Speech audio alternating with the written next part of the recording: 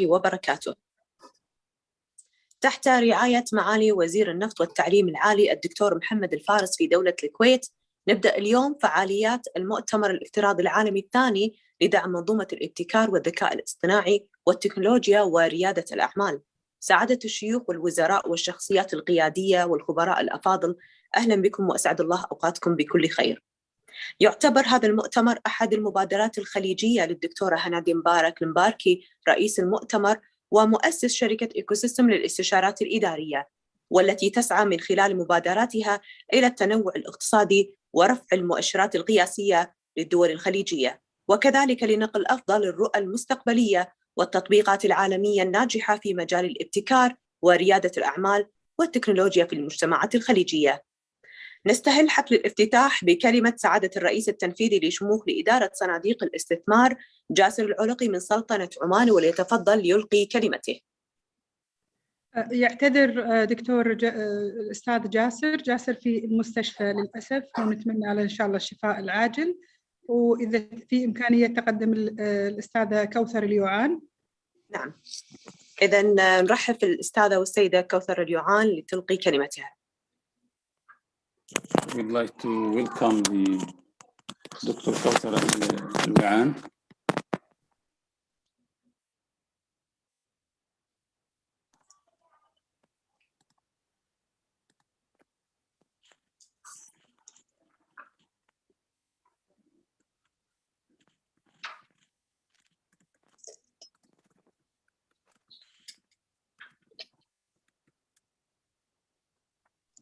أعتقد الأستاذة كوثر عندها خلل فني، بس لو يتفضل نعم. الدكتور مشعل.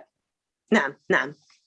إذا نرحب من الكويت بسعادة الدكتور مشعل الربيع المدير العام للهيئة العامة للشباب، وليتفضل ليلقي كلمته.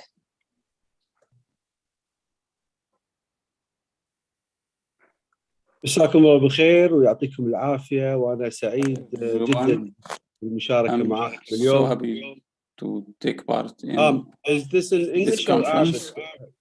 أيوة، shall I speak in English or Arabic؟ شنو تفضلون؟ أعتقد بالإيميل كانوا قايلين إنجليزي، لأن قاعد أسمع الصوت مرة ثانية.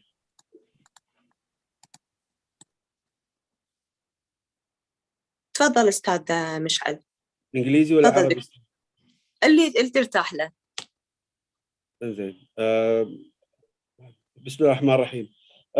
بالبداية أحب أشكر الأخوة والأخوات القائمين على هذا المؤتمر الأكثر من رائع. شاكر جهودكم القيمة والجمعة المتميزة من ذوي الخبرة والاختصاص في مجال الانتربرينورشيب والارتفيشال انتليجنس.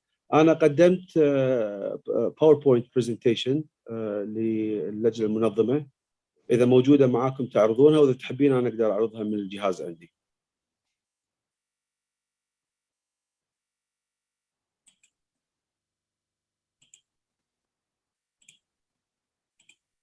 أوكي، واضحة موجودة؟ نعم. احنا في دولة الكويت بدينا خلال السنة السابقة بمشروع من خلال برنامج الأوفست مع شركة بوينغ لإنشاء أول مدينة أعمال تكنولوجية. احنا نحب نفضل تسميتها كويت Artificial Intelligence Startup Hub. الستارت اب هاب هذا مشروع بالشراكة بين الهيئة العامة للشباب وشركة بوينغ مع السيستر كومباني اللي هي هورايزن اكس. طبعا المشروع هذا من اهم المشاريع التنموية اللي اعتقد خلال الفترة القادمة راح يكون لها انعكاس متميز على مجال الانتربرينورشيب في دولة الكويت. المشروع عبارة عن مبنى كويت ديجيتال سيتي، من خلاله راح يكون في مدينة أعمال متكاملة تمكن الشباب والشابات أن يبدون مشاريعهم المتعلقة في مجال الرقمنة والذكاء الاصطناعي بما يسمى One Shop Stop. It's a startup campus. الشاب أو الشابة يلتحق في المدينة ويتم من خلاله تجهيز له مكان العمل، القاعات، التدريب، وأيضا شركة هورايزن اكس الذراع الاستثماري لشركة بوينغ سوف تقوم بعملية المنتورشيب والتريننج للمبادرين من الشباب والشابات. طبعا هذا المشروع بالشراكه مع تحت اشراف كديبه كويت دايركت انفستمنت بروموشن اند اثورتي. وطبعا هذه هي مدينه راح تقوم في تهيئه الاجواء المناسبه والمناخ الاستثماري للشباب في مجال الاي اي artificial intelligence, internet of things, the big data, cyber security, augmented reality and virtual reality. شرح بس مبسط عن انعكاسات المشروع على البيئة الاقتصادية للكويت. طبعا هي تحسن مدركات الأداء لدولة الكويت في المدركات العالمية الجلوبال بوزيشننج، تحفز رأس مال البشري، سوف تمكن شباب المهتمين في قطاع الذكاء الاصطناعي بأنهم يمارسون أنشطتهم ويجربون كيف يكونوا مستثمرين صغار ناجحين. تساهم في بنية التحتية لدولة الكويت من خلال التحول الرقمي وتهيئة وتدريب الشباب في هذا المجال. أيضا لها انعكاسات اقتصادية على الوضع المالي للدولة، كونها هي سوف تجذب رؤوس أموال داخل الكويت وخارجها، ويمكن من أكثر أول الشركات المساهمة هي بوينغ بحد ذاتها. طبعا في الشق الحكومي أنها تساعد الموظفين الحكوميين والشباب اللي موجودين عندنا بالهيئة العامة للشباب لتطوير قدراتهم في مجال الرقمنة والذكاء الاصطناعي. طبعا بالسستينبل ديفلوبمنت جولز SDGs واضح بالبرزنتيشن الاهداف اللي يحققها هذا المشروع التنموي. طبعا المشروع احنا بدينا في خلال الست اشهر السابقه، احنا الحين في مرحله اعداد المخططات الهيكليه للمشروع. يبدا باذن الله ان شاء الله البنيان المدينه في الربع الاول من السنه القادمه، لكن الاعمال المتعلقه بالانتربرنورشيب والتدريب والتجهيز على الرقمنه بدات من قبل 6 أشهر تقريبا. قمنا مع شركه هورايزن اكس بعمل مابينج للايكو سيستم في دوله الكويت، واصدر قرار تم عرضه على مجلس الوزراء في ملائمه البيئه الاستثمار بالكويت لمشاريع من هذا النوع. لا شك ان الشباب الكويتي متميز في حبه لرياده الاعمال، كل ما يحتاجه هو التمكين وخلق الفرص المناسبه له. فمدينه الاعمال التكنولوجيه هذا دورها، هي مو بس مبنى وديجيتال هاب، هناك ايضا عمليه المنتورشيب والتريننج والاكسلريشن اللي راح تقدمها لنا شركه هورايزن اكس بالشراكه مع كبرى الجهات الموجوده بالكويت، معهد الابحاث، مؤسسه الكويت للتقدم العلمي، شركه نفط الكويت، وجميع زينك زين، جميعهم مشاركين في التنميه بما يخص هذا المشروع.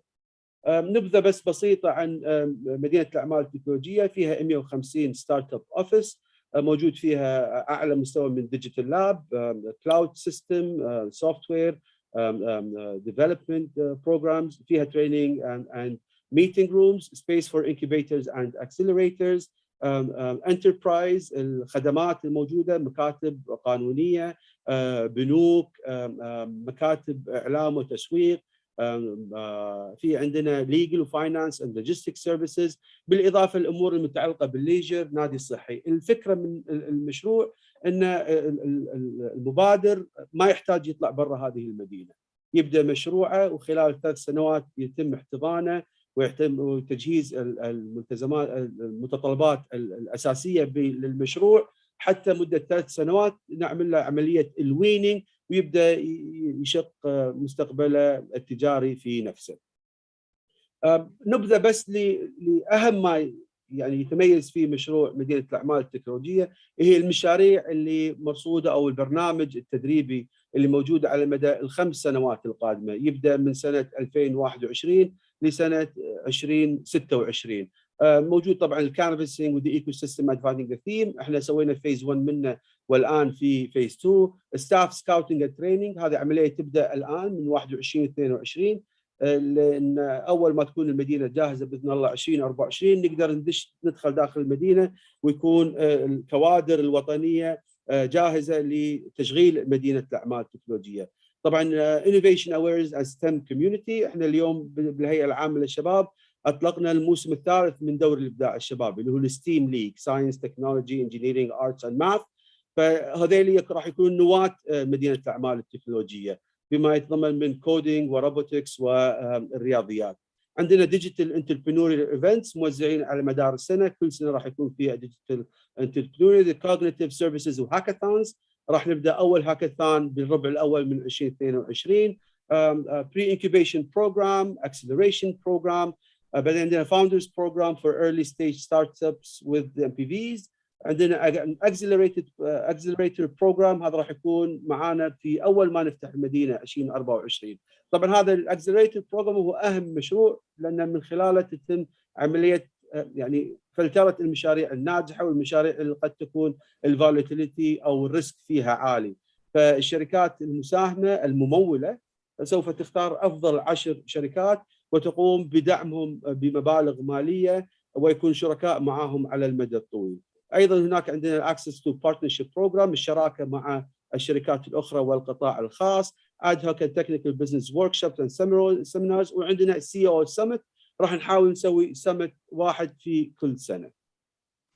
طبعا هذا بإيجاز دور مدينة الأعمال التكنولوجية. لا شك أن مدينة الأعمال التكنولوجية والمشروع القائم حاليا في دولة الكويت يصب في محور أهم محاور الملتقى أو المؤتمر اللي احنا اليوم كلنا نشارك فيه. واعتقد احنا اليوم بالثورة الصناعية الرابعة، بثورة الذكاء الاصطناعي كدول خليجية أو كدول عربية، قد نكون شوية متأخرين بما يخص هذا المجال، ونحتاج إلى خطوات متسارعة، نحتاج شورت كاتس مثل ما يقولون، على أساس نقدر نوصل إلى مرحلة إن احنا بدال ما نكون مستهلكين بما يتعلق بالذكاء الاصطناعي، نقدر أن نكون احنا منتجين، ونقدر يكون عندنا صناعة في هذا المجال.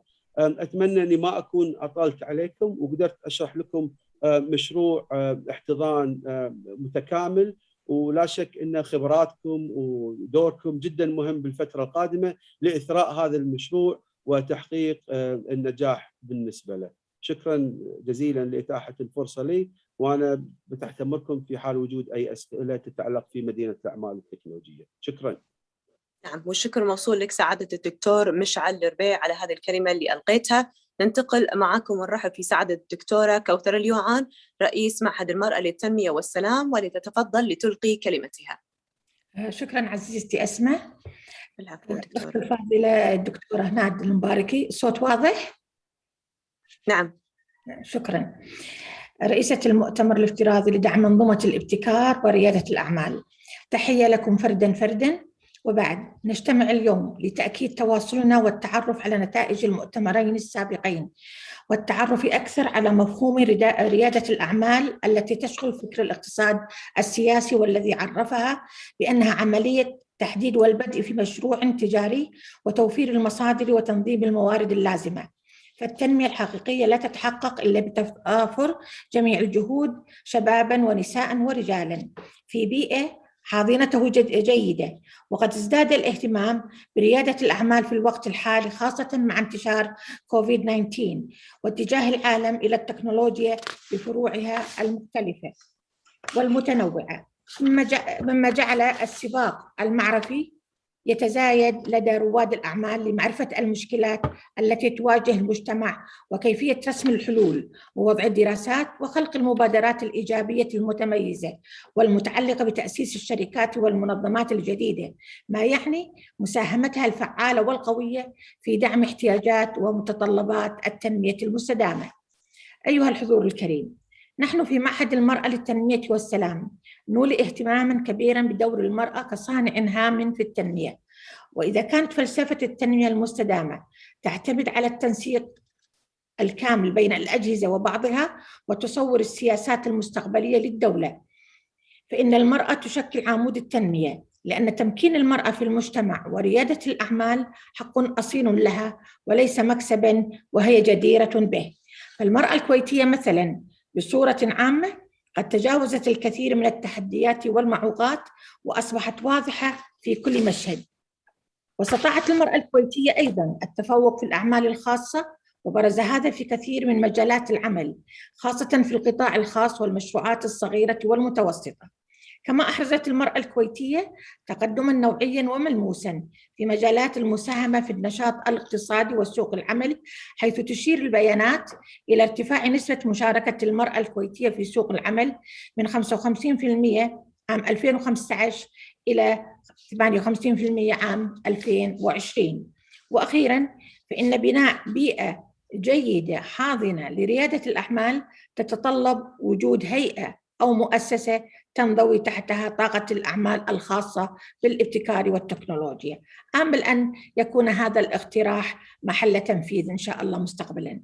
ختاماً، كل الشكر والتقدير للقائمين على هذا المؤتمر ولكل من شارك وأسرى بإلقاء كلمة أو مناقشة، مع تمنياتي بالنتائج الطيبة لكم، والسلام عليكم.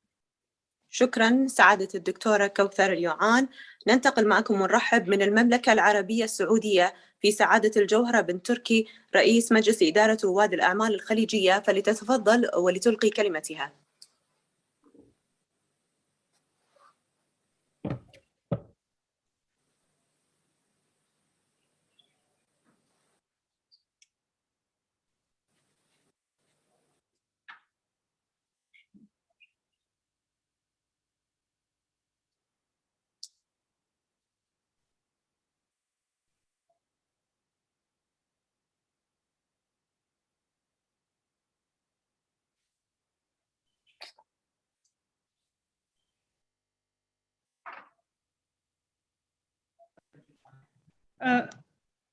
اللي ظاهر ما زالت شو اسمه قاعد تحاول تسوي كونكشن. ممكن الأستاذة رابعة تتفضل، ممكن تقدمي الأستاذة رابعة. نعم. نرحب في سعادة المستشارة في الأمم المتحدة ورئيسة تحرير مجلة بريق الداناء السيدة رابعة حسين الجمعة، ولتتفضل لتلقي كلمتها. Yes. I would like to take this opportunity to thank Dr. Mohammed Al-Faris, Minister of Oil and Higher Education, Dr. Hanadi Al-Mubaraki, Conference Director and CEO of Ecosystem Consultants, the distinguished members of Organization Committee, as well as the panelists for their valuable contribution to this year's International Virtual Conference on Innovation, Artificial Intelligence, Technology, and Entrepreneurship Ecosystem. According to a recent article published by United Nations, we now stand at the dawn of a new era where digitalization is altering the way we learn, work, and live together. In this regard, the transformation arising from the technological revolution, and in particular from development in artificial intelligence, AI, are relevant to every aspect of the mandate of the United Nations Educational, Scientific and Cultural Organization, UNESCO. Today, I will be discussing the importance of innovation, technology, and entrepreneurship in upgrading Gulf society in post-COVID world, and what that might be for society wanting to rebuild in the eve of the fourth industrial revolution, also referred as Industry 4.0 or 4RR. The term fourth industrial revolution has been used to describe the new cyber-physical system composed of a range of technological, including blockchain, AI, genomic, and Internet of Things. In an effort to combat the spread of COVID-19, many countries like Kuwait have imposed significant yet necessary drastic measures. In the past 2 years, we have lived through lockdowns and curfews. Governments have issued handouts. Businesses have suffered losses. Millions have lost their jobs yet. In the midst of uncertainty and amid the upheaval of the type of scars the pandemic will leave, the rapid migration to digital technologies driven by the pandemic has highlighted how much our society is dependent on it. The pandemic has forced businesses in a variety of sectors to be more creative, innovative, and adaptable through technology. As Kuwait starts reopening the country to return to new normal, businesses will need to implement structural changes in order for their businesses to keep pace. Exploded into GCC, and according to a report issued by PwC, AI is expected to add over $277.1 billion to the GDP of GCC countries in 2030. Recognizing the wide range of challenges and opportunities presented by fourth industrial revolution technologies, GCC governments like Kuwait have been working to incorporate digital transformation into their social and economic development planning. Digital transformation of economy underpins the region's various economic development blueprint. For example, under the $160 billion New Kuwait 2030 plan, Kuwaiti's government envisioned a nationwide digital transformation to wean the economy of oil dependency. This highlights the importance of effective global and Gulf partnership for exchanging a successful experience in the field of innovation, AI and entrepreneurship in a wide range of industries. Despite its amazing potential, we must remain vigilant to the use of AI. As such, to guarantee the AI remains a force for good, we must ensure that it is used in line with a set of ethical standards to be determined based on a global dialogue. This concern stems from the fact that AI now has the ability to manipulate behavior in a way that raises serious questions on the balance of the power. It has been said that tech companies have now shifted from predicting behavior to engineering it.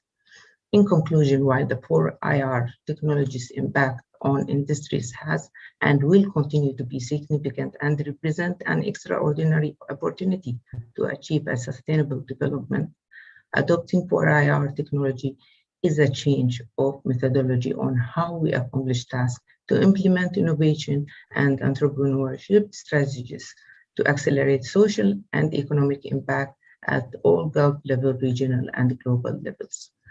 This shift is facilitated by technology, but it is established on human input. For these reasons, for AR, technology should support and not replace the need for a human decision-making process. Thank you for your time. نعم، شكرا للسيدة رابعة الجمعة على هذه الكلمة.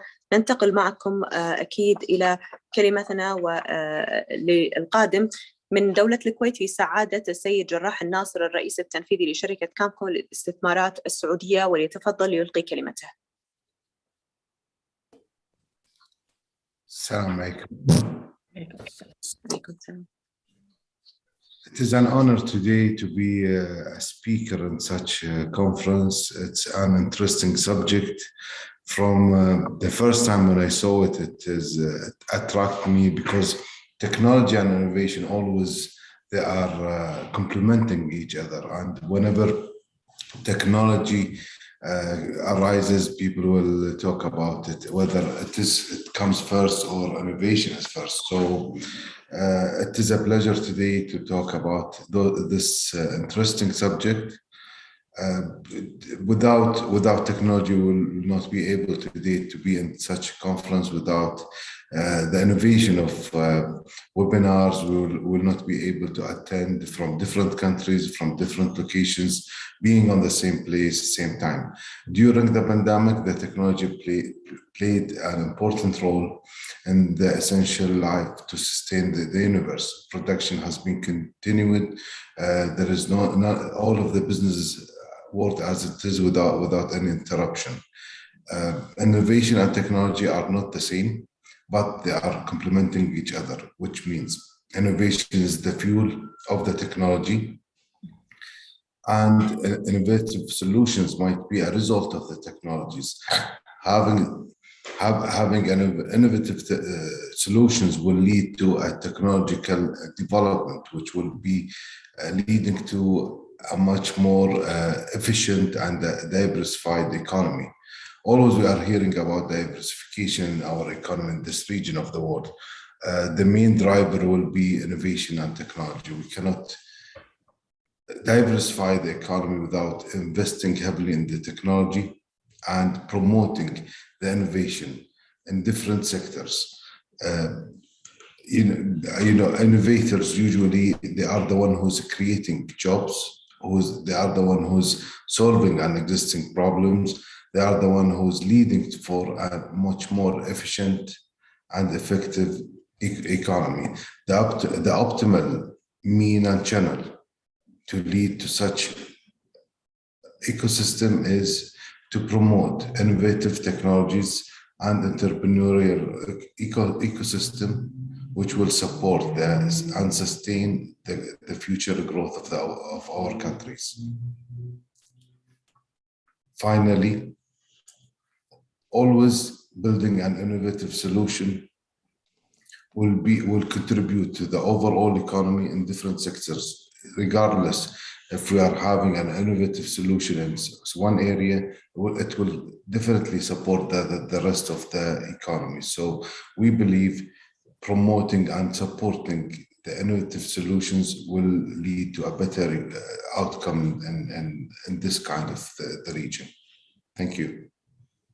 شكرا السيد جراح الناصر على هذه الكلمة. نرحب من الكويت في سعادة الدكتور مانع السديراوي المدير العام لمعهد الكويت للبحوث العلمية، وتنوب عنه الدكتور فاتن الجبشة، وتتفضل لتلقي كلمتها. السلام عليكم ورحمة الله وبركاته. سامعيني؟ إيه السلام عليكم. I thank you all very much والدكتورة هنادي والقائمين على المؤتمر for inviting KISR to be part of this very, very nice conference. And it's our second year, I think, to be together. Today, I choose to talk about a number of points that include the importance of innovation, technology and entrepreneurship for GCC communities development, implementing innovation, artificial intelligence and entrepreneurship strategies to accelerate impacts on global, regional and local communities, and also the importance of effective international GCC collaboration to exchange successful experiences and expertise in areas of innovation, AI, and entrepreneurship. So innovation is really the new wealth. It's a global fact of life for the GCC and everyone else. Intangibles have raised in value exponentially. Value can be created with great speed now, with lesser populations and greater users and creators. We're in the data revolution, so information, knowledge, data analytics is the new oil that's being mined. Moreover, I'd like to focus, I think, on the economics of innovation, being an economist by profession. So the impacts of innovation on firms. How do we apply knowledge to be impactful? We need a variety of tools, but that doesn't mean we will have an impact. What is our incentive system? I'm just throwing out a lot of ideas rather than providing a route speech or a talk. What are our financial means? Are they being put in the right way? Do we have continuity when we have initiatives? How is our regulatory system and our linkages in the private sector and the manufacturing and industrial sector and the capabilities in all sectors being linked and being harvested in terms of innovation? We don't have what is the equivalent in the US of a military industrial complex, whereby we have a manufacturing industrial sector and a service and private sector that absorbs innovation. We're starting to have that, which is a really good sign, especially in countries like Saudi Arabia and the United Arab Emirates, and moving more into other countries in the GCC, which is really great. Most of all, I think I'd like to focus on education. The Kuwait Institute for Scientific Research, KISR, has been a flagship for research for R&D in Kuwait for the past 55 years, since 1967, since it was established.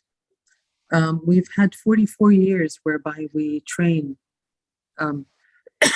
excuse me, we train young scientists, not only to be scientists, but to be innovators. We entice them to think, to solve problems, to engage in the problem-solving mechanism, to engage in the empirical method in terms of applied science. When we take a look at the world, for example, we look at inspiring models like China. What happened to China? In 1985, China had an educational reform. China allocated 0.5% of its GDP to research and development. Slowly and gradually, they reached 2.5% in 2015. 50,000 PhDs graduated per year, which is an important driver for industry and for innovation. By the year 2000, all heads of institutions can't have linkages to any political parties, so there was a separation between science and politics. They selected niches, areas to focus on, which is something that we should take good advice from. So we should focus on areas that are niche areas where we can accelerate quickly, have great impact, and that is of great need to propel our economies. So selecting niches, finding where is the lion, where are the select sectors. From a few of the presentations from my colleagues before, the digital area was selected, and that's great to see, because the digital arena, of course, is by all, no doubts, is a leading arena in the world now. China operates 1,200 innovation incentives, believe it or not. The United Nations Sustainable Development Goals is a great conceptual framework for all countries, and for us included too. The critical importance, I think, that we should always remember is human capital building, human capital formation.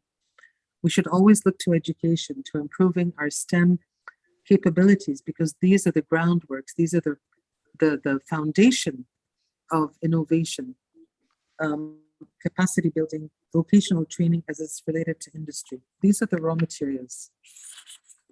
Studies have shown that high scores in STEM fields, that science, technology, engineering, mathematics, have greater absorptive capacity. Another example is India. We look at the ICT education targeted that was pushed by the government. Examples also include Korea, which started to diversify after 1953, after the Great War. 40 years later, by 1995, the economy was very diversified. We need to also look to diversify. Evidence by trade data, network theories, and ecophysics, and I go back to economics, my mother field, which is the Hausmann product space theory. Diversification is really a function of innovation. And one message to take home is that in the GCC, we have to always think of achieving some levels of diversification, economic diversification, so that we can achieve some levels of sustainability moving forward toward 2030 and beyond. I thank you very much for listening to me, and I give the floor to my next speaker. Thank you so much. شكرا للدكتورة فاتن. نرحب من الكويت بسعادة الدكتور بدر مال الله، مدير عام المعهد العربي للتخطيط، وسيقدم الكلمة نيابة عنه سعادة الدكتور وليد عبد المولى وكيل المعهد، وليتفضل ليلقي كلمته.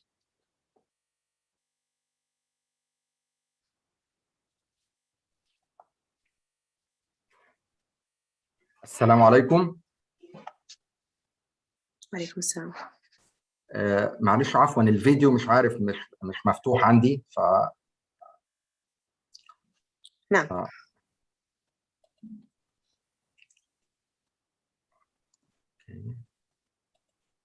ممكن اوكي الله ماشي لحظة.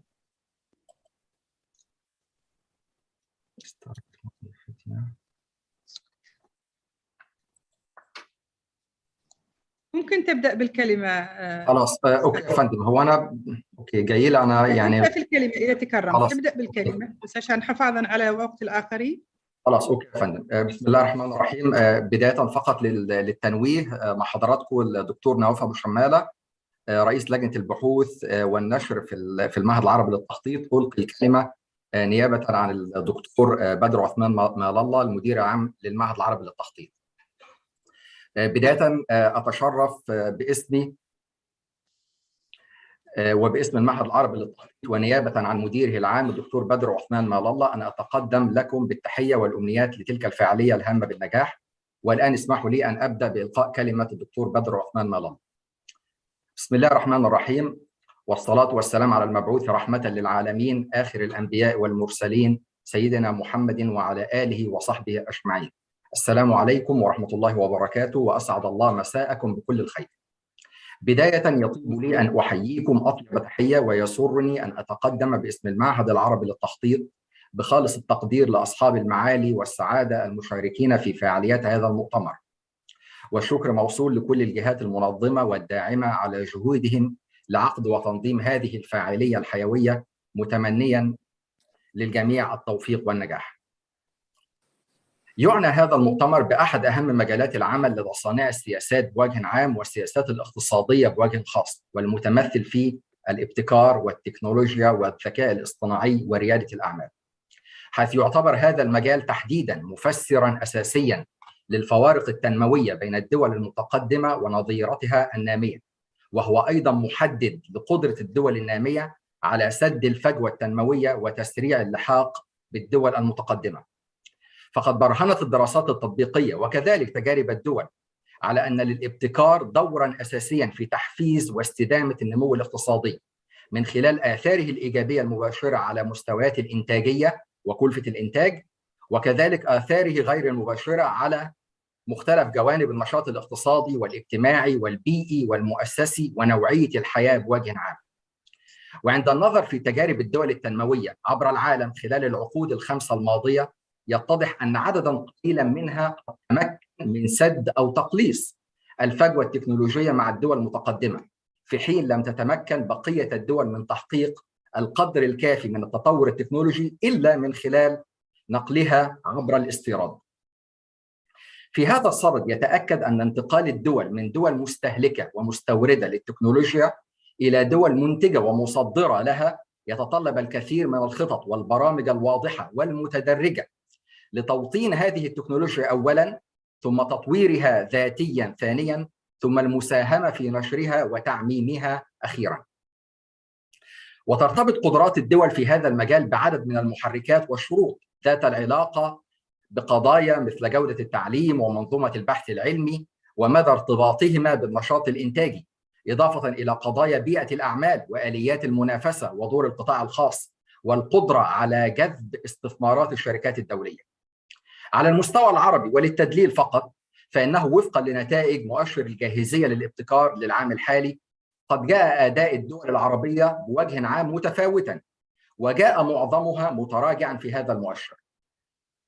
يعود سبب هذا التراجع إلى الكثير من الأسباب، لعل من أهمها تشتت الجهود التنموية بالنظر إلى التحديات الهيكلية الطابع المتعلقة بالنمو السكاني والتنمية غير المتوازنة ونوعية الهياكل الإنتاجية واستمرار ارتباطها بالموارد الطبيعية بالأساس، بالإضافة إلى عدم وجود استراتيجيات وطنية للتنمية تضع الابتكار والإنتاجية وجودة التعليم والبحث العلمي والتطوير موقع الصدارة سواء في الخطط أو في برامج التمويل. لابد في هذا الإطار من الإشارة إلى تداعيات جائحة كوفيد-19 التي أكدت على هشاشة وعدم جاهزية الأنظمة الصحية واللوجستية والتكنولوجية في مواجهتها في معظم الدول. في المقابل، فقد وجدت الدول ذات الجاهزية التكنولوجية الأعلى نفسها قادرة على تحويل هذه الأزمة إلى فرصة من خلال تسريع الانتقال الرقمي وتعزيز التجارة الإلكترونية واعتماد العمل عن بعد وخلق مزيد من الوظائف ذات الصلة بتلك المجالات، مما سمح في المحصلة بتعزيز إنتاجية العديد من القطاعات والأنشطة والاستفادة من الواقع الجديد الذي أنتجته هذه الأزمة. في ضوء هذه الاستنتاجات وكذلك استنادا إلى ما تمدنا به مسيرة التطور الذي حققته الدول المتقدمة سابقا ونظيرتها الصاعدة حديثا، يمكننا التأكيد أن على الدول أو الاقتصادات الراغبة في تحقيق الانتقال إلى مستويات وأنماط إنتاجية وتنموية قائمة على المعرفة والابتكار أن تسارع بالمبادرة إلى تبني وتنفيذ حزم متناسقة وذكية من السياسات للتدخل في النشاط الاقتصادي بهدف تعديل أو إعادة توجيه مسار التنمية وإحداث التغييرات الضرورية في محركات الاستثمار والنمو، وبالتبعية تغيير أولويات وتوجهات القطاع الخاص ورواد الأعمال، بما يتطلبه ذلك من إعادة بناء منظومة الحوافز في الدولة، سواء كانت حوافز مالية أو نقدية أو فنية أو تشريعية أو إجرائية، بحيث تنتقل تلك الدول تدريجيا من اقتصادات تعتمد على الموارد الطبيعية resources based economies إلى اقتصادات تعتمد على المعرفة والابتكار innovation based economies. نود التأكيد في هذا الإطار بأن المعهد العربي للتخطيط كمؤسسة عربية إقليمية يواصل دوره في تقديم الدعم الإنمائي لكل الدول العربية في هذه المجالات الحيوية من خلال برامجه المتخصصة أو من خلال تقديم الخدمات الاستشارية والدعم المؤسسي وتنظيم الملتقيات التنموية التي تواكب المتغيرات المعاصرة وتساهم بدورها في بناء اقتصادات عربية قائمة على المعرفة.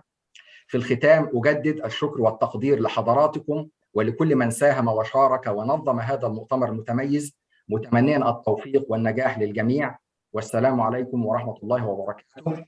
نهاية كلمة الدكتور بدر، وبالتبعية بأكرر تمنياتي لهذه الفعالية الهامة بكل النجاح، واللي حقيقة بتأتي في وقت الدول العربية أدركت فيه أهمية تسريع خطواتها في مجال الرقمنة واللحاق بالرقم.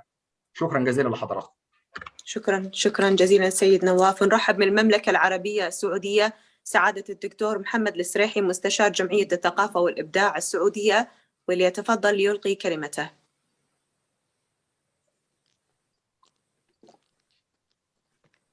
أولا السلام عليكم ورحمة الله وبركاته.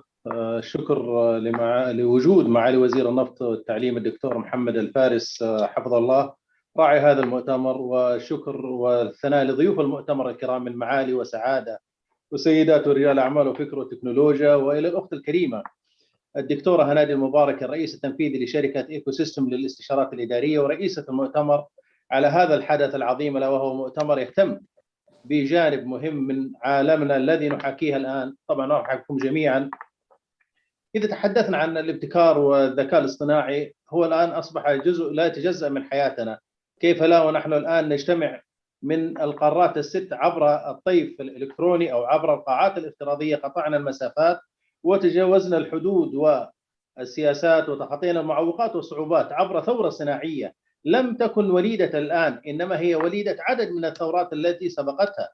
هي الثورة الأولى كانت الثورة البخارية عام 1769، ولحقتها الثورة الصناعية عام 1870، واستمر التقدم بالثورة الثالثة باكتشاف البرمجيات عام 1822، والطفرة التي نعيشها أو الذكاء الاصطناعي بدأت منذ عام 1956 بإطلاق جون ماكارثي ومارفن مينسكاي عبر كلية دارتموث للبرمجيات.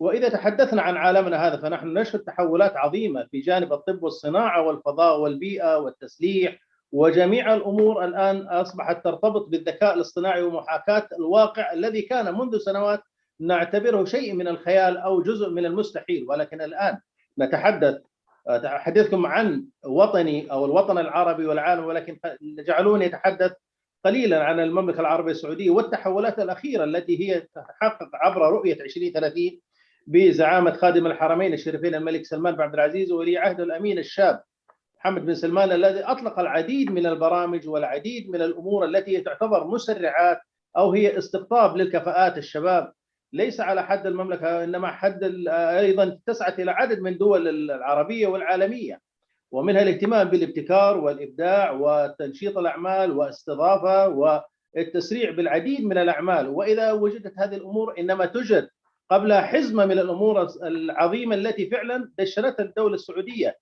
تحدثنا فأسست عدد من الهيئات والوزارات المهمة التي لها ارتباط، فتأسست هيئة البحث والتطوير والابتكار بأمر ملكي منذ 6 شهور، وأيضا الهيئة الوطنية للأمن السيبراني، وأيضا الهيئة السعودية للبيانات والذكاء الاصطناعي، وأيضا الهيئة السعودية للملكية الفكرية.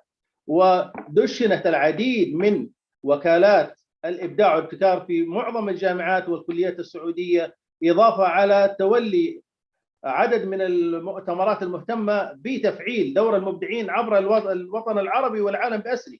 وعقد عام 2018 هاكتون الحج، الذي كان عبارة عن مسابقات يقدم بها الشباب المبتكرين هم تميزوا بالذكاء الاصطناعي والتكنولوجيا العديد من الأنظمة، واستخدمت بعض تلك الأنظمة في خدمة الحجيج وكانت تكافئ عليها من يتفوق بها. أيضا عقدت القمة العالمية أخيرا في 21 أكتوبر 2021، ألا وهي كانت متزامنة مع قمة ال20 أو بناء على قمة ال20، وكانت باسم القمة العالمية للذكاء الاصطناعي، واستضافتها الرياض وبتدشينها سمو الملكي الأمير محمد بن سلمان.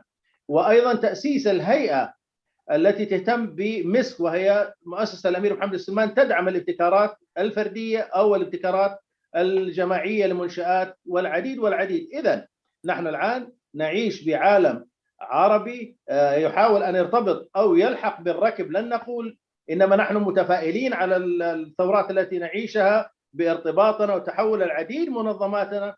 وأقرب مثل هي جائحة كورونا، كيف الوطن العربي والخليج بالذات تجاوز تلك المرحلة لوجود البنية التحتية في العديد من الأمور، استخدام التكنولوجيا، استخدام العديد من الأنظمة المرتبطة بالتحول الرقمي بوزاراتنا، بإنجازاتنا.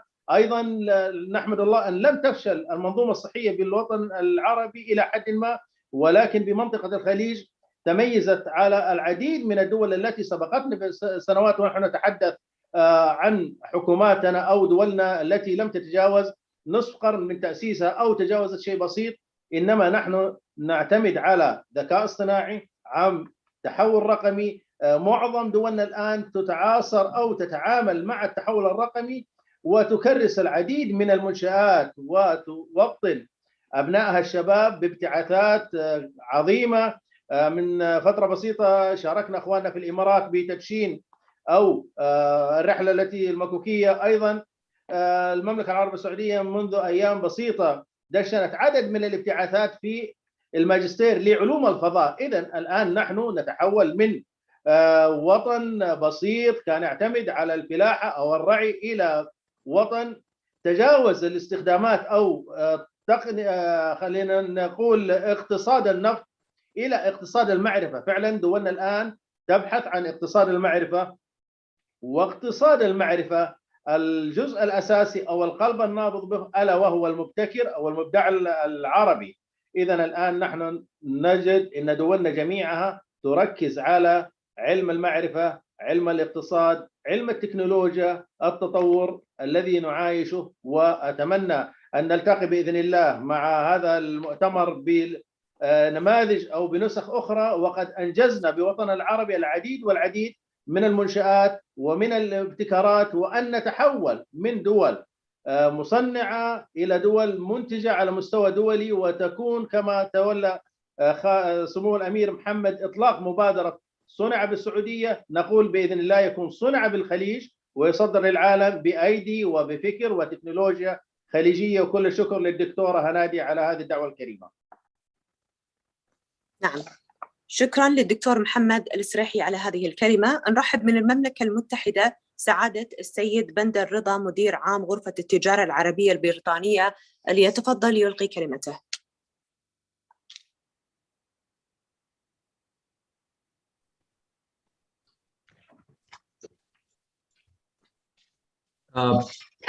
Good evening. Can you hear me? Yes. Okay. Well, Your Excellencies, ladies and gentlemen, distinguished guests and speakers, I'm very proud to be with you today, and I welcome this opportunity to be a part of this important international conference. I would like to thank the organizers for allowing us to share my reflection on vital topics that are the focus of this agenda today. In particular, I'm delighted to be able to talk about the role of the Arab British Chamber of Commerce in supporting businesses across sectors of industry at the time when the new technology is transforming the global economy and creating opportunities for collaborations and innovations. In recent months, we have witnessed a rapid recovery of international trade and the resuming of business as usual. The Arab countries has showed us a remarkable strength and resilience by their quick and effective response to the pandemic. They adopted a strong measure to protect their citizens while ensuring their economy continued to flourish uninterrupted as far as possible. Throughout the ambitious transformation project in the whole region, the region has become an increasingly independable player on the global economy stage, witness rising investment hubs for local and international firms. This rapid transformation is embedded in the vision programs adopted by countries such as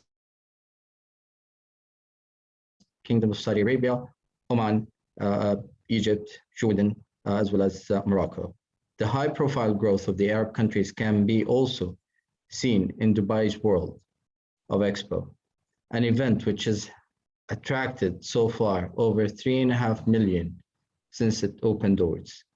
The UAE also have accepted to host the UN Climate Change Conference in COP28 in 2023. That will shift the whole region to a new dynamic toward the net zero.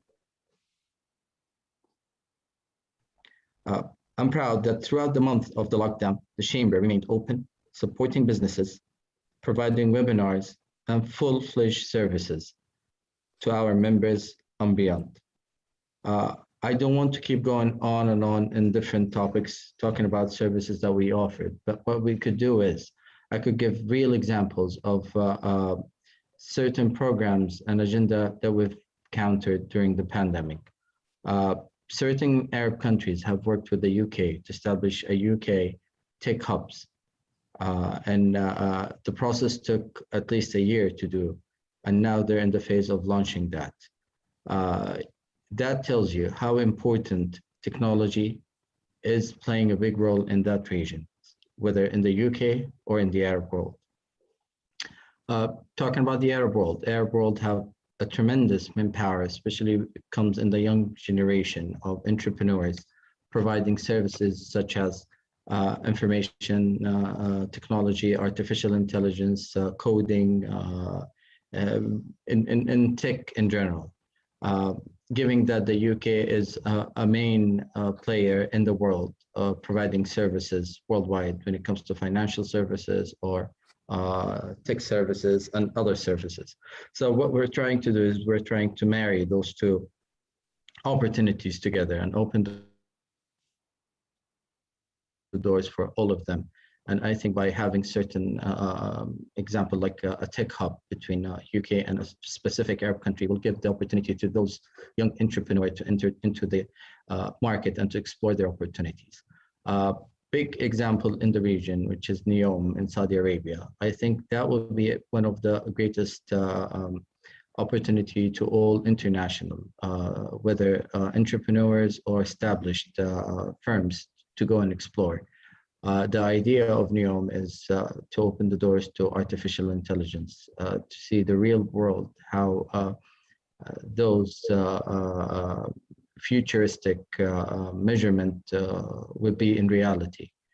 Now talking about NEOM, it's a massive project. 3 countries will be involved: Jordan, Egypt, as well as the major player, Saudi Arabia.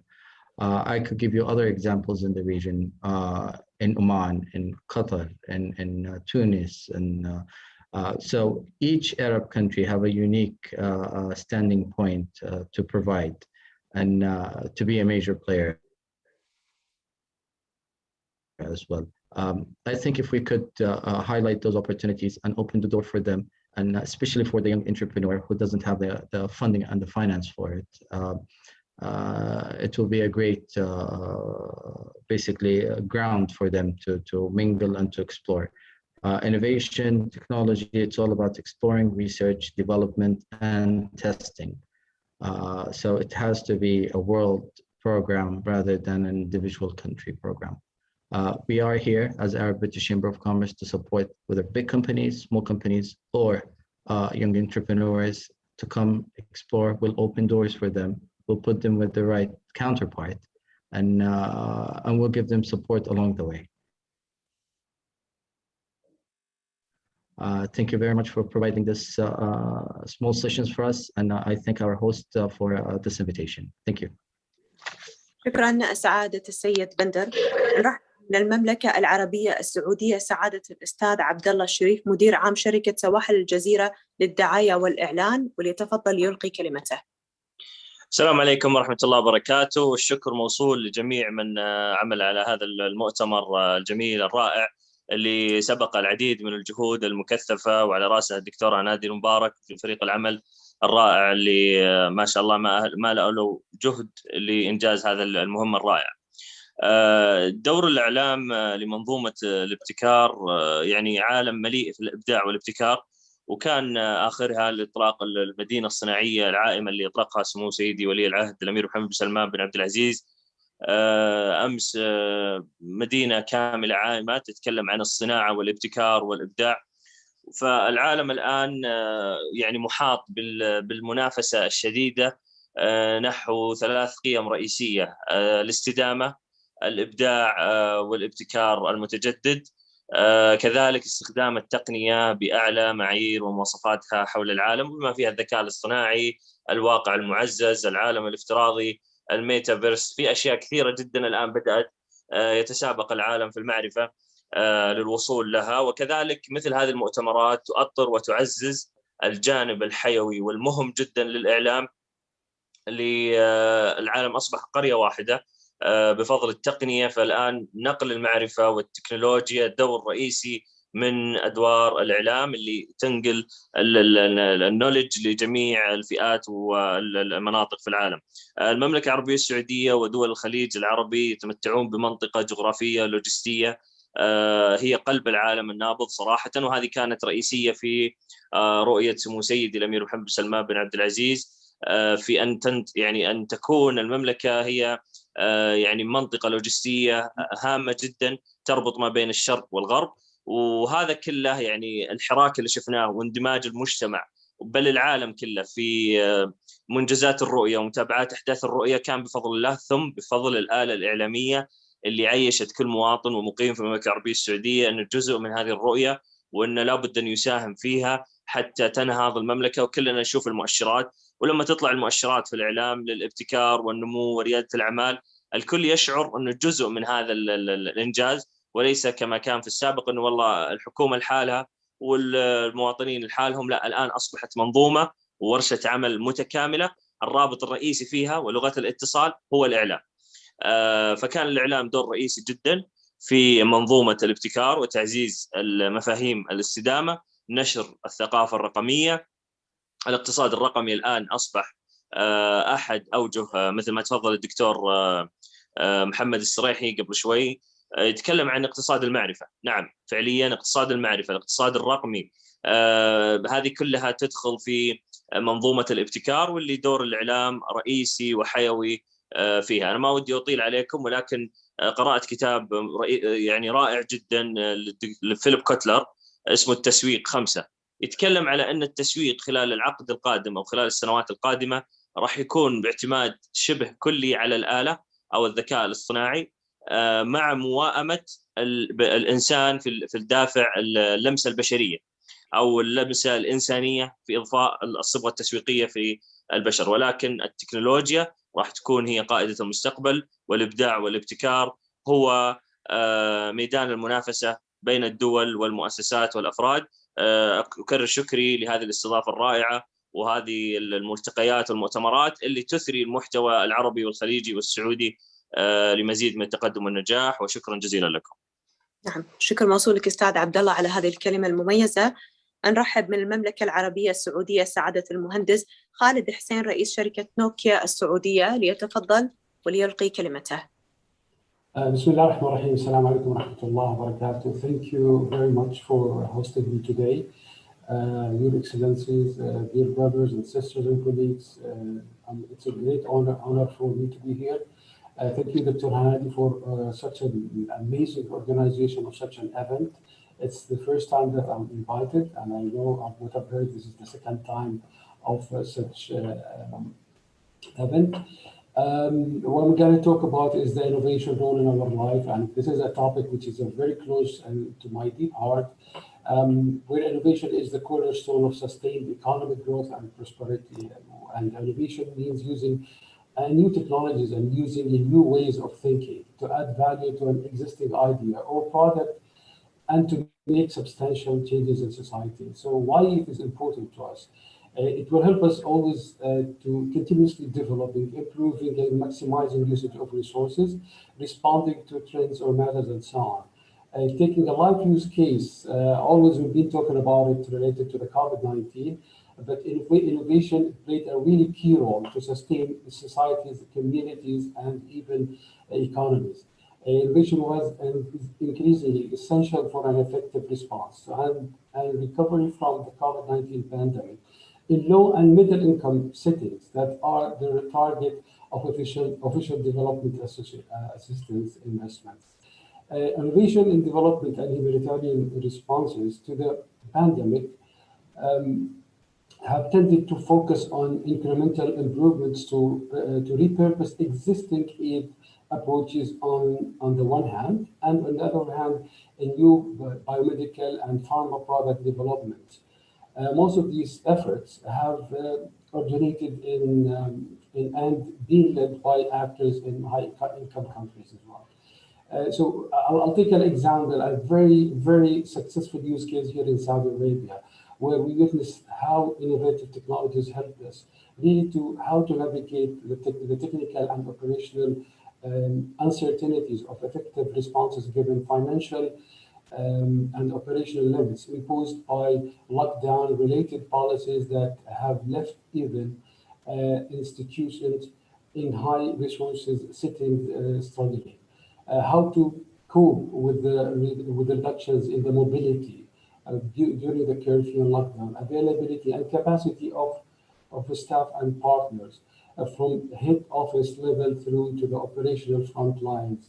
How to ensure that the immediate response to COVID-19 also takes into account longer-term development ambitions and pre-existing challenges, including the Sustainable Development Goals, climate change, and fragility. How to ensure the pandemic effect control is managed well through and post the phases. It's not about just during, and even it has to be post the pandemic and how to run with that. How to ensure the comeback to controlled normal life through society immunization and applying different kinds of behaviors. There are relatively few other positive examples of innovations taking a more transformational, inclusive, and empowering approach, challenging existing norms and practices. It's all about renewing our life, renewing our mindset, our thoughts, and the way that we live, the way that we really respond to matters. And such innovation efforts should become more mainstream across the sector. And for example, rapidly developing desks, personal protective equipment, and so on, developing effective surveillance techniques and technologies for tracking and tracing cases. I'm not going to go further along. For the sake of time, we wanted to make sure that we really focus on how innovation plays a key role in our life. And the last but not least, innovation can be highly valued if at all having increasingly impact in society and live positively. The way we adapt to new lifestyles, we use our time more effectively and productively, and watch out the revolutions. Again, innovation for me is renewals of life and streams. Thank you very much, and back to you. نعم، شكرا لك المهندس خالد حسين على هذه الكلمة. راح نرحب من المملكة البحرين في سعادة الدكتور هاشم حسين، رئيس مكتب اليونيدو للاستثمار والتكنولوجيا، ونترككم مع هذا الفيديو.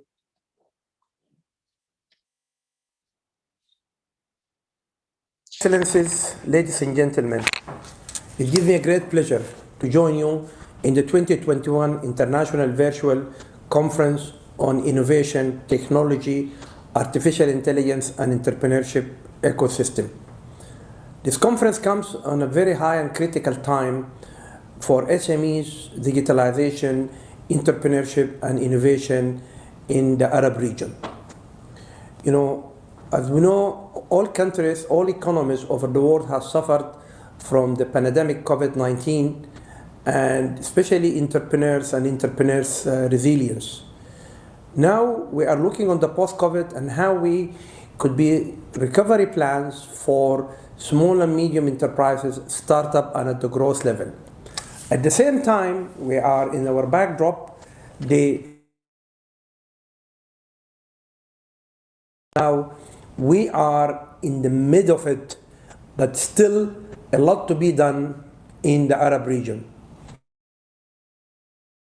Strategies, initiative, which also goes to a very important area and sector is education at the school level and at the university levels, which most of the Arab countries should urgently start on working in enhancing their educational system to be in line with the digitalization and the digital revolution. We at the UNIDO Investment Technology Promotion Office and the Arab International Center for Entrepreneurship and Investment in the Kingdom of Bahrain, we have been working for some time now how to bring innovation at the front level of entrepreneurship. We started developing programs and curriculums at the school levels and at the universities to boost innovation and entrepreneurship. We have, in collaboration with the Arab Union of Chambers of Commerce and Industry, we started from 2019 the Arab Rally for Innovation, which is through faculty, staff, and students at different Arab universities on a business plan competition, but also to be part of the challenges and solutions related to the SDGs. Also at the school level, we have the School Olympics, which is a business plan competition for students at schools from 12 to 16. Also, they compete in bringing solutions also related to the SDGs, but it is all about innovation. Those are very important topics. We have been realizing that education is a very important sector, and there is a big gap when we talk about innovation, entrepreneurship, and when we talk about education at the school level and at the universities. During the COVID, it has accelerated, so many programs to be online, to be digitalized. And now what we realize, especially if we look into the Arab region and also at the global level, more and more people are using digital solutions, for communications, for business development, for conferences, for exhibitions, and this will continue with the post-COVID-19. We are looking forward for the organization of the World Entrepreneurs Investment Forum, which will take place within Dubai Expo from 28th to 30th of March. It is under the banner of the Arab League and in cooperation with the Arab Union of Chambers of Commerce and Industry. Dubai Expo is about connectivity, is about connecting brain, and is about innovation and best practices and exhibiting several products and several innovations from different parts of the world. We are connecting entrepreneurs, when we talk about connecting brains and minds, with the ecosystem, from investors to research institutions, to universities, to chambers of commerce, to government institutions and government bodies related to entrepreneurship, NGOs and entrepreneurs.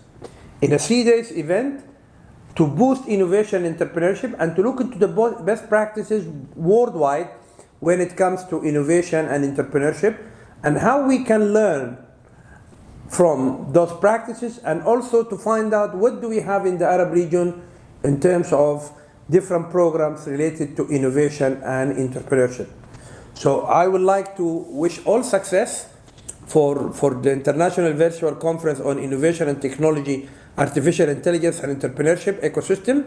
And I would like to thank the conference director, Dr. Hanadi Al-Mubaraki, for bringing this big event and speakers from different parts of the world to talk about innovation and entrepreneurship.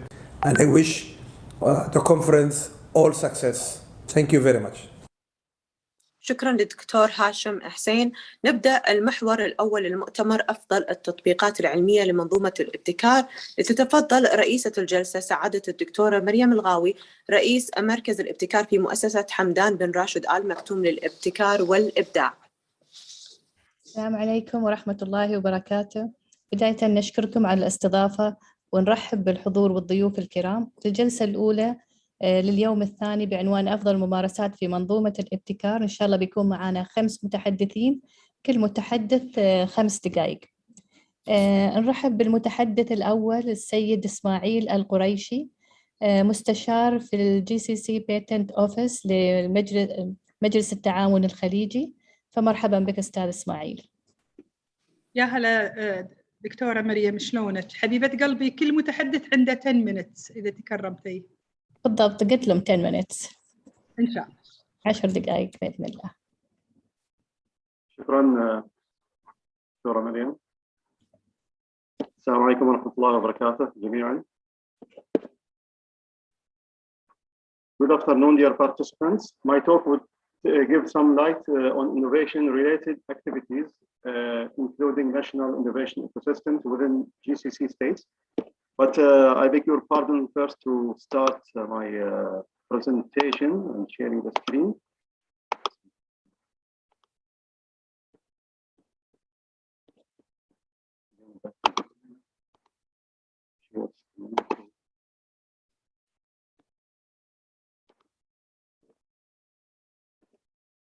Can you see the first slide?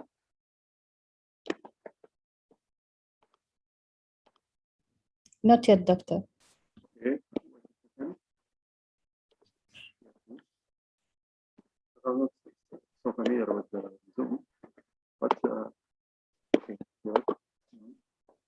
No. Can you see it now?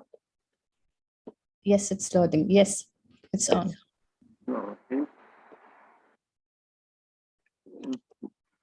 Should go to the first.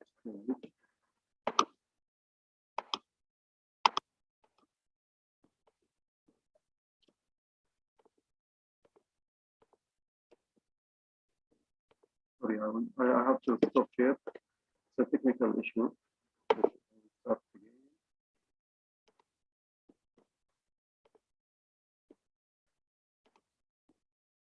Sorry for this inconvenience.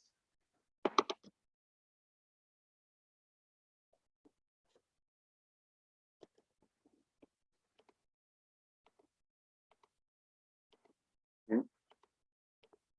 Now, can you see it now, Dr. Mariam? Not yet. Not seen? No.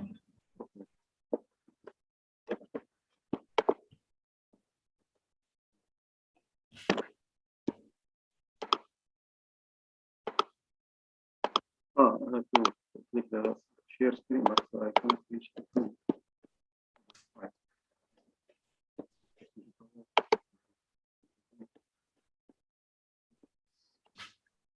Am I inside now?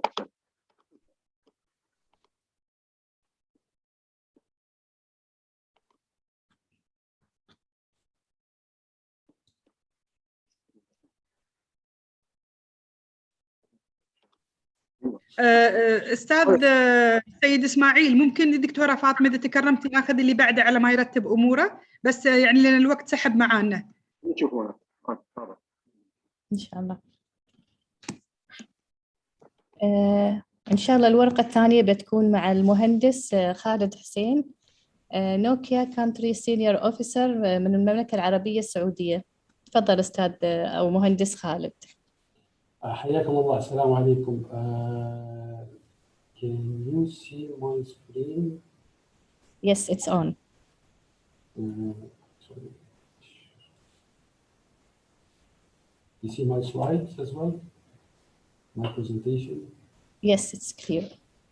Okay. Bismillah ar-Rahman ar-Rahim. Thank you very much. I'm representing Nokia, the global company. I'm the head of Nokia Saudi Arabia, as been introduced by Dr. Mariam. I'll be talking about Nokia and how they embrace the technology and the innovation. So in the very first glance, Nokia is a 22 billion euro company today, and the amount of investment for the past 2 decades in the R&D investment, which means the innovation and which means that the continuous renewal of technology is about 129 billion euro. They've been helped Nokia to be #1 in 5G standard essential patents and achieve the world's record in 5G speed, and as well #1 in telco software, leader in private wireless networks globally. And the way that we always look at innovation and the continuous R&D is by the renewal. I mean, Nokia has a renewed purpose always and clear commitments to meet the priorities of our customers today, and as well capture the industry opportunities ahead. It's not only about what we see, it's about what is the need and what is the demand. And where are we creating technology that helps the world act together? I mean, at the end of the day, we are today connected. We are in 5-6 continents today and really working together into the same purpose and the same objective. And the 4 strategic commitments that define our focus in building our R&D and innovation is to be the trusted partner for critical networks and technologies, and even to focus to be in the technology leadership quadrant that lowers cost and simplifies digitization, because this is where the journey of transforming countries like Saudi Arabia today with the digital vision of Prince Mohammed bin Salman is to really drive with the digital transformation of the vision of 2030, and as well to help drive new value through cloud and new business models. Today, always renewing, always revolution. It is about the industries that keeps changing, and to shape the next technology window through long-term research, continuous development and innovation. And how we deliver is really Nokia is organized to build deep and valuable partnership with customers. It's not about only what we think, it's about really what the customers are telling us, what the demands in the societies and the economies are telling us and everything. And then deliver the best in breed technology and continuously innovate to prepare the way for the future. We see the dynamics of changes every now and then. It's been very frequent and it's been running in a very speedy manner. So we have to keep innovating. We have to keep really renewing our ideas and focusing our efforts to address the demands. And the technologies that we are in the leadership quadrant is related to the mobile networks, where the 5G, 4G, and then the future of the 6G, the network infrastructure that we are building to enable the connectivity across the board. The cloud and network services. Today, we are all working in the clouds. Okay, and then looking at the other technologies that the licensing, the patent licensing, where we are building the innovation and sharing this with the community. We deliver mission and business and society critical networks as well into different verticals. It's not about only one vertical. We have supported more than 1,500 mission critical networks customers and 200 plus transportation, energy, public sector, and manufacturing. It's all around the entire verticals that serves us today and that works with us today to help us. How we do it is always creating more patents, and the patents really sharing the patents by licensing them to others and to other companies, individuals really, and they continue this journey always with this kind of revolution. It's not about only to create the patent and keep it inside the house. No, we go and sell it and even share it for people to make the benefit out of it. And we have around 20,000 patent families as well in technology licensing, helping the customers to differentiate their products and next generation audio solutions. We create our branding and with a partnership to license the Nokia brand to consumer device manufacturers around the world.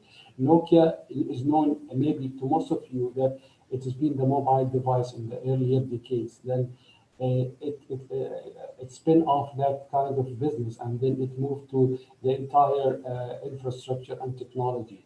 Now it addresses and it helps to really deliver end-to-end solutions that can help the societies and economies and countries really to sustain and to transform and build the digital transformation and digital infrastructure.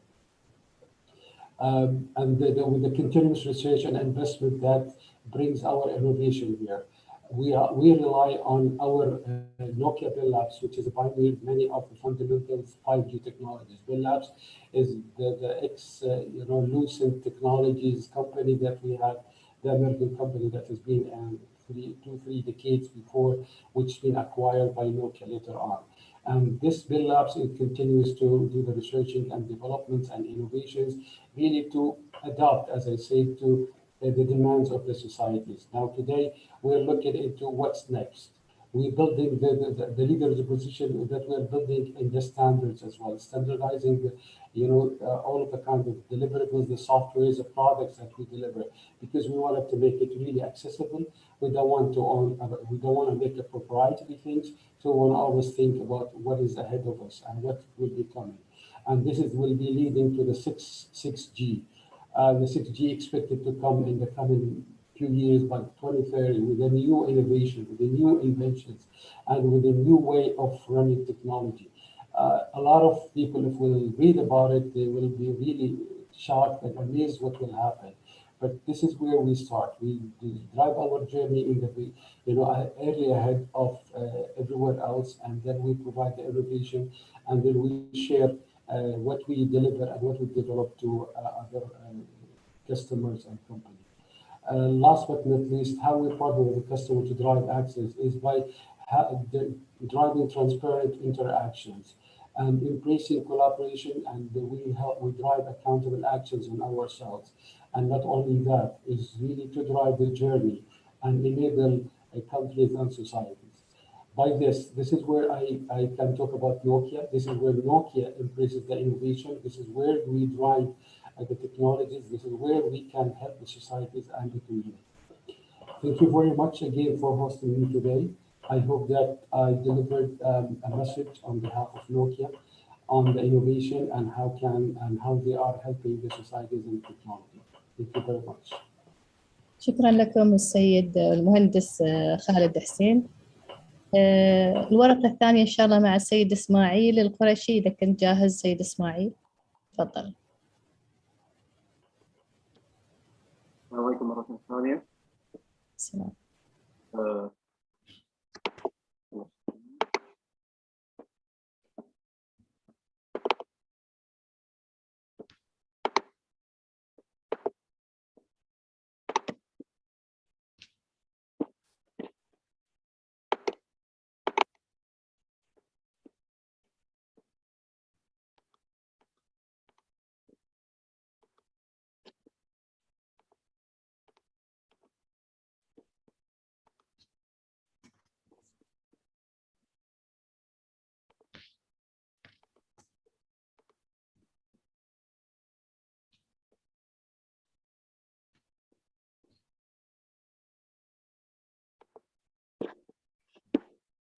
أنا اشتغلت قدام شاشة الزوم أحاول أطلعها مرة ثانية بس يعني شوية تدولف شوي.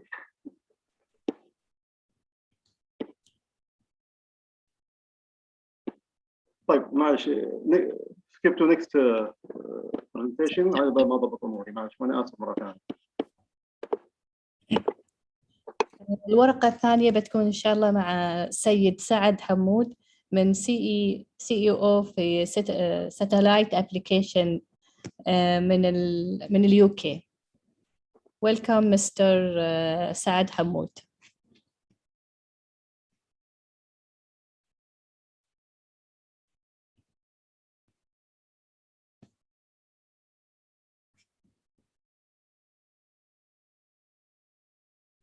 Mr. Saad, are you there?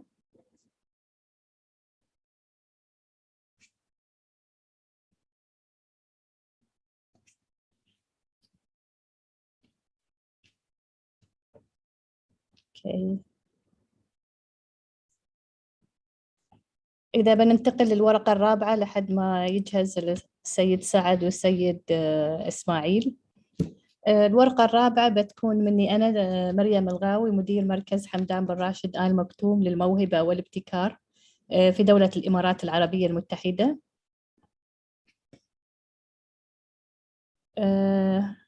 بتكلم عن مختبر المشاريع الذكية اللي هو Innovation Incubator اللي هو فاب لاب الإمارات في دولة الإمارات العربية المتحدة. فاب لاب UAE شعارنا طبعا ديزاين ميك شير. فاب لاب UAE معترف فيه في فاب لاب فاونديشن.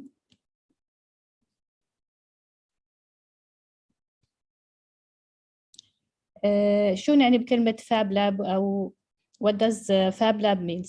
Fab Lab مختصر لكلمتين اللي هي Fabrication Laboratory، فFab Lab مختصر لها. الفكرة طلعت في جامعة MIT من البروفيسور نيل جيرشنفيلد. هو أول شخص أنشأ Fab Lab في العالم تحت مسمى Fab Lab Foundation. فاب لاب فاونديشن حالياً عندها أكثر من 1700 مقر على مستوى العالم، وفي الإمارات العربية المتحدة نحن أول فاب لاب للإمارات، فاب لاب الإمارات، ونعتبر سوبر فاب لاب ضمن تصنيف فاب لاب فاونديشن. فاب لاب فاونديشن، فاب لاب UAE تم إنشاءه في عام 2015 ضمن عام الابتكار في دولة الإمارات العربية المتحدة، ويحتوي على شقين اللي هو المين فاب لاب والموبايل فاب لاب. وهذا عبارة عن مبادرة من مؤسسة حمدان بن راشد آل مكتوم للموهبة والابتكار. الخدمات اللي يقدمها الفاب لاب طبعا يقدم خدمات عدة، من ضمنها توفير الأجهزة اللازمة للتصنيع الرقمي، لأن fabrication laboratory اللي هو التصنيع الرقمي.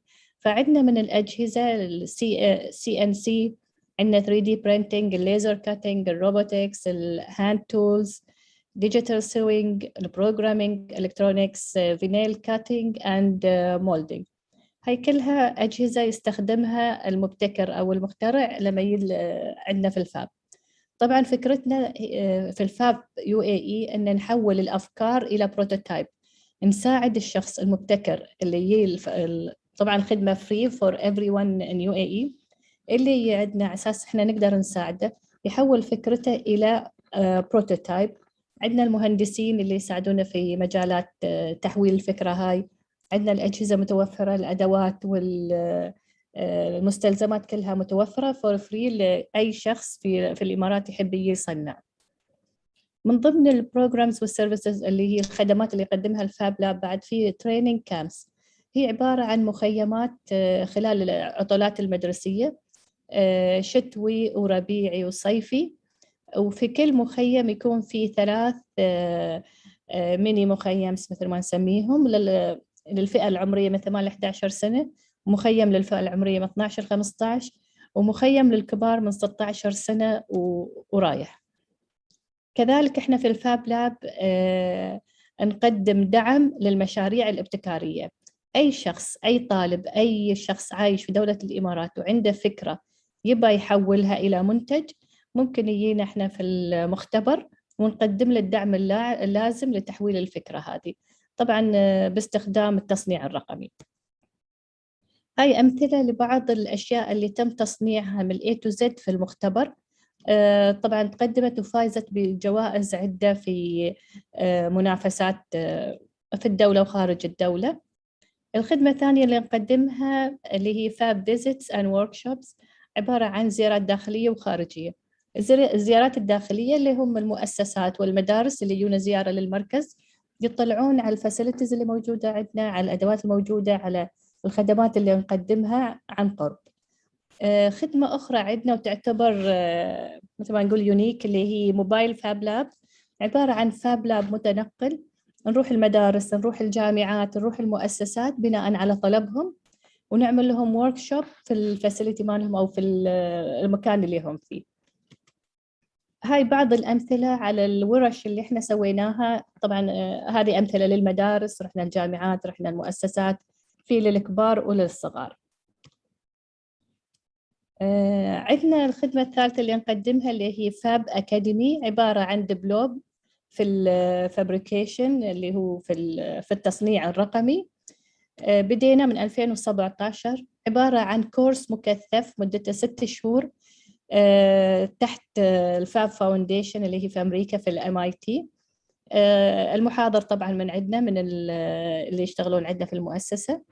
في كلاسات أسبوعية، في ريفيوز أسبوعية، وفي فاينل ايفالويشن أو مشروع التخرج مثل ما نقول. نبتدون الكلاس هذا أو الفاب أكاديمي عبارة عن دروس نظرية وعملية في مجال التصنيع الرقمي، واللي يتخرج يحصل على دبلوم في هالمجال. طبعا البرنامج هذا تحت إشراف الفاب فاونديشن من جامعة MIT، وفي نفس الوقت إن هذا يكون يعني في كل الفاب لابات اللي في العالم يحدث في نفس الوقت. طبعا هو مختزل، مدته قصيرة. احنا بدينا في 2017 أول باتش، حاليا خرجنا تقريبا 27 خريج من الفاب أكاديمي. حول العالم إذا قلنا كأرقام للفاب أكاديمي، تقريبا 200 وأكثر من 250 طالب تم تخريجهم حول العالم، 136 موقع حول العالم، 5 شهور، البرنامج مكثف مدته 5 شهور. طبعا كل أسبوع عندهم جزء نظري وجزء عملي، تقريبا 18 assignment، وعندنا 1 final project.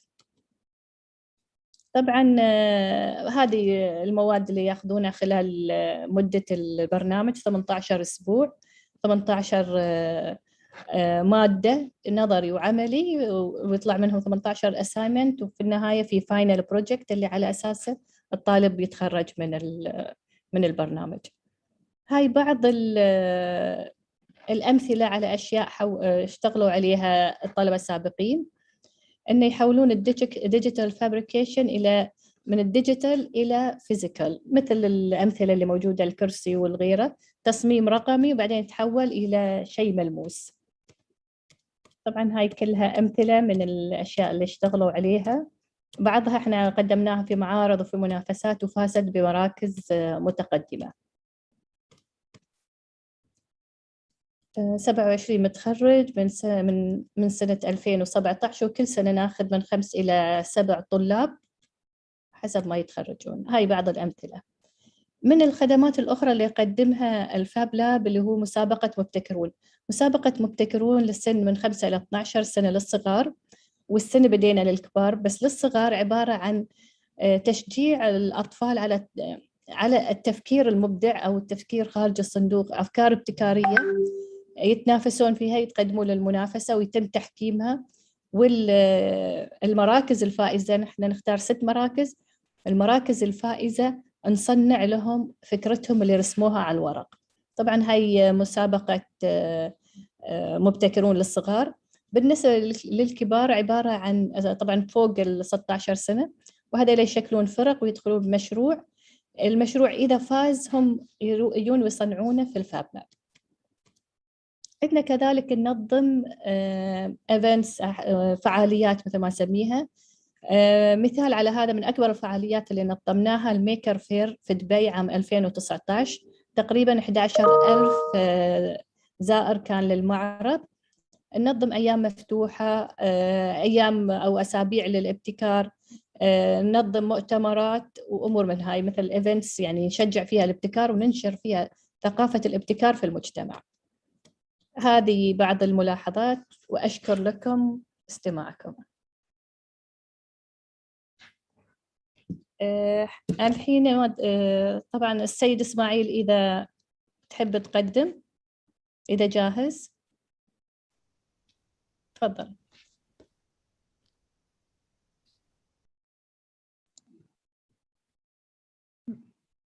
بس يا ليت تفتح المايك السيد إسماعيل.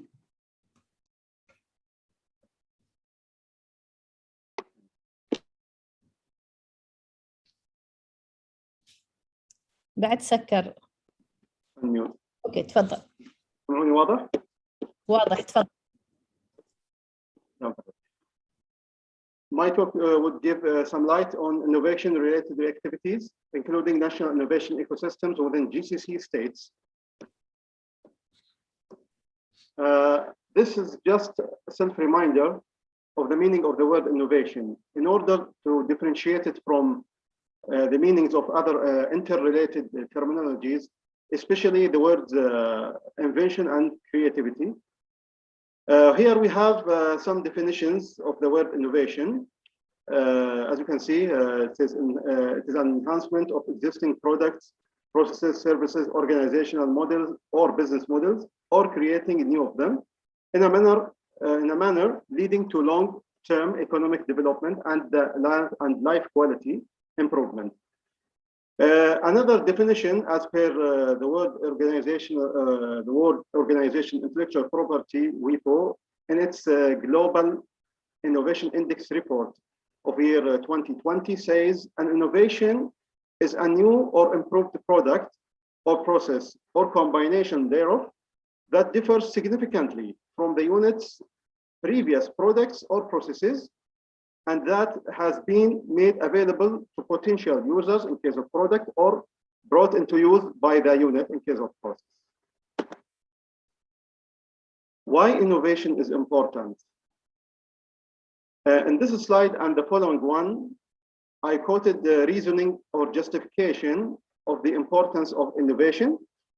According to WIPO in its GII report of year 2020, innovation is important for driving economic progress and competitiveness of developed and developing economies. Professor Muhammad Khorshid, in his paper titled The National Innovation Ecosystem, a Vehicle Toward Knowledge-Based Economy, mentioned the interrelation between innovation and economic growth and knowledge. Thus, innovation leads to economic prosperity and wealth creation. An innovation ecosystem is a term used to describe the various players, stakeholders, and community members that are critical for innovation.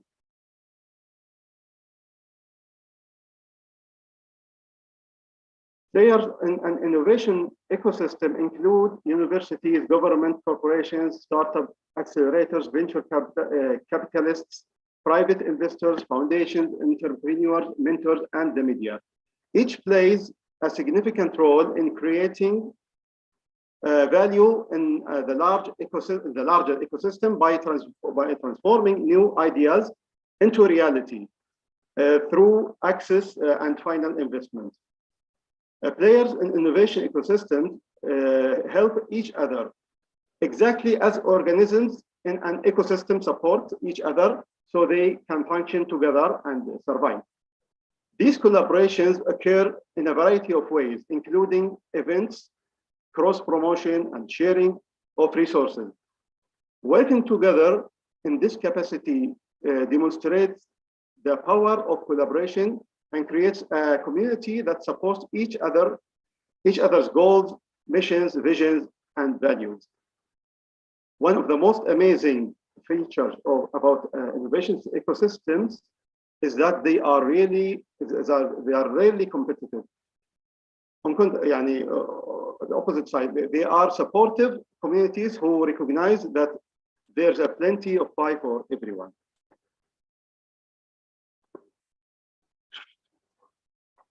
Some nations have developed customized national innovation ecosystems, NIE, structures designed to address major challenges related to science and technology development in their states.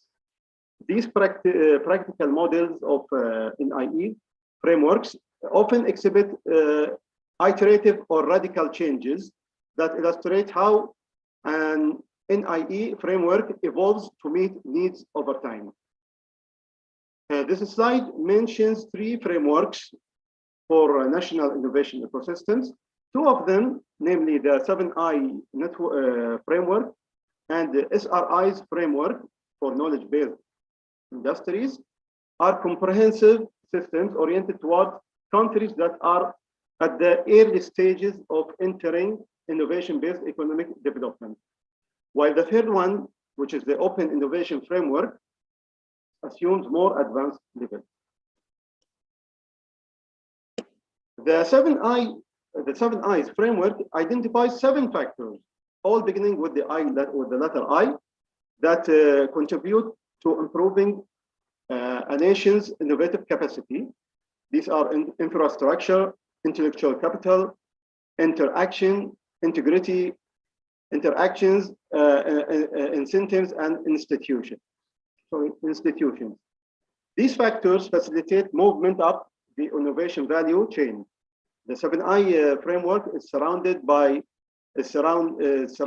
various agents, including government, enterprises, entrepreneurs, associations, financiers, knowledge transfer centers, social networks, and research hubs. The placement of these 7I factors at the center of these organizations points to implicitly formed interactions, connections, and feedback loops. This slide illustrates the SRI's framework for knowledge-based industries, which might be adopted by GCC states after applying some fine-tuning or modifications to them. SRI, by the way, it's a company, SRI International, developed this SRI framework for knowledge-based industries, KPIs, to explain how and why KPIs have flourished or failed to flourish in different circumstances, as well as to highlight policy and programmatic interventions that can stimulate KPI development. SRI stands for sustainability and responsible investing. Well, now let's talk about the GCC countries or GCC states. GCC stands for Gulf Cooperation Council, to which I belong, and I work for the Secretary General of it. It has there's an article, Article 20, which is part of the economic agreement between GCC states. It takes care of innovation, and its text is as shown on the slide. You can see it. There are actually, indeed, GCC states apply a lot of effort since long time ago to reinforce national innovation ecosystems. Here I can list. I have just listed the examples of, or maybe the main examples of supporters of innovation in GCC states. In the UAE, you can find the Mohammed bin Rashid Center for Innovation. This is one of them. In Saudi Arabia, you have Badir, you have Mawhiba and Munshaat. In Qatar, there's a Qatar Scientific Club.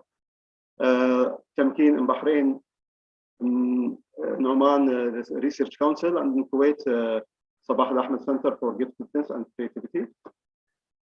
Let me give you some hint about the open framework. Another NIE framework model is open innovation. This reinforces NIE, National Innovation System, by balancing the internal and external elements involved in the ability to acquire and sell knowledge and intellectual property. Open innovation enables a firm to benefit from various components within NIE. Research centers, universities, technology-based firms, corporate entrepreneurship, and intellectual property management. Now let's talk about the Global Innovation Index, which is highly related indeed to innovation systems. It ranks actually innovation ecosystems performance of economies, highlighting innovation strengths and weaknesses.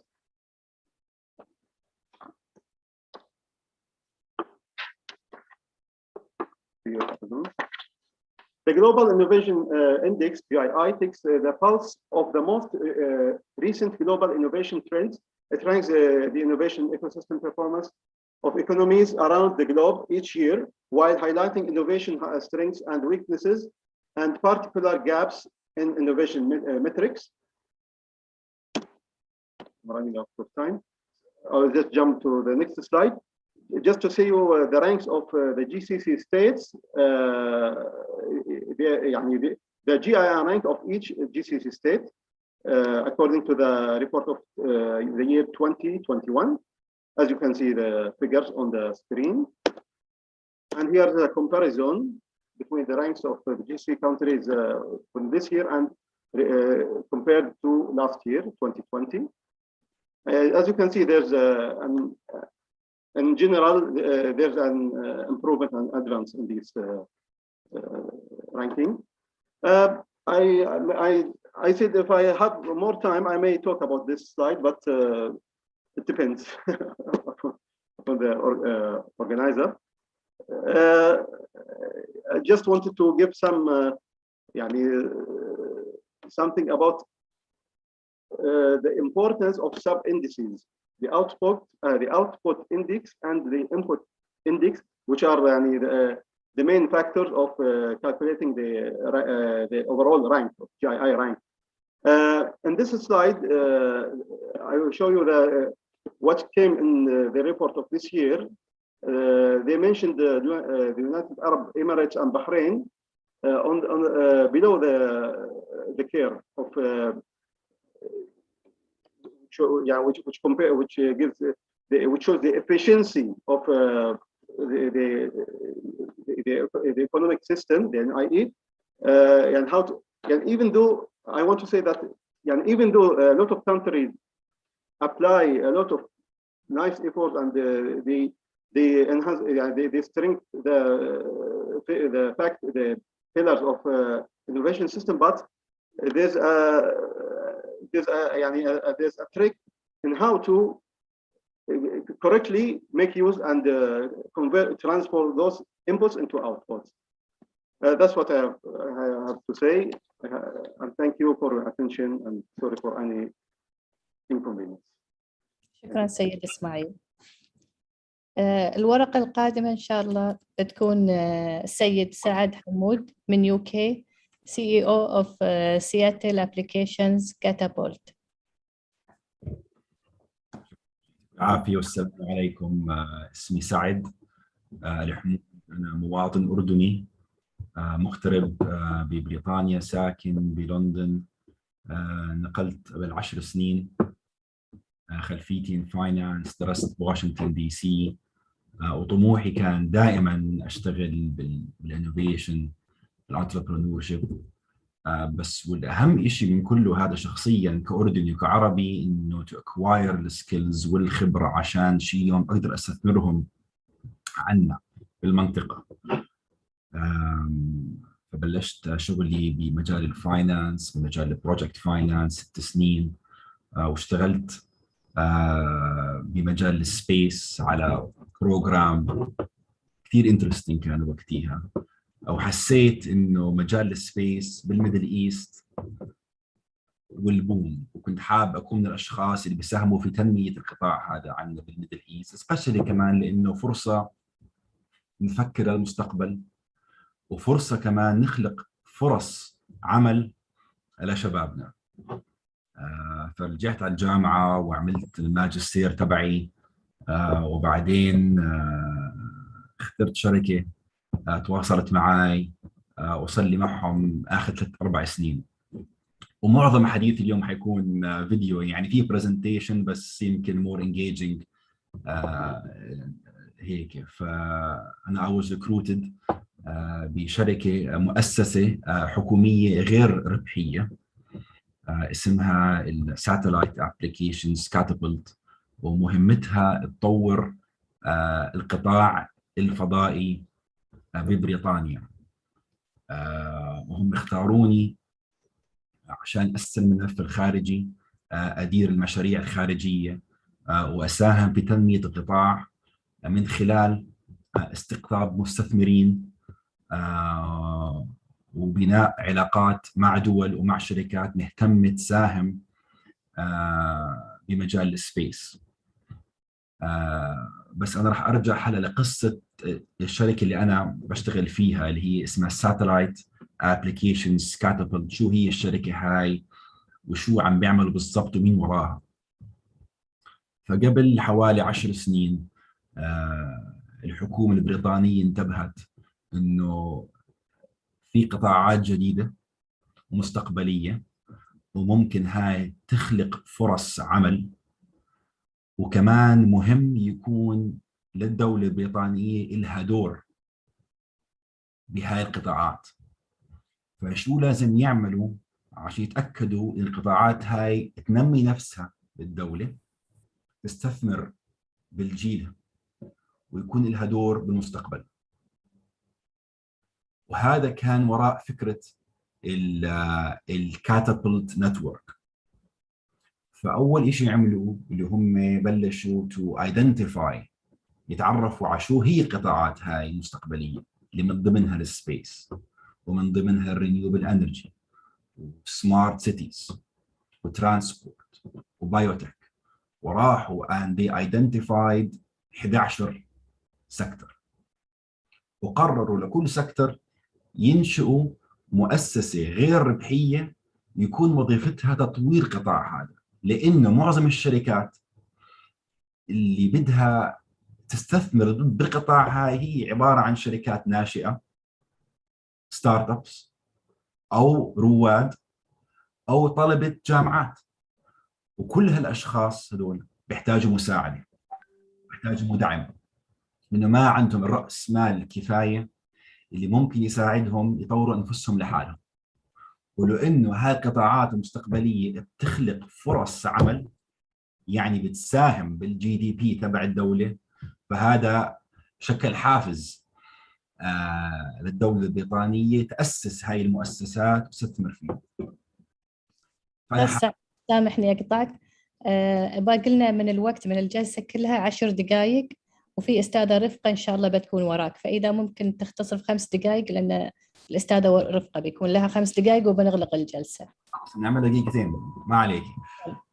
ومن الاشياء اللي قدرنا نكتشفها انه اثناء تنميه قطاعات هاي باليو كي، في دول عديده بالعالم عم تستثمر بالقطاعات هاي، وحاليا نحن كثير فخورين بشراكتنا مع ارامكو بالسعوديه.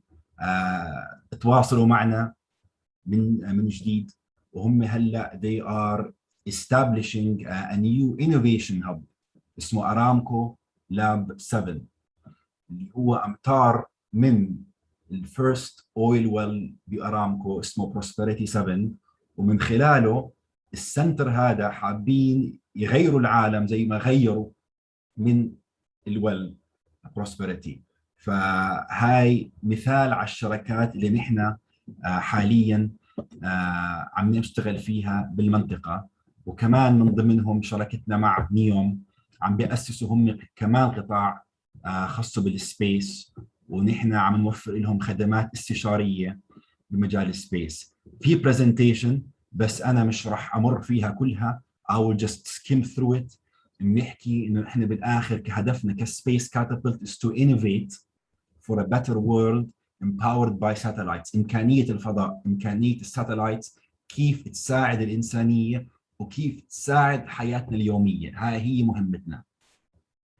فنحن عبارة عن هيئة independent مولة من الحكومة، بس we are an independent entity government backed and we help organizations grow.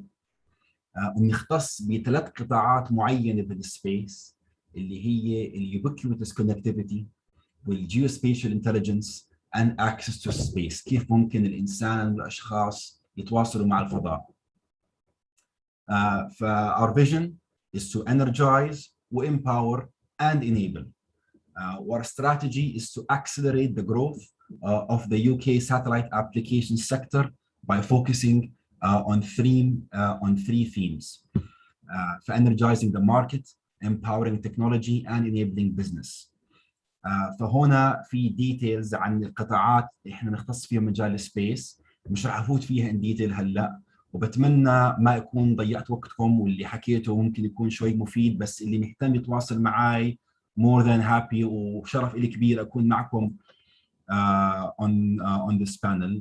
اسمي سعد الحمود، اسمي موجود هون على اللينكدين دائما موجود، فانا يعني بحب وكون ممنون تتواصلوا معي ونعمل لكم برزنتيشن طويله وممكن نشتغل مع بعض ونساعد بعض. هذا طموحي انا. شكرا كثير. شكرا سيد سعد. المتحدث الأخير في الجلسة هذه بتكون الأستاذة رفقة السعدون من consultant في الجي سي سي Patent Office Gulf Cooperation Council. تفضل أستاذة رفقة. بإذن الله عندها بس 5 minutes عشان يعني كاتش اب الأجندة. 5 minutes إذا تكرمتي أستاذتنا. Okay, thank you for having me. And it's an honor to be part of this conference, especially that artificial intelligence has emerged as a general purpose technology with a widespread application throughout the economy and society. It is already having, and it is likely to have increasingly in the future, also a significant impact on the creation, production and distribution of the economic and cultural goods and services. As such, artificial intelligence intersect with intellectual property policy at a number of different points, since one of the main aims of the IP policy is to stimulate innovation and creativity in the economic and cultural system. First of all, I will talk about the intellectual property, then talk about artificial intelligence-based invention.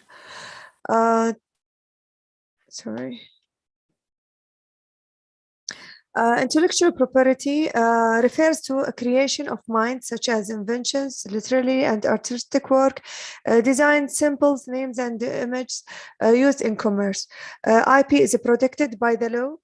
For example, copyright, trademarks, patent, which enable people to earn recognition or financial benefit from what they invent or create by striking the right balance between the interests of innovators and the wider public interest. The IP system aims to foster an environment in which creativity and innovation can flourish. This slide shows the classification of intellectual property, the subdivision industrial copyrights under the industrial patent, designs, trademarks, geographical indications. In this schedule, you can see the different kind of the intellectual property rights with the description. For example, let's take the copyright. The description for it is the original work of the authors. It fields entertainment, printing. Artificial intelligence, what do we mean by artificial intelligence? Artificial intelligence is a branch of computer science. It consists of artificial neural networks, which are essentially computational models. A neural network encyclopedia Britannica. These computational models, which are mathematical operation and a set of parameters, give outputs similar to a human intelligence. So our issue here is the artificial intelligence-based invention. The artificial intelligence system are maturing to a level where not only there is no need for human intervention, but also there is output for the artificial intelligence. In conventional application, the boundary between the inventors and the ownership is clear. But here in the case of in the artificial intelligence, the issue of the ownership is not clear. Here, can we say that the person who contributes financially to the artificial intelligence inventions are the owner, or the person who own the artificial intelligent equipment are the owners? What about those who help develop the artificial intelligence algorithm? Should they not benefit from the patent protection? Patent protection requires full disclosure on part of the applicant. All these questions are the main concerns in the artificial intelligence-based inventions. In the traditional patent system, infringement is easier to detect, but with the artificial intelligence, infringement is not easy to detect because so much information disclosed can be linked to a black box. There is a question as to who would take the liability if the artificial intelligence infringes an intellectual property.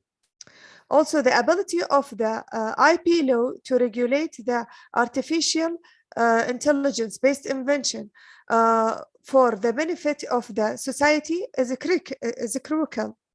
If these laws fail to protect the creators of the artificial intelligence-based inventions, then the tendency to not patent will increase as the artificial intelligence is increasingly nowadays and expected to be increased more.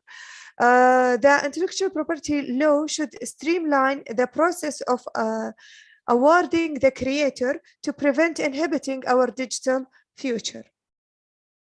أستاذة رفقة، الوقت انتهى. Okay. مشكورة، شكرا جزيلا. أشكر زملائي المحاضرين في الجلسة الأولى، ونتمنى للحضور إن شاء الله متابعة ممتعة في الجلسات الأخرى. السلام عليكم ورحمة الله وبركاته.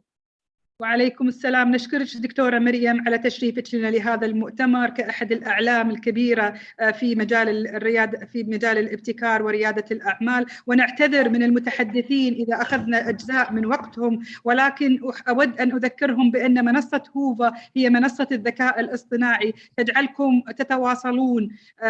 You can matching with all the speakers and attendees as you wish. Thank you so much.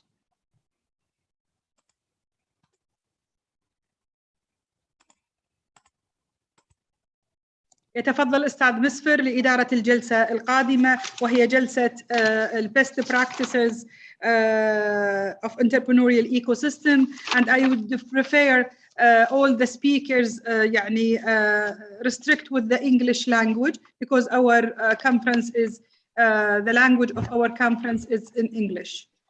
تفضل أستاذ مسفر. حرص عليهم بس أستاذ مسفر. سمي بإذن الله إن شاء الله. الصوت مسموع الآن؟ اي نعم تفضل. السلام عليكم ورحمة الله وبركاته. سعد الله مساءكم. Good night, good evening for everybody. Thank you, Dr. Hanadi. Thank you for all of the audience and attendance for this conference. Actually, this is one of the benefits of the IT and IT applications, which is support and support the businesses all over the world. So now we will start the second session, which is the best practice of entrepreneurial ecosystem. And I have a group of the experts. We have Mr. Afif Burhomi, he's the investment promotion expert, UNIDO, ITBO, Bahrain. Dr. Ahmed Al-Badri, CEO of Arab Board for the consulting and training from Kuwait State. Mr. Lawrence Cook, the Beverages System Ltd. founder and CEO. And we will start now with Mr. Afif Barhomi, and I prefer, please, for you all, you can introduce yourself. Maybe you can say a topic, comprehensive topic more than me. Mr. Barhomi, Mr. Afif. Hello, thank you very much. You can hear me?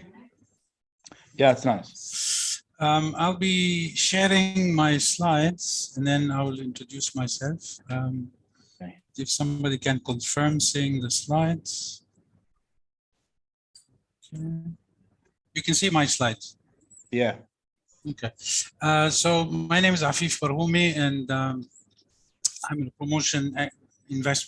investment promotion expert at the United Nations Industrial Development Organization in the office in Bahrain.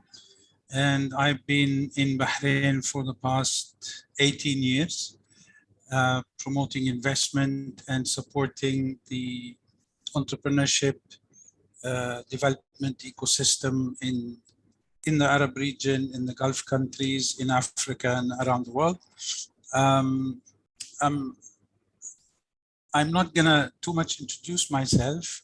Before working with UNIDO Bahrain, I was working with UNIDO office in Italy for 3 years. Before that, I used to work in one of the biggest mobile operators in the region.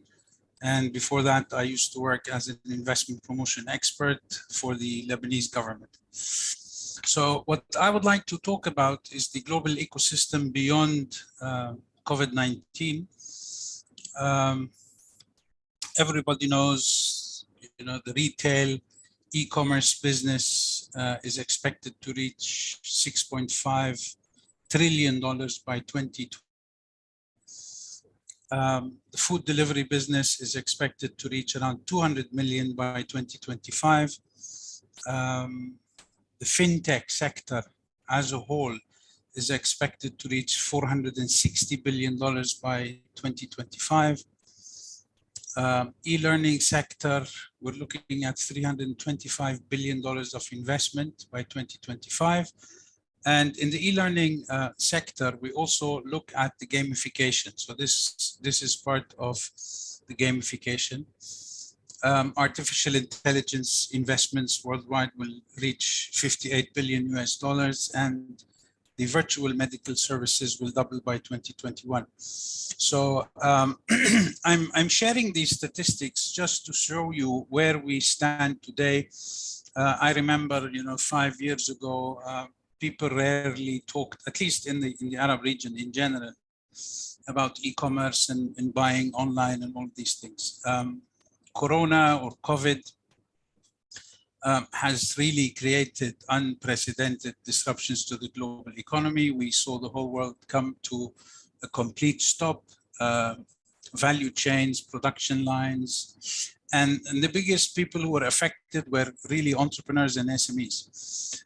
Major corporates, they can always figure a way out. They have enough financial capabilities. They have enough resilience to overcome these challenges, despite some of the issues, but still, they were able to overcome them. But the good thing, that Corona has brought in, although it was a very negative effect, it also brought in some positive aspects. It fast-forwarded digital access on all levels. 6 months ago or 1 year ago, our kids used to study in school. We never expected that within 6 months, a lot of the schools around the world were able to move from physical into distance learning. Distance learning was planned for the next 5 years. Corona pushed a lot of governments to move into e-services. It moved a lot of financial institutions to go into e-banking, fintech, and whatever. I can give you an example in Bahrain. Since the early days of Corona, by March, or maybe April, May of 2020, we had an app which is called Benefit Pay. Today, you can go wherever you want in Bahrain without carrying your wallet. You just simply tap the phone and then you can do the payment. That was not doable years ago. It's not the issue of not doable, it was not there. So what Corona did, it fast forwarded, digital access on all levels, medical, physical, infrastructure, you name it. It was a perfect opportunity to innovate, assess, and replan. Since we work a lot with entrepreneurs in Bahrain and in 52 countries around the world, we got a lot of feedback from them that it's a good time to reassess, regroup, and then replan entrepreneurial resilience during that Corona period and then post-Corona. It increased the importance of training and upskilling, especially when it comes to virtual. Today we're attending a conference which is completely Zoom. We never knew about Zoom. We never knew how to handle Zoom. We were aware of Skype, but rarely people used it. So it allowed businesses to save money regardless. Restructuring and the whole thing of the whole economy played a significant role. And I know many of our entrepreneurs had to relook and reassess, which made them, look into areas where they can cut costs and cut expenses. And it encouraged a stronger sense of community within, family and building the family and whatever. So entrepreneurial resilience in general, I'm saying, in the Arab region, was good because entrepreneurs, SMEs are fast. They can move swiftly. They can adapt swiftly. I'm not saying everyone, but at least the majority were able. But the issue is the ecosystem resilient enough? And what I mean by that, there's a lot of government support. There's a lot of, the financial institutions, the banks, the chambers, the ministries. Generally speaking, in the Gulf countries, yes, there was a swift move within the ecosystem, but we've seen it in other developing countries like in Africa. The move or the shift in the ecosystem of these ecosystems were not as fast as enough, and still they are lagging behind, as we speak. We have a modality that we've been implementing in Bahrain since 1999, and it's currently implemented in 52 countries around the world, which mainly focuses on, pre-incubation, incubation, and post-incubation. I know due to the short time period. I'm not going to go into detail into that, but if somebody has an interest, we can always, discuss and elaborate more. So what we have done, we have shifted our physical services because our work, entrepreneurship development is mainly based on business counseling, business mentorship, coaching, and follow-up. So, and this requires a lot of physical interaction. So with the Corona, we had to switch to virtual platforms. And I believe it was successful to a certain extent, but I think, people are getting used to it and are adapting. What we do through our modality is that we provide services along the business cycle of the SME or the entrepreneur, from startup to growth to expansion to maturity, which at the level of maturity, we start linking them with foreign investors. So the entrepreneurship ecosystem is mainly based on the youth, the woman, the entrepreneur himself, and then it has to be developed in complete synergy with line ministries. It has to go in line with NGOs, SME entrepreneur associations, women associations, financial institutions, banks, and then there has to be a networking with foreign investment for technology, for cash investment, for market access. The ecosystem also has to have incubators and accelerators. And then there has to be a big, a sizable pool of experts from universities or technical experts and mentors. So the ecosystem that we develop wherever we implement our modality is based on this skeleton of an ecosystem. In many countries, we realize that, like I can give an example, in the case of Egypt, financial institutions were not able to really swiftly move into, fintech and online banking, accelerators, incubators, because they provide physical spaces and direct, services. It was not easy to adapt to this swift changing conditions, licenses coming out from ministries. In the case of Bahrain, and I know in some parts of the GCC, this is not an issue anymore. But, the e-government and moving into e-government platforms was not really as smooth as we expected. So this is where we implement our modality. We address entrepreneurs in different sectors, in different categories, in startup, in growth, in maturity. So this is how it goes. We already, before Corona and COVID came in, we had developed with Intel Corporation, the virtual innovation and entrepreneurship hub, which is there, that provides online counseling, online training, capacity building, creating linkages for entrepreneurs. But what we have done is that we realized that there is a need for a marketplace or for an e-commerce marketplace, because many of the entrepreneurs are used to physical selling. So this is a new feature that we added to this virtual entrepreneurship and innovation hub. There's a major event that we are organizing, that we organize every 2 years, which is the World Entrepreneurs Investment Forum. And it's an opportunity for us to invite all those who are attending, all those who are participating in this conference to join us in the World Entrepreneurs Investment Forum 2022, which will be held as part of the Dubai Expo 2020 under the banner of the League of Arab States. And you can see our partners, Union of Arab Banks, Dubai SME, Muassasa Mohammed bin Rashid for small and medium-sized enterprises. So what we're theming the conference is connecting minds to go in line with the Dubai Expo, and how we can achieve the SDGs through entrepreneurship, innovation, and investment, and looking at what we call the post-COVID era, because I think there is a new reality in the world. We have to accept it. Corona is here, and I think this is my personal view. This is not the UN view. We believe Corona is here and it's here to stay.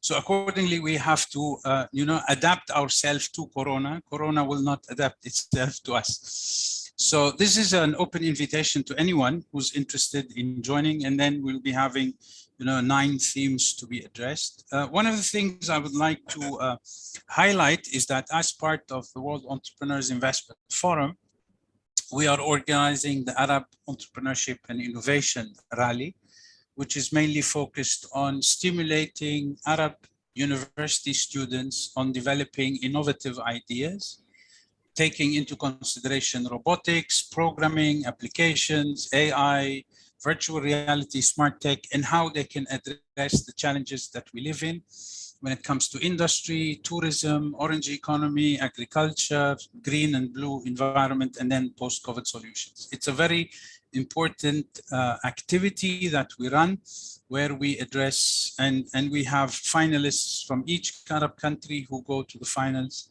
and compete against one another. So it's a very prestigious rally that will stimulate ideas. And this is where we lack in the Arab world. We have a lot of entrepreneurship competitions, but we lack innovative competitions.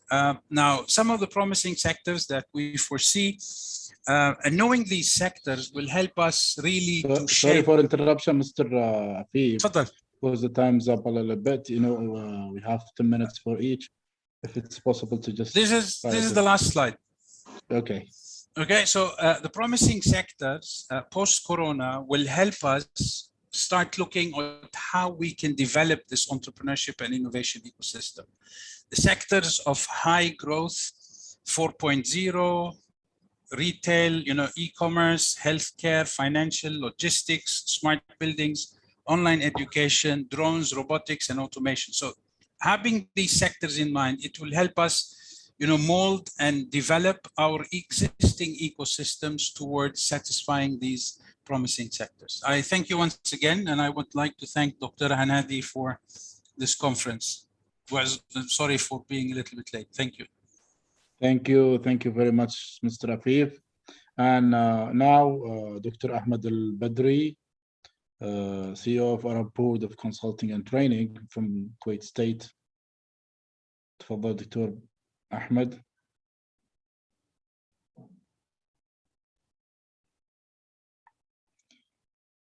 I don't know if Dr. Hanadi with us. She can assure that Dr. Ahmed is available or.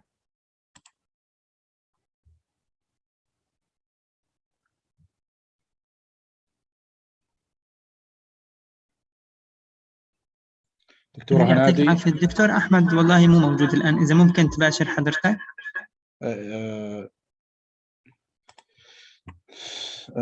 Okay, Mr. Lawrence Cook. Sorry for Dr. Ahmed, he is not here. Mr. Lawrence can start with us, please.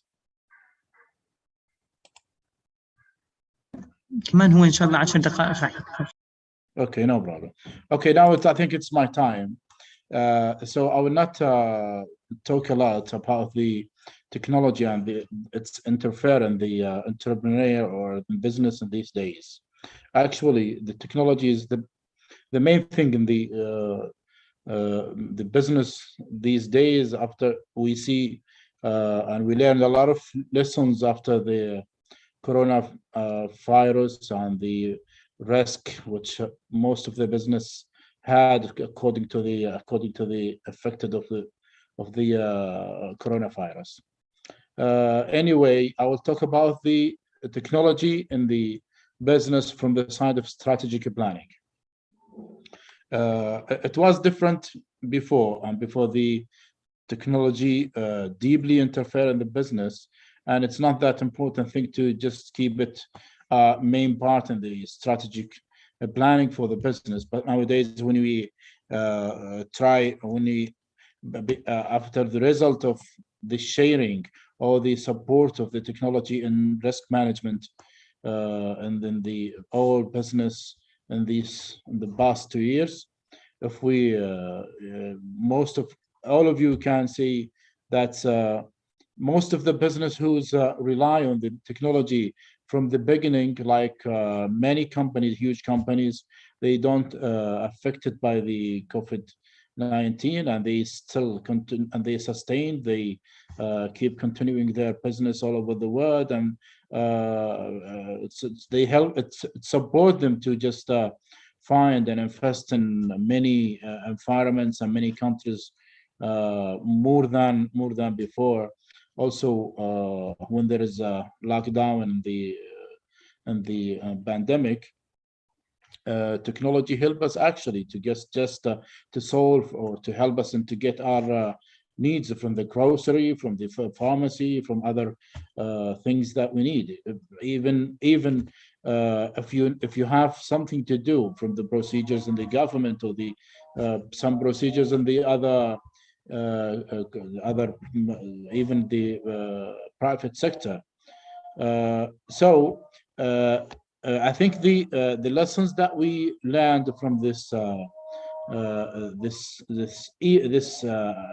event occurred, or this occurrence, we have to keep the technology is the main part of the strategic of the further strategic planning in all business, even it's public business or private, or in the public sector or the private sector. So I think technology and pandemic will be a part of our life from now till we don't know when this inshallah will end, but I think that will not end, but we will change our lifestyle to rely on the technology and everything. Mr. Afif, he mentioned many of the things that I wanted to mention, which is like the schools, like the procedures, like for example, in here in Saudi Arabia, now we don't need to go to the any department or any entity to just try to complete our procedures. For example, in the Ministry of Interior, for the passport side, for the any part of the government we need, we can just use the applications of the online. And for example, a live example for us now, our conference, we are more than 300 experts. We gathering from all the parts of the world, and we discuss our ideas. We get we gain experience, we gain information from others. That's only everybody is staying in his private place, exactly, and he drinking his coffee, and he don't need to travel anywhere. We don't need to be gathering together, and this is protects from also the pandemic effects. And this is one of the live example for that. So from the strategical side, we have to the conclusion of my part, we have to keep the technology is the main part of next of the further strategic plans in our business, or you will be in a risk. We don't know what will happen in the future, but if we have to protect ourselves to try to find a solid platform in our business by keeping the technology, managing everything. The interfere of the HR, the interfere of a human being is required, and we need to operate some machines. But the smart systems, the intellectual or artificial intelligence can help us or can manage most of the things that we need. So this is my conclusion, and thank you for Dr. Hanadi. She is doing a very great efforts to just establish this conference, and we hope to see, inshallah, in the future more of this kind of events. And thank you for all audience and participants. And this is my side, and now we'll try to, if Dr. Ahmed Al-Badri or Mr. Lawrence is ready, he can participate us now or join us.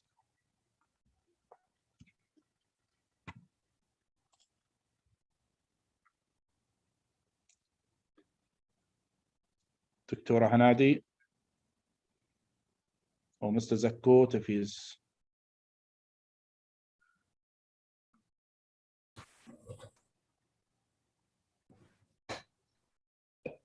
Mr. Cook. Hello, hi, good afternoon from London. Good afternoon.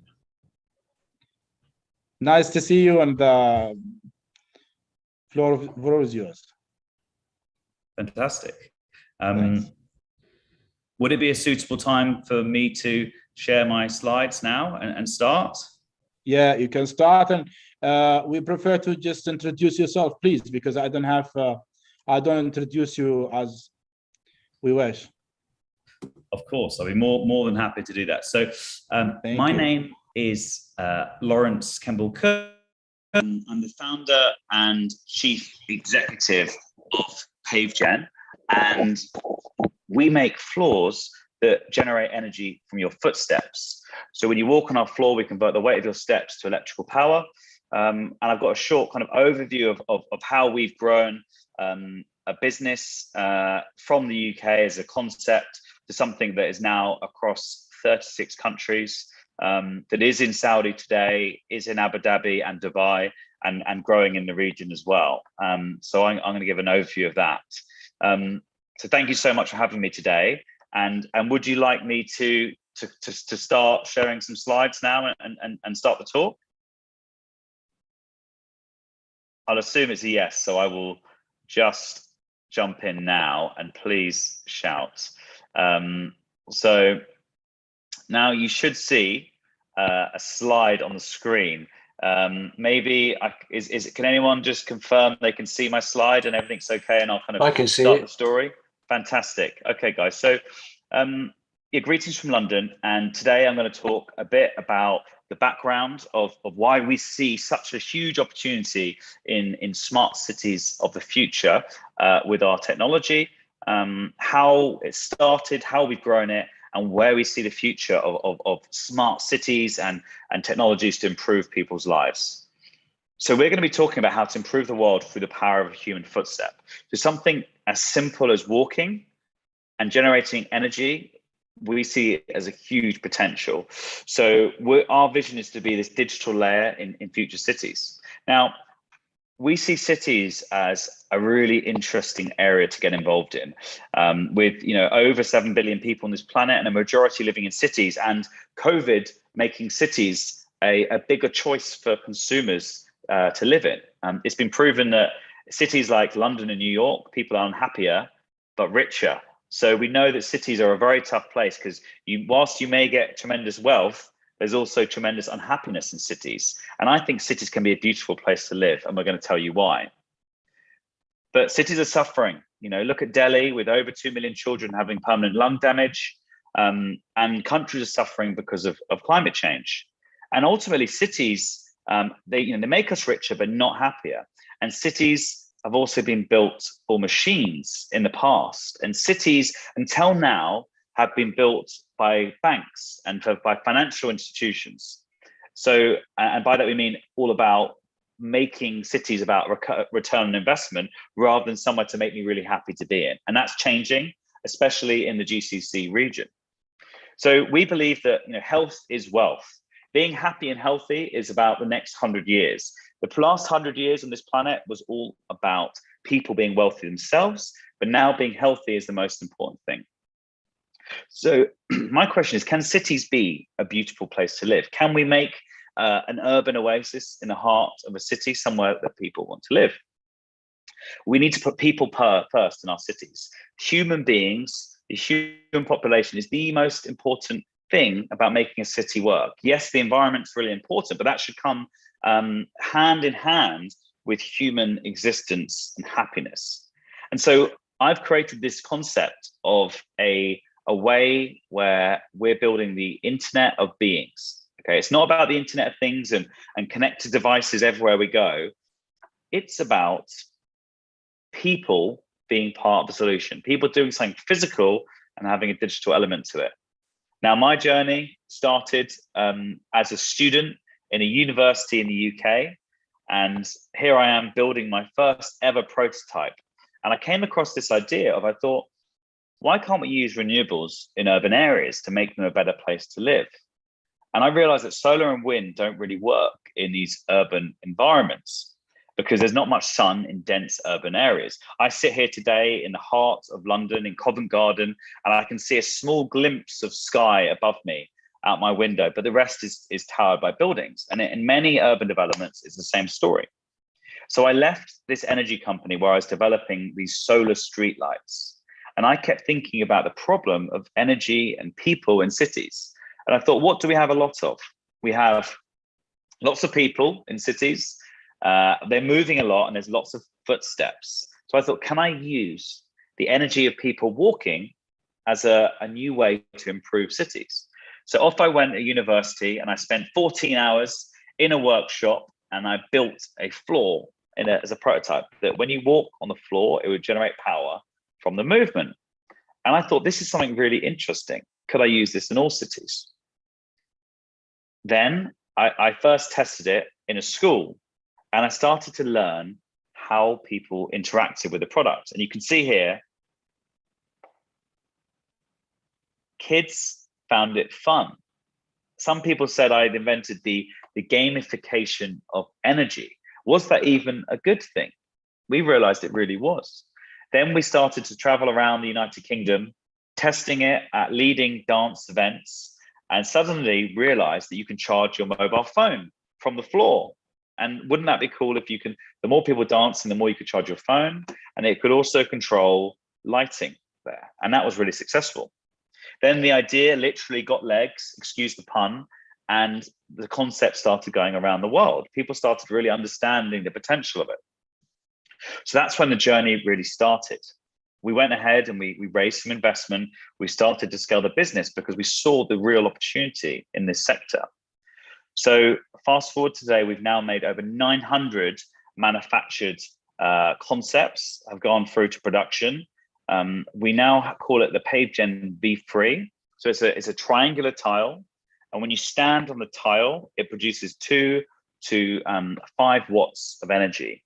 It works inside, it works outside, and it can withstand incredibly high temperatures and also really cold ones too. So it's a very, very durable way of generating energy in urban environments. We're also an advanced manufacturing technology business where we design, we research, we produce, we assemble, and we can utilize the latest technologies and innovations to build the most perfect products for this market. And we've gone through this journey of building hundreds of different versions. And now we have a highly robust version of the product that we're now selling in many different markets. I'll talk more about that soon. So to recap, we made energy fun. Here you can see some people on the Hollywood Boulevard jumping on PaveGen. We made it fun.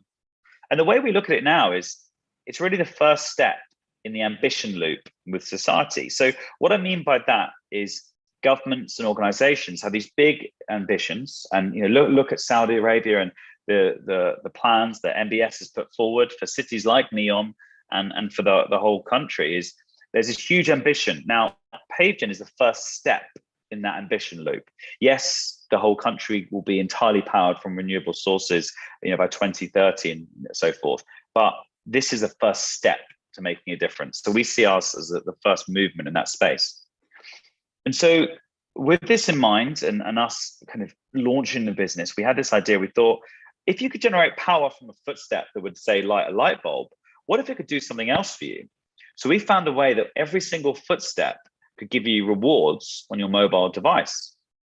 So what I mean by that is, as you walk over the floor, your footsteps can give you points. And you might say, well, what's the point in that? Well, actually, imagine you're in a mall. You're walking through a busy mall in Saudi Arabia, and your footsteps are powering the lights in the mall. But imagine if your steps could be counted, and you could either donate your steps to a charity of your choice or get a discount at brands like Starbucks off your coffee. We're encouraging green behavior in a sustainable way. You can even use your steps as a digital currency and spend them around your city whilst being healthy and whilst being sustainable as well. So, we want to increase the well-being of communities using human energy. People should run, people should jump. We may have got some children in trouble at school because all they did was run up and down the corridors on our floor, and they should have been walking. But the teachers luckily forgave them. And it shows that actually people walking is a really positive thing. So since we've had this idea of making cities a better place, we've been lucky to work with some of the world's biggest companies, from everything from the Chelsea Flower Show, Brookfield Development, Nissan, Google, French rail business SNCF have all shared our vision. And now it's not just us with the idea, it's the Crown Prince of Dubai who walks on PaveGen. We've recently taken investment from Wadi Makkah Ventures, who've invested in the business and one of our lead investors in this round. So obviously they're linked to the government in Saudi Arabia, and it really solidifies our commitment to grow in this market. So we've got leaders in Dubai, leaders in Saudi Arabia, and even hip hop stars like Akon are installing PaveGen in soccer pitches in Nigeria. And just this week, we're back from COP26 in Glasgow, where we had Boris Johnson. Whether you like him or not, he can jump higher than me on a PaveGen. You can see him there. Justin Trudeau, Mike Bloomberg, and even will.i.am on our products. We've got some great supporters out there. So we see PaveGen as one small step for humans. You just need to walk, but it really is one giant leap for mankind towards making the environment we live in better and a more fun place to live in. And we've done that through really putting people first. It's not about machines. It's not about making cities just to make you money. It's about making cities a beautiful place for humans to live in and to really enjoy it. And so, we've made this really exciting product that brings communities together, that makes sustainability fun. Who would have thought that children going to when I was this age, a very boring supermarket experience, suddenly making it fun and interactive while shopping in Barcelona? Or a running track in Hong Kong, and as you run on the running track, it powers the lights in the building itself. And even this, which is just in from yesterday, where we've gone live in Dubai Expo 2020, we've made 4 energy playgrounds. And as you play a game on the playground, it controls games. So people are playing on it and really having fun with PaveGen. People are leading the way towards sustainability and future urban environments. So this is a demo where we donated the energy of people walking towards homeless people in central London, outside the UBS headquarters, and then rewarding that behavior through our digital platform as well. So it's being used in the Middle East. It's being used in the first smart city in Bangkok, urban institutions in the UK, and even some of the busiest shopping sites like Oxford Street. So we see this opportunity as a massive area for us to grow in places like Saudi Arabia, with the invent of NEOM and the tremendous progress, as we understand, being made there. We're fascinated by the opportunity of this new development, I guess the size of Belgium, and using sustainability in a new way and taking mobility in from a new stand. We see our kind of growth in this region being driven through these game-changing projects, which we believe there isn't anywhere else on the planet building anywhere near as ambitiously and as boldly as what we're seeing in Saudi Arabia today. So we have an operation there, and we're looking to scale that, and very much working closely with the UK trade DIT to facilitate that scale in the market. So we've captured the world's imagination today, and really we're fascinated with what the future holds with sustainability, wellness, and really changing the way people live. So I'll keep pounding the pavements for PaveGen here in London, and hope to meet a lot of you in due course in the Saudi market soon. So thank you so much, and welcome the chance for questions if we have any. Thank you very much, Mr. Lawrence. And I think it's better if you have, we still have time. We are lucky actually in this session. We come back to Mr. Barhoumi if you have anything to add. That will be great.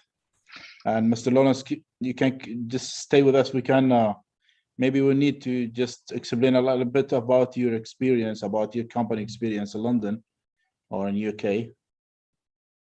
Certainly, yeah. So the experience we've had in the United Kingdom has been there's a fantastic entrepreneurial ecosystem. I believe strongly in the power of the tribe. So we have a really strong tribe of entrepreneurs and leaders who have supported a lot of our growth. And there's obviously very good tax incentives here. So we raised our first, I think, £350,000 with a really simple business plan. And that led to us winning our first contracts with a large international brand. And then what actually we found is, we grew the team based in central London in this ecosystem. Is London is obviously, I believe, and I'm biased because I'm here, but for working internationally and scaling internationally, it's a great time zone to be dealing with, West Coast of the US, Hong Kong, and the Middle East. It really does sit in the middle of where we see the world and our client base today.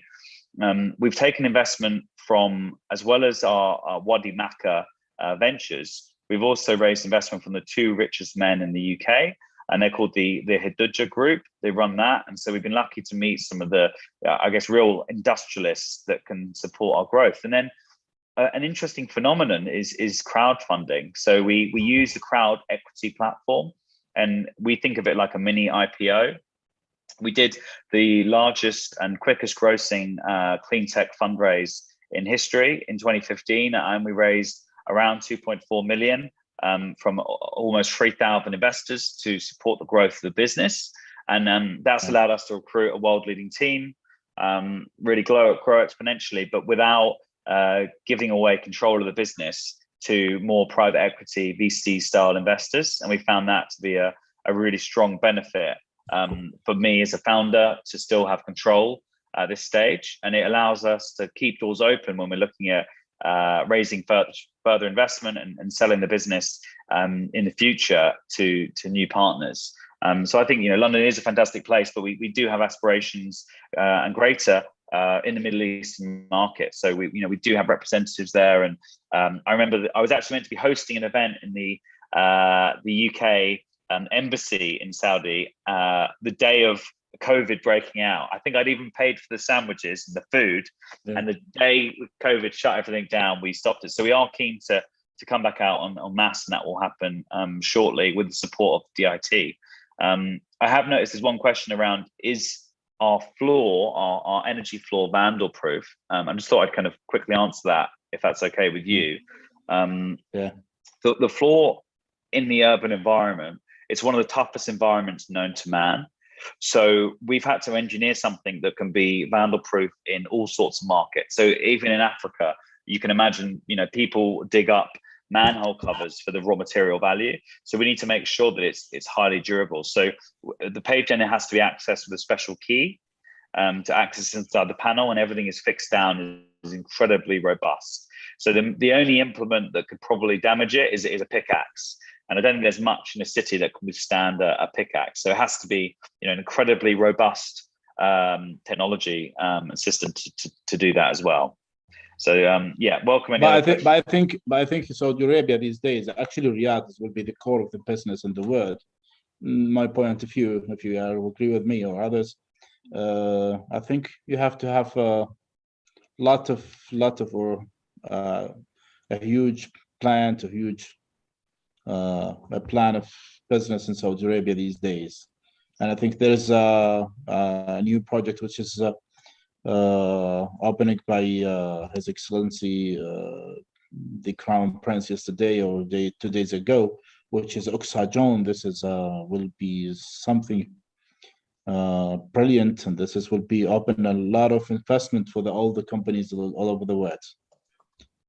Well, fantastic. We'd love to hear more about that, certainly. So we're very much keen, and my email's on the screen there if there's anyone who wishes to speak further and has any ideas of any projects. So I think our focus is certainly on seeing Saudi Arabia as one of the most ambitious countries, the boldest vision, which aligns with ours. So very much keen to understand more about those new projects and how we can help them to really change the way people look at energy in them. Yeah, thank you very much, Mr. Lawrence. Doctor, if you just allow me for a quick question, Lawrence, this is really impressive what we have seen today, and I just wanted to ask. It's a technical question. How much energy or electricity is really generated?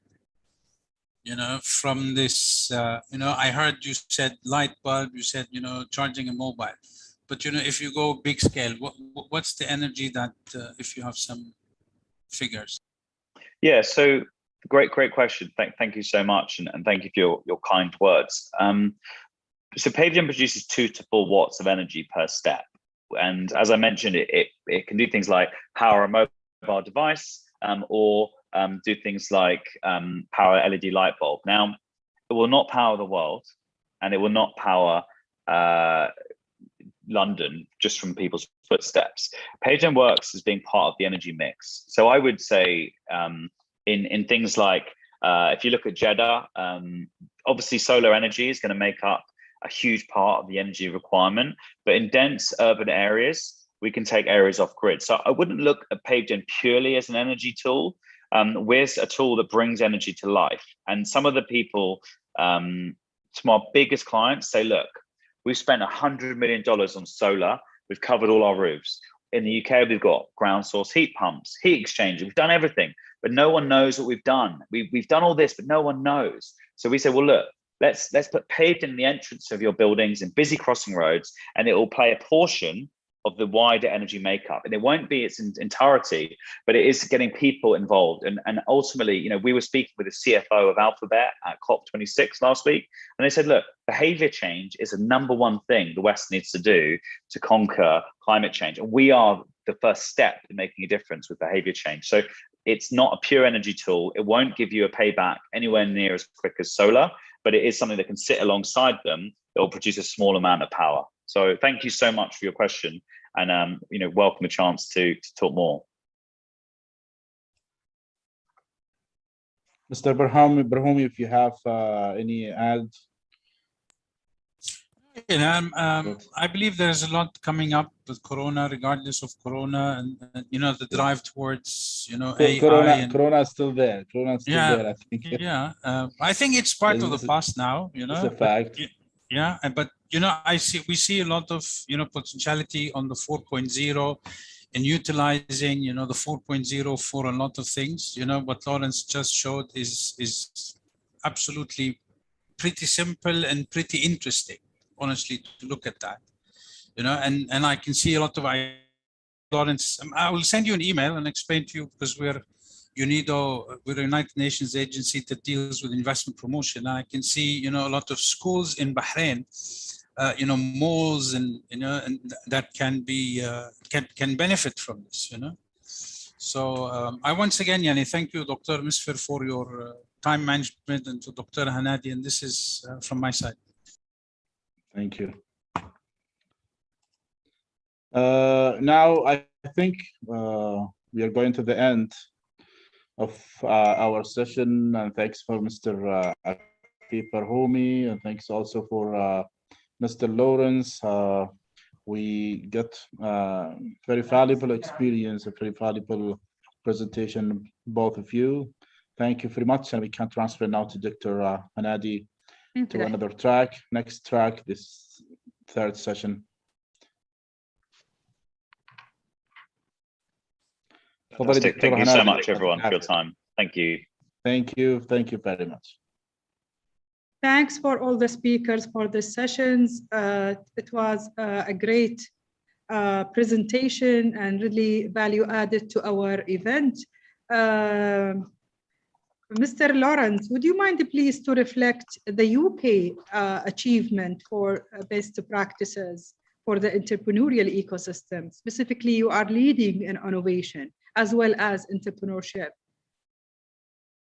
Sure, yeah. I think if you look at the UK, we're amazing at design, engineering, and education and brands. Okay, so we've built together this melting pot of ideas and creativity that is being exported to the world. So you could say JCB trucks to I think, you know, people like McLaren, or also Aston Martin is a good one. You know, there's some incredibly valuable products and brands that we've created here. And I guess we come from an industrial background, but I think the government has really promoted high growth technology startups, where London is seen now as an epicenter for technology development, especially things like fintech.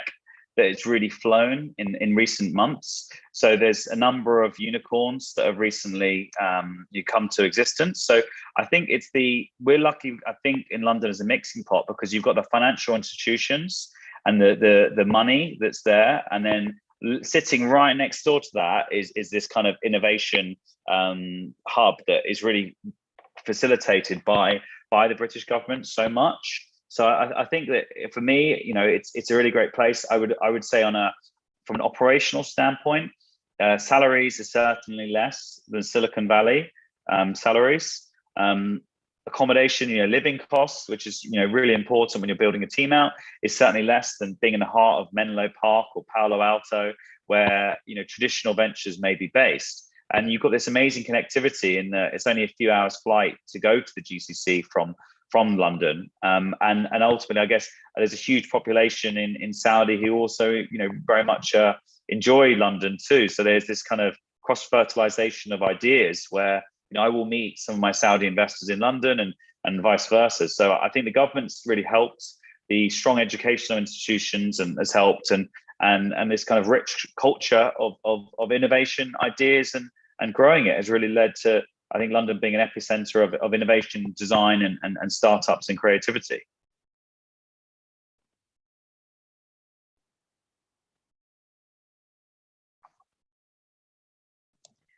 Based on my experience with respect to the other European countries, I think UK it's leading in innovation. And based on the history, I know in UK it's the oldest innovation center. It's St. John Innovation, and St. John Innovation Director, he will be participate shortly as a keynote speakers in our conference. David Gill. Well, fantastic, great example of innovators. I mean, we have some of the oldest innovations I always remember is Brunel, the old engineer, and going back hundreds of years. Brunel made the first ever pulley systems for the old sailing vessels, and the British Navy said we need more boats, and they couldn't build more boats because they didn't have enough of these pulleys for the rigging. So Brunel went away and built an industrial manufacturing line, the first of its kind in the world, that allowed us to mass produce these pulleys that would then allow the Navy to start building more merchant ships. And it's innovations like that I think really gave us the can-do attitude of being industrialists, and I guess more recently, look at someone like James Dyson, who spent most of his time innovating in the UK, and the changes that's made to the world of something as simple as a vacuum cleaner. So we have got these amazing people, and obviously Elon Musk is the equivalent in the US, and there are those kind of people under the radar here in the UK. So I hope that we hear more over the course of the rest of this. Based on your talk, really we can speak about this year. UK it's helping the nation to survive from the death under the pandemic COVID-19. Then they identify the vaccine. Then the vaccine, it's the outcomes from the innovations lab and innovations program. This is which reflect the importance of our conference worldwide, contributed in innovation and entrepreneurship and artificial intelligence.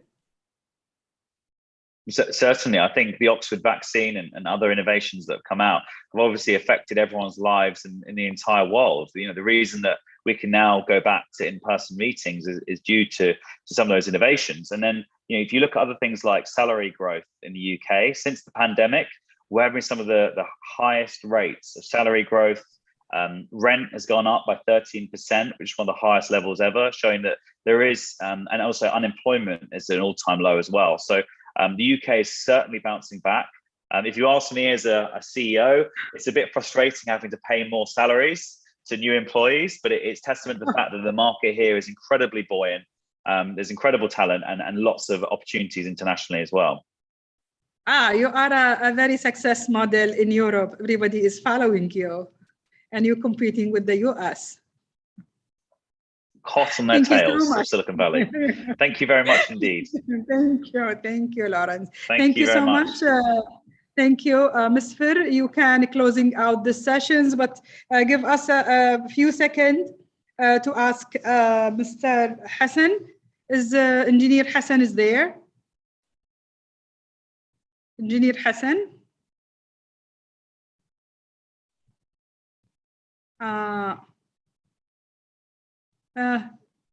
Yes.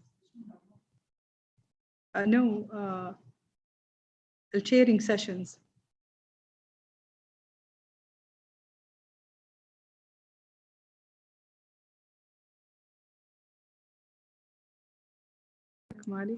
Mr. Nawaf? Nawaf al-Shaya will starting the next sessions, your presentations.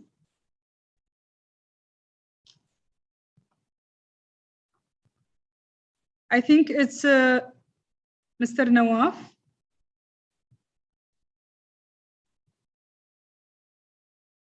Okay, Iho. Mr. Iho.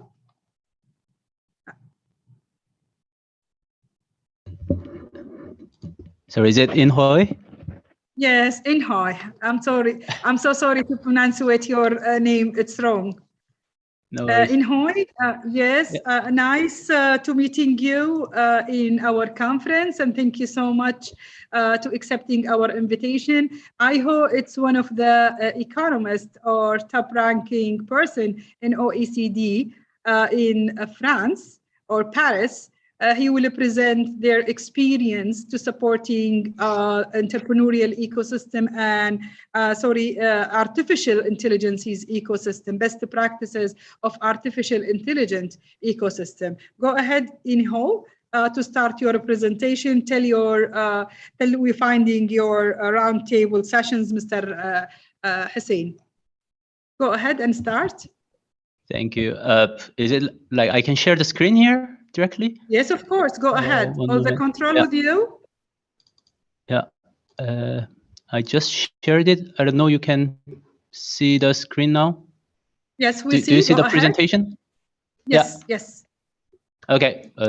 Nice to meet you, everyone. So I'm Inho Iheo, and I work in OECD, SWAC, Sahel and West Africa Club Secretariat. I'm a spatial analyst, so I'm here working mainly with remote sensing, and I'm here to present you some example of works in OECD we are doing with some innovative technologies with GIS, remote sensing, and the satellite image. And here, particularly, I will show you the example of Africa Police. It is a Africa City database we are working with. And this is basically show what Africa Police is doing. So this is a satellite image of Nigeria. And what we do is like following that, we try to track down every single building in Africa, and then we outline these agglomerated buildings. And so this is the real satellite image of the one town in Nigeria called Ado Ekiti. And we have two definitions to define a city. So the first definition is that an agglomeration is considered urban if it has a minimum of 10,000 agglomerated inhabitants. And another definition is that the agglomeration is continuously built up and developed area with less than 200 meters between buildings.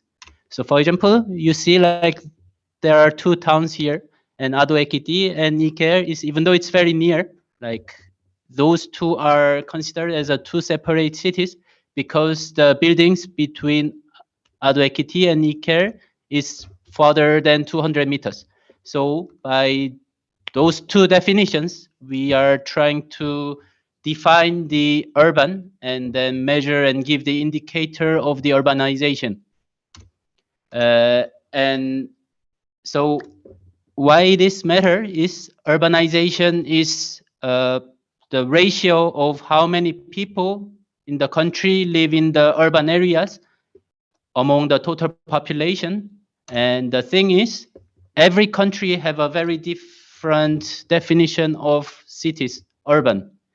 So this is the example of in Africa. For example, in Cameroon, they define as an urban area as administrative centers of territorial units or any locality with 5,000 inhabitants or more. And in Egypt, they call it as a governorates of Cairo, Alexandria, Port Said. They define the urban from 1940s, and they keep this definition of urban in the country. In Ethiopia, they define as localities with 2,000 inhabitants or more. So you can categorize, well, there's every country have a different definition, but you can categorize as a administrative definition or numerical one or mixed between admin and numerical one. And this is how it is defined in Africa. So why it is important is because level of urbanization is very often mentioned in the academic or like institution, and it is very proportional to GDP. So it's one of the very main indicators to evaluate and judge about what development stage of the country. But the problem is the definition of the urban is different by country. So the problem is this level of urbanization, even though it's important, that it's not comparable between countries at all. So that's why we, OECD, with Africa Police, that we make this homogeneous definition, which is comparable between countries.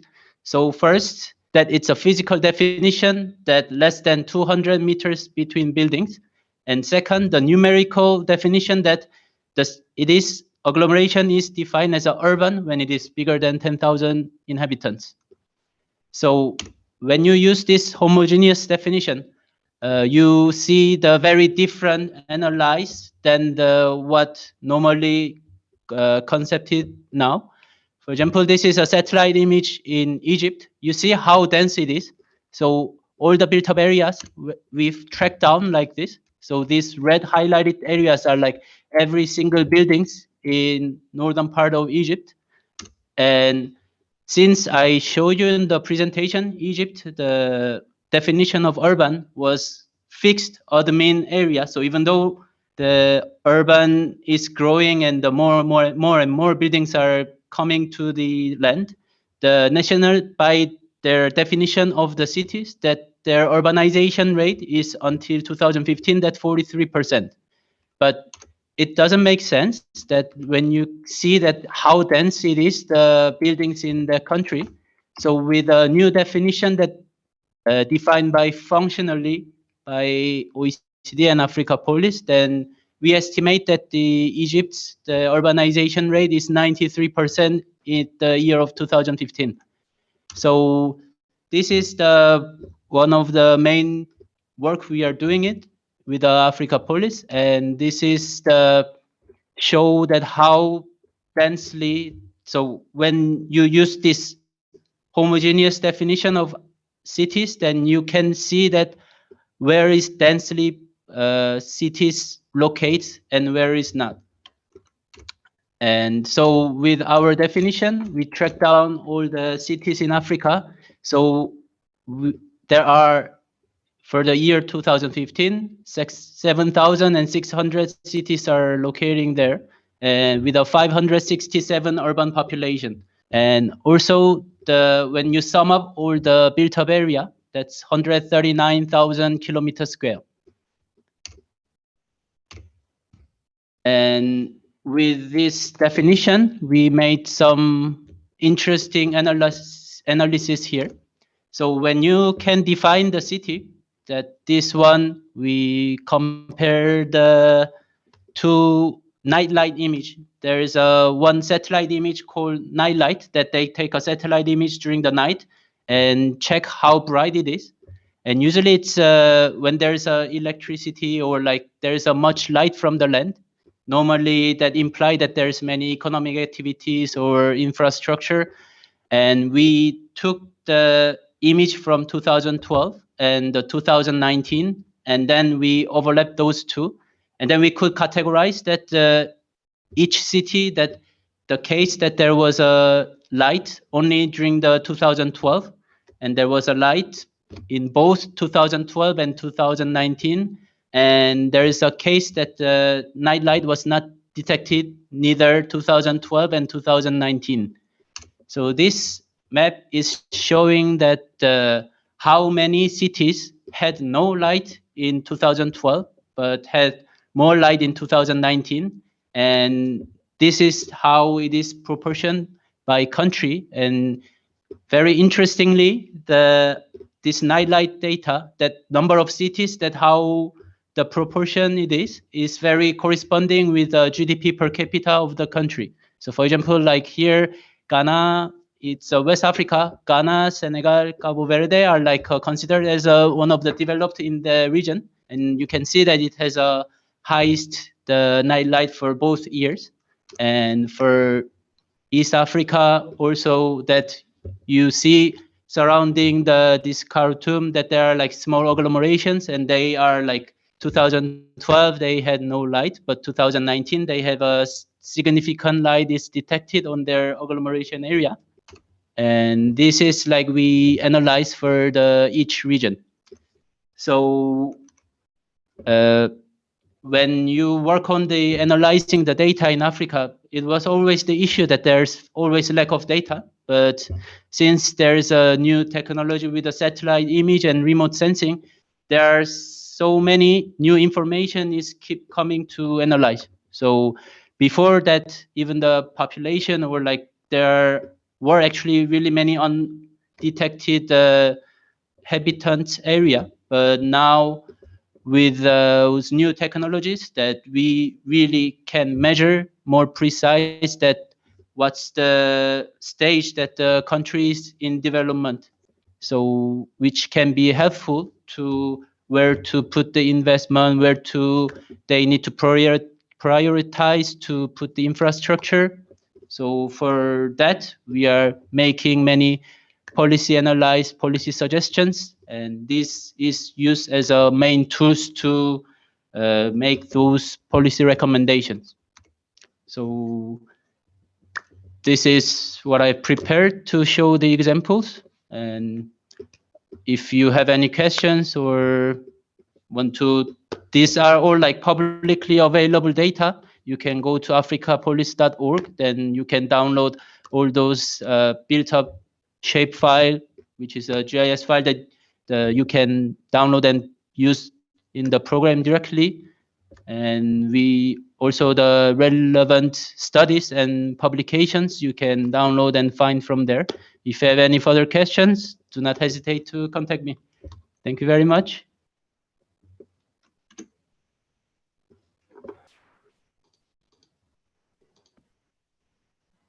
Thank you, Dr. Nhoy.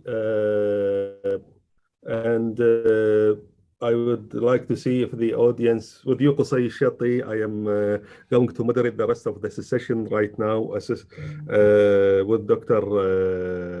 Hanadi. If any of the audience or the attendees has any questions to Dr. Nhoy, thank you for your well-presented presentation and the information you shared with us. Myself, I was at a point involved in remote sensing and GIS, and I enjoyed the presentation and watching these slides and the good work from the OECD and your part. So, any questions or interventions related to the presentation of Dr. Nhoy? Excuse me, Engineer Qusay. Just with respect to the Q&A, because Mr. Qusay is taking over from Engineer Hassan. Engineer Hassan, it's disappeared for unforeseen activity. The protocol of our conference, any Q&A will be sharing through Hoover. Our platform is AI platform, matching all the world together, audience, speakers, connected also with all type of social media, keep all the engagement for all the speakers, all the audience, enjoy whole day. And by the way, all the sessions after the end of the day will be uploading and also in Hoover, who is miss any track, he can back again to Hoover. He will see all the presentation is uploaded live, and also the presentations is there. Thank you so much, and I would prefer to start the second presenter. Thank you so much. Thank you, Thank you Dr. very Hanadi, much. for the clarification. Thank you, Dr. Hanadi, for the clarification. I will pass the floor to my dear colleague in this session, Mr. Nawaf Al-Shayi, who is the General Manager of Gulf Nano Guard Group. Akh Nawaf, welcome, and the floor is yours.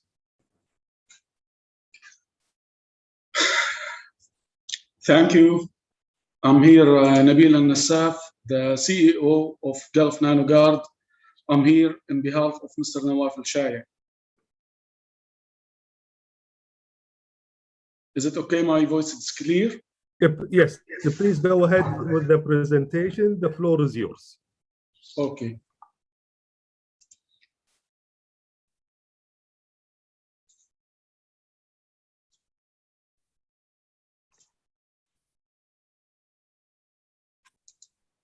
Here's the presentation.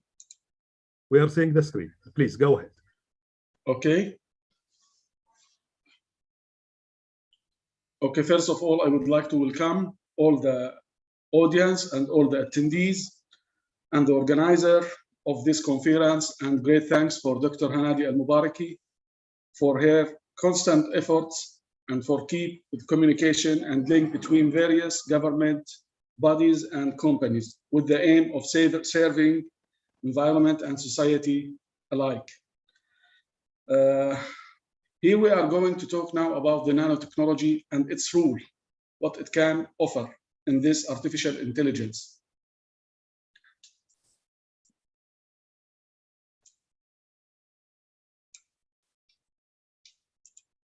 Let's go and say, when we talk about natural intelligence, we talk about the ability of the organism. I mean here by organism, all the creatures, to deal with its surroundings in order to save effort and energy, or protect it from diseases and enemies, or which helps develop and succeed. But when we are talking now about the artificial intelligence, it's the manufacture of the machinery or material. Now let's talk at first about the machinery that is studied and engineered in order to reach a certain idea that has the self-ability to deal with two important things, such as natural intelligence. And so here we have two things, the action and reaction. Hence, if a device, which is the machine, is programmed to work on a particular task, it will react on a direct order, either according to the memory in a particular system, or a direct order from immediate implementation according to certain sensors, which is by voice or by light or whatever. So we talk about the artificial intelligence through the manufacture of a machine or material. And we knew the ability of the machine to deal with the quality of orders and implement them. So how is that for the manufactured material? Let's now move to the material. Is it going to be artificial intelligence? Now, starting with the measurement of this nano scale, we have different kinds of scales, starting from the human being, which is 2 billion nanometers, to the apple, to the ant, now to the micrometer, and then to the nanometer. And when we are talking about the nanometer, we are talking about the technology which is under or below between 1 to 100 nanometers. We need to know at first that there is a strong link between the machine and the material, so that artificial intelligence is reached. Which nanotechnology? The power of small technology. This is the definition of nanotechnology. Nanotechnology is a science based mainly on the simulation and imitation of nature and organism in the industrialized world. And this industrialized world is imitating and matching the same ideas of the nature, reaching the smallest parts and components according to a certain programming and engineering. Today, the manufacture of machines and robots develops to be close to the size of insects, Now, when we are talking now about the robots, now we reach a kind of robots which is the same of the size of the insects. So how we can reach that size without the help of nanotechnology, about inventing these chips. So today, the manufacture of machines and robots develops to be close to the size of insects and even reach the size of the cell and the blood pellets, which is in the science of pharmacy, it means the delivery of the drug to the diseased part by itself. So it is a technique based on the manufacture of material and devices at the nanoscale between 1 to 100 nanometer. And this measure under 100 nanometer in which the physical properties of the material change and acquire new properties that were not known before. Therefore, we need to discover each material again and rewrite the physical and chemical laws of each substance accordingly. Here we mean that the specifications and the characteristics of every material changing in this scale. So we need to rediscover these materials again. And here is one of the examples. We recognize that the steel is one of the strongest materials manufactured in the resistance of tension and pressure in certain properties. And we knew that diamonds from the solidity of valley in their resistance of the scratches. But nanotechnology provides today with fragile graphite, and this graphite which is taken from the pencil, and this graphite which is the fragile and very let's say weak substance, we now, if we reorder these atoms of that graphite, we will reach a kind of material which is stronger than the steel 100 times and solid than steel and diamonds. Let's talk about one of these nano coatings. Why I'm talking now about nano coatings or insulations? Now we have two things, the artificial intelligence and we have the sustainability energy. Now, to serve both of these matters, we need now to find the linkage between them, which is the nano insulators. Let's talk about one of these insulators in our field and what is the material holds intelligence to implement a range of ideas and functions as example. Here is some of these pictures about how we can implement and how we can apply these materials in different ways. But now let's talk about for the solar panels. This is one of the most green technology and the green source of energy. If painted on solar panels, they give it a new practical specifications, like it does a self-cleaning.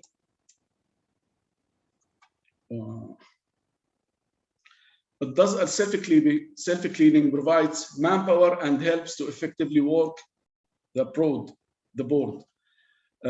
We can see here in the same time that the polymers, if we coat it on the surface, it will catch all the kind of dirt and all the kind of water and slip down. Number two, absorbing and employing radiation to increase the efficiency of the work and the production of panels. So the ultraviolet sometimes became for different places as effective radiation. But now we are going to, with these materials and insulations, to change from problem to solutions. Number three, reduce the heat by 25% to prevent the explosion of the board. And here in both ways, we can apply for the glass and also for the silicon panels. Number four, protection from surface scratches from sandstorm. Here I want to talk about different matters. A difference from one place to another. So in our Arabian Peninsula, we have to deal with the surfaces according to the weather. So we are sometimes forcing a kind of sandstorms which scratches the screens.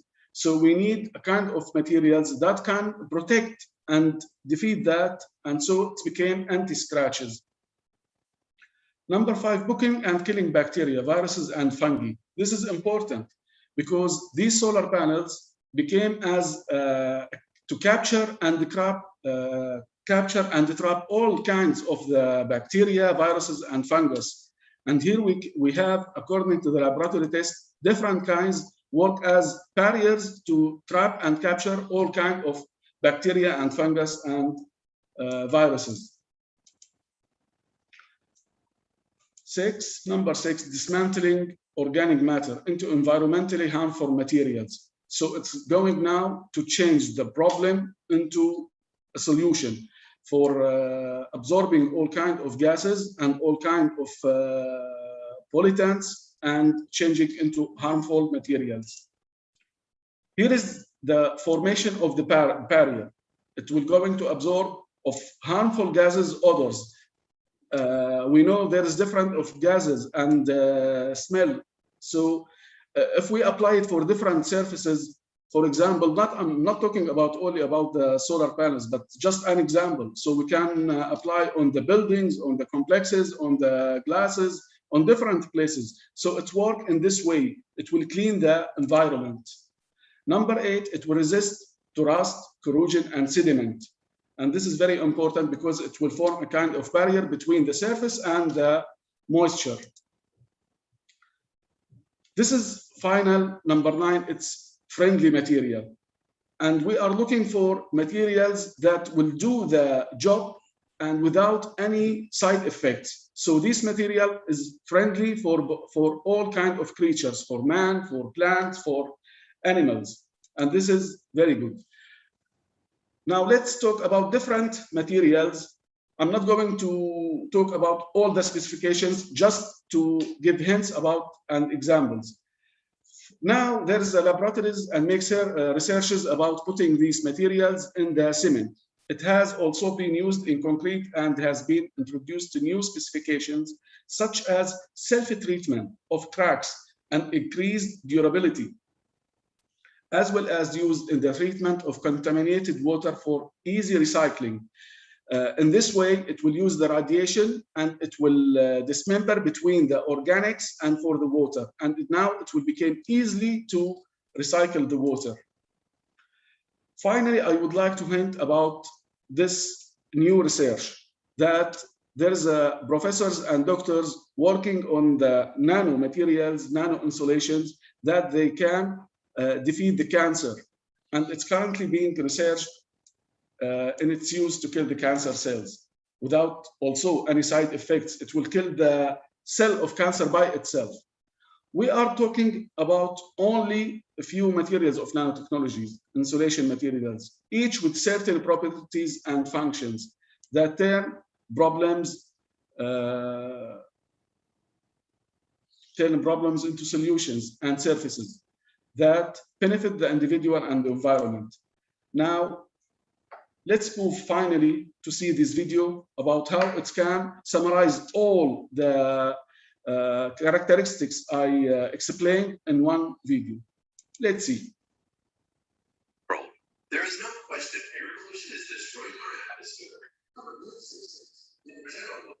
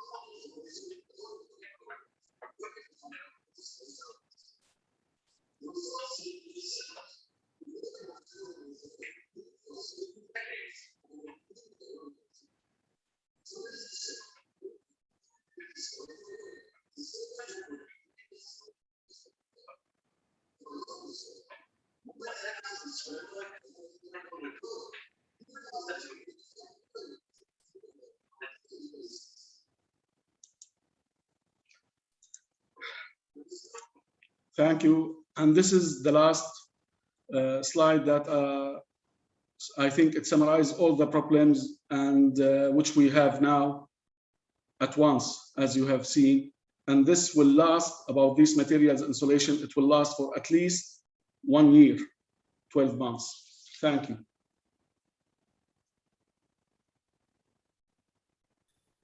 Thank you.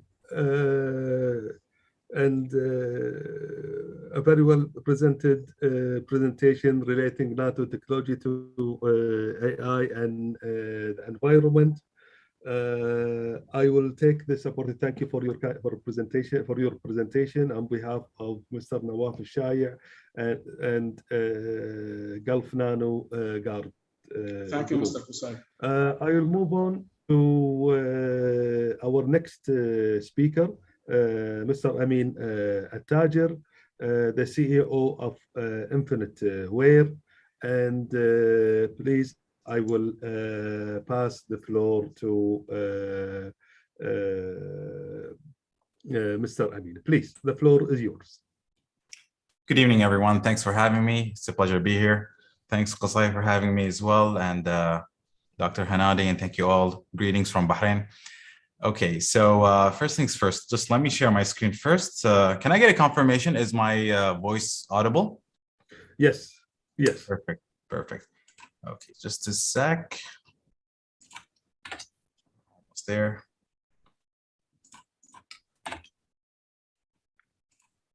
Okay, sweet. Okay, can you guys see my screen as well? Yes. Perfect. Please okay. Go ahead. Fantastic. All right.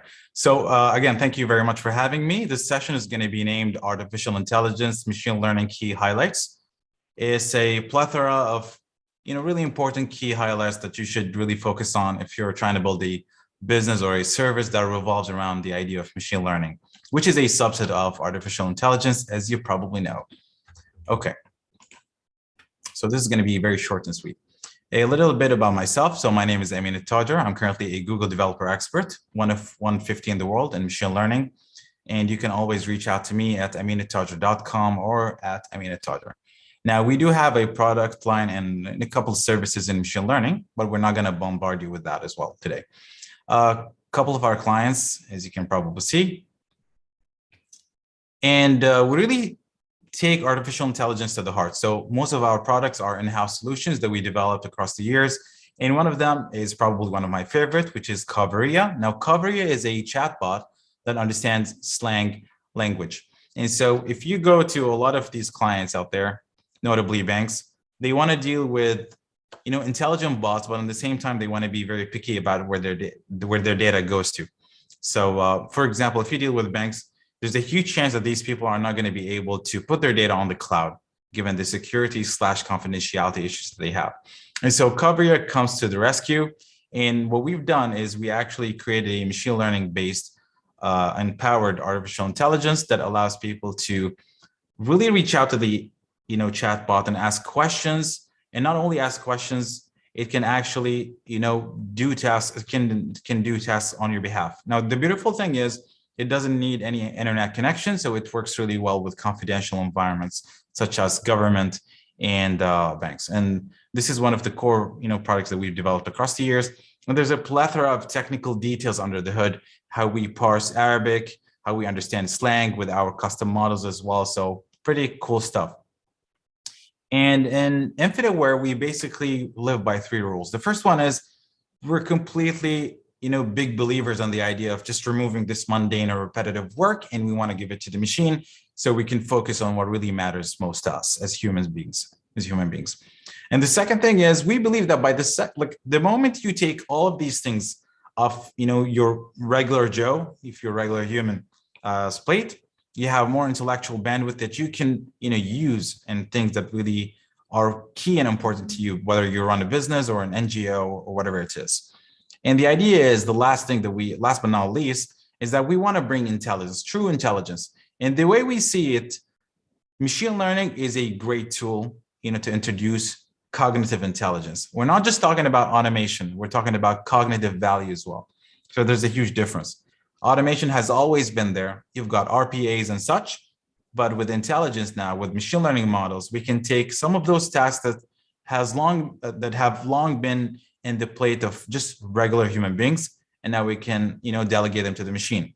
A great example is computer vision. Now, who would have thought that, there would have come a day where humans can really look at things and they can judge better than human beings.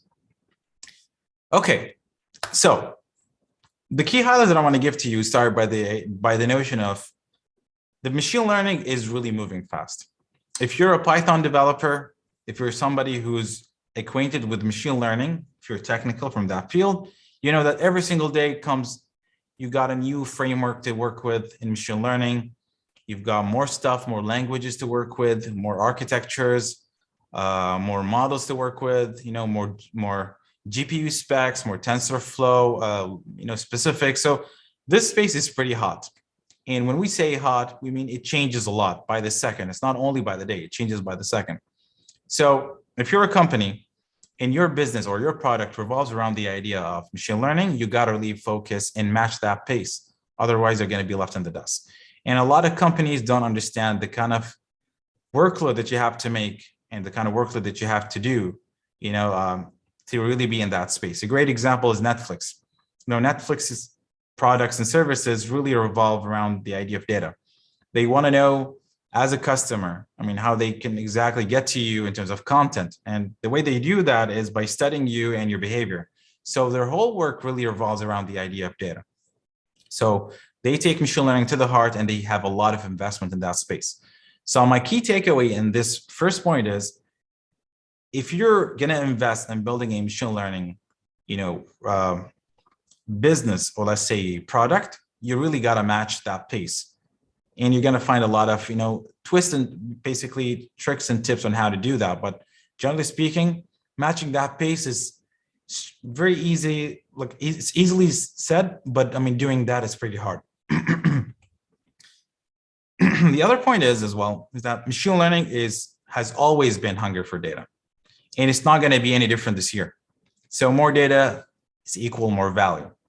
And so in this case, with machine learning, specifically if we're talking about deep learning, which is a subset of machine learning, when you got neural networks and all of these really cool things that we hear about in social media, the takeaway is the more data you have, the more quality data that you've got more value and more accuracy. So I always strive to tell my customers that, if you're intending to build a machine learning business, data is key. And it really, it never strikes me anymore when I go to customers and I find that they have no plan, no roadmap when it comes to handling the data. So this is one of the really important things to understand. The more you can get data, the better. But again, we can't just avoid what's obvious. So the more you get data, by trying to get more data, you're probably going to get into some really, key decisions to make. A great example is, do you have to scrape the web, for example? You got to get data without the consent of the user. And these are questions that must be really resolved before you can, build your, let's say, heritage or your data lake. So few nuggets to think about if you're building a business that revolves around that thing. And the second thing is, you want to handle data with care. And when I say that, data is not just a pure term that we can just throw every now and then. Data has a lot of faces. So, I can just bring people to type in data for me, and that data might not be correct, but I can just use that in a machine learning model that has a huge impact, let's say, on somebody's life. A great example, if I want to build a machine learning model that allows me to choose a candidate for a job. Now, if I want to use that sort of a model, I got to make sure that my data is correct, or at least healthy or clean. And when we say clean, we mean, we don't have any mumbo jumbo in between. So really building a machine learning pipeline really dictates that you have proper data to have. And that means that you have to have the right tools, the right people to also handle that data and clean it up, anything that it has, to just make it ready for consumption in any machine learning workload. So this is one of the really key things that I find a lot of people struggle with. A great example is banks. When you have huge data entry pipelines that have been used in the past, the quality of data really fluctuates from one place to another. So before you can build a machine learning model or you can build a product revolving around data, you got to make sure that you have, clean data. And there's a huge saying that we use in the computer science world, which is garbage in, garbage out. And I really urge you guys to think about that when you're building your model. The third thing that I want to talk about as well is the idea of bias. Now, bias might not have been a huge deal back then, but now bias within data is a pretty big deal, especially that we're using machine learning models all over the place. I mean, every single thing that you have almost is almost powered by machine learning, whether we're talking about portals online, whether about our choices. I'm buying, let's say, a product like a telephone or a mobile or a computer, for example, or even, the kind of food that gets recommended to you by your favorite service. All of these things are powered by machine learning services and models. And so there's a huge responsibility for us as business owners / machine learning engineers, to really take a really good care of the way we consume data. A great example that has happened to Amazon a long time back, where they actually based their face detection models on a data set that only worked with white faces. And so that really gave a lot of headache to the people who had, a dark tone, a dark skin, basically. Gave them a lot of headache in terms of recognition. So this is really a classical problem and a classical case for how bias is really bad. So bias has always been bad and it's still the case. And so investing in a great data set is a pretty important deal. Now, one nugget for you guys. A lot of people believe that machine learning / artificial intelligence is all about cool new code. Well, the reality is the majority of the cognitive workload is not being shifted to humans here for the sake of development or for the sake of programming. The majority of the headache is actually in the hands of data scientists, the people who are working with the data itself. So as a paradigm shift, we're taking most of that work and we're giving it to those people who are dealing with the data. So investing in a data set is really, really, really an important key thing to focus on if you're building your model. And one of the few things that I want to talk about, if you want to get a bit technical, you see there's a huge movement in the technical space, especially in the software and the infrastructure space and the IT, that thing that we call DevOps or development and operations. And if you're a technical guy, you've probably heard about it.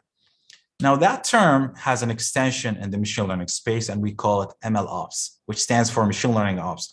And the premise is really, really simple. So the idea is if you have a model that you use in production, imagine you use it in government or use it, let's say, somewhere else in the business, there's a huge chance that you're not just going to deploy that model and just leave it alone. There's a huge chance that you're going to build that model, refine that model along with time, because you're going to have more data, new data, a shift in, let's say, in one of the directions, a trend coming in. And so a tweak in that model goes in a lifecycle sort of model,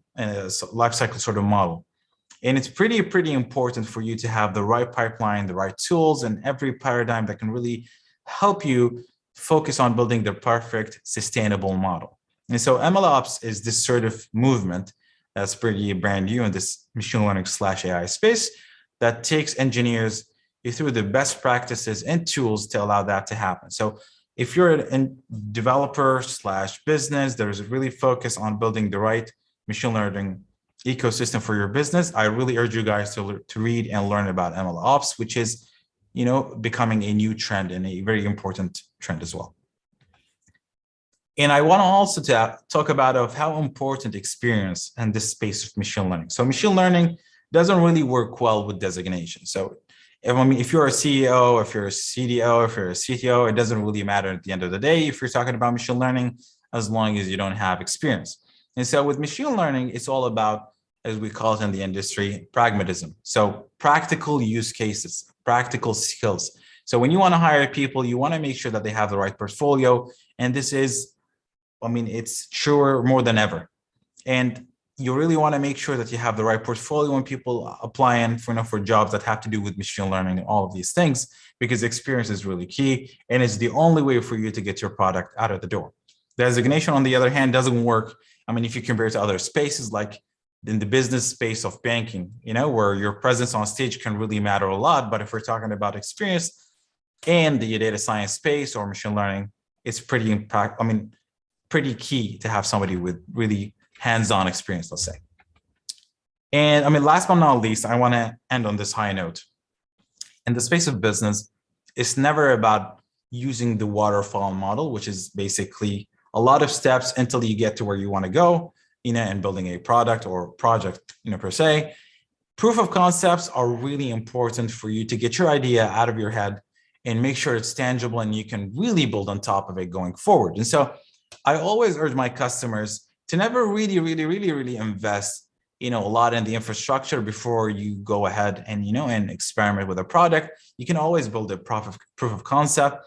And there are a great plethora of tools now there to help you realize that vision. A great example is Google Cloud Platform, GCP. Or for example, you got Microsoft Azure or AWS, Amazon Web Services. Every one of those people is, every one of those services is really a great, basically a great opportunity for you to practice, with the kind of workload that you want to do. And if you have if you get what you wanted in the very beginning, then you can go ahead and invest either by hiring a lot of people or really building your model from scratch. So proof of concepts, pretty important. Always start with them so you can build a business case before you really invest a lot, of your time and money as well. And I always tell my customers before I leave you guys that in the race of business, data can either make or break your business. So always remember that when you're starting a new business, build the right infrastructure for your data, hire the right people from the get-go, because these things are very hard to fix as you go down the line. You actually have a lot of technical debt, as we call it in the industry. You have more stuff to fix as you go ahead. And so starting new, if you have that luxury, it's pretty important to have data and the proper infrastructure to handle it from the get-go. I hope you really enjoyed this, but nonetheless, before I go, I want to just mention, if you guys are interested in machine learning and more AI content, I always have these things coming in on my YouTube channel. Just search for Amin Al-Tajer, either in English or Arabic, and you're going to find a lot of talks that I have in that space. And yeah, this is pretty cool. For the people who are interested, my YouTube channel. And I hope you guys enjoyed it. And I'm not sure how it works for the Q&A. We can probably leave it to the very end, but you can always reach out to me at aminaltajer.com and on Instagram or Twitter at Amin Al-Tajer. Thank you very much for having me. I'll see you soon.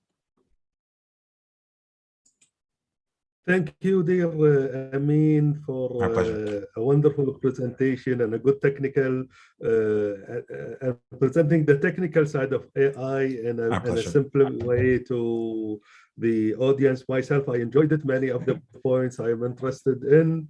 And we are happy to see such a skill in Bahrain and in the Gulf, in this area, and providing its services to all. So all the best to you, dear Amin, and looking forward to hopefully to see the AI business from your side to flourish. And also all the best. Thank you very much. I'll take it from there. Now it's the time for my presentation as a presenter, and I will just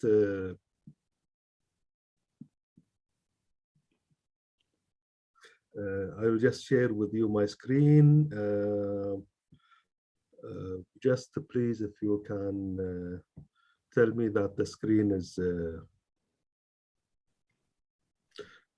Do you see my screen? Yes, go ahead. Good. Engineer. And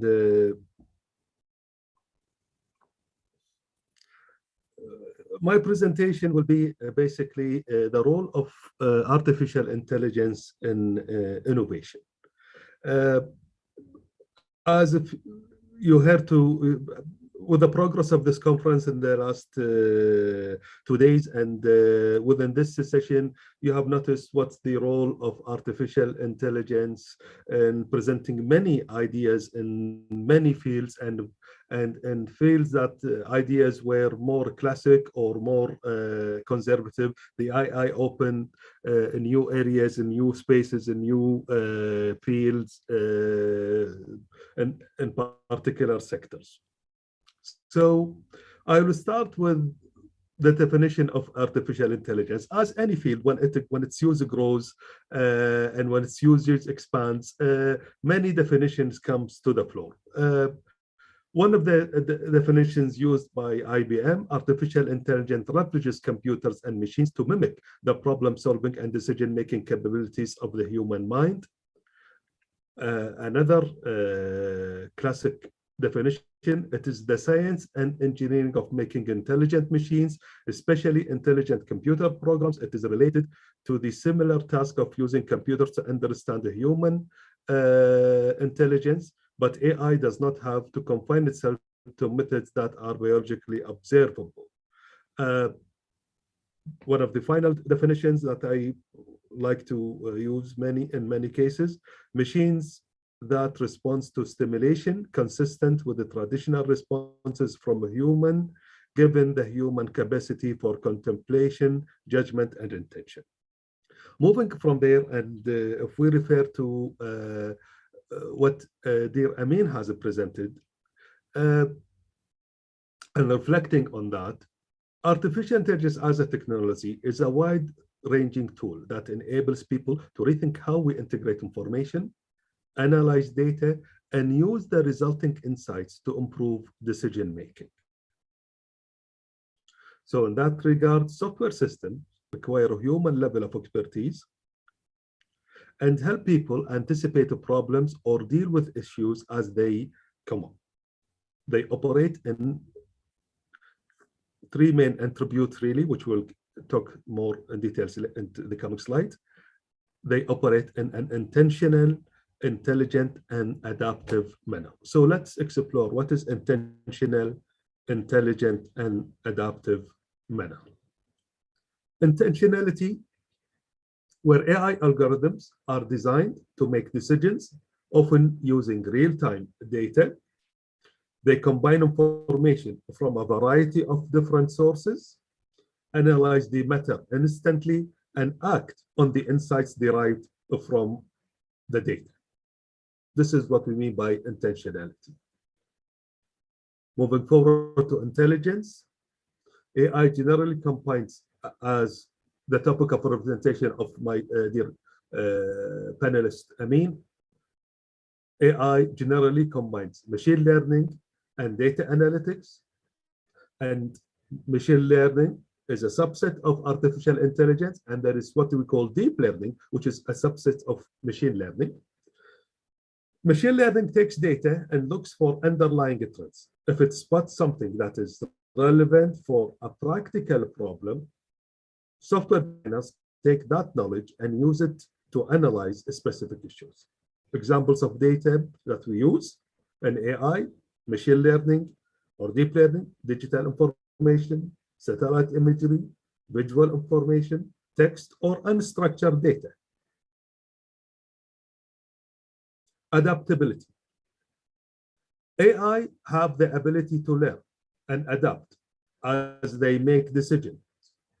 They improve in decision making with time and more.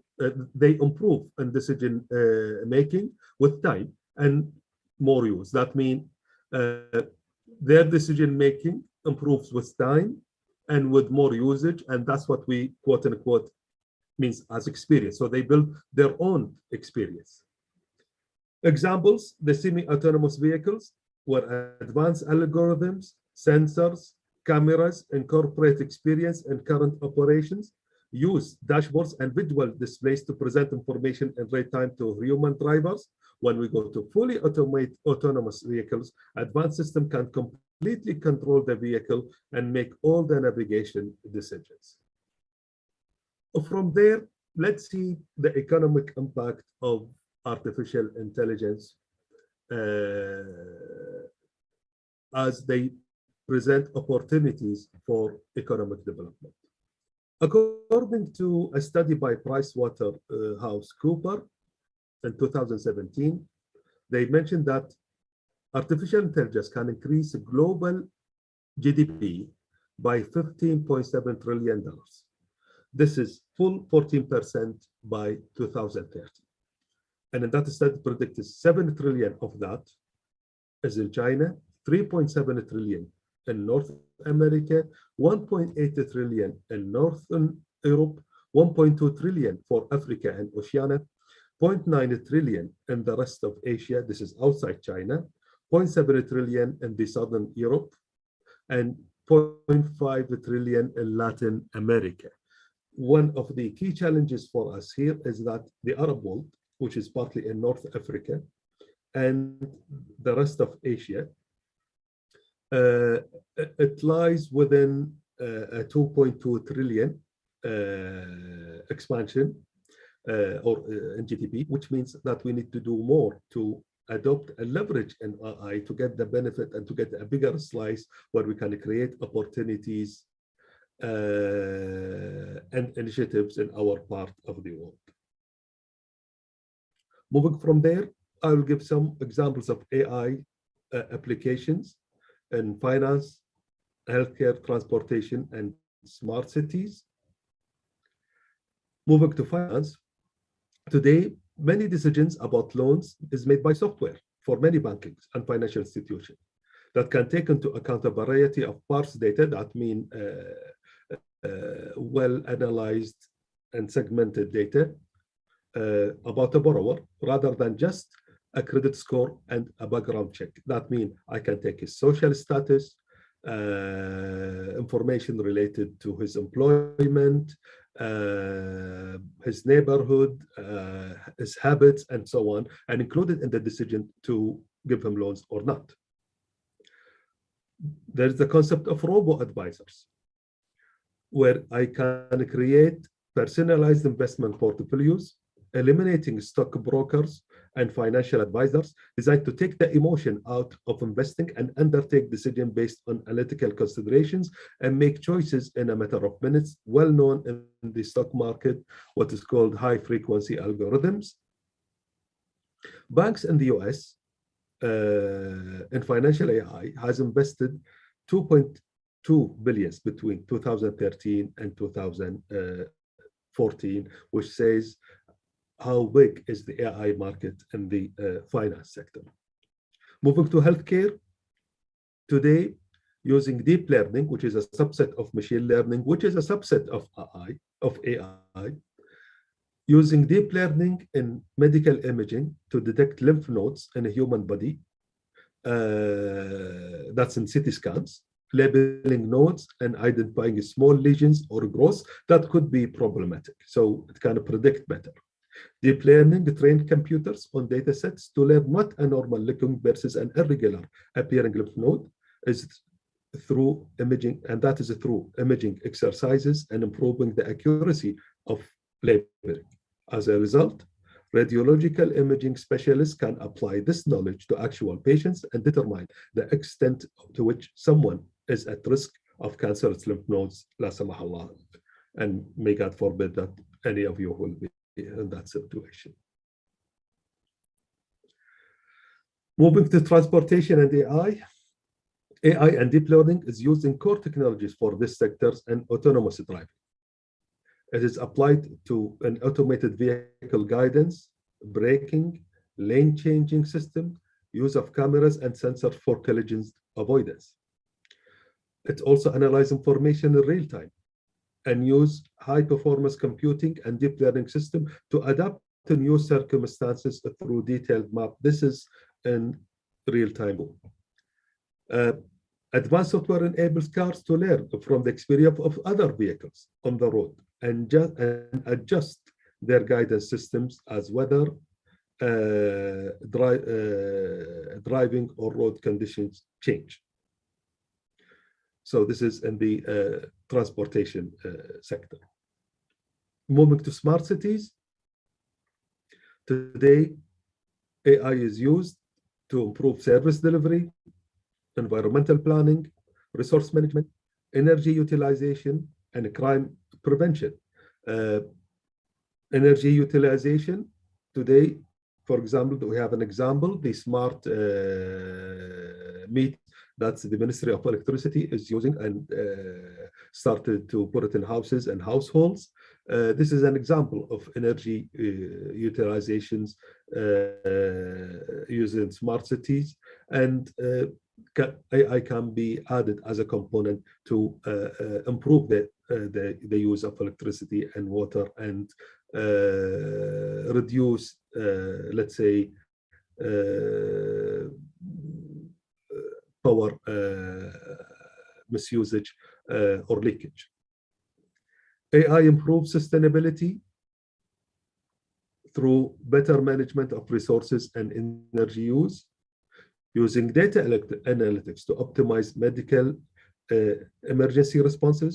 This is an area that is AI also is used. The system recommends to the dispatcher an appropriate response to a medical emergency call, whether a patient can be treated on site or needs to be taken to the hospital by taking into account several factors such as type of call, location, weather, and similar calls.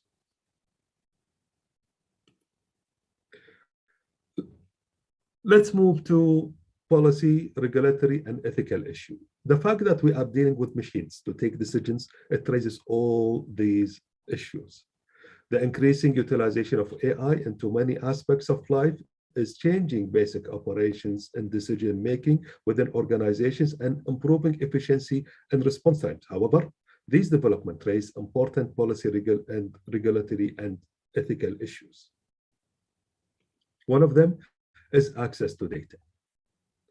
AI depends on data that can be analyzed in real time and used to resolve problems. Accessible data for analysis is a prerequisite for a successful AI development. Without the existence of data to test, try, and build models, we cannot really progress in the field of AI. The key to getting the most of AI is having a data-friendly ecosystem with unified standards and cross-platform sharing. Nations that promote open data sources and data sharing are the ones that most likely to see AI advances. So we need to develop policies and regulatory frameworks that promote and encourage access to data. Biases in data and algorithm, that's a point that my dear colleague Amin has talked about a while ago in his presentation. Ensuring that data is neutral and algorithms are non-discriminatory in behavior. The increased reliance on algorithms for high-stakes decisions, such as whether someone gets insurance or the likelihood to default on a loan, means that this is something that needs to be addressed to ensure equality among all. For example, with data sets, and many companies has noticed that there is a kind of a racial injustice, a race injustice in selection. Someone took neighborhoods, or where is the house located as a decision for admitting their sons into specific schools or not. So non-discriminatory and neutral and biases in data and algorithm is really a challenge that need to be addressed in the future to make equality in data is reflected on the data tested or used. AI ethics and transparency. Algorithms embed ethical consideration and evaluate choices into program decisions. These algorithms raise questions concerning the criteria used in automated decision making. People need to have a better understanding of how algorithms functions and what choices are being made. Since a machine is using an algorithm to make a decision, for example, for a loan, for an insurance policy, from a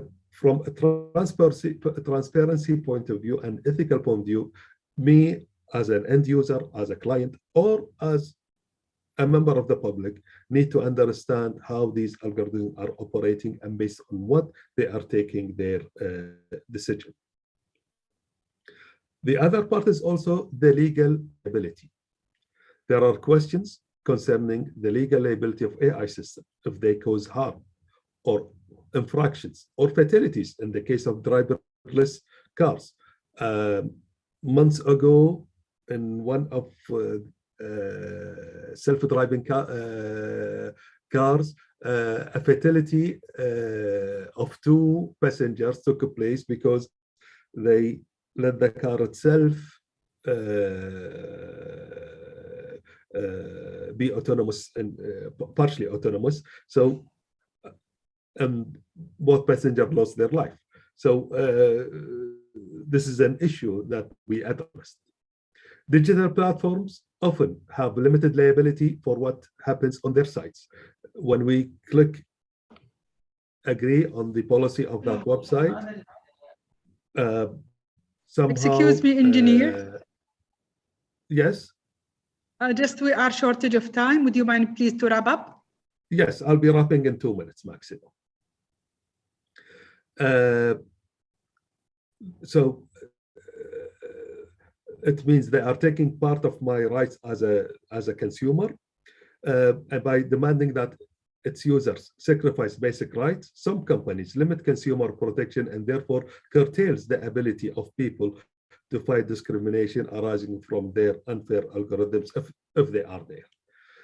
Moving to the last slide, as a recommendation to improve and to have a and to benefit more from AI in our part of the world, we need to encourage greater data access, invest more government funding for AI projects, development and research, promote new models of digital education and AI workforce development so employees have the skills needed in the 21st century economy, create a government AI committee or organization to promote and disseminate AI on nationwide level. This is already in Saudi Arabia, this is already in Emirates and in Egypt.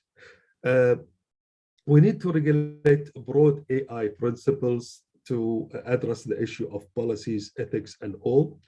Take bias complaints seriously, so AI does not replicate historic injustice or unfairness or discrimination in data or algorithms. Maintain mechanisms for human oversight and control over AI, and penalize malicious AI behavior and promote cybersecurity. I conclude my presentation, therefore, and I'll move the floor to Dr. Hanadi. Thank you, Ustad Qusay. Good evening, all, and I'm really sorry about being late just a few minutes. I really appreciate Dr. Hanadi for her really hard organization for this event internationally and locally. شكرا أستاذ قصي. يعطيك ألف عافية. Thank you. I will hand over the session to Dr. Hanadi for the next topic. Dr. Hanadi, I'm really sorry for the mess that I'm having today. No problem, no problem. It's such a large day conference. Everybody have other contributions. Thank you so much for all the speaker or representative, for the audience to attending and joining and participating in our conference. And we will make a handover for Professor Beverly Anderson to chairing the keynote speaker Horizon 1. Welcome, Professor Anderson, to chairing the keynote speaker Horizon 1. Well, it is a pleasure to chair this session. I am so impressed with the 3 speakers that are going to be in this session. But I will apologize to them ahead of time. I will keep their introduction short. Since we're short on time, I don't want to take any time away from them. Exactly. Everything Professor Anderson's is available in Hoover platform. It's an AI platform. We make applications of AI by using Hoover platform as an AI, matching all the world speaker with audience, with social media, with all technology used by other end-to-end to get benefit from each other and bridging and making a good connections and networking. Go ahead, just introduce their name and title And the rest of bio, it's available in Hoover. Thank you so much, Professor Anderson. Yes, well, our first speaker is Dr. Malcolm Perry, and his topic is really fantastic. He has started the Research Center at Surrey, and I'm so pleased to have him, and I would like to turn that over to him now. Where are you?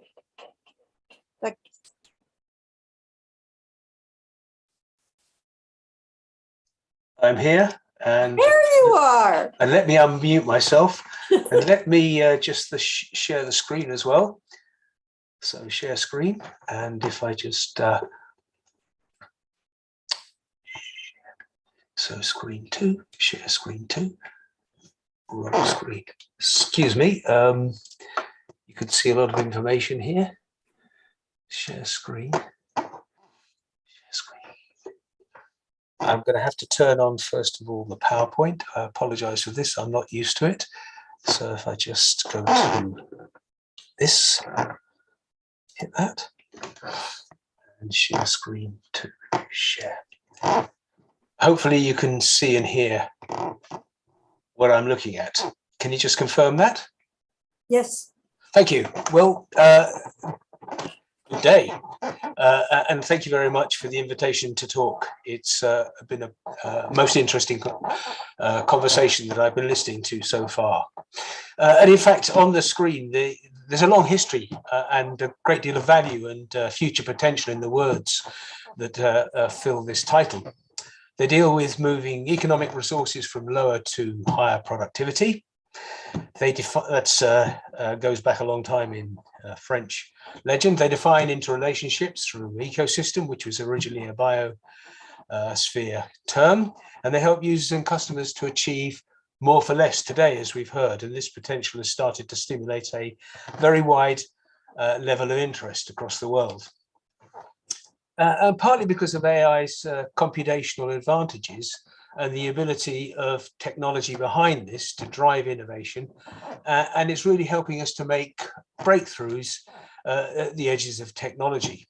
And all of these factors have prompted the academic community at first, and then governments and aid agencies as well. Many aid agencies are interested in this technology, and the broader business community, including entrepreneurs, to take an increasing level of interest in the relationship across the ecosystem. In fact, more than 50 countries have now published AI strategies, with some more interested in the theoretical aspects of tech, while others focus on implementation and benefits. So certainly in America, there's a great deal of interest in the technology, and in other countries, the benefits and how they can be used, which incidentally is the primary concern of the report on the AI in sub-Saharan Africa. That's where they really see an interest. And in fact, how to use AI in their societies. But in broad terms, they all cover the skills necessary for both knowledge, discovery and transfer, funding and infrastructure, and potential markets and opportunities that deal with the public and private utilization of data. And in talking to colleagues in the sector, we have an AI institute at the University of Surrey. It's evident that the IP, intellectual property, rests in the data, because much of the analytics is already possible using readily available open source systems. So there's a huge amount of effort going into ways of creating proprietary data. And many people are interested in that. And of course, there's always the thorny question of ethics, inclusion and standards that sit behind this. And so turning to the talent, which is the first component. If you look at job boards today, it's clear that high-level talent is in short supply. As a response across all countries, and at an international level, there are a number of initiatives and investments to try to overcome this challenge. And in China, for example, reports indicate there's state-led venture funding to support the development of AI in education. at many levels, right down secondary level. In the UK, the National Statistics Office is now training young school leavers to become data scientists, to analyze some of its data sets and build access to these as test beds. So it's a kind of apprenticeship. And at the heart of this is, of course, the data. And there are programs that are involving joint appointments that connect universities to institutes such as the Alan Turing Institute in the UK, which is a significant number of international links. I'm sure we have some into the Gulf community as well. And there are now initiatives in universities working with the private sector to introduce AI specific courses. And in fact, at Imperial College, you can sign up now for a privately run course in the university structure on this topic. And if you dig more deeply at my own university, we have a number of new academic posts that link our AI Institute to other research specialisms in technologies such as satellite technology, tourism, and computer games, because it's very important to build a socio-technical connection to the Institute's research and linking that with our research park and our incubator and accelerator at Surrey. And other connections include universities' AI research groups to develop to develop proprietary data sets and guide commercial decisions.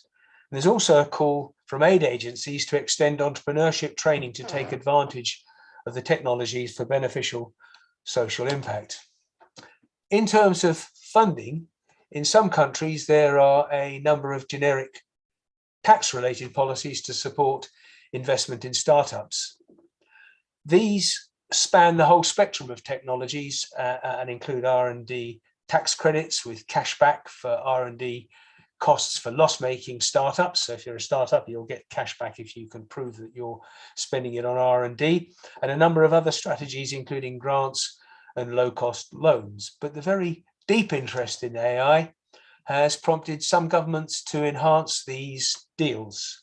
This includes co-investing with venture capital in AI companies to help to fund high-cost R&D.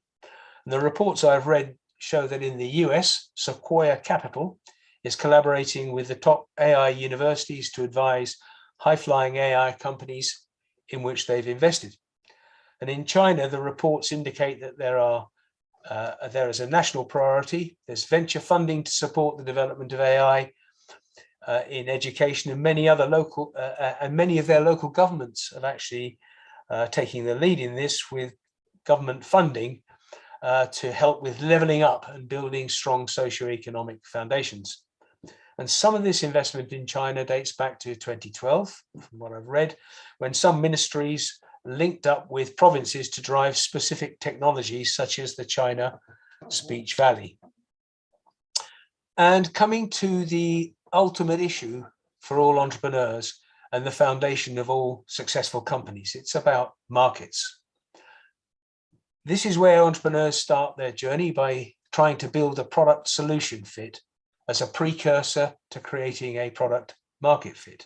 I'm sure you're familiar with these terms through strategizer ideas, but we do use them very commonly in our research park. And anyway, after 40 years in the business, my experience is that most entrepreneurs think up their ideas from close networks with fellow citizens, work colleagues, or previous commercial experience that stimulates entrepreneurial thinking and action, so are based on market pull. Although some do become developed where a business is created around a new technology. The scale of these potential markets are vast. And as you can already know, you can see that in the list here.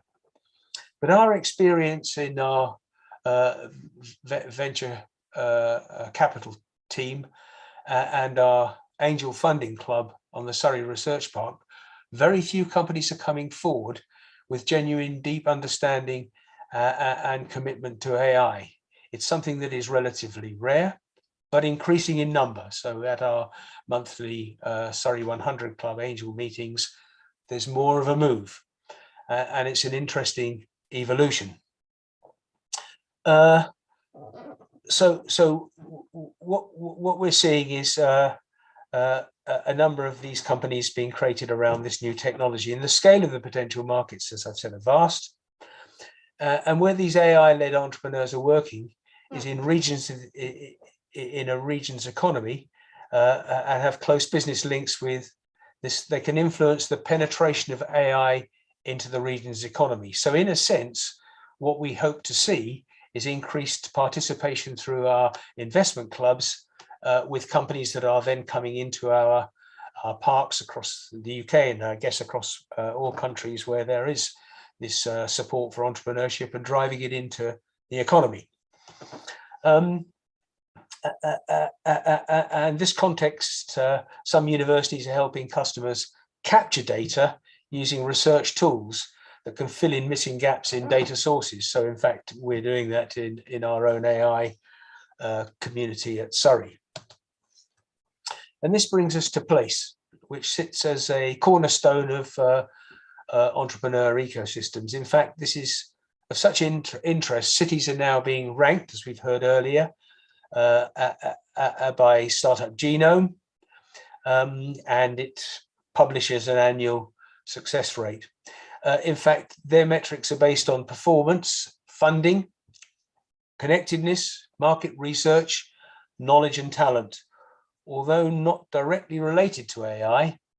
But reading their reports, their methods could equally apply to an individual technology if the data is there. Performance is about exits and startup valuations by assessing ratios of Series A to B and Series A to C funding rounds. That shows the projection of growth of companies. Funding measures include exit rates, ratios to years of investing. So the shorter the period of investment, the higher the ranking. To exit, from investment to exit, and the number of new investors that are coming forward, and for entrepreneurs, the ease of securing successive funding rounds. So all of these are lessons to be learned in discussing the environments. Market reach is included in the ratio of locally based to international earned GDP, as well as IP related data. Connectedness measures the number of startups running networking events between them. And for life science, it counts the number of accelerators and incubators, research grants that serve the sector, and R&D anchors such as hospitals and corporate R&D labs in a location. And talent covers experience of staff in simple languages and programming. So it's language, spoken language, and some aspects of the ranking of universities in the city that are being measured, and employee salaries. And it includes knowledge based on the H index for publication and citation rates of academic papers from R&D centres in the catchment area.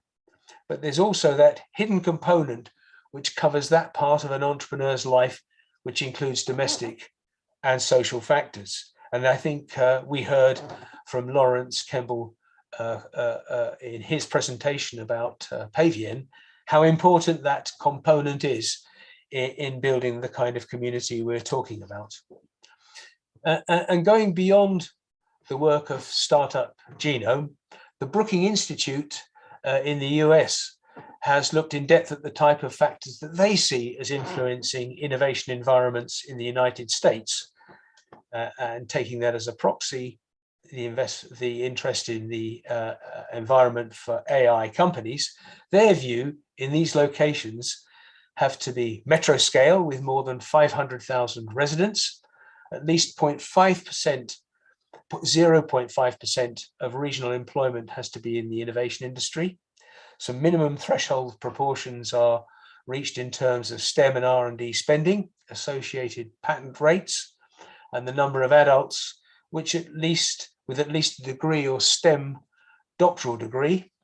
However, these suggestions were only proposed in 2019 and remain untried. And I guess that's something that AI might be able to unravel if they could get the data. But this sounds realistic when seen in the context of what has happened in the south of England as an example, and Silicon Valley, but I know more about the south of England, that combines Oxford, Cambridge, London, many corporates and public R&D centres, all within socially acceptable drive times or connectivity using public transport and networking capabilities. So what I've tried to do is to give an indication of what I see as the kind of environments that are emerging from a practitioner sitting with 40 years of experience in running a science park and working in a university and across the science park movement in the UK and Europe. So thank you very much for the opportunity to speak. It's been fascinating preparing the presentation and an education process for me that's added to what I've been doing. So thank you very much, Professor, and for the organisers. And thank you for being on time. I appreciate that. Since we started a bit early, I mean, a bit late, I was a little concerned, but I appreciate it. Fascinating, fascinating. I'd love to talk to you sometime about this. Our next speaker is Paul Sheedy, and he's going to be talking about the impact of COVID on the commercial real estate sector. And it's a fascinating presentation. I listened to one of his earlier ones that he gave to Smart City, and I'm sure we will all enjoy it. So I'll turn it over to you now. That's great. Listen, I appreciate this, and thank you to your organisers for today as well. It's been a fascinating couple of days listening to the various aspects of what they've taken forward. I've actually just rushed home. So talking about COVID, I just rushed home because my son's been sent home but potentially got COVID because all the kids got COVID. So managed to get just to sit here and get my so there we go. We'll crack on. So I'm taking into account some of the aspects of COVID. Also, really the bigger focus I have today is really talking to you all about COP26, hitting net zero, and ESG. I think it's so important now. Look, COP in many cases was a great success. I work around the world. I've got, in Vietnam, South Korea. We did our first buildings in the US very recently. And COP was a great success for some countries who really took this seriously, like Vietnam, a quite poor country, but really got a great vision of where it's going to go in the future. And I was really disappointed with where India went. I felt it was a massive cop-out. 2070 setting that's what let me not get too political today. I'll go through and show you what we're going to do to at least have a pretty big substantial impact on net zero and how commercial companies are going to look at the way they run the buildings and go forward from there. So I don't need to tell any of you, it's been quite a incredible 20 months or so now since COVID hit and then spread like wildfire and threw our worlds upside down. And I can assure you, my own business, being in a business that works on the occupancy of buildings, wasn't the greatest show on earth for a while until we remastered and redeveloped and brought lots of place. So fun that we're seeing, and as I say, my advantage is really we work around the world. So I have offices in China, and we've done, as I mentioned, the first buildings in the US and pretty much everywhere else as well. So what's happened is we've seen a change not only in how buildings are being used, but also the mentality of especially millennials who don't see why they should come to the office. Now, I think some of us have grey hairs on this call here, and I think if we look back, our early memories, our early progress of our careers was probably working around bosses and working with people and interacting. And I think maybe they're missing that. I think it's got a much bigger impact on your long-term development than maybe they see right now. But we see this change, and we see, for example, my area of London, which is particularly high-rise sector, which I heard in a report last week had 8.4% occupancy rates, which is just shocking. London as a whole has got about 20% occupancy rates, but we know New York again has got horrendous issues there. Back in China, where we're based in Hangzhou, everybody's back in the office and have been for a very long time. So we don't look at the world as being, one statistic. We look at it, it's changing, and I think we'll see a lot of change going forward. The issue is you as a commercial organization or building owner really hasn't got a clue what's actually going to happen next week, next month, or next year. And therefore, we're going to help with how we go forward. So it's really no longer a luxury to have the occupancy data on what's happening in your building. You actually really need to know now what is happening today, week. And we know that the commercial real estate sector globally is wasting a minimum of 30% of its power. And that's between gas and electricity. We have breakdowns, which I'll show you later on in this presentation. The sector has anything between 40 and 68% empty buildings. In fact, a lot more, as I just mentioned, in Canary Wharf, which is one of those areas which really has focused on bringing people back safely, and yet it's a mentality change which has happened. Major corporates not taking that risk. But we've also seen an increase in the cost of running a business, quite frankly, because of the impact of COVID. Now, look, I don't sit here today telling you I'm going to solve all the world's problems, no matter how much I'd love to tell you that, and I probably Guinness one night. What we're here today is these are the big issues that have been raised by the UN.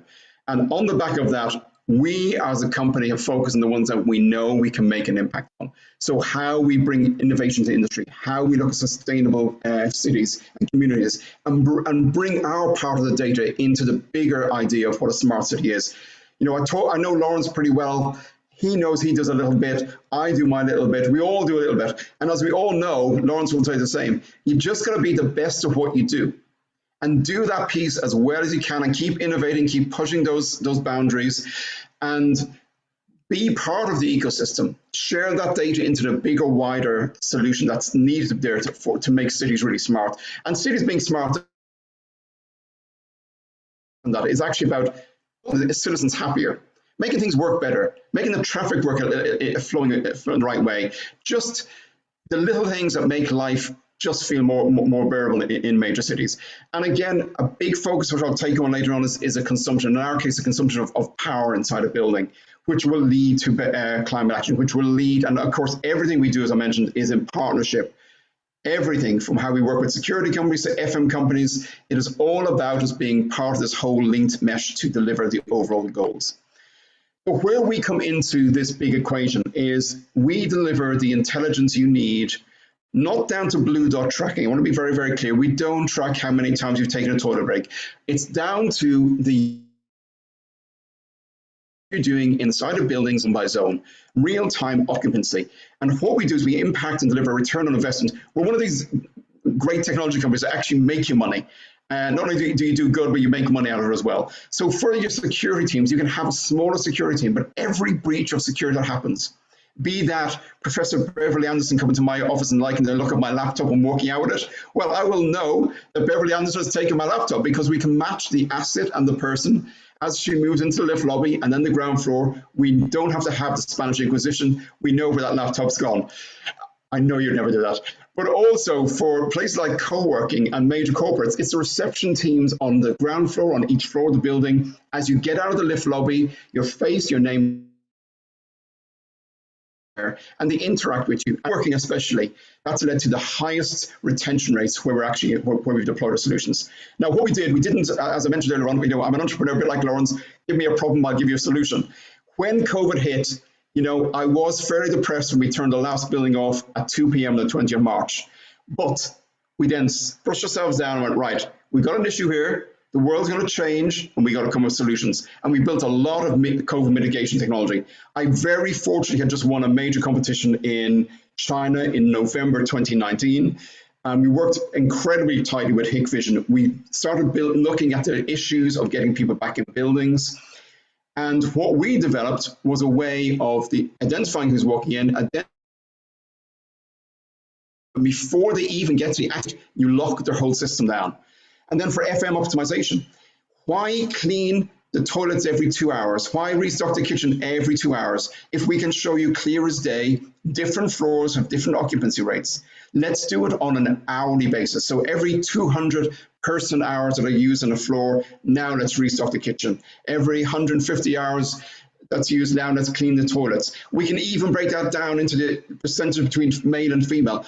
Let's start using intelligence so the FDM teams know what to do, where to go, and why.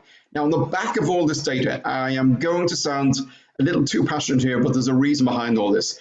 We use the data for the evacuation of high-rise buildings. And we have, in the case, 420 firemen die in the Twin Towers. We won't have 67 people die in Grenfell 4 years ago now. We won't have these issues that have happened, we've seen in Dubai and elsewhere.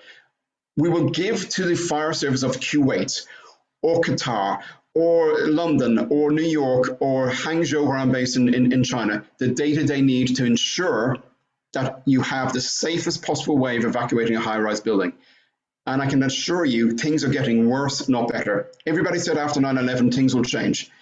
I can guarantee you, nothing changed after 9/11. So how do we do all this? You'll be glad to know, for once, we're not going to ask you to download an app, turn on blue, have your Wi-Fi, don't turn your phone off all day long. We have developed this, and in fact, I want to say, although I have never spoken to Professor Parry before, I actually did my very first initial fact-finding report with the University of Surrey. So the report I did on where we should be heading with this was actually from the University of Surrey. So I do hope we can connect in the future again, because we do want to talk about some satellite technology. So what we do, we put our sensors in the lift lobbies of each floor of a building. We embed inside your access card, and your access card stays exactly, the access system stays as it was. We embed our UHF long-range chip and antenna that allows us to see that card as you walk out of the 39th floor in my building. We see who's been detected. Immediately, the data needed for whoever needs to know that is that data is amazing reporting tools that really give you what you need to know where and when. And then the important thing is the tools to act immediately. Fire alarm, let's kick off to the building management fire service. Breach of security, let's tell the security teams. Someone's walked onto a floor, let's tell the receptionist who's there. Immediate communication protocols across any mobile device that there is. Now, our solutions go from not just a carded solution, but also to people counting systems, which means you count both the members or the employees and visitors, but also the ID checks that I mentioned to you before. So we have the temperature controls as well as anything else. And this is working on detecting somebody with a full face mask on, which of course face recognition will never do, and having the thermal camera at the same point to know Beverly Anderson's walked in, she hasn't got a temperature, access control is fine. David Gill's walked in, he's hot. Let's go in and close his access control card down so when he touches it, it won't work. He gets a message stating that he's been asked to leave the building because he has a raised temperature. Security and the HR team are immediately notified of the same situation. And boom, you work out where was David Gill the last 2 or 3 days, who else were on those floors, and you just narrow down who you need to inform on this. So here is an evacuation of Manchester University. This is sped up, but basically at the point an alarm goes off, we know exactly how many people on each floor of that building. And important of them have got a mobility issue. So you may have, in my case, my chairman, who's the most wonderful man, but he's 72 and he's not going to be chasing down 39 flights of stairs like Usain Bolt. It's going to be an issue. But we know who's got mobility issues. The firefighters on the way to the building know what the situation is, and they can see the speed and they can see what's happening as it evacuates, where there is issues, where people are not moving, who they are. And again, to really bring this forward, this is where we now move into the AI techniques that are needed to deliver a really smart building. So at that point, when the alarm goes off, the fire brigade in London and Limehouse, where we are in Canary Wharf, will be told there is an alarm gone off in 1 Canada Square. It's 48 stories high. It's got 4 stairs.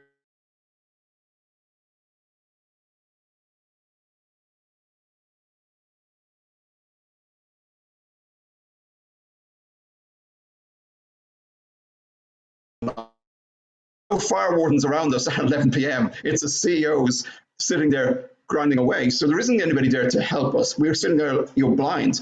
They know exactly who is where. Now, where the AI techniques come in is through machine learning, through evacuation after evacuation and different types of buildings and different scenarios.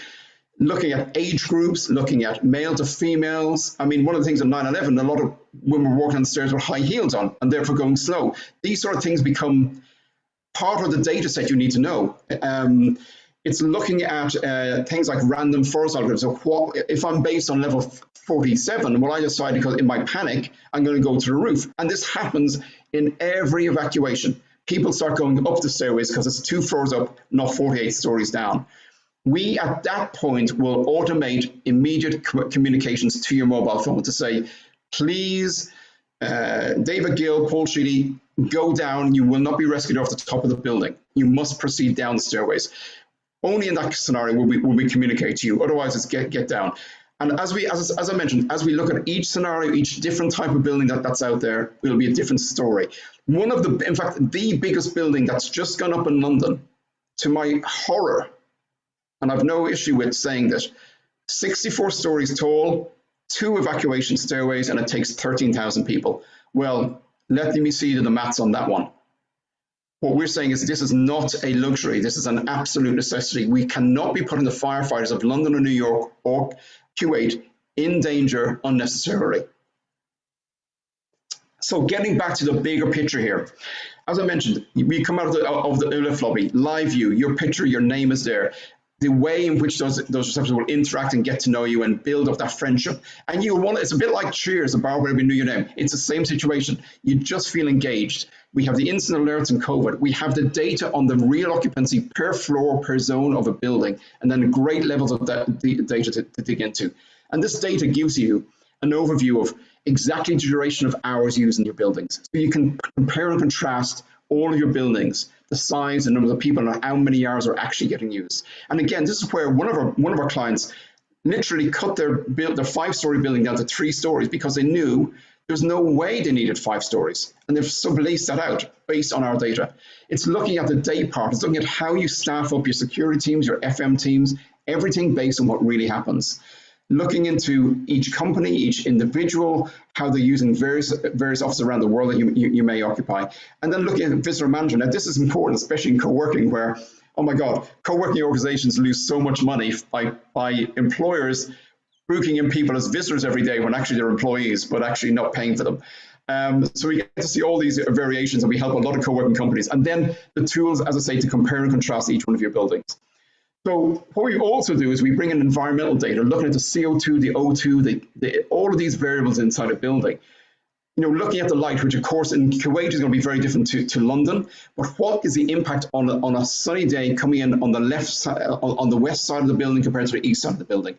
Looking at humidity levels inside the building, looking at the CO2 levels, how they rise and fall based on your occupancy levels, and the temperature as well. And what we build in is in the BMS systems, the variables there. What should the variable be? Now, based on that, what we're looking at is the uniqueness is looking at what is my occupancy level in my building. Now, this is 2 floors of the same building in London. On the left-hand side, you'll see that basically a maximum peak in mid-morning, mid-afternoon of about 50 people. On the floor, 2 floors above that, it's about 150 people, about 125 people peaking. Now, if I want to use this as my average to run my air conditioning to lower my costs, this is the wrong data. It's great data, but it's the wrong data, because what you're actually looking at is what happens 7 days a week. And as you see, for whatever reason, and I can't quite understand this mentality, Monday and Friday is a day off in the UK now. This is consistent across every building we see. Mondays and Fridays, about half the number of people come to work, so it's about average. And then Tuesday, Wednesday, and Thursdays, you have much higher occupancy rates. So if I decided to go and use my average to run my building, what you'll see very clearly is on a Tuesday on floor 2, in fact, I got a peak of about 100 people in, and yet I'm only counting it for a maximum of 48. On the floor, 2 floors above that, I got nearly 250 people in on a Thursday, and yet I'm only catering for 120. So you can look at your FM teams, have half the number of FM teams, have half the number of receptionists, turn your air conditioning down to those rates. Now, what we'll be looking at is, if you look at the left-hand side here, at what point, if I've got an office for 400 people, are those last 10 people who are taking up 2 or 3 hours of my HVAC really going to get impacted by me turning it off early? And this is where we can really manipulate right down to minutes, where we save you the cost of running your systems. So to give you a bit of background, we already have clients like Deloitte. So all of Deloitte's staff in the UK, all 25,000 have what we built for them a triple technology card. And we built for them a great other, which is now a COVID mitigation technology called virtual doors, where instead of having a security door, you walk freely through the building, but our sensors know you've walked up the stairs from 6 to 7, and we plunge it into a security system as if it was an actual real touch against the door. So these are sort of clients we have in co-working, in Grosvenor, and the rest. So the value proposition really is, it's data-driven, it's real-time data, and it's going to get you to hit your net zero targeting. You'll see where your cost reductions are. So look, thank you for this. I ran the data on Canary Wharf Group, for example, last week, because I just released a sustainability report. And in year 1, it's a complete ROI within about 6 months if we only save them 10%. Now we're looking at 30% savings on this system, in which case we get them to an ROI in about 68 days. And in year 2, running the whole system, they've got an ROI each year in 40 days, and they'll save 1.8 million in just power in that building on what we deliver to them. So look, thank you. I do plead with you. The world has to change, and it has to change now, not tomorrow. And Kuwait has got a fantastic city with a lot of high-rise buildings. And I know because in the summer, people are leaving by about 2:30, there is going to be a massive amount of HVAC, especially wasted, energy wasted on that. If you just make a small change, just put that piece of technology in the access card, you'll have the data to know what to do and absolutely nail down your net zero targeting and deliver that data for your ESG reporting, your environmental, social governance. This is real data that you can stand up behind. And I'm going to have to interrupt you. Pleasure. I'm right there finished. I don't want to take time away from Professor Gill. For his, that was a fascinating presentation, Paul. I think I came up with a new term. It's called an automated building, is what it really is. Exactly. Not just a smart one, it's a really automated building. And next we have David Gill will be speaking on the incubation, the evolution of the Cambridge ecosystem. And I will turn it over to him. I don't want to take any more of his time. Well, Professor Anderson, thank you very much. I hope you can hear me and you can see my screen. Yes. That's great. Well, thank you. And I hope that in the next quarter of an hour or so, a lot of what I shall be saying will be complementing the history of the Surrey Science Park that Malcolm gave, not least because Malcolm's already given some insight into the extent to which the part of England in which we both have lived and worked for quite a while is in some ways a bit like one very large science park. And some of the issues that Paul was talking about how we all change our working practices, particularly post-COVID, but COVID was really an accelerator, it wasn't the cause, how they are changing what goes on in Cambridge today.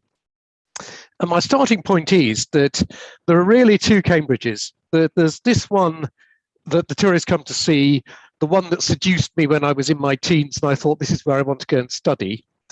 And it's still there, it's still ancient and medieval and calm and generally magic. But the Cambridge of innovation is this Cambridge. This Cambridge has only been around since the 1970s. This is the Cambridge Science Park, the first one in the United Kingdom. I'll talk in a moment about how it came to be, but it was almost an accident. And it's not at all the rural backwater that the university city looks to be. Just over the road from the science park itself is the Innovation Park. This is the part of Cambridge for which I'm responsible. This building in the middle is where my office is and from where I'm speaking to you now. We were built in 1987.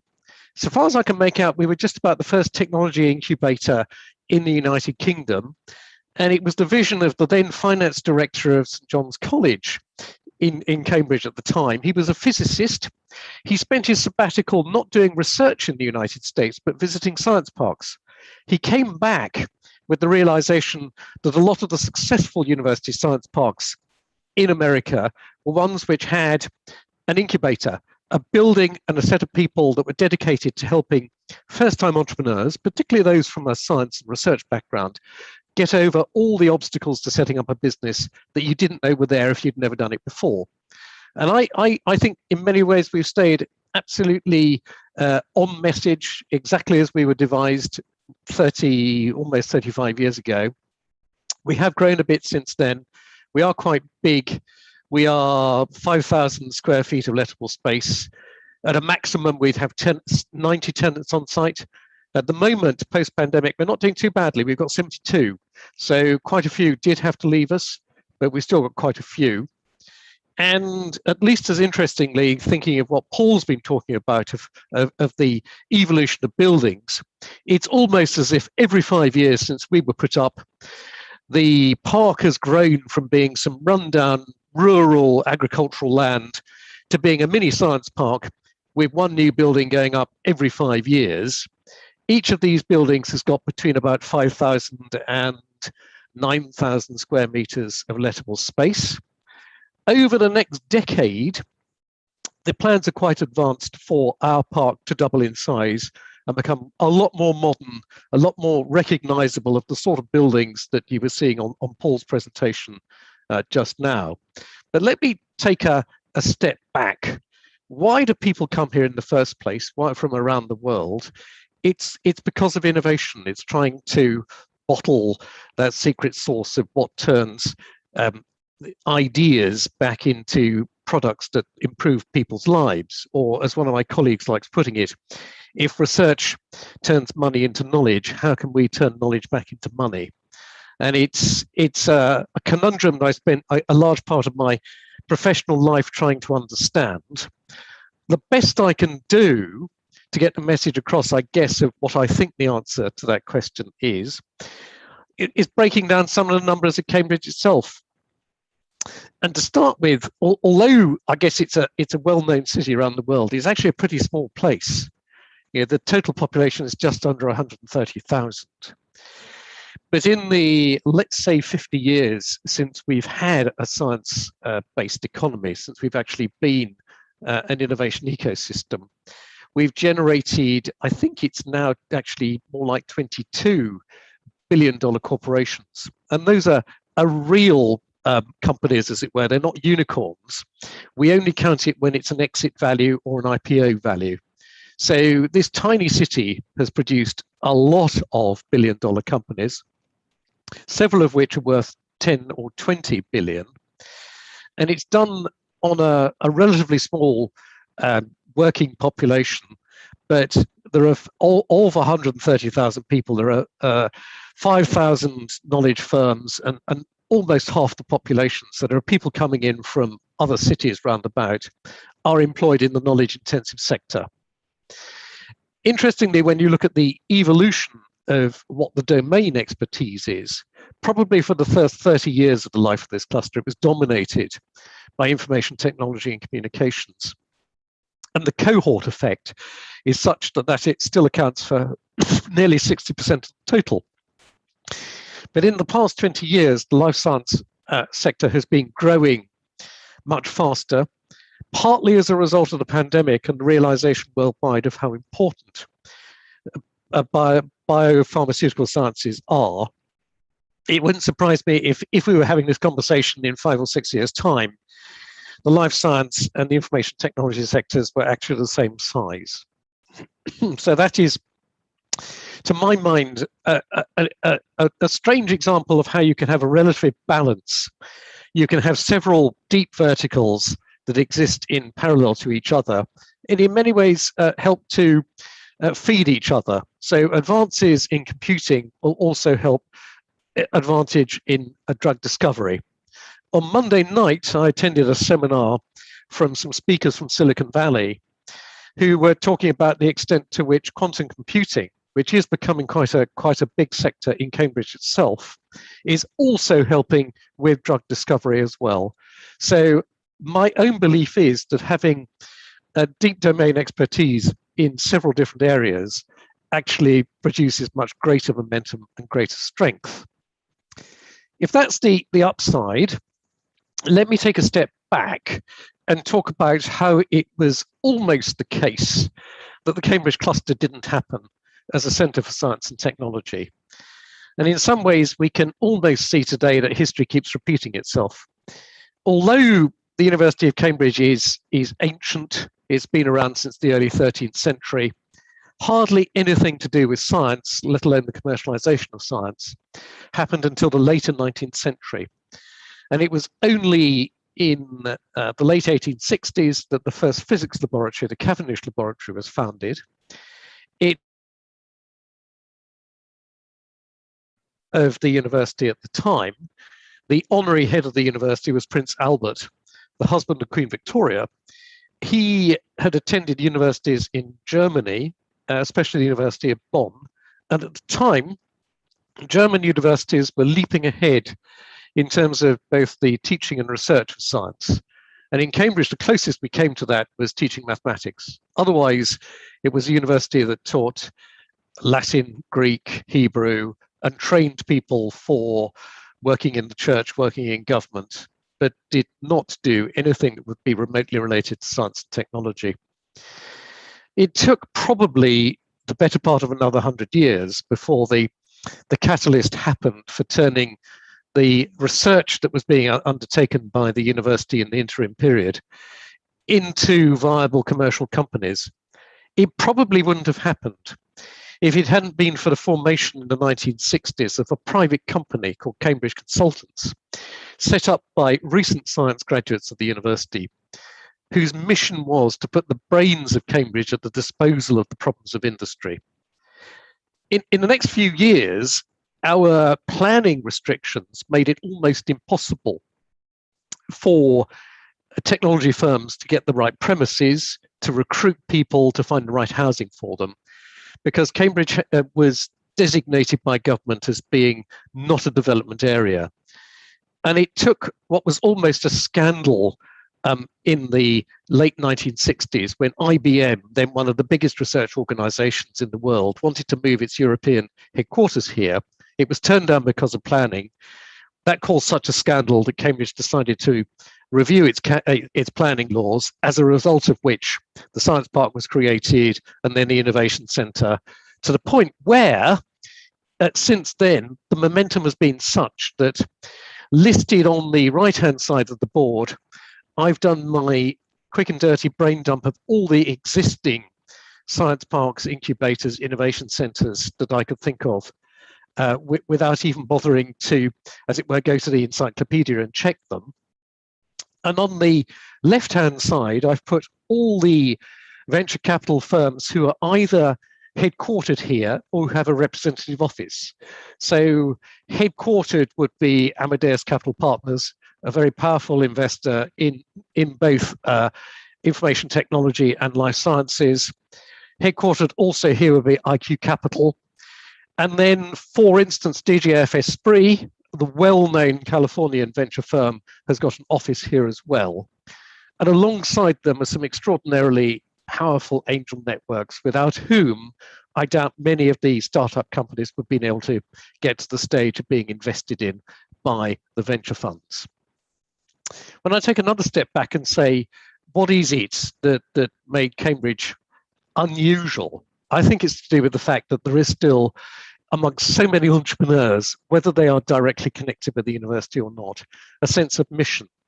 The university's mission statement is to contribute to society through the pursuit of education, learning and research at the highest level. And so many of the companies I deal with in this building have a sense not that they want to be the biggest or the richest, but they have developed something that they think could actually improve the world. And that does seem to matter to what motivates them fundamentally. If I give just one example of that, the tech transfer rules in Cambridge are extraordinarily liberal. And I think in that respect, they mirror some of the research-intensive universities in the United States, like Stanford, where if you are an academic and you've got some research which can be commercialized, you will be assisted if you want to. You can do your own thing if you want to. And the scale of return that you are allowed to achieve, the commercial benefit you can achieve, is extraordinarily generous by European standards. To give one example also of how deep science and academic excellence go hand in hand with commercial achievement, going right back to the 1980s, in the laboratory of molecular biology, Cesar Milstein's research group was working on monoclonal antibodies. And Cesar Milstein then, in 1984, received a Nobel Prize. His work was continued by Sir Greg Winter, who also received the Nobel Prize in 2018.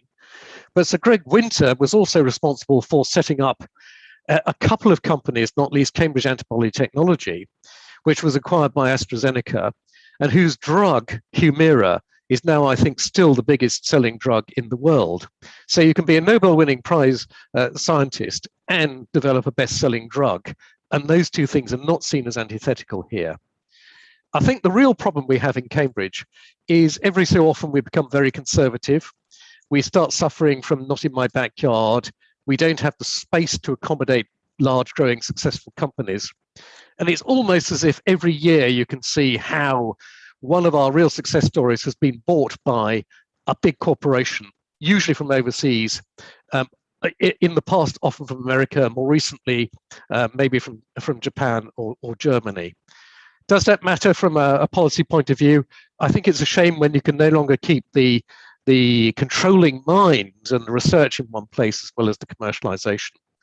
And to leapfrog to the next stage of development, I think we have to learn a lot of the lessons and implement the lessons that have come across painfully during the COVID period, of recognizing that everything is integrated, everything does need to be coordinated. We do need some of the technology that Paul was talking about, but not just for managing the flows of people in building, but managing things like the flows of traffic. We had a sort of free pass, if I can call it that, during COVID times. I was still coming into the Innovation Centre every day if it was legal to do so. And the remarkable thing for me was how little traffic there was. Since things have picked up, it can take me maybe 40 minutes to travel the 20 kilometres into work if I don't leave at 7 o'clock in the morning. So Cambridge has got to start thinking in a joined up way. And that goes against the grain of what we do here, because everything in Cambridge has been bottom up. There's been no central planning, there's been no strategic plan, there's been very limited intervention from government. And I'm very pleased to be able to say that what is changing now is the university, which up until now has taken a hands-off view, has said, well, we're just basically a major research institution. We have no role in economic development. The university is beginning to recognize that not only is it the biggest employer around here by a country mile, not only is it the biggest landowner, but it is also the biggest contributor to research. And it is now looking at developing commercialization, science park campuses, both in the life sciences and in the physical sciences. So the physical sciences are happening to the west of Cambridge, around the physics lab, around the new engineering department. Life sciences are happening around the university teaching hospital. And it will be a massive infrastructure development. It will take all of the next 10 years and then some to do. But the shovel's already in the ground. And I think we're going through a strategic shift in Cambridge. So where are we now? What happens next? I would say that finally, we've managed a strange reverse path from most of the other clusters I've worked with in my life, whether they've been in Thailand or Israel. We've moved from being bottom up to being top down. I hope we never lose that sense of spontaneity, that sense of originality you get when thousands of people manage to cooperate because they want to rather than because they're told to. But we are now beginning to address those problems of not having enough space for science companies, not having the laboratories, not managing the traffic, not managing the housing. And if I'm still around in 10 years' time, I hope Cambridge will be the place where young scientists working for the university will be able to afford to live and bring up a family. The junior members of staff working for tech firms will be able to move here as well, as opposed to saying it's not affordable.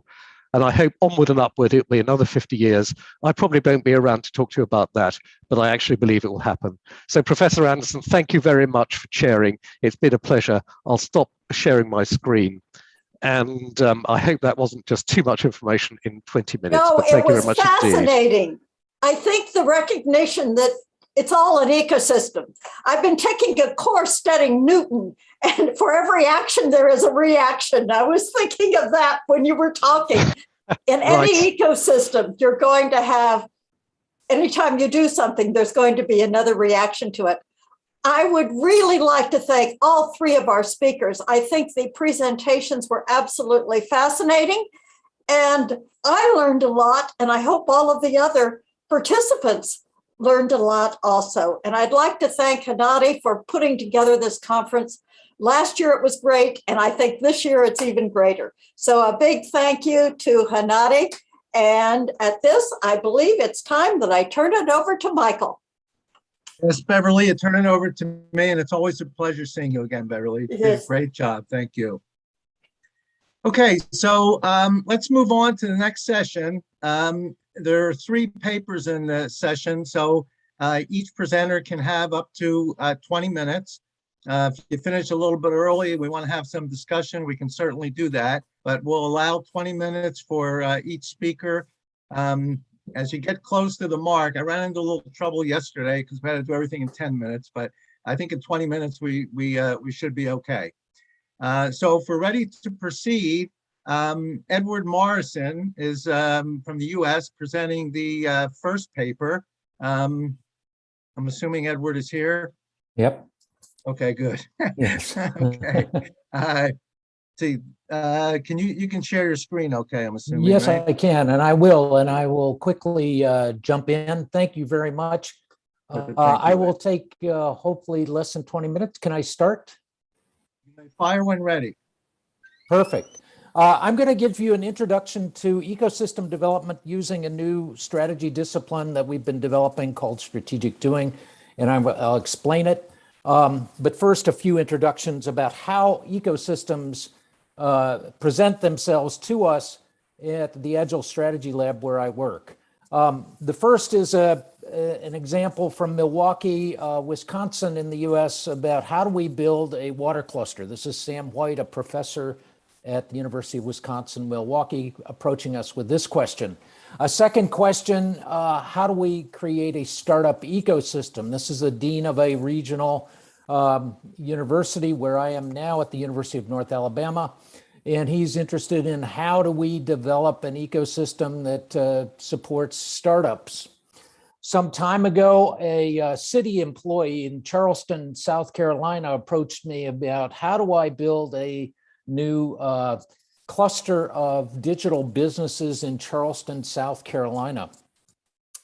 This is now the provost at the University of Puerto Rico, but back then he was a research scientist, a chemical engineer from Caltech, who was at the University of Puerto Rico, Ubaldo Cordova, and wondering how Puerto Rico could recover after Hurricane Maria.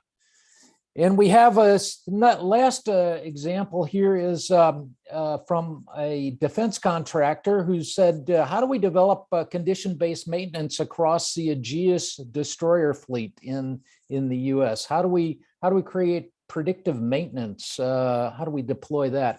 Well, all of these situations are complex adaptive systems. They're ecosystems. And so the question is, how do we address these challenges? And if we start to think about this, Alfred and Head, who are 2 Australian scholars, have given us a very good way to think about this. They say, look, wicked problems have 2 dimensions that we need to be aware of. One is that the problem itself has many different causes. So the problem is not necessarily clear. The solutions are not necessarily clear. It's not a technical fix. There's not a linear process that you can come to a solution on.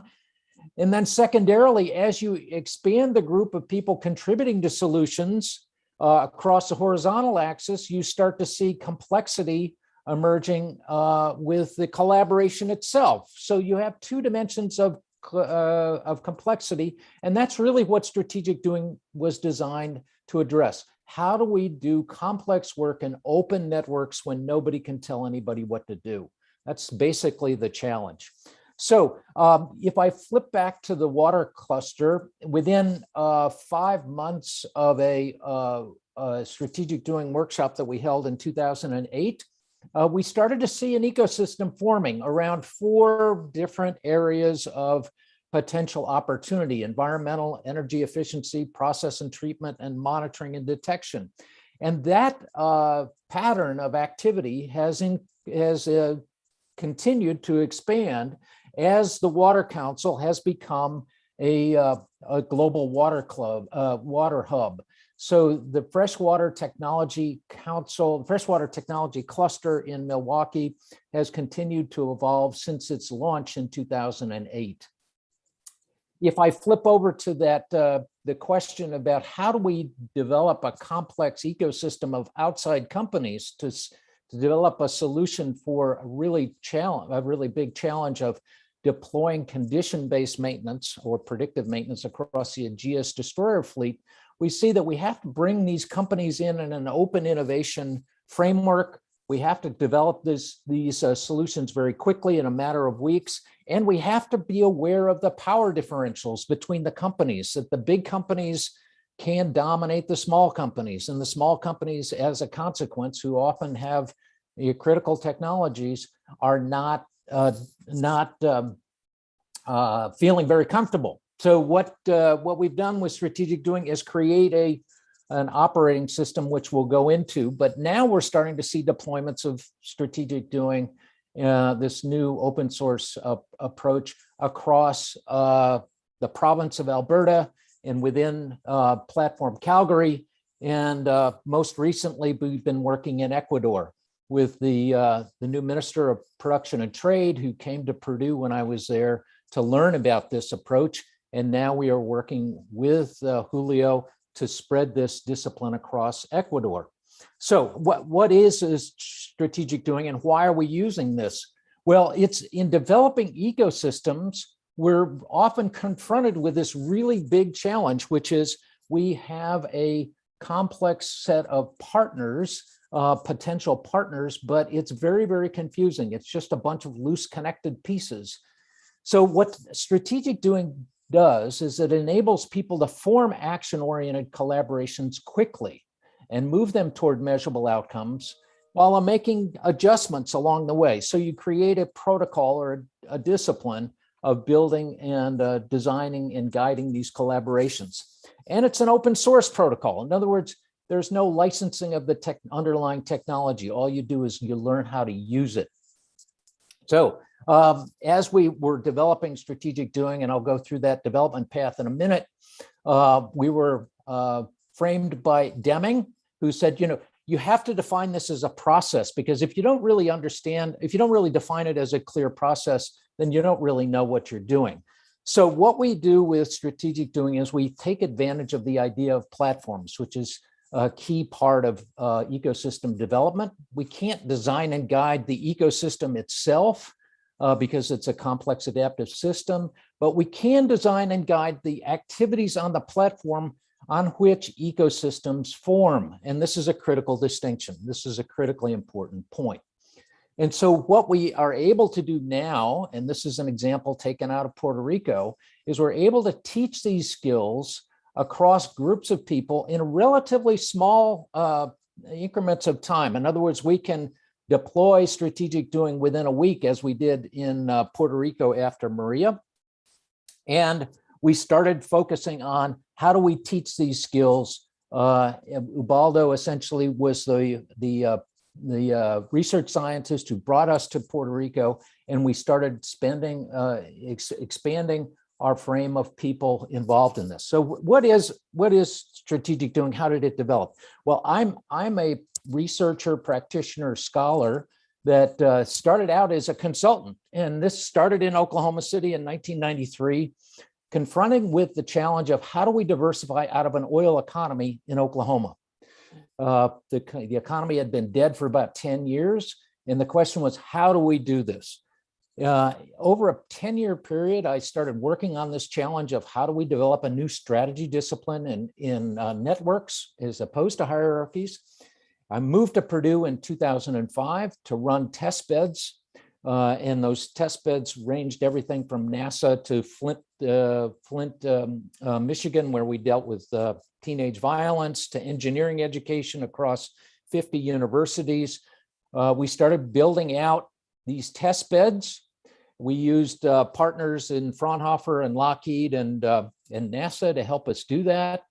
Then we wrote a book. Once we figured out how to teach these skills, we wrote the book, and now we're using this to spread this discipline across the globe, really.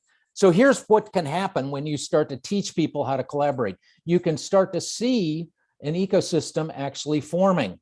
And this takes time, but you can see it forming as we did in Oklahoma City. We changed the pattern of the way people think, the way people behave, and the way people do work together. These are the critical dimensions of a culture. And so Oklahoma City is now pointed to as a leading transformation. And this is what drew, of course, this is what drew Alberta, which faces the same kind of transformation right now. We've then moved this back into the academic environment. After we wrote the book, we started talking to both practitioners and academicians and scholars about what we were doing. And they started to see, yes, in fact, this is a very viable approach to addressing the challenge of collaboration across networks. And now we are developing, it's a cross-cultural model. So we're teaching this now in Dutch and in German. We're teaching it in Spanish, of course, in Ecuador and Puerto Rico. And we're starting to teach it in Chinese in China. And so one of the aspects of this is that we've started to connect with some remarkable personalities, including Yo-Yo Ma, who wrote the foreword to the book. If you're interested in the underlying research of why this works, I invite you to download my doctoral thesis. It essentially outlines how strategic doing is formed around 2 questions of strategy, 4 questions of a strategic conversation, and then 10 rules. These 10 rules enable us to build out a collaboration quite dynamically. So that, in essence, is my presentation. I hope I didn't take too long. If you want to take some more steps forward, you can do that quickly with the book, the website, or our Agile Strategy Lab. So I invite you all to participate in those. Okay, very good. That you still have plenty of time left over. You know, Ed, it seems to me that the idea of rebuilding, as you did in the city of Oklahoma City, it just seems like a monumental task. I mean, how could you possibly get all of the different parties to agree on what the direction should be? Everybody sort of knows what the goal is. We want things developed, but I'm sure there's dozens of different roads people wanted to take to exactly how you get there. How did you ever get them to agree? Well, the challenge, of course, is that you know, the largest big wicked problems appear very, very large at times, but you start to understand that the transformations take place within teams. Teams are the smallest unit of transformation, and the conversation within the team is really the smallest unit within the team. And so that's really where strategic doing focuses. It focuses on the notion that our conversations, how we design and guide them, are critically important. And so what we do is we start to build out from a core team. So it's not a top-down or a bottom-up model. It's a network-based model that builds out from a core, and we design new approaches to thinking and behaving and doing work together, creating new value. And as over time, those networks start to grow and those networks start to expand. So for example, the Milwaukee Water Council, that was launched in 2008. And so it's now, 13 years later, and it's a global water hub. The Charleston Digital Corridor, which is a globally recognized digital corridor, started with 2 people, Ernest and myself, in 2001, so 20 years ago. The Oklahoma City transformation took place, started in 1993. We had a year of the bombing that we suspended activities, But then, of course, we kept on going. And by 2000, 2001, we started to see real transformation. So these are transformations that take time. But if you relentlessly focus on creating new value through collaboration, and you relentlessly focus on doing, experimenting, running prototypes, what we call Pathfinder projects, continuously running Pathfinder projects, then you create a pattern of activity, a pattern of thinking, a pattern of behaving, a pattern of doing work together, which in essence is a new culture, and so many of these communities are stuck in an old mindset. They're looking backwards. And so if you really look at some of the exciting transformations that I've been involved with, it starts with a new narrative. It starts with, where are we going? How will we get there? Which are the two key points of strategy.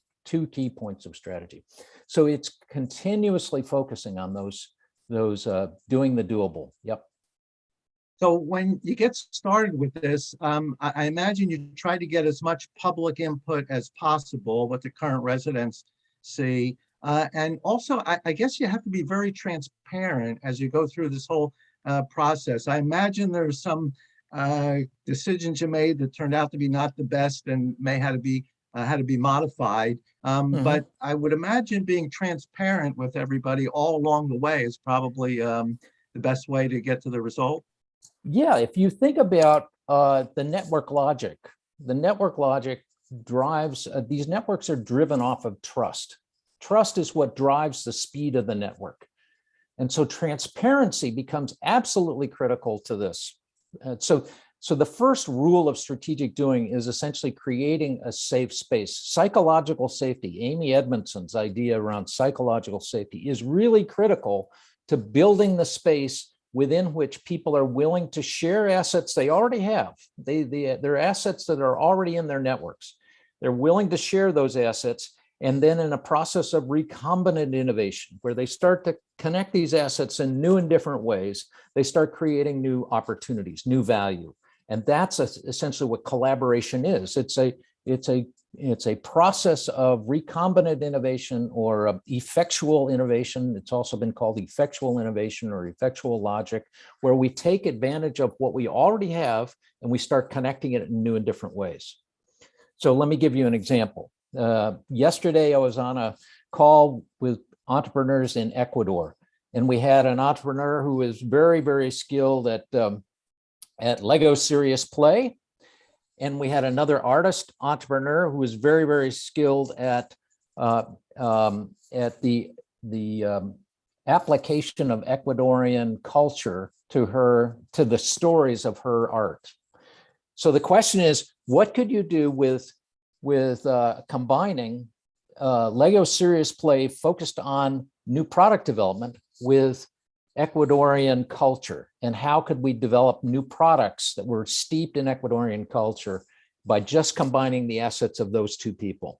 So this is the challenge. Leadership now becomes a function of asking intelligent, focused questions and holding people to account to actually doing things. Excellent. Well, I find this very fascinating, and the results you achieved are very impressive. And it looks like you're able to apply them in many different situations, different cities, even in different countries. And I guess the basic principles seem to work, and a good way to get things developed. Great job, Ed. Thank you very much for presenting the paper. Certainly very valuable. We could speak, I think, much more about this, but I think we've about used up the first 20 minutes. So thanks again. Thank you. We appreciate it. Okay, number 2, Giordano. Is Giordano here? Yes, he is. He is here. Good. All right. And the last name is pronounced Dictor?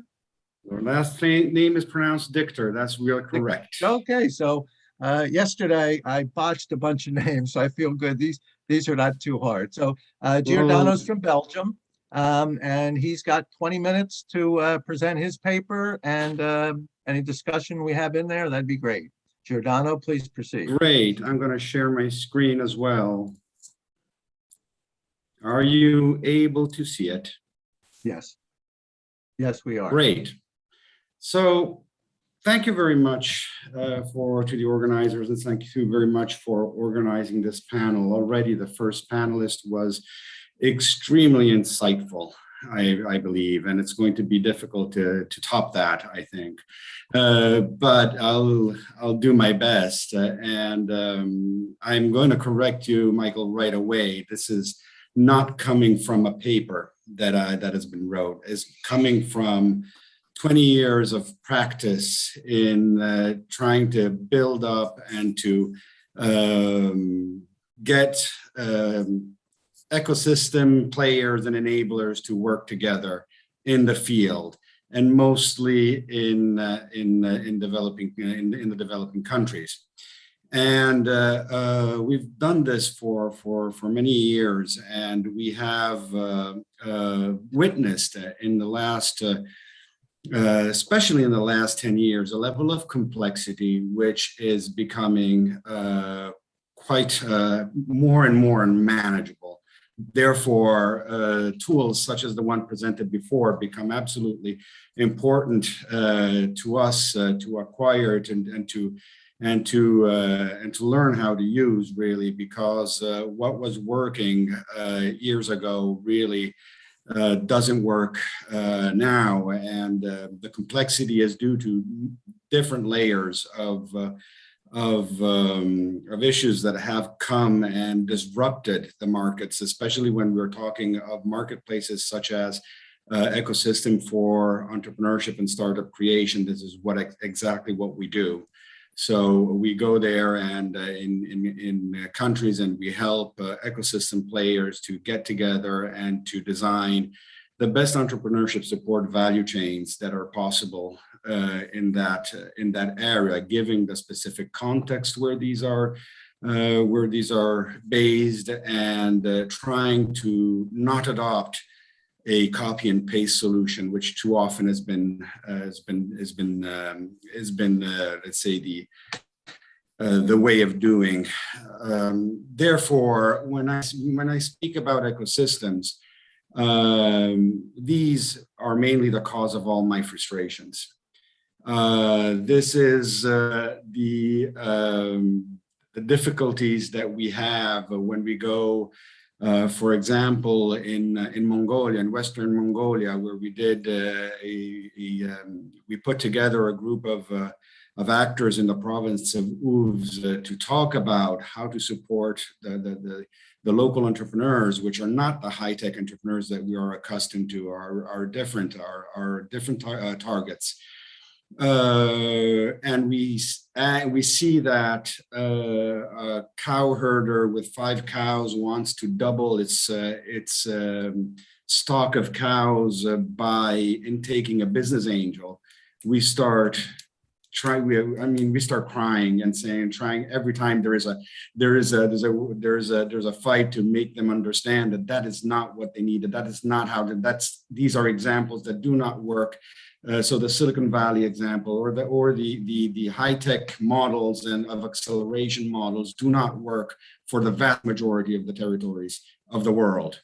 They do work in big metropolitan areas and in very advanced regions, but if you go where the vast majority of the population in the world lives, they do not, and they have to build really their own. So it is a marketplace, of course, this is just a timeline which shows how the things have changed and how many players have come with many different missions and then many different ways of doing until several years ago, nobody was talking about co-working spaces. Nobody was talking about accelerations. These are all things that are new, that have heavily changed the incubation industry over time. And this is things that, well, luckily they're there. They give more model. They give more options out there. But the marketplace is becoming seriously crowded. And what we see is that it is a very crowded and competitive and distorted marketplace, especially in developing countries, which where startup ecosystems and are being mainly organized and funded through international donors, international organizations. that fund specifically the first early stage of the entrepreneur's journey. And so there's a lot of funding there, very little in the growth stage, where actually then the impact of those companies and those startups that actually manage to get to the launch phase can actually happen. Then there's very little attention there. There's a lot of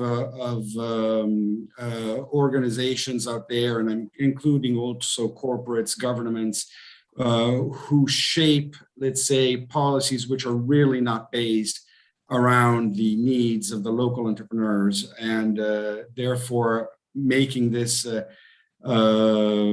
extremely complicated issues with a lot of resources that are wasted, and a lot of confusion then comes into place when any kind of entrepreneur that could be from the high-tech entrepreneur or to the single mom, women entrepreneur, or the young entrepreneur that needs a little help, really doesn't know where to go and how to get that support.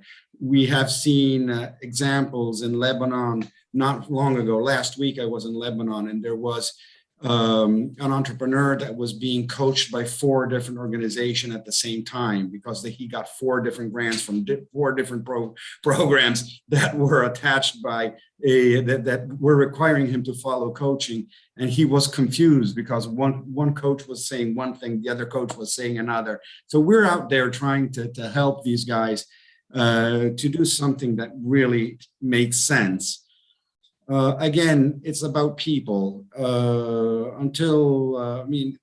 Where we can find entrepreneurs and who can become entrepreneur, the concept has changed a lot over time. The European Commission has been pushing and putting a lot of money for women, women entrepreneurship, student entrepreneurship, young entrepreneurship, silver entrepreneurship, all that. Before that was not the case, but still the ecosystems, as we see it, are still pretty much geared towards the traditional white male entrepreneur, and they're still flawed towards that stereotype. Therefore, the question here is, what can we do to make these incubators that run very good programs, to make them even better, so that the characteristics of all these different entrepreneurs are actually taken into account when delivering the program, knowing that if an ecosystem is flawed, it's going to, as the speaker before me said, it's going to take a long time for it to change its mindset, whereas these people need really support in the short term. So how is that going to happen? This is the big question that I think we all need to respond to answer to the diversity really of the, let's say, the plethora and the diversity of typologies of entrepreneurs that we're trying to get, and each one has its own characteristics, its own flaws, its own challenges. So as I say, it's a very complex situation. Complexity of tools, methods, although we see that in the years that we've seen over the years and in the last 20 years, I mean, the mission doesn't change. The mission overall is still there. It's the same. It's to engage, to do a full outreach, stimulate people to get there and to try to start the entrepreneur's journey, get them to try to start. And we all know that the statistics here are very poor. 1 out of 10 will manage, of those who have an idea, will manage actually to launch, and at the end to scale. So making this in a coherent approach is extremely difficult, and it's really frustrating to an extent, because there is, we see ecosystems which really are geared to other types of players and do not really intake the entrepreneurs at the center of this field. So this is what is really frustrating. I'm going to skip a few slides because I don't want to go there, but I want to go into this one mainly. What we do when we go into ecosystems building, we have a very, very practical approach. When we go into a region, in a territory, in a province, and we manage to get all the players together in a room. The work to be done is to really transform this from an ecosystem to an ecosystem. So where actually players understand how they have to really work together for the benefit of the entrepreneur. Now, this means that very often, instead of being ecosystem developers or designing the good entrepreneurship support program for the region, what we happen to do in the first days is really managing local conflicts, is really having those diplomatic skills that can put people together, find a purpose. And this is done specifically when our technique is very simple. We put them in a room, we close the door and we throw the key. And then for like 3 days, we are talking about things. So this is, it's very, very simple technique in terms of work to be done. Then, of course, when you're in that room, it's about managing a lot of conflicts, about understanding what everybody wants, how everybody can contribute, everybody with their own specificities. Universities have one role, we know, which we think is more about creating the mindset more than creating entrepreneurs. Policies are created by local and by public sector. Corporates have to be there for their role in opening up their connections in their world. We need the business support organizations as well, who are actually those who are delivering the process per se. So when I say it is about frustration, it is about really the fact that it brings to the incapacity to take right decisions in an organized way where everybody in there has a say and and sees mainly the main goal out there. And this is not happening. Very often, this is too often, this is not happening. So the two crucial questions that I think I have, and the things that we need to be researching right now as a group of experts right here, would be one, really understanding how the empowerment of regional ecosystems can be done in a way which really favors those local entrepreneurs without taking into account the super sexy stories that are coming out of Silicon Valley or that are coming out of the latest tech accelerators, which are mainly, I think, ruining much of our capacities to deliver. The second one, the second question is more about social issues right now, I think, since in the last 4 or 5 years, we are asking entrepreneurs not only to build a company and be profitable, create jobs, contribute to local economic development. We're also especially asking them to solve the world problems which are due to market failures and to government failures mainly. So ideally, how much can we push that? How much can we burden the young people that will be the entrepreneurs of tomorrow to really undertake this and put on their shoulder this other layer of requests that the societies are giving them without being too unfair to them? This is a question that I would have and I think would need research. For the rest, I think this is more or less what I wanted to say. I didn't really go through all the PowerPoints, but that doesn't matter because the talk took me astray. Very good, Giordano. I'm sure everybody got a lot out of that. You know, if I could, we have a few minutes here and anybody's welcome to comment. So let me just start it off. One of your slides you had were the engage and then start and then scale. we know that the majority of new businesses fail within the first 3 or 4 or 5 years, depending on a number of things. The ones that succeed, I have trouble getting the successful entrepreneurs to think big. They've made it here with what they have, and I tell them, look, you really need that. This is working. You need to scale this up into something big. I have a little difficult time with some of the entrepreneurs trying to think big. I understand, but I strongly think it's about the ambition level of the entrepreneur. Now, what we do when we coach and when we work directly to a startup is firstly understand their ambitions. So where do they want to go for that? Do they want to be making a good living for them and their offspring and their families and the like, and therefore having a decently sized startup there and company that can work without having to grow it to the next level, which will probably take them off rail and not be able for them to do? Or do they want to be filthy rich, make a big exit?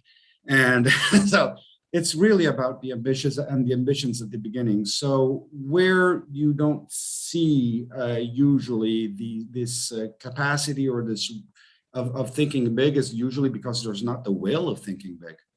There's not that ambition, and I think it needs to be respected.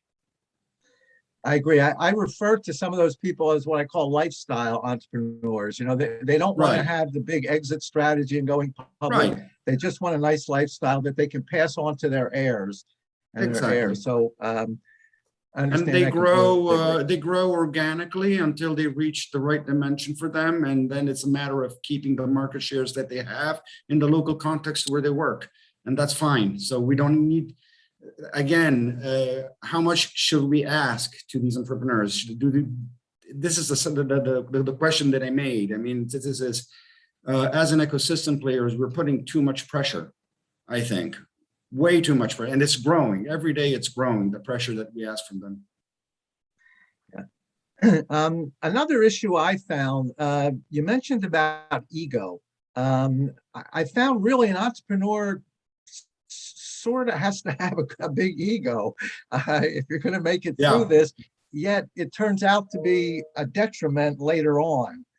So I find that's a little... It has to have a big ego, but when I'm talking of ego is mostly about the ecosystem players that are there to support them, not about the entrepreneur. I wasn't talking about the entrepreneur. I was talking, it's very specific, very often you go into regions and you think, I don't know, you find the Chamber of Commerce or you find the university, you think they can do it all alone, that they're the king of the place. So that's the kind of ego that has to be dismantled.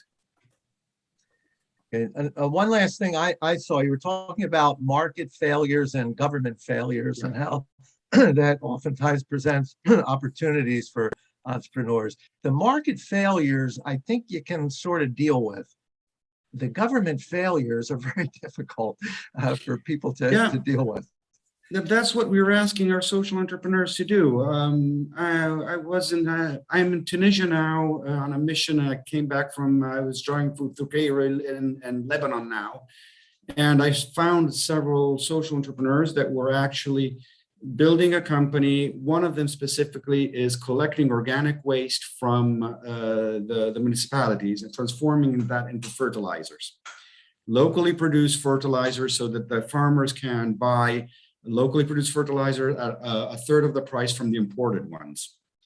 And this is a kind of entrepreneurs and business that is actually started from the government failure of actually being able to manage the waste of their things. So at a certain point, it is not only about market failures, and of course, the government should be there to support market failures, but very often government fails. And now it's the social entrepreneur, the one that has a social commitment towards the environment and the like, that is we're requesting him to fix the government failure. Now, how fair is that? I don't know. That's my big question. Very good. Well, that was certainly very informative, Jordan. I have an extra minute or two if anybody listening has a comment.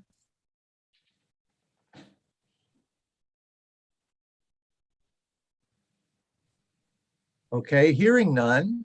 How about if we proceed to the last paper? We've got a little more than 20 minutes, so plenty of room for discussion afterwards. So this is from John Williams, sorry, and he's with the U.S. Small Business Administration. John? Thank you. So let me try to share my screen there. Is that giving you my presentation full screen or? Perfect. Okay, great. So yes, I'm John Williams. I work at the Small Business Administration. I oversee the programs evolved around supporting high-tech small businesses and specifically do policy oversight for the SBIR and the STTR programs, which in the US are our largest early stage funding sources at about $4 billion a year. And so we're going to give a little insight on that, but really a big focus of what we do is work to build that ecosystem, that support network. And we're really trying to focus on how to do that in a way that makes sure that everyone's involved. And so again, we've moved a little bit, and the positive of COVID has been we've gotten much more used to virtual meetings and engaging with others that don't necessarily live nearby, but we certainly want to move away from economies in just certain areas, in just certain types of people, in certain types of women and men. So we're really trying to move away to do that. So I was asked a little bit about SBIR. Some may know a bit about it, but again, it was started in 1982 in the US, and the prime reason was the US government was pushing most of their funding because it was easier to our large R&D organizations, our laboratories, our large universities, our large companies. And so we were missing out on that entrepreneurial innovative spirit. And again, this program is focused really on late stage. It's not focused on late stage R&D. This is cutting edge, early stage research that often takes a long time, that requires patient capital.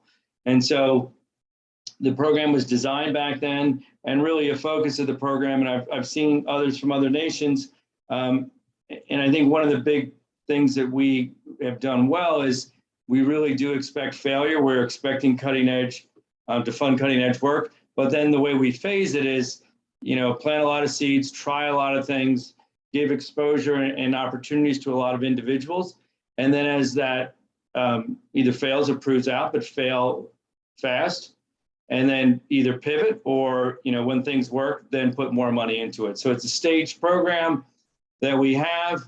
Wait, I thought I was working down my slides. Are my slides moving for you? No. Okay. Let me I think because I'm on the wrong screen. Okay. No. Great. All right, now they're working, right? Now. There you go, yes. All right, so that was the one I just gave. Sorry about that. My screens are not working in sync. So this is what we've done. And then this is the phasing of the program. So again, what we've actually learned a lot recently is putting a lot more of the resources towards phase 0. And what we mean by that is just preparing the entrepreneur to be able to present a successful proposal. But it's not just about that. It's really about preparing that entrepreneur to figure out, is this the right path for them? Is this technology going to move to the markets that they think? Some of you may have heard of the National Science Foundation's I-Corps program, but again, go out and talk to your customers before you put a lot of money into the R&D. Understand what their needs are, what their desires are, and often we'll find that what was originally envisioned by that entrepreneur is not really the market that's as strong or the one he should go for or she should go for. And so we want to put more resources and more effort there. And that's something we've been doing more and more of. And that is an area for sure we're going to be growing. But then what's important is, phase these things out, provide smaller increments of funding early on, test out ideas, and then move those forward. So what we're looking for, again, in what we fund under SBIR and STTR is really that it is a significant technical R&D issue that they are overcoming, that they have a unique innovation that they are putting forward. And so we're going to look at that. We're going to measure that It is state of the art. We want to also make sure that the company is, as we heard a little bit earlier, is that entrepreneur wanting to just do R&D and that's where they're comfortable at, or are they really interested in commercializing this technology? And again, that's different skill sets that sometimes requires teaming, but that's what we're looking for. And we want to see signs of that in the proposal. And so to do that, they really need to have an understanding of the market and the customer. And if they don't have that, we're really not interested. That's what our universities do. They fund the research side. We're not interested in doing more of that. We're really interested in taking that basic research and being able to find entrepreneurs, individuals that will move that forward into a market with customers. So we have, lots of really big successes with SBIR. It's been around since '82. All these companies listed here, they're pretty much first money coming in was from SBIR. What I think, so it's created millions of very high paying jobs, stimulated the economy in all the areas around these companies. And so we've got studies on the return on investment. They're anywhere from 20 to 30 to 1, depending on the 20 to 1 is more the Department of Defense. So the applications are often targeted towards the defense, which is a smaller market, but sometimes, and we hope that they spin out into the private sector, but the ones that are really big wins are the Health and Human Services, National Science Foundation. Those have very large return on investment. They're all important. And an interesting study we saw the other day of the Forbes 15 top US biotech firms, 11 of them had SBIR awards. And again, this is usually early in their development. So it's great that it creates large companies, but we really also believe that it's important to have mid-sized companies. And so a lot of our companies develop technologies that allow them to be very successful in a niche area, that on that topic area, they can compete with anybody out there, the biggest and the best that they can compete with. And so that's an important area in technology to develop. What's unique about the SBIR is it's non-dilutive. So no equity is taken into the company. The company maintains the rights to the data. So the government's not allowed to share that intellectual property like we normally would and push for our researchers at universities. And again, we're looking to fund areas that aren't traditionally funded by VCs.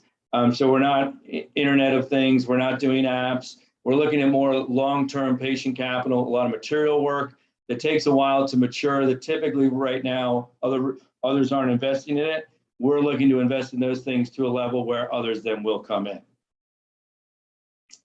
So just some examples of some of what our companies look like. And again, one of the unique things with our program is it is tied in very much with the agencies of the US government. So the Department of Energy, the National Science Foundation, Department of Defense, Homeland Security, they all have different needs. And so we're still using their funding.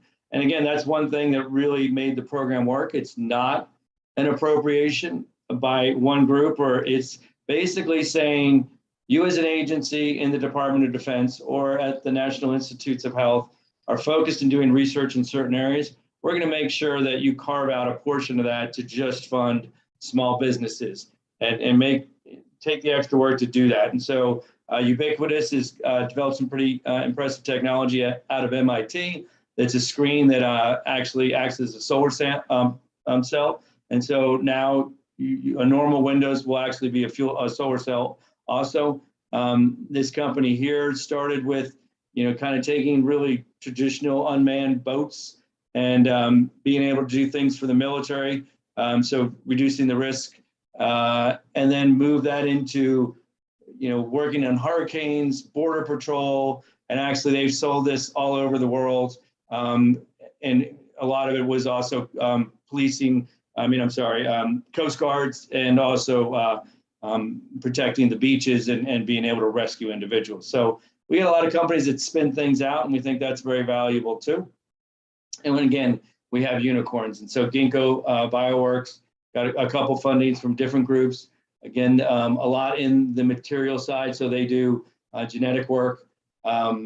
This group, Nanotechnologies, Scylla, is focused on technologies that are going into batteries. And so obviously, making denser batteries with enhanced materials is a big push. And again, got their start with SBIR. They weren't able to get money from a lot of these groups with venture or other sources, or what we've seen in some where they're able to get some venture funding, but that was in a lower risk area. And so they've supplemented it with SBR, which then combined with having investment to help them scale was an investment in some of the high risk stuff. And then combined, we had some really successful companies. And that's what happened to 23andMe. And many know that that's a very successful company now that just 5 years ago was getting SBR investment because to do some of the more aggressive things for them. So yeah, lots of examples. That's not what we're here for. But I think what's important is the way the U.S. is organized. This is we do have a central group where it's my office. I used to work at the Navy running the SBIR program and the Navy's tech transfer program. And so what I wanted to do more at SBA is we don't have research dollars. So a portion of we have no dollars to put towards this program. But what we've been asked to do is really to develop that policy. Our role at SBA is really to help the entrepreneur, help them understand what kind of government programs are out there, help them apply for those programs successfully, and then work with them along the way to help them start and grow. And so we oversee policy that is attractive to all different types. So we're really focused on an inclusive group to bring in. We want to make sure from a geographic standpoint, from a minority standpoint, men and women standpoint, we are funding and giving opportunities to all. And that's a challenge in the US, and we're really looking to change those numbers. But we provide that training, the outreach, monitor things. But again, this last part about building the support network is something that before I came to SBA 5 years ago was something we weren't really doing that much of. And that's really what we're now providing most of our efforts on. In fact, I just jumped off a 3-day event we have virtually that's running 5 hours a day. I introduced Victor Wang from that developed a lot of these efforts, and Steve Case was on before that. So we're doing a lot of things to try to train that ecosystem and the tools to make sure that we have an inclusive support network. And again, for the tech side. So SBA always focused on helping Main Street companies, companies that were, your more traditional and were not long-term R&D. And it's a very different support network that you need to fund the person that's going to need patient capital that's in the tech space. And so that's what we're working in my office to build. So I think one of the things that's important is I keep moving my slides. I'm sorry about that. Okay, the roll. So I think, it's always important to understand where innovation comes from and what the roles of those different offices are and what motivates them. So universities in the US are excellent, and again, across the world, are an excellent source of that basic research. Individuals have time to focus on these things. They have the facilities. And so it's a great place to really develop and advance technologies and science. And so in the US, though, they are not allowed to then mature that technology and commercialize it. So again, the focus is what is developed and paid for is often then publicized, and so it's shared with everyone. So then there's that step where, okay, where does that entrepreneur come in to actually mature? And so you could license to a large company or an entrepreneur. We also have a big source of federal labs. And those federal labs, again, ideal, they do basic and applied research, but it's for a targeted area. Often these are defense, but also in the Department of Energy. And they're not designed, they're not allowed legally to compete with the private sector. So they can do some things very well. They have some of the best scientists in the world at these places, and which is a great resource for us because they are the ones that often vet our proposals coming in to make sure that these are state of the art, that these ideas haven't been tried before and proven wrong, but that actually there's something there. And so from a technology standpoint, to have some of the best scientists in the world reviewing those things is critical.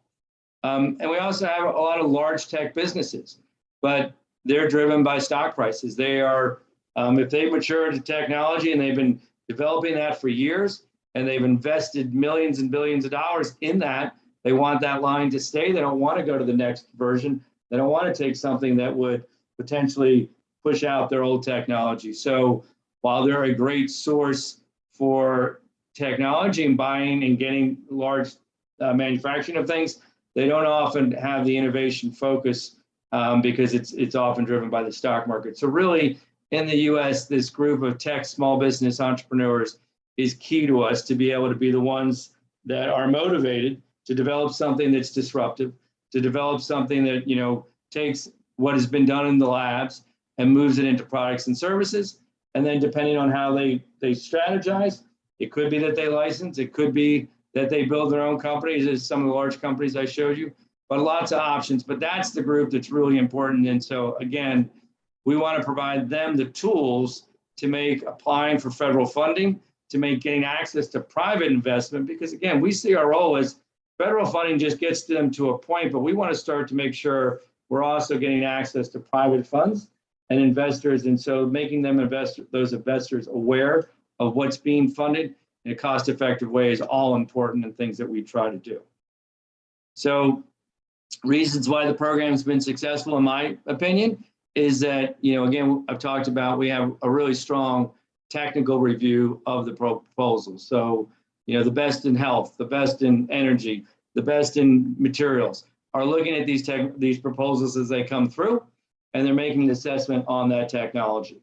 But we also then bring in a business side. Now, this is an area I'm going to talk about later that we still don't do well enough. Some of our agencies, like the National Science Foundation, does that very well. They actually bring in outside experts with really are businessing, marketing, venture capital types that really understand how to mature technology and what the market is. But that's something that we do and we measure on all of our proposals. How strong is the technology? How much of a market is there? Will it transition? What's the potential of that if it is successful? So those evaluation teams are really important because you really want to fund the right ideas and invest in that.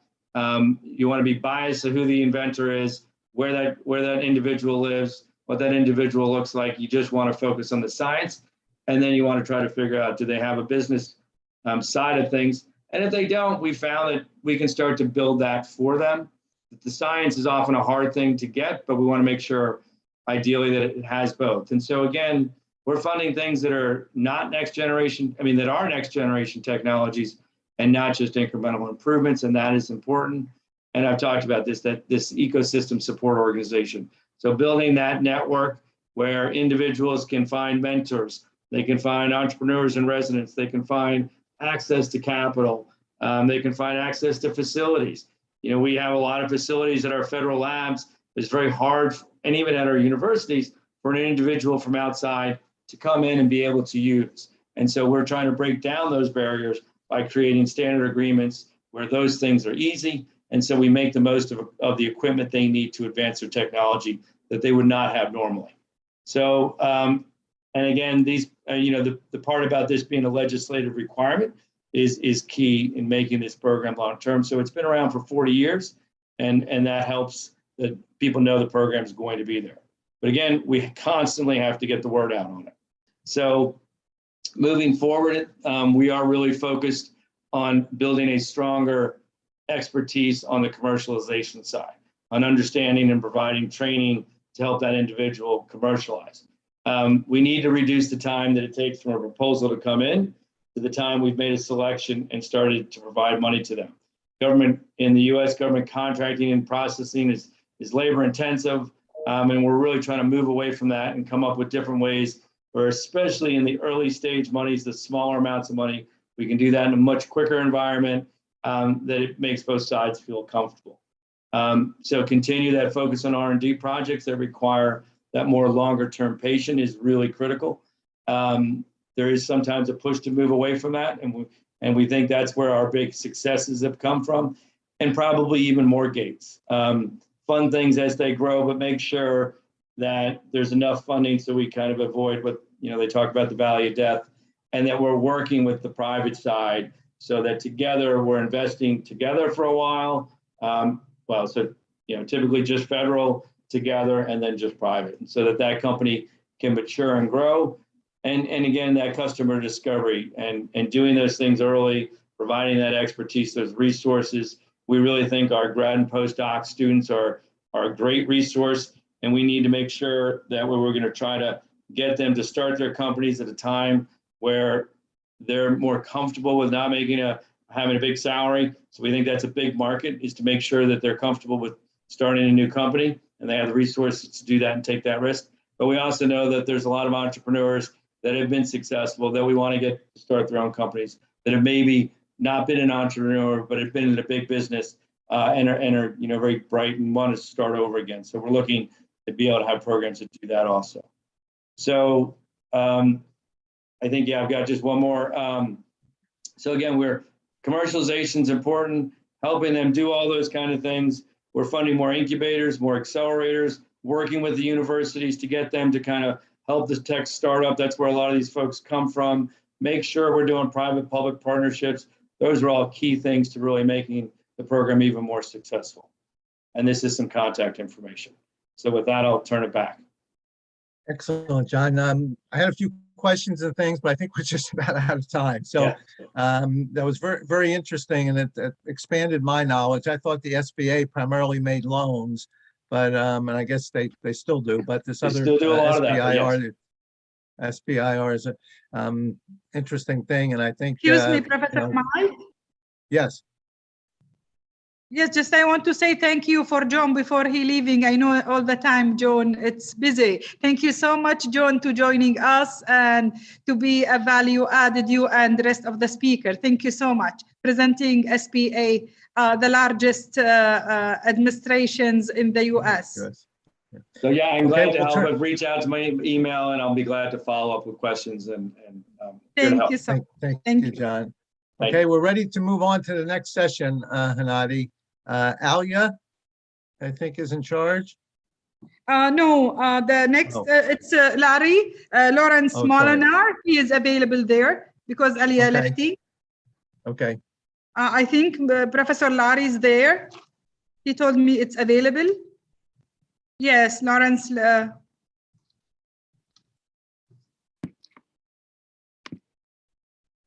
Yes, here I am.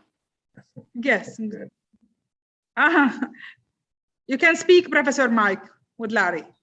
Okay. Okay, we're ready to move on to the next session there. So I'm just going to back off and let Larry take over. Okay, thanks a lot, Mike. You did a great job on your session. Thank you, Larry. I appreciate that. Learned a lot. And I think it's a good segue into what we're going to be discussing now. The title of the session is Effective Tools and Strategies for Innovation, Creativity, and Entrepreneurship Initiatives and Programs. So in my introductory remarks here in the short slide presentation I have, I'm going to be talking about some very fundamental things that I think are really the underpinning for successful programs and ecosystems. So I'm going to see if we can get the slide shared. And have we done that?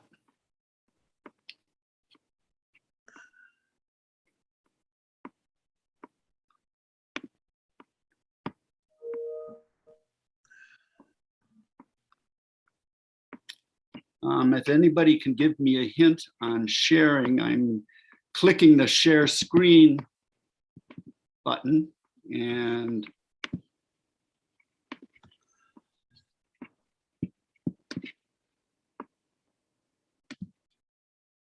yes, Larry, still we have some problem? Apparently, yes. So the host needs to allow you to do that as a, he needs to list you as a co-host.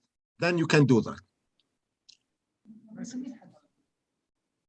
Have you made me a I think Larry, yes, excuse me, Professor Larry. Would you mind please to let Mr. Ribi start and we will help you? Yeah, okay.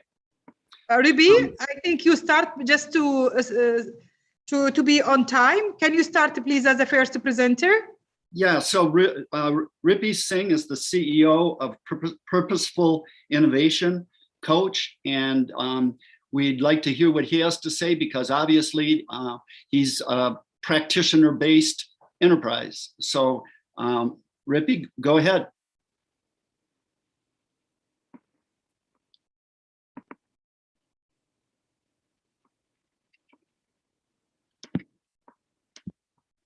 Rippy, I think you're muted, so if you could unmute yourself. Unmute. Can you hear me? There you go. Yep.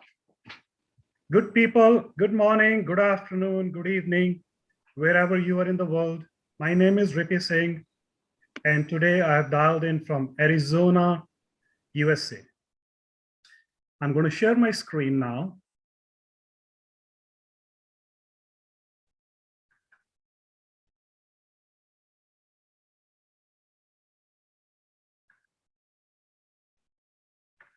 So the topic today is how do we foster purposeful innovation in any enterprise, in any company, in any organization, small, medium, large, wherever. A little bit about myself. I started my career in academics. I was a professor for a while. Then I worked in the industry.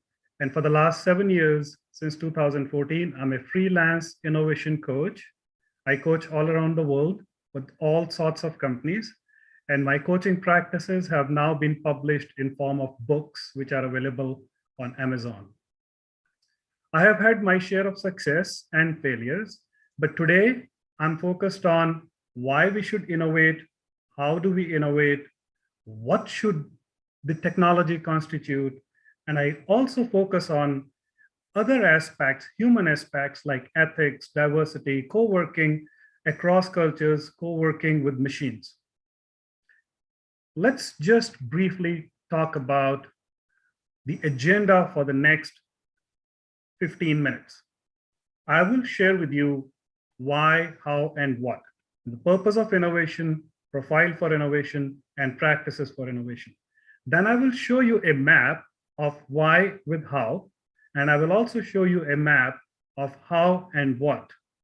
And then I'll combine all three into a single map so that we can look at the profile of a business. We can look at the profile of any entity, whether it's government, private, university, and it should help you discover your gaps, your journey, your path, the changes you need to make within your organization to be a purposeful, innovative organization.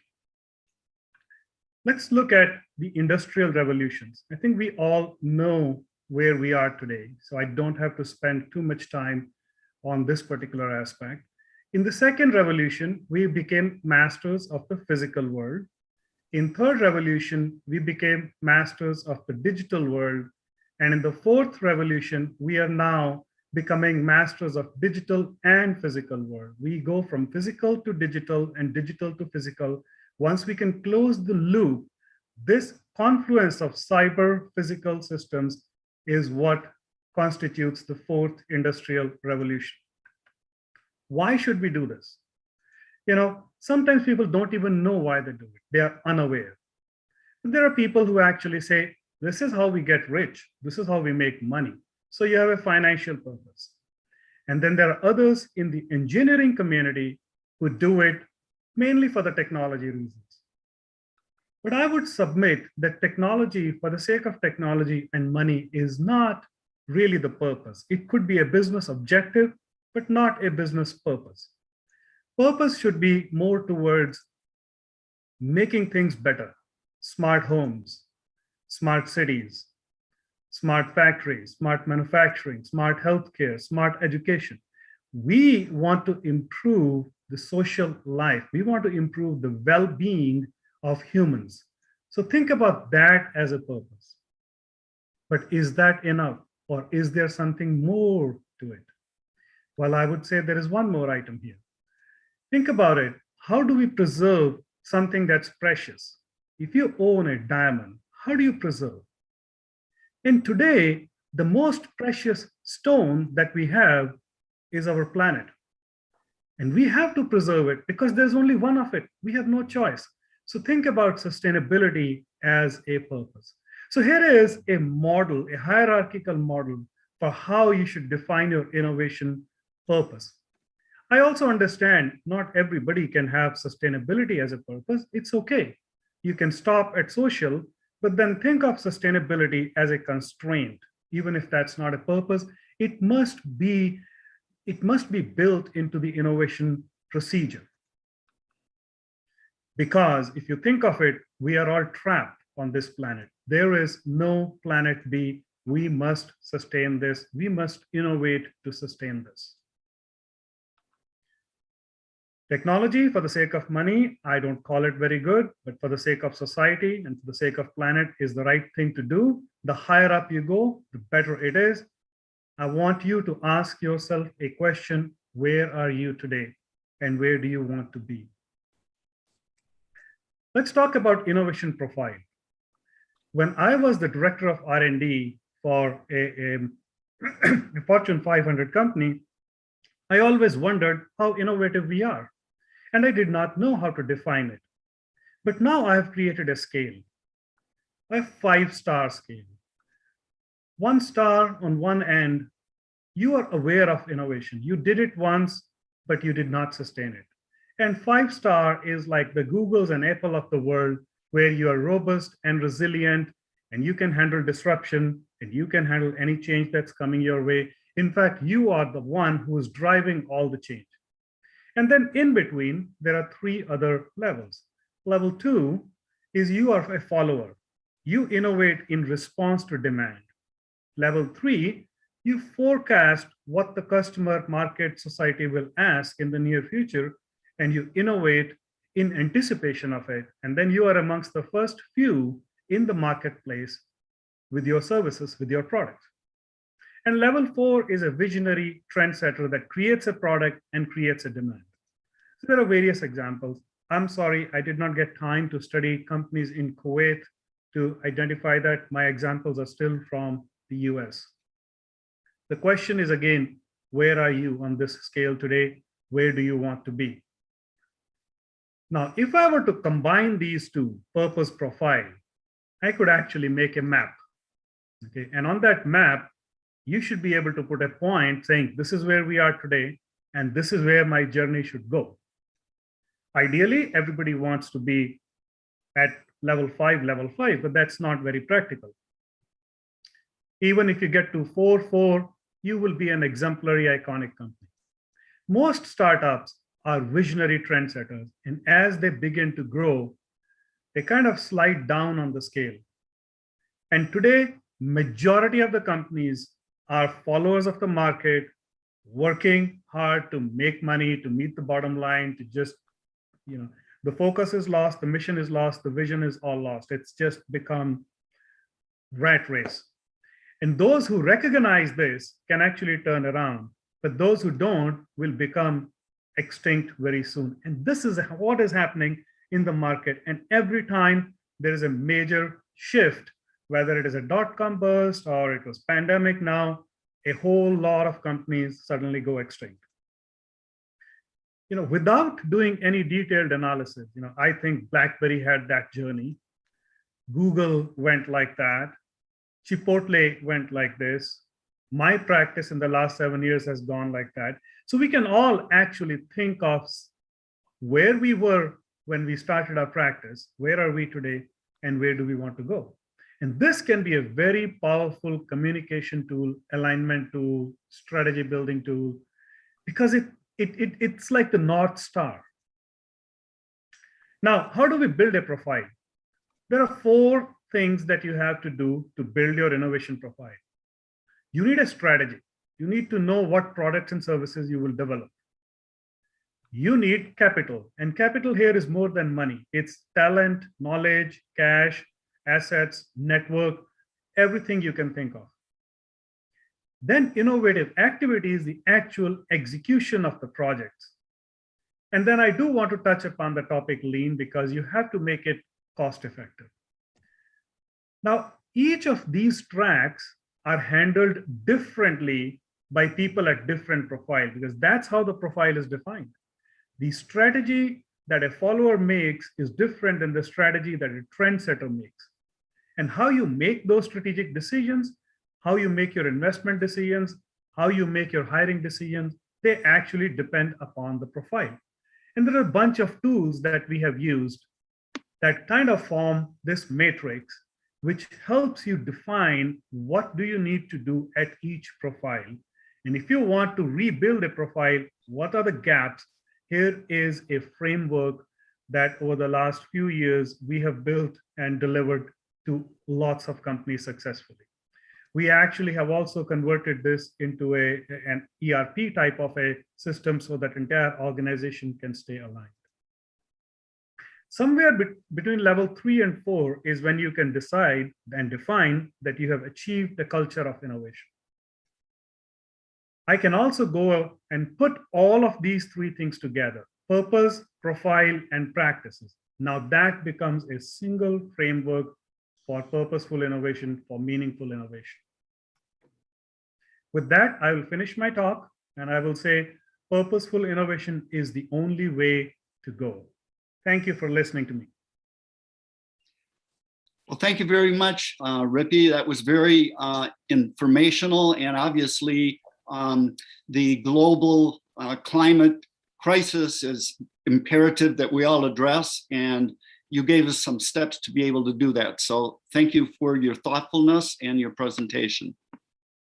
Thank you.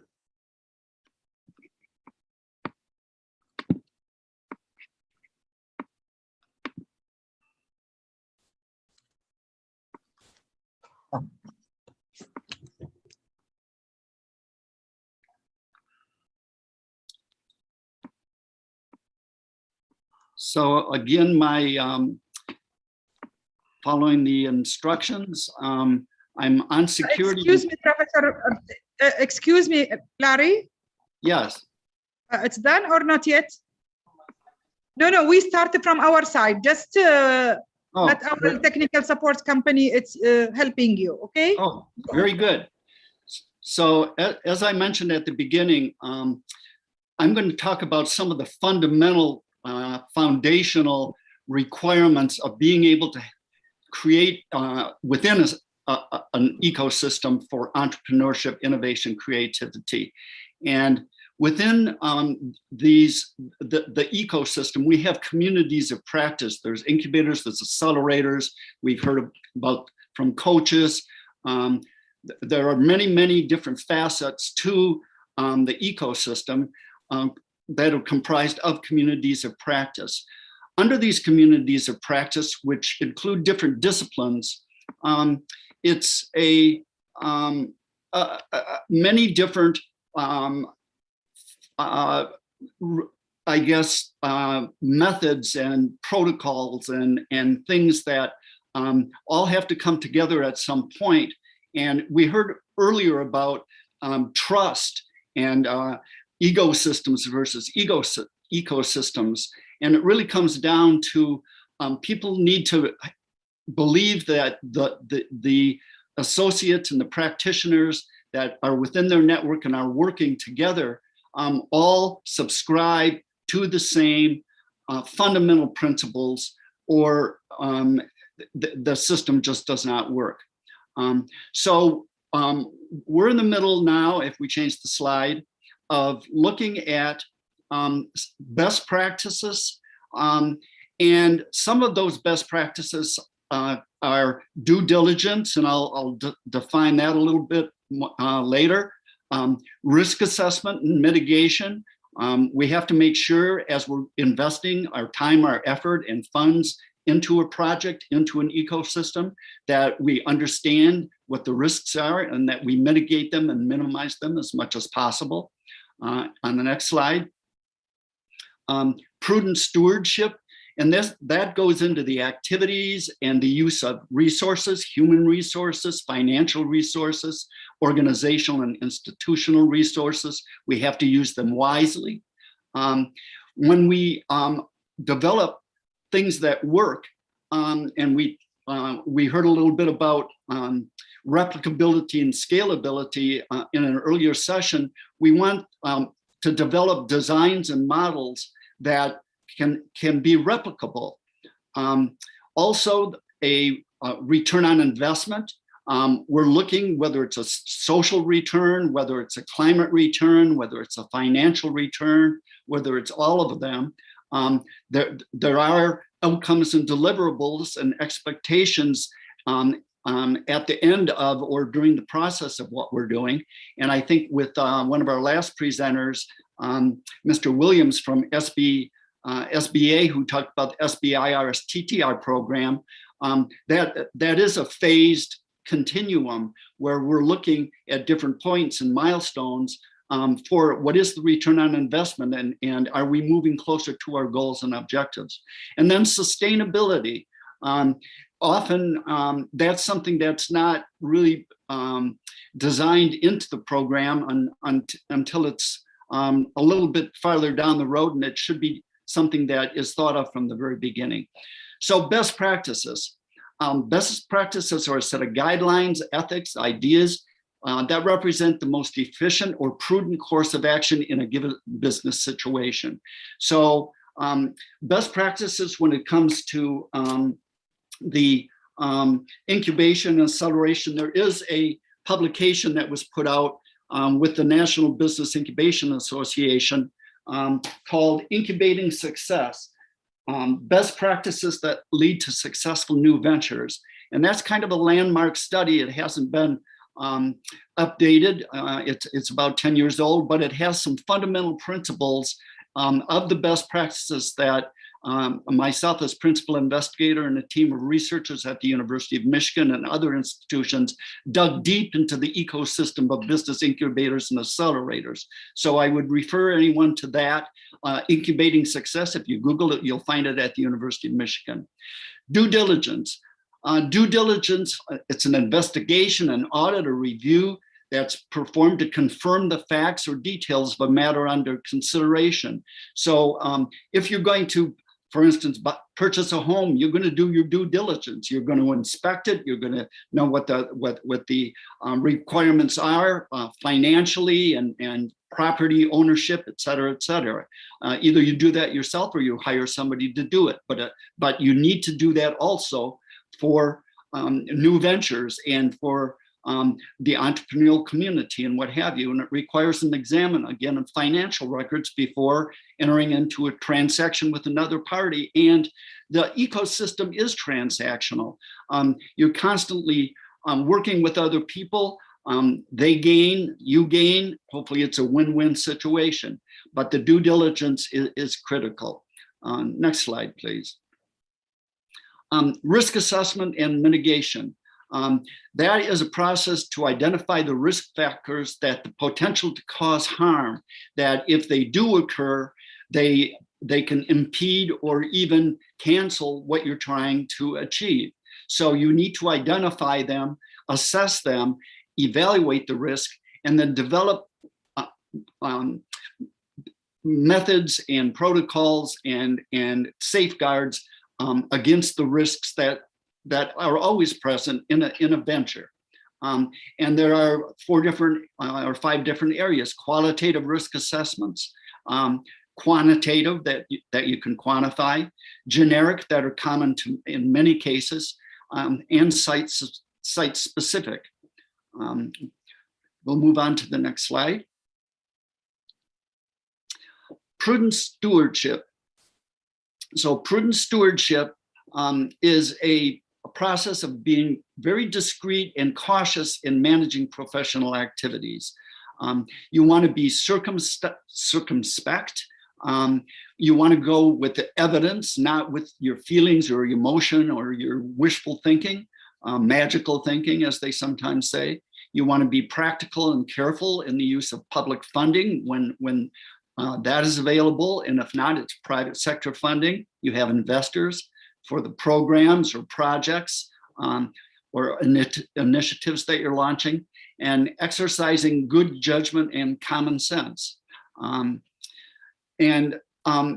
Within each one of these, so I'm going to stop just for a second and say, as I go through these things, prudent stewardship, there's a whole set of principles within the concept of prudent stewardship, or the best practice of prudent stewardship, that are not necessarily well defined and not necessarily defined across the disciplines and the different communities of practice. So what I'm working with the team with the International Business Innovation Association, and you'll hear from Charles Ross, I think tomorrow, maybe a little bit more about this, but we've put together a proposed project to really identify, validate, analyze, and then disseminate principles of practice under these best practices that will let most organizations adhere to them in a consistent and unified manner. And we think that's very important for the ecosystem for creativity, innovation, entrepreneurship, etc. Sustainability, the capacity and capability for a program or system to be funded and maintained at a required rate or level. For instance, with the SBIRSTT, our program, Small Business Innovation Research Program that was talked about earlier, they'll fund you for a phase 2 grant up to $250,000. And if that's successful, the phase 3 up to $1,700,000. But then you're on your own. Then you need to get into the commercial marketplace. You may have to find other sources of private sector funding. But the important thing is to build in sustainability early on, so you have a plan of, okay, when my federal funding or when my first round of angel investment runs out, how am I going to be, what is my path towards self-sufficiency? So sustainability is a critical element that needs to come in to the equation at an early part of the initiative. Moving on to the next slide. Replicability, that's being able to copy or reproduce what you've done. You have a model, it's working. So the reliability of replicability is fundamentally required, because if you want to grow and advance both from a business point of view, as well from an organizational point of view, as well from a communities of practice point of view, you have to have a model that can be replicated and obtain a consistent result. If you follow this model, if you follow these guidelines, if you follow the path or the playbook that we've created, then you will end up achieving the results that we have in the first model. And scalability, that's the capacity to be changed in size or scale to be successful as a smaller or a larger initiative with the same characteristics, with the same outcomes, the same deliverables, the same return on investment. So how do you replicate it? And then how do you scale it up?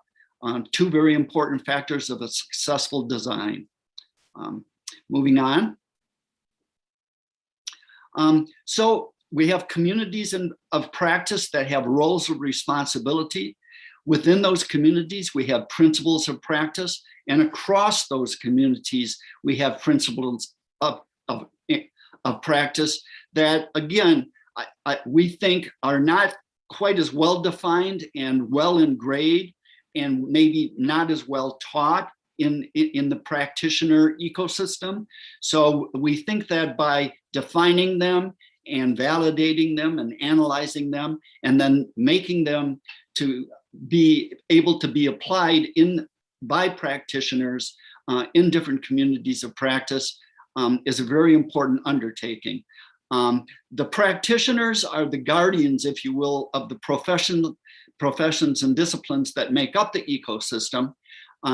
So on an individual basis, as a practitioner, it's your responsibility, and to a certain extent, there is a liability involved, that you are responsible for the success or failure or of the adherence to best practice, the ethics, the principles of practice for what you're trying to achieve. So again, this is foundational. It's kind of the bedrock upon which the ecosystem resides.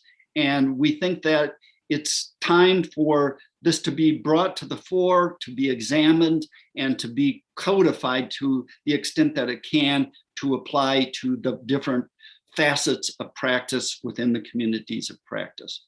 So with that, I'm going to go ahead and move on. We have next Dr. Abdullah Adarba, who is the CEO of Social Responsibility for the Amat Company. And Dr. Abdullah, welcome, and we're looking forward to your presentation.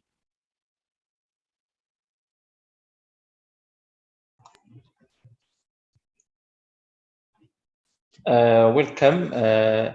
Sorry, let me speak in Arabic. بسم الله الرحمن الرحيم. يعني I can share.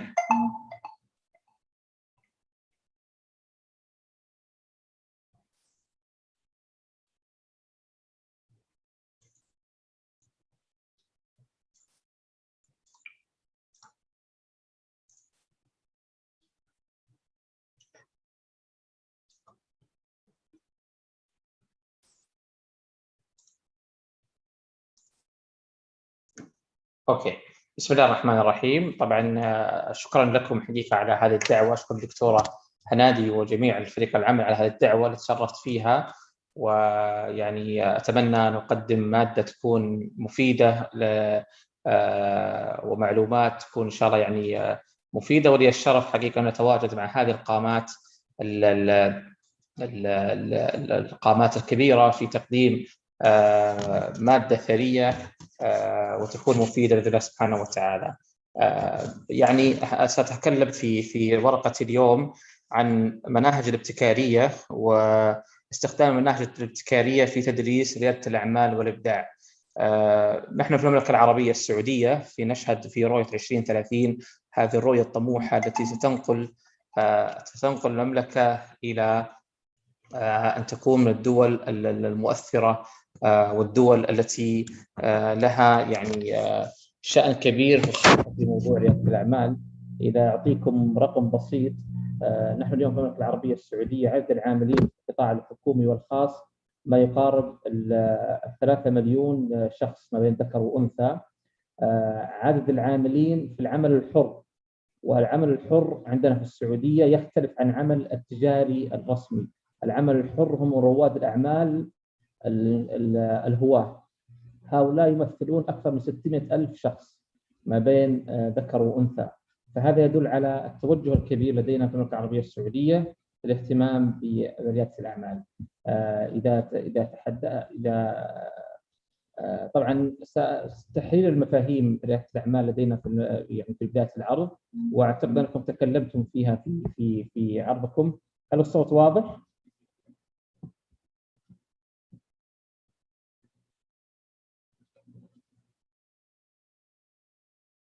تكلمنا عن اولا الابداع. هو الابداع حقيقه هو مقدره الشخص على تطوير افكار جديده وفق احتياجات العملاء او السوق، وقد يكون الابداع هذا تكنولوجي او في اي منتج اخر، ويعتبر الابداع ميزه تنافسيه للمنظمات. وياتي ايضا بعد الابداع الابتكار، يعني وهو قدره الشخص على ايجاد فكره او اسلوب او مفهوم جديد ينفذها باسلوب غير مألوف لدى الافراد الاخرين على ان تتناسب مع قدراته وامكانيات العملاء. رياده الاعمال مثل ما قالت المركز الامريكي للتعليم الريادي بانها العمليه التي تعد الافراد بمفاهيم ومهارات معينه تمكنهم من ادراك الفرص التي يغفل عنها الاخرون، والتمتع برؤيه جديه وتقدير للذات وتزويد الافراد بالمعلومات المطلوبه. لا يخفى عليكم ان تعليم رياده الاعمال شهد تطورا ملحوظا في السنوات الاخيره وفي العقود الماضيه، وكانت طبعا الجامعات او يعني المحاضن العلميه هي التي بدات في تدريس رياده الاعمال بعد ان كان يعني مفهوما خاصا بالقطاع الخاص، اصبح انتقل الى دور الجامعات والمدارس في اعداد الجيل من رواد الاعمال المبتكرين. المناهج الابتكاريه والابداعيه تعتبر وسيله هامه لتحفيز الروح المبادره، انها تشعر الفرد بالاستقلال والثقه بالنفس وتهيئ لخيارات عديده على توسيع آفاق رواد الاعمال للابداع والابتكار. المفتاح الحقيقي لرياده الاعمال هو التعليم الذي ينبغي ان يتضمن مناهجه دروسا عن رياده الاعمال واعداد جيل من رواد الاعمال ينتهج منهج الابداع والابتكار. خلال السنوات الماضيه شهدت هناك جهود حثيثة في تعميم ثقافة الإبداع والابتكار، ناهيك عن جعل هدف تمكين الإبداع والابتكار عاملا مشتركا. أيضا وصل مفهوم يعني ريادة الأعمال اكتسب في السنوات الأخيرة أهمية بارزة حتى في الأوساط الرسمية والأهلية، نظرا لدوره في التنمية المستدامة، وكذلك دوره في إشراك مختلف الفئات السكانية في الإحراك الاقتصادي وخاصة الشباب والفتيات، وإبراز الدور الإرادي المتنامي لهذه الفئة وخاصة في مجتمعاتنا التي يغلب عليها الشباب. الإبداع والابتكار هما أهم أبعاد ريادة الأعمال، وهي من أهم الصفات التي يجب أن تتوافر في رائد الأعمال، فلا يمكن أن نسمي رائد أعمال ما لم يكن يمتلك صفة الإبداع والابتكار. أيضا الابتكار هو له دور فعال باعتباره واحد من محركات النمو الاجتماعي والاقتصادي وتحسين الإنتاجية وترسيخ خطوات التحول نحو التنمية الاجتماعية، بالإضافة إلى دوره في مواجهة التحديات تواجه الحكومات والشركات. نحن اليوم في دول العالم المتقدم نشهد أن تحولت الأصول سابقا من أصول عقارية وأصول أو ممتلكات محسوسة إلى أصول غير محسوسة. مثلا إذا تكلمنا عن علامة مثل أبل التي قيمتها تتجاوز $1,000,000,000، علامة مثل أرامكو السعودية قيمتها تتجاوز $250 مليار، فهذه كلها ابتكارات وإبداعات غير محسوسة أصبحت تحولت إلى ميزة تنافسية أو قيمة تمتلكها الشركات. في الفترة الأخيرة المملكة العربية السعودية توجهت نحو إدراج مناهج تعليمية في المرحلة الثانوية والجامعية تتعلق بفكر ريادة الأعمال والاقتصاد المعرفي، وتشجيع الطلبة أثناء دراستهم على طرح أفكار إبداعية ثم بلورتها من خلال الجامعات أو حتى الجهات المختصة وتحويلها لمشروعات فعلية. أيضا المناهج الجامعية اليوم تغيرت، بدل ما كانت أسلوب النمطي التقليدي أصبحت تعتمد على التفكير الإبداعي. ونحن نعلم أن في عام 2016-17 عاد من الابتعاث الخارجي أكثر من 100,000 طالب وطالبة سعودي من الابتعاث الخارجي. هؤلاء أحدثوا نقلة نوعية في التعليم الجامعي لدينا، وأصبحت التعليم الجامعي يعتمد على أساليب تنمية وسمات المبدعين وكيف تحفيزها. أيضا أنشأت المملكة العربية السعودية حاضنات ومسرعات الأعمال سواء في الجامعات أو خارج الجامعات، وهدفها احتضان أصحاب الأفكار الإبداعية والريادية وتوفير المناخ الملائم لرعايتهم والاهتمام بهم. أيضا المملكة العربية السعودية اهتمت بفتح تخصصات جديدة في الجامعات لدراسة ريادة الأعمال وتوفير قيادات أكاديمية متخصصة للتدريس في هذا المجال. أنفقت يعني المملكة العربية السعودية في رؤية 2030 ستضاعف البحث والتطوير، أو نسبة الإنفاق على البحث والتطوير على ستتضاعف وتصبح تساوي 3 أضعاف الناتج القومي المحلي السعودي. وهذا حقيقة سيحدث تحول كبير في الاقتصاد الوطني والاستثمار الاجتماعي. أيضا المملكة العربية السعودية عملت على توفير بيئة تشجيعية للإبداع على مواصلة الإبداع ومواصلة المبدعين. واليوم المملكة العربية السعودية تشهد إنشاء أكثر من 6 مدن إبداعية تقنية حديثة ستعمل على استقطاب هؤلاء المبدعين والاستفادة منهم. أخيراً المملكة العربية السعودية تواكب التطورات التكنولوجية بامتلاك وسائل تقنية حديثة ومبتكرة للقيام بعمليات ريادية في صناعة المبادرات واستعمالها كميزة تنافسية في المستقبل. وأخيراً خلق ثقافة وبيئة ريادية أعمال تحفيزية وتفاعلية وإدراج مناهج وتخصصات جديدة في ريادة الأعمال. المملكة العربية السعودية اليوم هي من أكبر الاقتصاديات في الشرق الأوسط، وتعمل على أن تكون، ونحن نعلم أنها من ضمن ال20 يعني اقتصاد مؤثر في العالم، وتعول كثيرا على شبابها وبناتها ليكونوا يعني نواة الاقتصاد.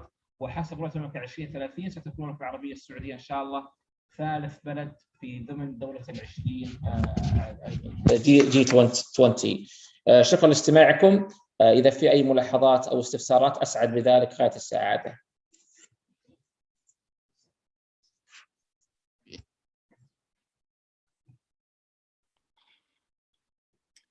Well, thank you very much, Dr. Ardava. I think that talking about youth and younger populations and curriculum and education is a starting point for a lot of the practitioners and the entrepreneurs that come out of the universities with some of the fundamentals and then bring them into practice and apply them. So that's a very important component within the ecosystem.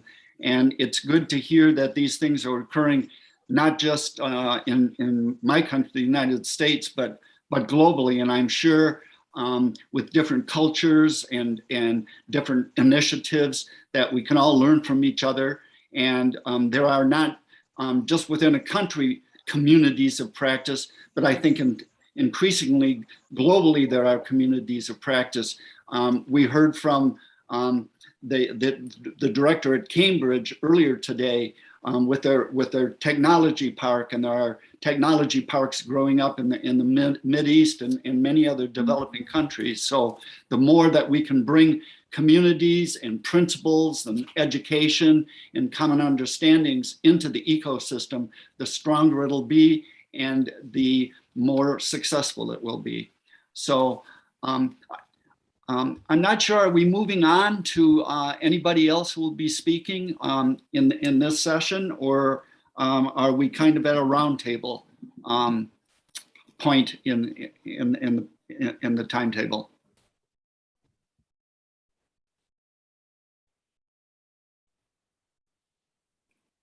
Well, I'm going to assume that we have a little time for discussion here. Excuse me. So, yes. So there was a session from my side, so don't know when it is planned. As per the agenda, it's at it's just now. So you have a presentation and I have a presentation which was shared 2 days back with the team. So my name is Srinivas, and my session is at 9:20 p.m. Kuwait time. That is 13:20 p.m. EST. Well, we'd be very interested in hearing what you have to present, sir. Yeah, thank you. It's a 10-minute session, so I'll do it quick. Do I have the sharing rights, please?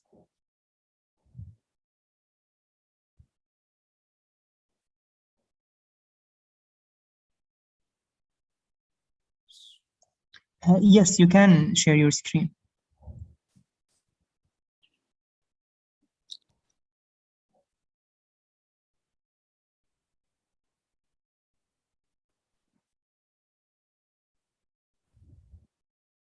Is the screen visible? Yes. Yeah, so thank you all for giving me this opportunity. This is Srinivas from India. It's midnight time now, so wishing all good morning, good afternoon, as per the time zones you're operating from. And I work with a IT company called Tech Mahindra, which is a $5 billion IT company with about 140,000 associates. I lead the innovation management track, entrepreneurship, and startup ecosystem collaboration track there at Tech Mahindra. I operate from Pune, India. So today, one of the points I wanted to discuss was how do we operate in this VUCA world? And VUCA is something that has been talked about for a long time. It started with the American War College talking about it during the end of the Cold War, where they found out that the world is not the same as before. It's moved from two poles to a multilateral world, wherein you have volatility, uncertainty, complexity, and ambiguousness. And from there, the word VUCA was used at different times by different industries. And since 2000, the IT industry has been using it. Now, in the year, as we come to 2020 and 21, where we've been reeling under COVID, this word VUCA becomes very important. And I'll just delve a little more into what VUCA is. What we are saying is that the world that we all live in, the environment that we all live in, or the ecosystem that we all live in, is quite volatile, where it has been changing and the rate of change has been very rapid. And second one, that it's been very uncertain, so that you cannot predict what will happen 2 years down the line, 6 years down the line, with so many things happening. And because of the interdependency of multiple components in this ecosystem, it has become more and more complex. And the last point of it is that, like earlier times, it has not been a black and white story. Things are quite in gray. Things are quite ambiguous. We would not know what the end result will be, even if we have all the information in place. So the VUCA world, the world that is consistently used, becomes more relevant, more important in this journey, in these times that we are all living. Now, how it has impacted us all. If you look at how entrepreneurship happened, or how incubators were set up in the last 10, 15 years, starting with Silicon Valley, and then we had incubators across all parts of the world, including the Middle East, India, Israel, and a lot of places. The incubators were places where actually ideators, students came up and actually huddled in one place. So it started with giving a physical place to a set of people who had an idea, who wanted to create a POC and then scale it. The other parts or the other objectives that the incubator actually fulfilled for the ideators was to give them mentorship, was to give them access to venture capitalists, to seed capitalists, so, and different sources of funding. It is to also connect them to collaborators who could take their idea to market. So that was the way in which the incubators thrived across the world. But COVID-19 actually changed everything and people had to be at home. What we have seen is that in the last 2 years, or at least in the last 18 months, we have seen that in this situation, we've had virtual incubators coming up globally. And I'm very happy to say that along with India and other parts of the world, there have been virtual incubators in the Middle East. So you have Faster Capital, you have Takadam in KSA, you have Astro Labs, and we have VO, which is one of the key virtual incubator in Kuwait. So we've seen that, as you rightly said, all parts of the world have actually started reacting to COVID, adjusting themselves to the situation and creating better opportunities for the ideators. Now, what has happened in this virtual incubation centers is that you would have people operating from different parts of the country, different parts of the city, not looking for a place in incubator, but who've got a good idea and looking for other parts of a startup. It could be mentorship, it could be guidance on how do they actually trade, how do they collaborate, how do they access to funds. So these virtual incubators have really helped. In our entrepreneurship system that we do in our company, we've actually mentored startups in 5 different places across the world, 5 different ideas across the world, sitting in Pune in India.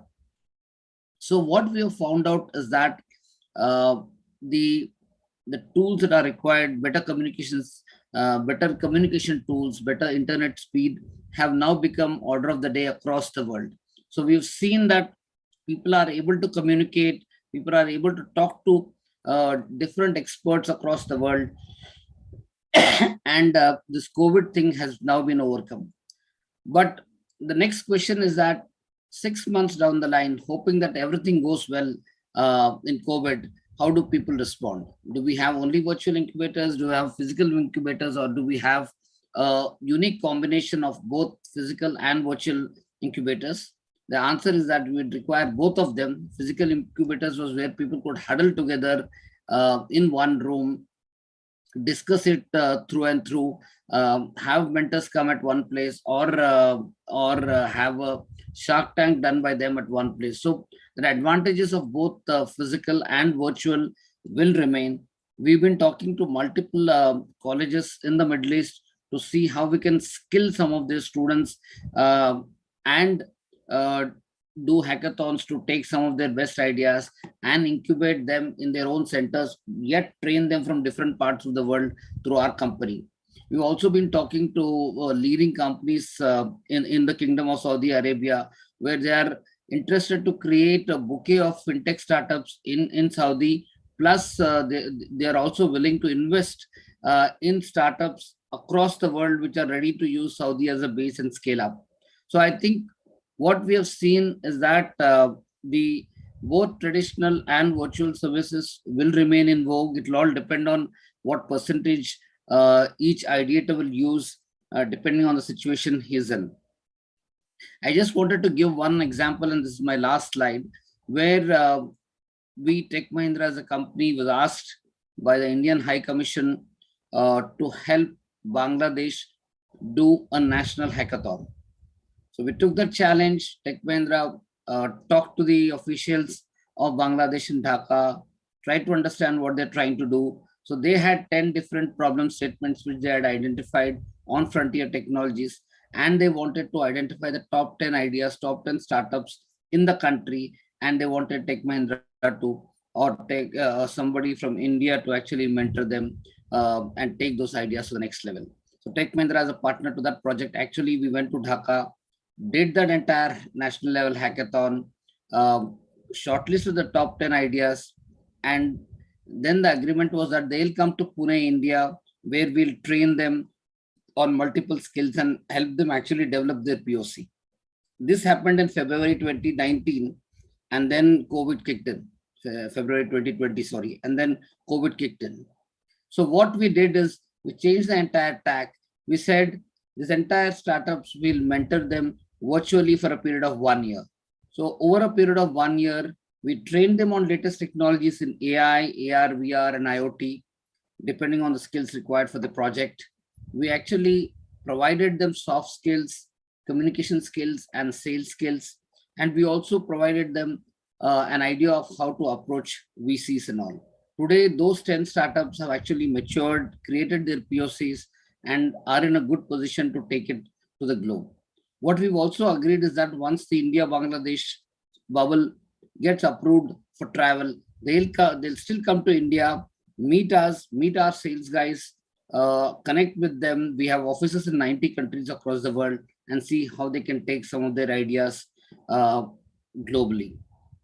So this is an example of how we could convert a physical incubator to a virtual incubator and help the students.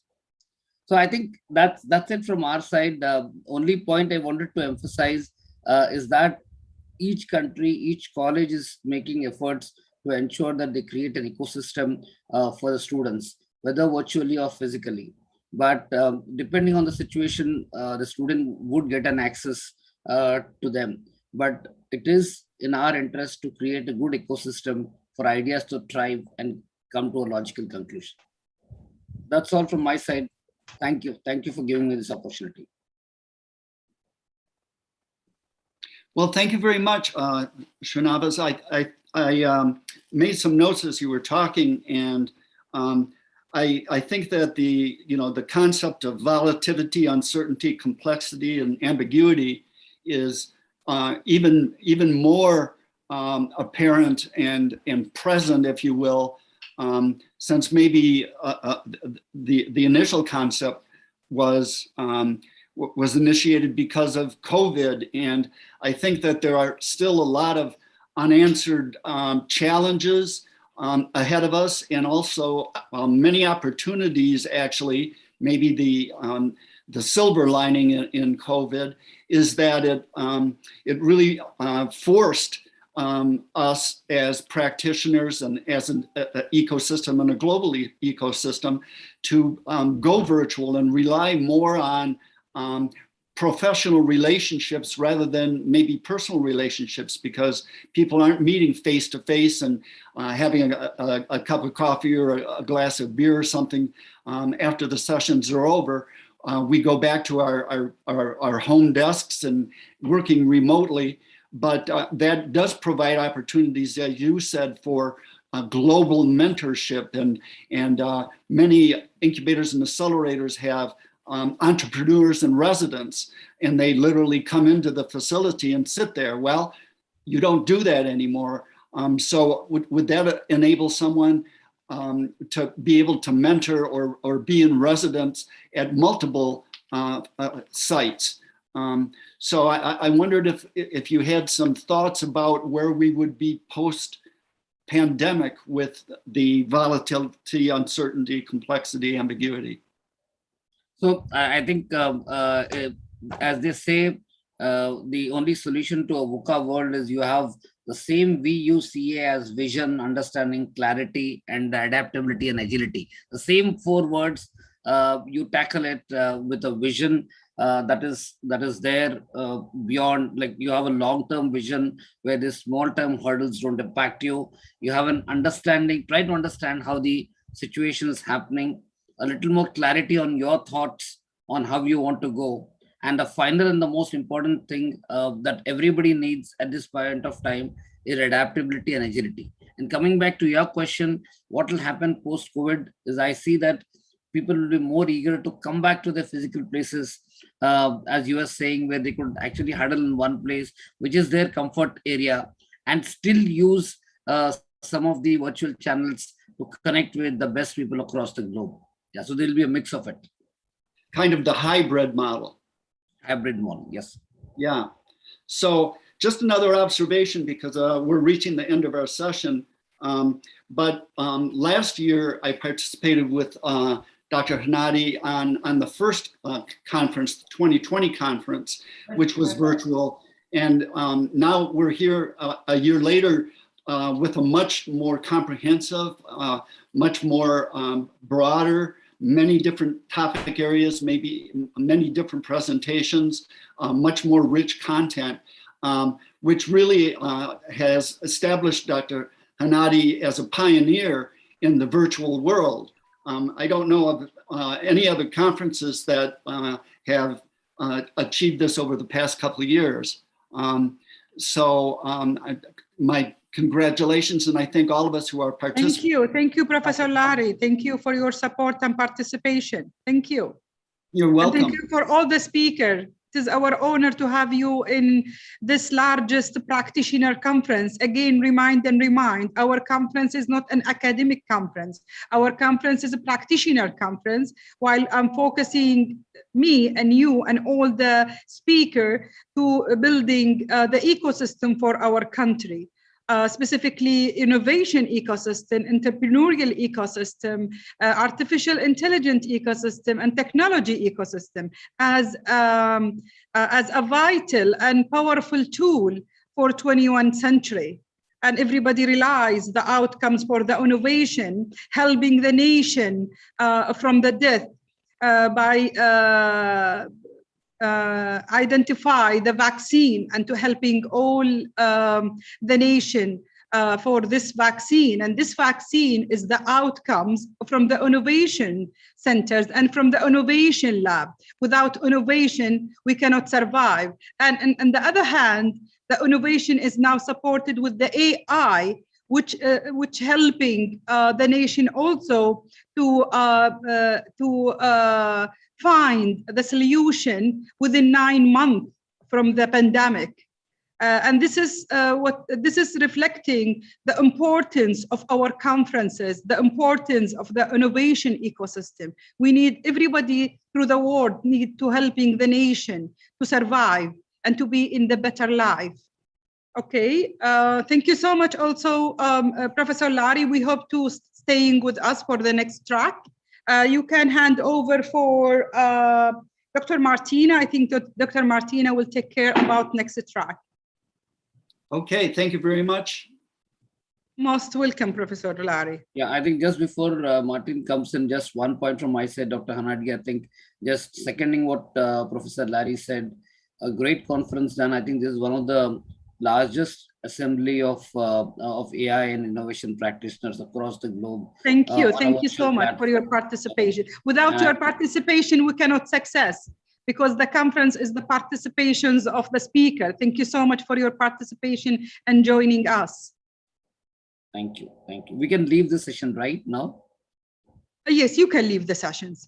Dr. Martina, hi, how are you? I'm fine. Thank you, Dr. Hanadi. You are my partner, huh? You are my partner. Yes, I am. You are the partner of Ecosystem Consultant. Yes, I was there last year as well, and I remember Mr. Lawrence. So Yes, nice go to meet ahead. you. No, thank you. Go ahead, Dr. Martina, and call your speaker. All I think in board. I will. Just one question beforehand, because I see that I have 4 speakers or 5, because I had one Saidnam Hassim. Could you unmute? Dr. Martina, you have 4 speakers, but Mr. Andre will have only 20 minutes because Mr. Andre, it is the representative of the Science Park through the Europe. Perfect. We inviting the president of the associations of the Science Park in Europe, and they it should be the president with us. Okay. But the presidents have some commitment. Then they recommend Mr. Martina to getting 20 minutes instead of the Europe to be representative for the Europe. That's good to know. That's good to know. So I will take care of that as well. So I'll keep that in mind. So thank you very much, Dr. Hanadi, and my compliments to you for organizing this wonderful event where we actually have what you truly says is that we have practitioners. So not theorists, but of course, as entrepreneurs who put theory or innovation into practice, building businesses out of it. We're going to talk with lots of people from different countries and cultures, which is fantastic. Today we start with Dr. Majdi Hassan. I hope I pronounced it correctly, from Tunisia. And then we will continue with Øystein Bredal Thorsen from Norway. And then for 20 minutes for Mr. André Domen from Germany, Heidelberg, next to the country of Netherlands, where I'm coming from Amsterdam. And we will finish off with Igor Ovcharenko from Ukraine. So I would like to start with Dr. Majdi Hassan, who is the Arab Institute of Business Leader and Associate Professor in Economics and Finance, but as I understood, also with a special interest in entrepreneurship. And I'm really curious to hear what you do and how you put entrepreneurship into practice. So please, the floor is yours, Dr. Majdi. Thank you very much for the introductions. I am Dr. Majdi Hassan. I am from the Arab Institute of Business Leaders, business think tanks in Tunisia, and also I am associate professors, and we have a lot of works in terms of entrepreneurship. We are the host of the Global Entrepreneurship in Tunisia and of a GEM also. We are the partner here in Tunisia, and we have a lot of studies about that. And I would like to share with you some of our funding and the issue that we work on. And if I can just share presentations, or are you able to share? Is there a host that can help us? Or do I need to do something? No. I think so. Yeah, I can do it. Oh. Okay. Yep, we can see your screen. Okay. So just before you start, if it's about 10 minutes, so about 8 minutes, I will tell you 2 minutes. So I will break in, say 2 minutes, so you know, okay? So don't. I will just, I think there are a lot of things they are discussed during the conference, and I just like to focus my interventions to 3 points. The first one is the importance of assistance in technical assistance and also management assistance in terms of entrepreneurship ecosystems, the platform economies, and also the importance of the exit strategies. The problem is what we found in Tunisia, and I think also in other countries, especially in the regions, that we have a lot of projects, of programs, and we have incubator, we have all of that, just to helping entrepreneurs and to create their startup, to create their projects. But after the implementations, there are a lot of problem in terms of how to assist them in terms of management, in terms of access to market, especially access to market, because there are a lot of project tools to facilitate the access to finance, but the access to market and also technical assistance in terms of management, because a lot of them, they have after problems how they can manage correctly their project, and they are a lot of initiative. For example, in Tunisia, they work on. They are some of them funded by international organizations or international funders, but they are no coordinations, and also they are no specializations in term of that. And after we found that they need not just 2 years of assistance, but they need a minimum of 5 years, because we have to just to helping them during the two first year, just to stabilize the companies, and after that helping also in term how helping them in term of to prepare their growth. And all this mechanism of technical assistance, and also to have also this managerial assistance is very important, and all the focus is in the prior phase of creations and not after that. And I think there are a lot of things that they can be done in this point. And now we have studies, for example, to make the assessments of all the service and all the initiative, for example, in Tunisia, to helping entrepreneurs, and during this period of after the creations. And a lot of them we found that they are problem and of managerial skills, and we found that specialists, we have the big studies we have directly with the World Bank and the FDP about that. And for example, you see for the small companies, after the COVID crisis, and after a lot of them, like, okay, they have problem of finance, but a lot of them, they don't react correctly because they don't have this the skills and the managerial skills inside the companies. And the importance of the assistance is very important in country like Tunisia, for example. All this assistance before it's funded by project, but after when we leave them alone, they collapse, and they have a lot of problems. Second thing that they have to focus on and work on now, it's platform economy. And what we found, for example, is I am also independent board member in many investment funds, and in many of them, all the startups and that they present their business models, they are in the platform economy. Okay, they have good applications to match, for example, the suppliers, to match the handcrafter, to match, to create a marketplace, and all of them, they are in, the majority of them, they are in that. Okay, they are great success stories in the region. We have Souk, we have all the other, they are after buy by big companies. But when we focus in the point is to have innovations, for example, in more technical sectors, for example, in textile, in industry, in health, in pharmaceutical, in chemical, and they are.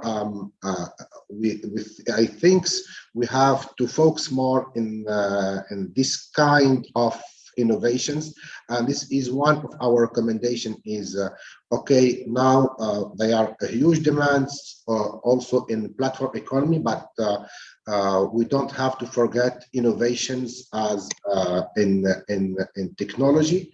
And I think this is a point that we have to also to focus on, and also there are many recommendations in terms of public policy to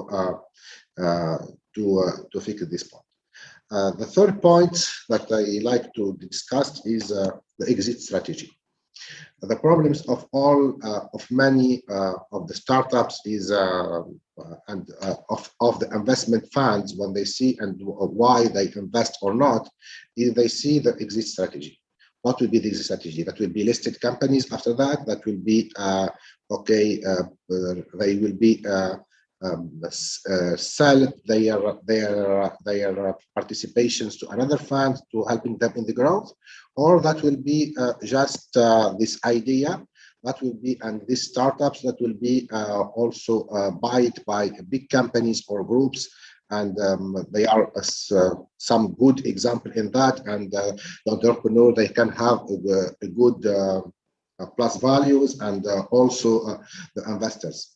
And I think there are a lot of problem in that. That will be, for example, there are no incentive for established groups and companies in Tunisia, and I think in the region also there is the same problems to have a market of the exit markets, and I think we cannot working in the ecosystems without see this economic aspect of the entrepreneurship ecosystem in terms of exit, in terms of having also going in other specializations as, for example, innovation, and not only in platform economies, and also technical assistance and managerial ones. And we have now studies about each, and they are 3 chapters in it, each one's focusing in one point in that, because we think that we can improve the ecosystem when we work in these constraints and in these problems. After that, the efficiency of the ecosystems will be higher. And thank you. Okay, I just wanted to say you have just a minute, but you're quite ready. So thank you very much, Majdi. Do I pronounce it right, Majdi? Yeah, that's correct. Yeah. Oh, that is correct. Thank you. Thank you very much. Just one question, and of course we have some time, I hope, at the end of the session to have some questions, even from others as well. Is that you actually specifically say that the management skills are not there, that most of them have problem with managerial skills. How do you develop that? How do you do that? We see what are the kind of problem that the entrepreneur face after that, in terms of access to market, in terms to manage their staff, and we lot many studies and surveys to understand what kind of problem they face, and especially when we see just when we have the COVID crisis, and we see we take for example a company, they are the same sectors, and we see, for example, in the others they have more professional managers, and they can just found the solutions more easily because they have just expertise on that, and a lot of problems they come because of the problem of managerial skills. Okay, thank you very much, Majdi. I will introduce the next speaker, and I think he's from Norway, and yesterday the Dutch football team kicked out Norway, so I'm very sorry for that. But even though I hope we can work together in this presentation, Øystein Bredal Thorsen is from Norway, a partner of Growth Wheel, which is specialized in business development, growth, and getting from startup to scale up. So I hope Øystein Bredal Thorsen is there. I'm here. Great. So nice to meet you. And I would ask you to take the floor, and we're very interested in your presentation. Please go ahead. You have 10 minutes, and if it's about 8 minutes, I will say 2 minutes more. Okay? Thank you. Okay. I'll just get on with my presentation here. So,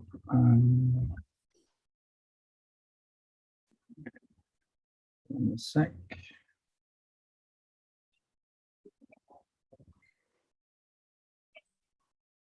while the system is starting to operate.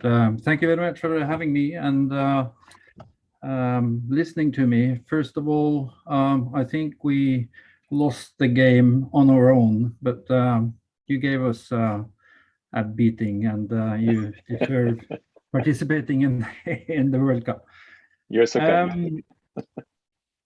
As some of you might have heard from the other presentation, my colleagues in Growth Wheel is all about helping in practical work consultants to be the best business advisor that they can be. And that means that our tool and our philosophy is to make business consultants smart, to enhance their smartness by giving clients ideas and new perspectives on various items, various challenges that a startup or a growth company is facing. And doing that, they need to be trusted. They need to have something, bring something to the market, bring credibility and knowledge to their clients, which then again turns to value in the outcome of the cooperation they do. So a business advisor is getting onto the point, and that's in Norway, and I guess all over the world. It's what should I say, to provoke a bit, it's too much thinking and too much planning instead of getting to the action. So the old phrase of fail fast can be there, but business consultants from the outside is someone who makes a difference, at least in three ways. First of all, they see the world from the outside. We make gets a view, or not a view, getting rid of the bias, looking outside the tunnel, not instead. So it's not the train coming against you. We're seeing the opportunities and the challenges outside the tunnel, giving new perspective.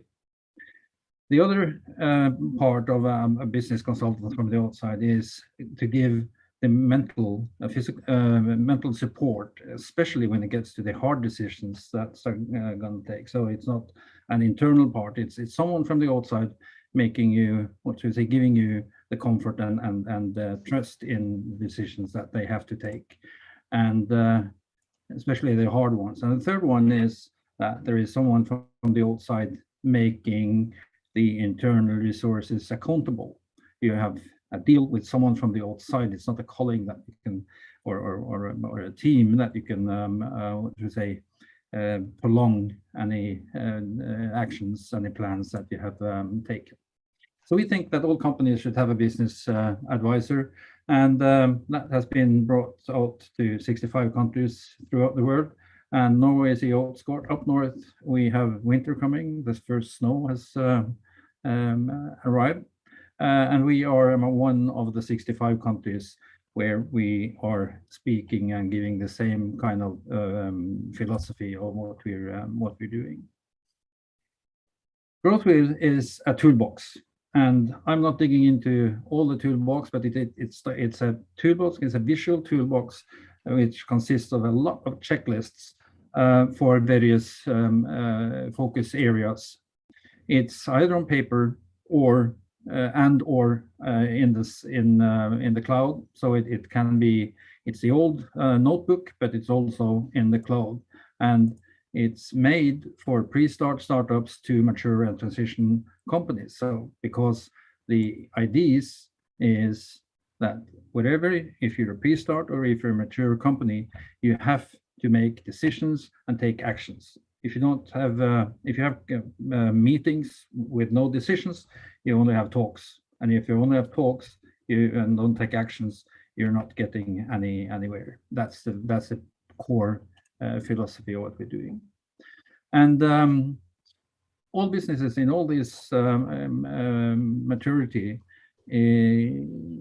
needs to relate to 4 core items. That's, they have to have we have to develop an attractive business concept, establish a strong organization, build lasting customer relations, and not least maintain profitable operations. And these are the areas that we address, breaking them down to 20 focus areas, like you see here. And I'll give you the link to our homepage afterwards, so you can see what kind of what's behind all these terms, these 20 terms.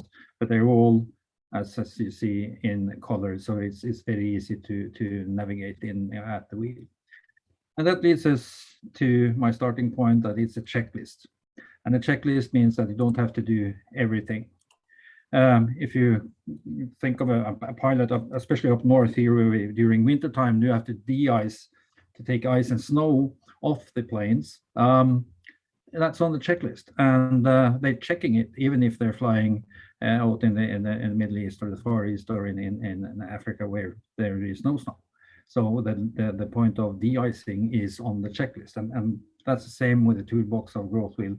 The checklist is there. You don't have to do it if it's not the focus that you're on to know. And we call it focus areas because that is what we want to do, to peel. Everyone can eat an elephant if we take a choke at the time. So focusing on identifying what's important now, and then leaving, mapping up what's going to be important, but now focusing now is really the core content here. 2 more minutes, Øystein. Thank you. We do that by a 360 screening, which I personally, it's a 360 screening. That's the term of it. I call it a 360 radar, since we're talking pilots. And that gives us the opportunity of getting the big pictures first, starting with the first things. And here it is. You can use this radar for three purposes. You could access your status, having a radar image of what is your status on those 20 areas that we spoke of. You can access your opportunities, and you can use the same radar for accessing the skills. So 3 in 1. How is your business going? Where are your possibilities, and what do you have to learn? And from there, we focus on these 3 or 3 others or 2 others or whatever that needs to be solved. So listening to Mark Twain's The Secret of Getting Ahead is Getting Started, growth wheel, and this 360 screening is really what it's all about from our side. And that's what we are communicating to business advisors throughout the world. Thank you. Thank you, Øystein. It's a very clear story. And as we know, every journey starts with the first step.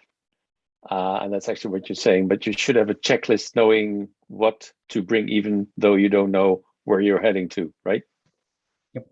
Perfect. So thank you very much. Then I would like to introduce the next speaker, Mr. Andre Domin from Germany, the CEO of the Technology Park.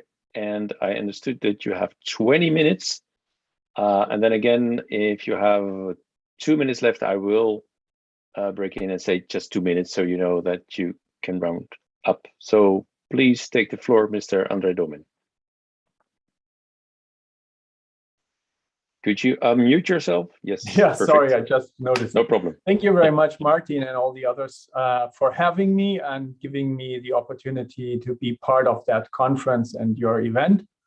And as you said, I also understood I've got 20 minutes, and please tell me when the last 2 are approaching. I would like to try to share my screen, and hopefully it works. Can you see the screen I'm displaying? Yes, we can. Yes, okay. So a warm welcome from a dark city of Heidelberg, where I'm actually situated right now. And I'm the CEO of the Technology Park here in Heidelberg. And I would like to talk about what we understand under the topics of innovation management and technology transfer. I won't guide you through that slide. You can download my slide decks afterwards. Just briefly, I'm a biologist by training. And after kind of stopping being a scientist, and working on electrons transferring from one membrane to the other, I decided to work in the field of technology transfer. And I studied in Mainz, which is in West Germany, but I undertook a journey to Eastern Germany after the German reunification and stayed there for 15 years and came back to Western Germany in 2010. And since then, I'm here at the Technology Park, and I'm also chairman of the board of the Heidelberg Startup Partners Association, which is the association of tech transfer offices. And I'm on the board of the biotech cluster of our region. And what are we doing? What am I dedicated to do? Since a couple of years, I'm trying to bridge gaps. And there are some gaps between, for instance, academia and global players. And the scientist might think that he has a great and a Nobel laureate worthy solution. And the other side, the ones able to invest and acquire that solution might ask, okay, can I sell it tomorrow? Please show me that it works. And this is one example for gaps between two different parties or branches or whatever. And in our case, it always means that we will be dealing with at least the academia and also the industry, as I just mentioned. But for sure, for instance, and that's typical for a technology park in Germany, we are a daughter of the city of Heidelberg and the Chamber of Industry and Commerce in our region. So we always have to think about our bosses, that is the Lord Mayor in my case, or the city council, for instance, and other public authorities. And again, in our case, and I guess in a lot of places where wealth is already on a high level, you will always have to integrate citizens and ask them for their commitment and support and understanding of, for instance, wanting to grow a tech park in a city, or wanting to have an area where economic development can be happening. For instance, in our case, we will have to discuss such plans with the public. And this is an example where we are talking with the public, but also with scientists and entrepreneurs and cities, administration people, about the wish of the research institutions and the technology park to double in size during the next 30 years. And this will obviously mean that more people will be living in our city, more people will be traveling, more patients will be treated, more relatives to the patients want to see their family members, and so forth. So housing prices will rise and traffic will rise. So those are examples where you always have to discuss the pros and cons of economic development or the growth of even science and treatment of illnesses. So we are dealing with two topics in general. One is physical space, because if you want to support technology transfer, you need to have somewhere to put those startups or spin-offs. And in our case, we are focused on those gray dots. So very important for us are the life sciences, biotechnology, and pharma medicine. But also within the region, we have different branches. So chemistry is very prominent, automotive. So we also have a lot of software startups who are not selling B2C, but business to business. So industry tech is another very hot topic in our region.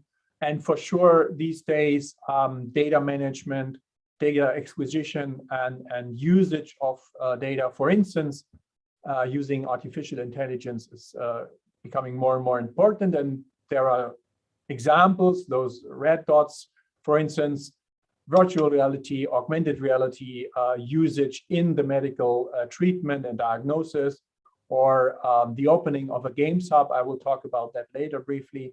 And yeah, horizontal disciplines like quantum physics and neuromorph computing, which are kind of hyped these days.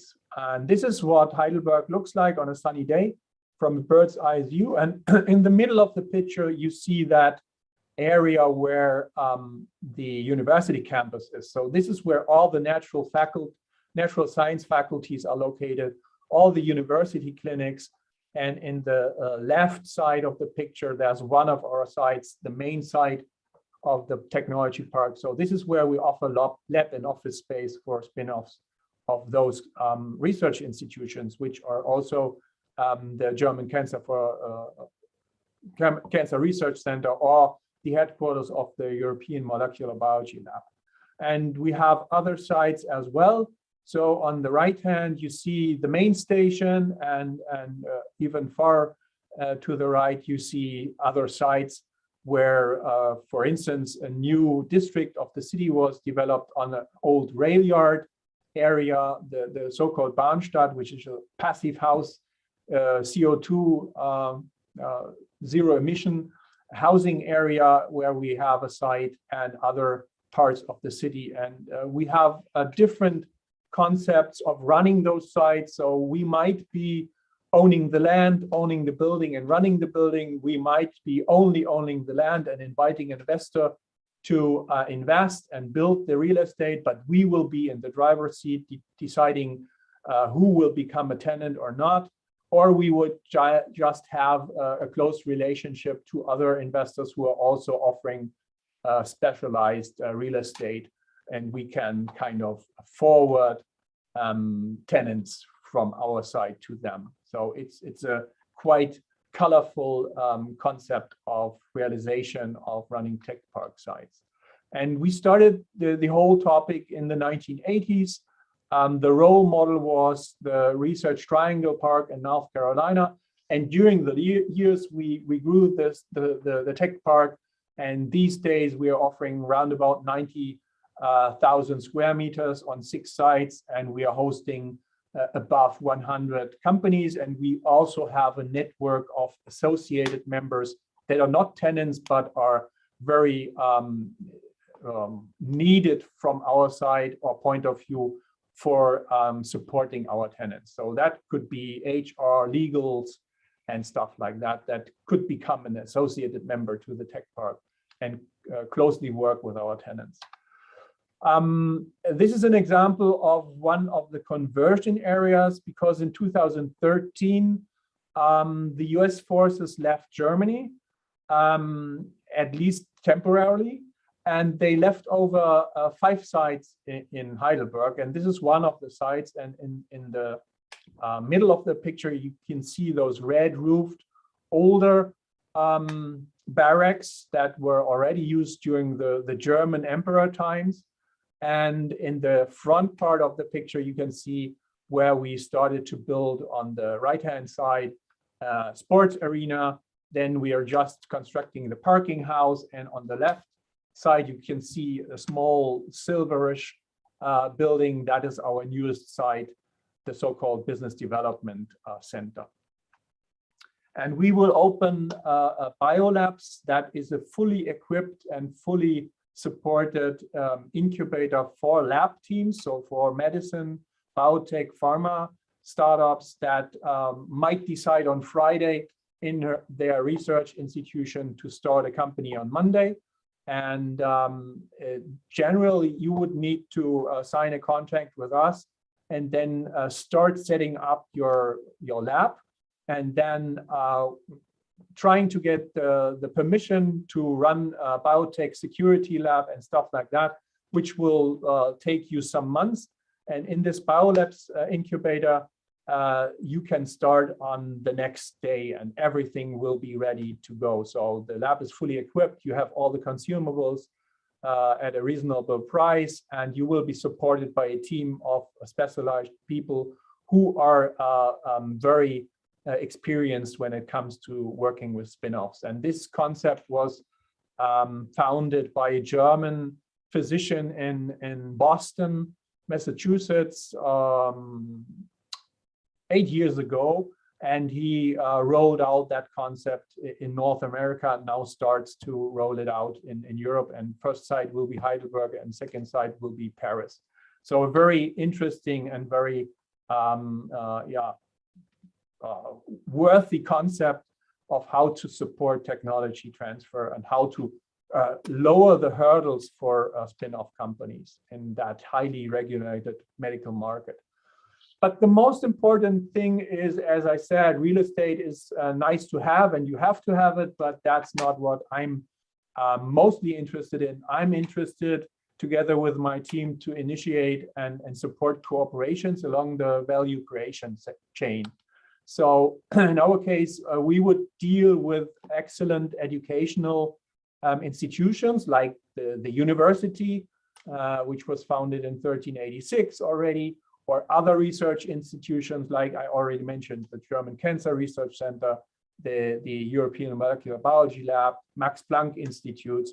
And we will offer, on the right-hand above side, we will offer infrastructure and dedicated supportive systems for scientists who are thinking about founding their own company. So we are only dealing with IP-based or knowledge-based founders. We do have other institutions in Heidelberg and the region that would support any kind of spin-off or startup, but we are focused on those high-tech startups. And as you can see, I mentioned it already, we have large players in the arena like BASF Chemistry, NEC, Japanese research institution, has its R&D European headquarters in Heidelberg, AbbVie, Merck, Roche, so pharma, and also leading edge clusters, for instance, on biotech or on printed electronics or on health in general.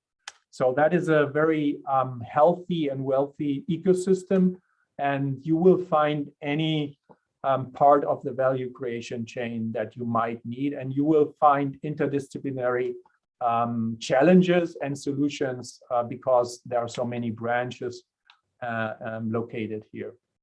So this is again an example in the focus. We are dealing with health, and these days health also means leisure. So it's not always diagnosis and treatment of illnesses, but it's kind of a moving frontier. So where do you start to monitor your health situation? Do you start it with your smartwatch, doing some jogging in the morning, or does it start when you enter the university clinic? So that is an example where we think that health and leisure are very well connected, and biotech and pharma are in the focus. And if you're dealing with biotech and pharma, you will need diagnostics and sensors. So again, you will need dedicated companies who are producing those sensors, or you might need the chemical industry to work on coatings of, I don't know, proteases or stuff like that. And you will need ICT because you will need to work with those large volumes of data produced in, for instance, a clinical center. And now I would like to give some examples of those programs we are offering. So for instance, we are running a life science accelerator together with other partners in the region, where we guide the teams during 12 months, so 1 year, and evaluate their idea and support their business planning, and then focus on the best looking business case and present them to investors in the end. And every 4 months, teams can apply and will be integrated in that long-term running project. So this is a very high regulated market we are addressing here, and that's why the program takes so long for one team. Another example would be industry tech startups with that so-called B2B focus. And again, we're a consortium of partners offering that program. And here, the programs might be only 1 week or up to 6 weeks. So if you're dealing with IT and software, you are very fast, or you can be very fast, and you need to be very fast to evaluate if the business case is valid and if you can find some customers and sell the products very fastly to the market. So this is why we had more teams than in the Life Science Accelerator, for instance. And then we have programs who are dedicated to AI solutions, artificial intelligence, again, run with a consortium of partners.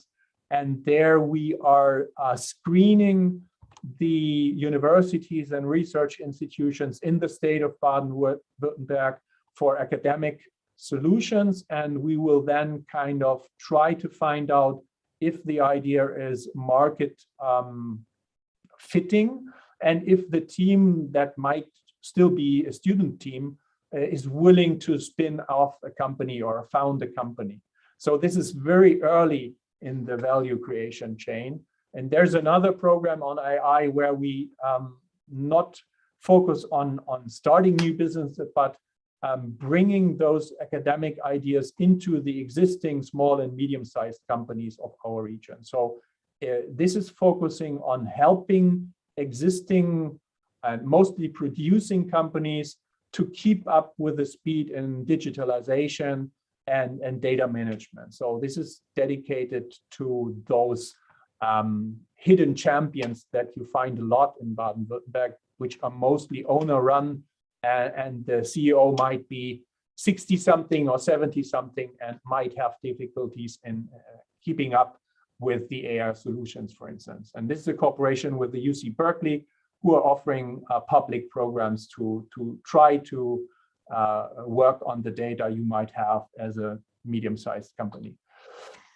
I already mentioned the Games Hub. This is another example where we bring together different players. So this will be bringing together the gaming industry with the medical branch, so with the physicians. And this is very interesting because usually a gamer would not talk to a physician, but a physician always has to keep an eye on compliance of a patient, for instance. And gamers are used to offering user interfaces or programs that are highly attractive from a customer point of view, or maybe from a patient point of view. And this is what exactly clinicians need, or doctors need in their praxis. So one example could be a team of gamers and physicians where they are creating virtual realities, and a young patient who might be due to getting a treatment in the National Center for Tumor Diseases and might need to enter that therapy room with that MRT and the noises, and the space as such will be frightened. So they have this virtual space where the patient will be introduced to that scene and that setting before really entering that treatment area. So he or she can get used to that, what is going to be happening. So lower the afraidness or the fear of that patient is one of the teams, one of the examples of teams who are working in that Games Hub. 2 more minutes. 2 minutes, yeah, that's perfect, thank you. So on the other hand, we are running pre-seed and protection funds for startups who might need some 100 euros or 200 or 400,000 euros to get to the next milestone and kind of bridge a gap again, a financial gap. This is very important again, and this we are doing in cooperation with the Ministry for Economics in our state in Baden-Württemberg, and we are able to kind of give some money in order to attract more potent investors, and the teams will have to pay back that loan to us and the Free State. So, and now just to give you an impression where foreign investment in southern Germany will flow to, and you can see Munich is very attractive and very potent. And in our state, it's Tübingen, but also Heidelberg, and then the neighboring Mainz, which would be the site where BioNTech is located. And this is one of the reasons for that foreign investment, for instance. Another map would show where startups are located in our state. So IT and automotive are mostly found in Stuttgart and Karlsruhe, and in our case, Mannheim, Heidelberg, it would be medicine, for instance. So we always track what's going on and where we need to have more supportive systems, if so. And this is another card for AI startups, again, automotive, Karlsruhe, Stuttgart, and smaller numbers for AA startups in our state, in other towns and university cities. So what are we doing? As I said, we try to fill gaps. We try to find those gaps and then decide whether or not a public company might be a solution. We then join forces with the players needed and try to bring together those actors that are along the value creation chain. And as I said, we always need to build bridges between scientists, small and medium-sized companies, global players, investors, mentors, and market experts. So this is what our daily business looks like. We are very happy to deal with young, highly motivated, and very, on the other side, experienced young people from the academia. And it's really a fun to work with those boys and girls, or men and women. So thank you very much, and I'm happy to stay in that session and answer questions whenever they arise. Thank you very much, Andre Domen, for actually a nice presentation, especially on creating and actively creating the bridge between academia and profit-oriented ideas and industries. So thank you very much. I would like to give the floor to Igor Ovcharenko, if he's available. Dr. Hanadi, do you know anything about Igor Ovcharenko? Yes, Igor. I think it's Igor. Me, it's there.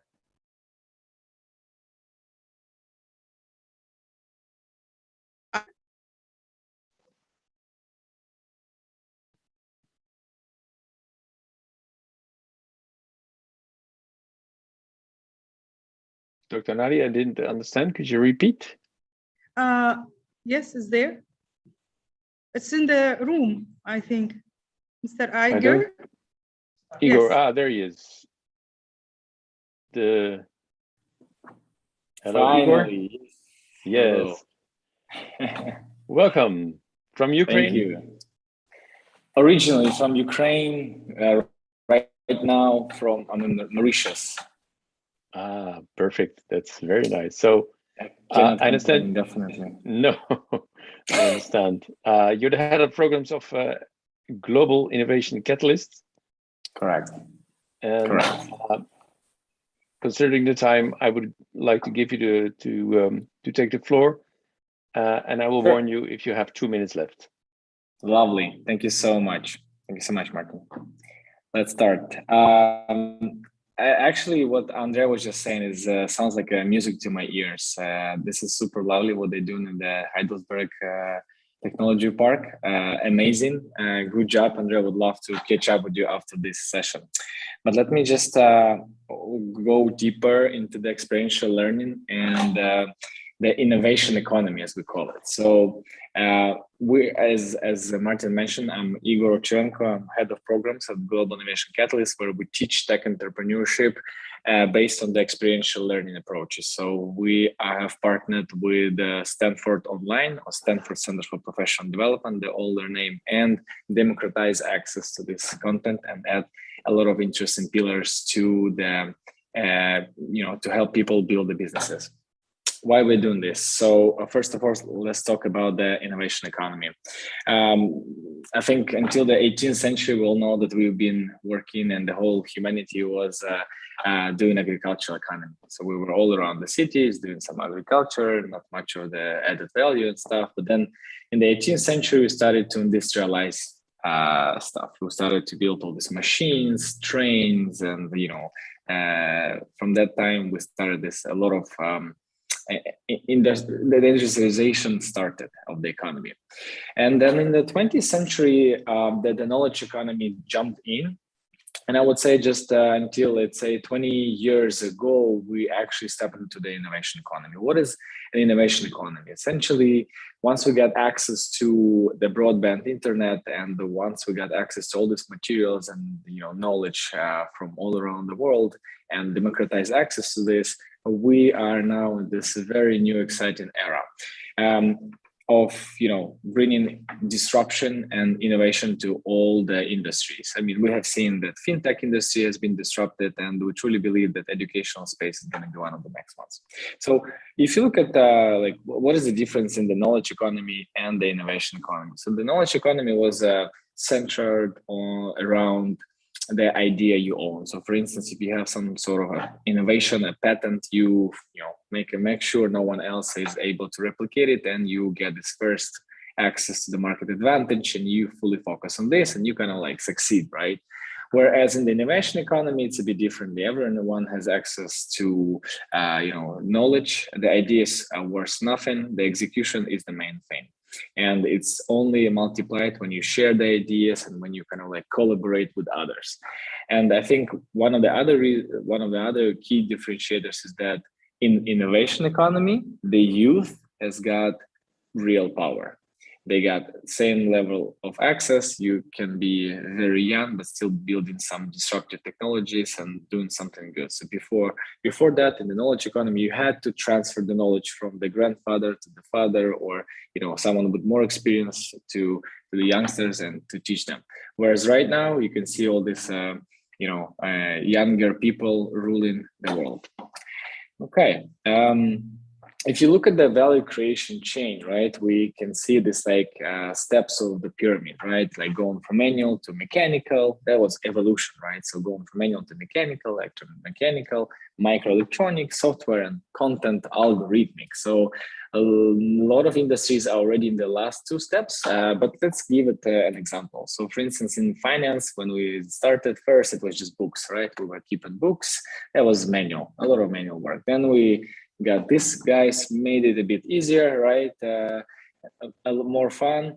Electromechanical, of course, added another good leap, and it's increased the speed and everything.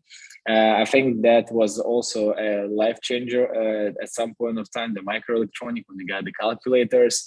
But I think the revolutionary one was when you got Excel and access to the computers and stuff that were machines were able to calculate this for us. What is the next step is, as you have seen, all this fintechs and all these companies based on blockchain that are using the algorithmic content to disrupt the whole economy. Essentially, it's new ways. You can use way less capital to build something disruptive. You can actually be a good competition to the giants of the industry simply because you have an innovative way to do things.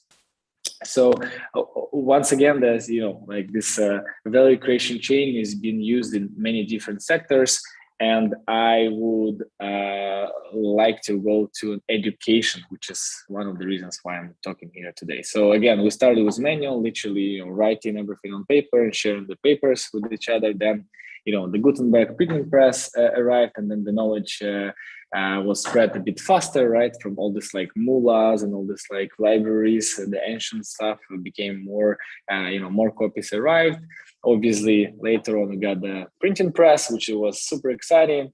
But obviously, the revolution started when we got 1,000 books, not in one big library, but in one laptop, which you can bring with you, or any kind of device right now, right? And then now we have an example of software as well, which is an online courses, right? You have access to all this amazing content from anywhere in the world, and this is super exciting. But what we believe is the next step will be is when the teachers are playing mentor's role. So for instance, instead of them teaching the students or anyone how to replicate something, you just kind of like drive them and push them to look at the things differently. And you're not the one, the role of the teacher changes into being more algorithmic, content driven, and essentially teach the skills that will help these students to succeed. I mean, we all know that the exams that we have right now in schools are not necessarily super effective, right?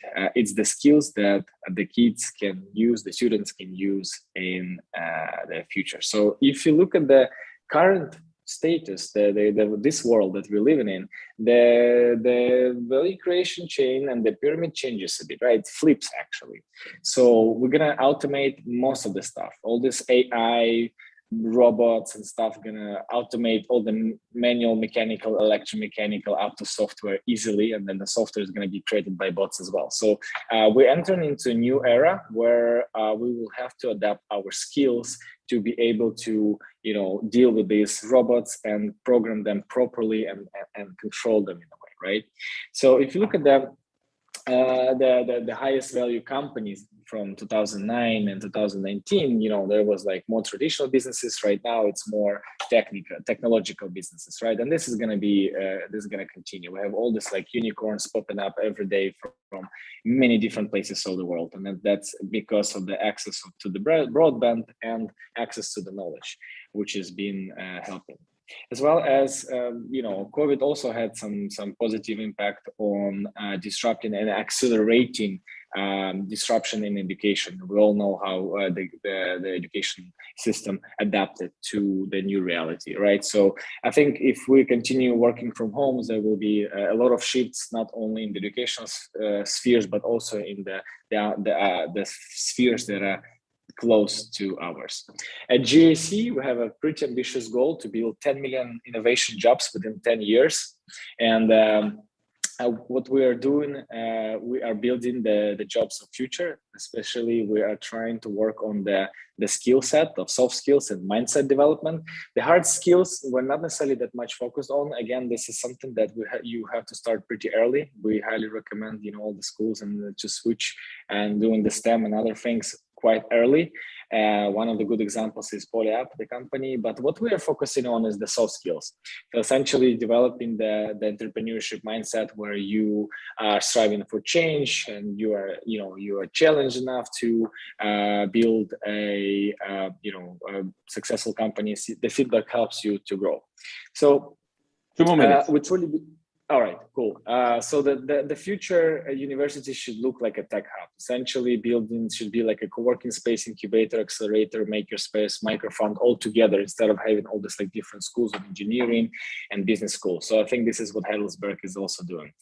And if you look at our programs that we are running, as I said, we take the best content, one of the best content on entrepreneurship in the world from Stanford, and then we are applying this, adapting this to the realities of the emerging economies. And the philosophy of the program is the following.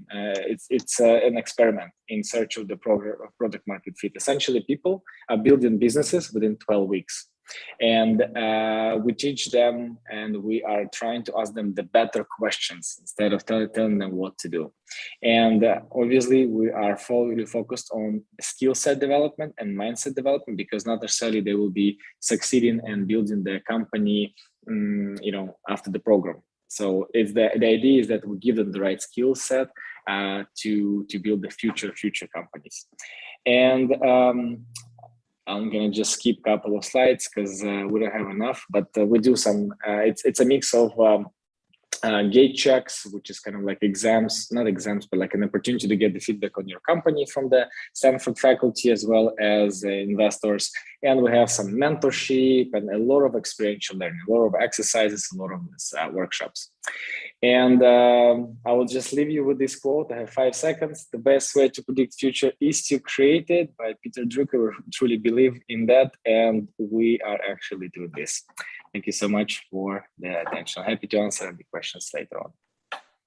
Well, thank you, Igor, for a nice presentation. And youth is power. That's actually the first thing I wrote down, and it's I think you're completely right, especially with the techniques and the things that are going on.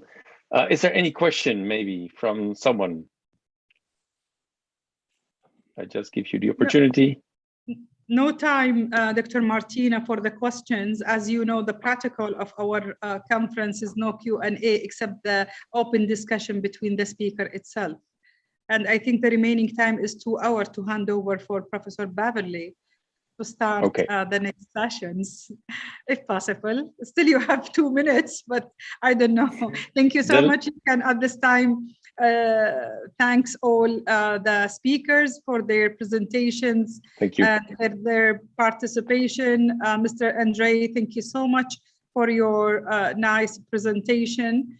And also Mr. Igor and Dr. Martina for running, and Dr. Majdi and Pradil, if I pronunciate it correct, for your participations in our conference. Looking forward to joining us also tomorrow and till end of the conference also today. Thank you so much for all. Hi, Professor Beverly. Feel free to to join.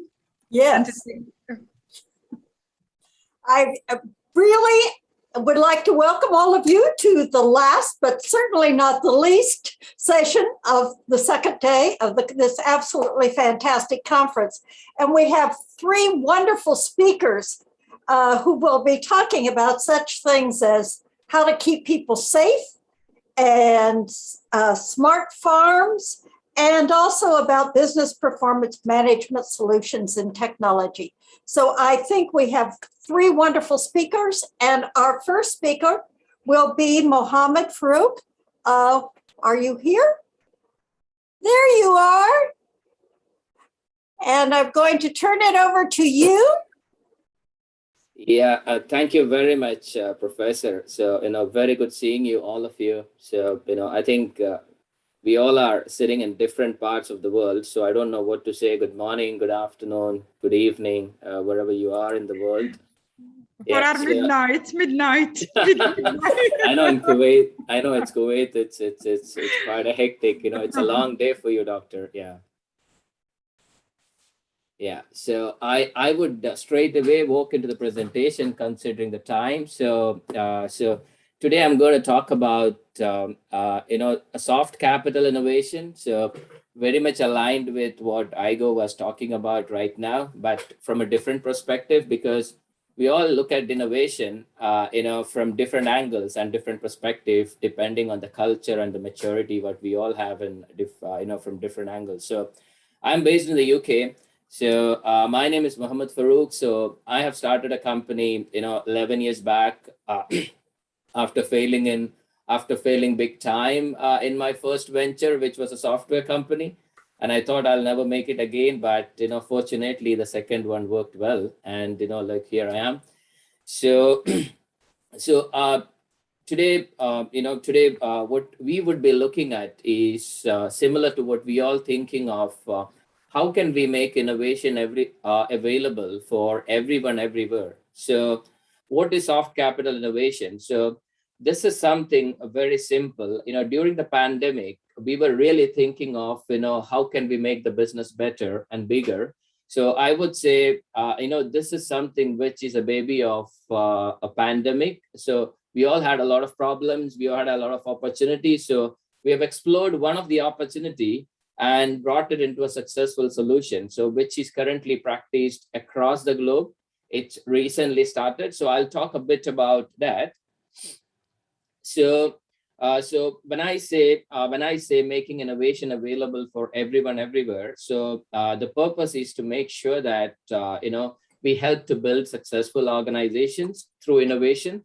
So it doesn't have to be just an idea sharing. We always see a lot of events. We always see a lot of brainstorming, and, we always see a lot of incubation and innovation hubs. But what happens to all those ideas, when we get excited, we always have a lot of ideas, right? So what happened to all those problems? What do we really do with those? Most of them goes to the graveyards, as everybody says, but there are some exciting ways to explore those ideas. So let's look into that. So I thought I would introduce you all to something called design space. So this is a space where everybody can come in and yeah, and talk about talk about their innovation and talk about their digital ideas, right? So it's called the Soft Capital Innovation Engine. So لا هو قاعد يسوي yeah, so here we all have plenty of خليته برا لأن قلنا يصور. I think I'll mute Dr. برا ليش إلا إذا كان معنا يبين. Dr. Hanadi? Yes, please. Please unmute. I'm so sorry. Please mute. Yeah, so that's fine. So it's like this, people everywhere around the world have got a lot of ideas. So, it's like this, people who've got a lot of money, they are cash rich and time poor. People have got a lot of ideas only. They don't have technology access. They don't have money. So what we thought was, we thought we would introduce something where anybody and everybody can come in and they can do a zero cost prototyping with us. So it's a very simple process, so it's a collaborative innovation platform where every single participant of the innovation ecosystem can come in and join us. So we know that innovation exists everywhere in the world. So our engine actually brings everybody together. So it's a very simple process. An idea holder comes with an idea, an investor comes with money. And, so what we do generally is that, we can help them in the process of providing them with a soft capital. When we say soft capital, it's all about people, process, and technology together. So we've got a huge software team, which is available in our different offices. So this prototyping and testing will be, very much required for the current market. It is because, when we go for an event or when we go for, an incubation hubs, the kind of bureaucracy or the kind of process involved in getting my idea qualified for funding, for processing, for prototyping, for loans and everything else, it's quite stringent. So we thought we would just hear the idea. So I would explain you the process in a while.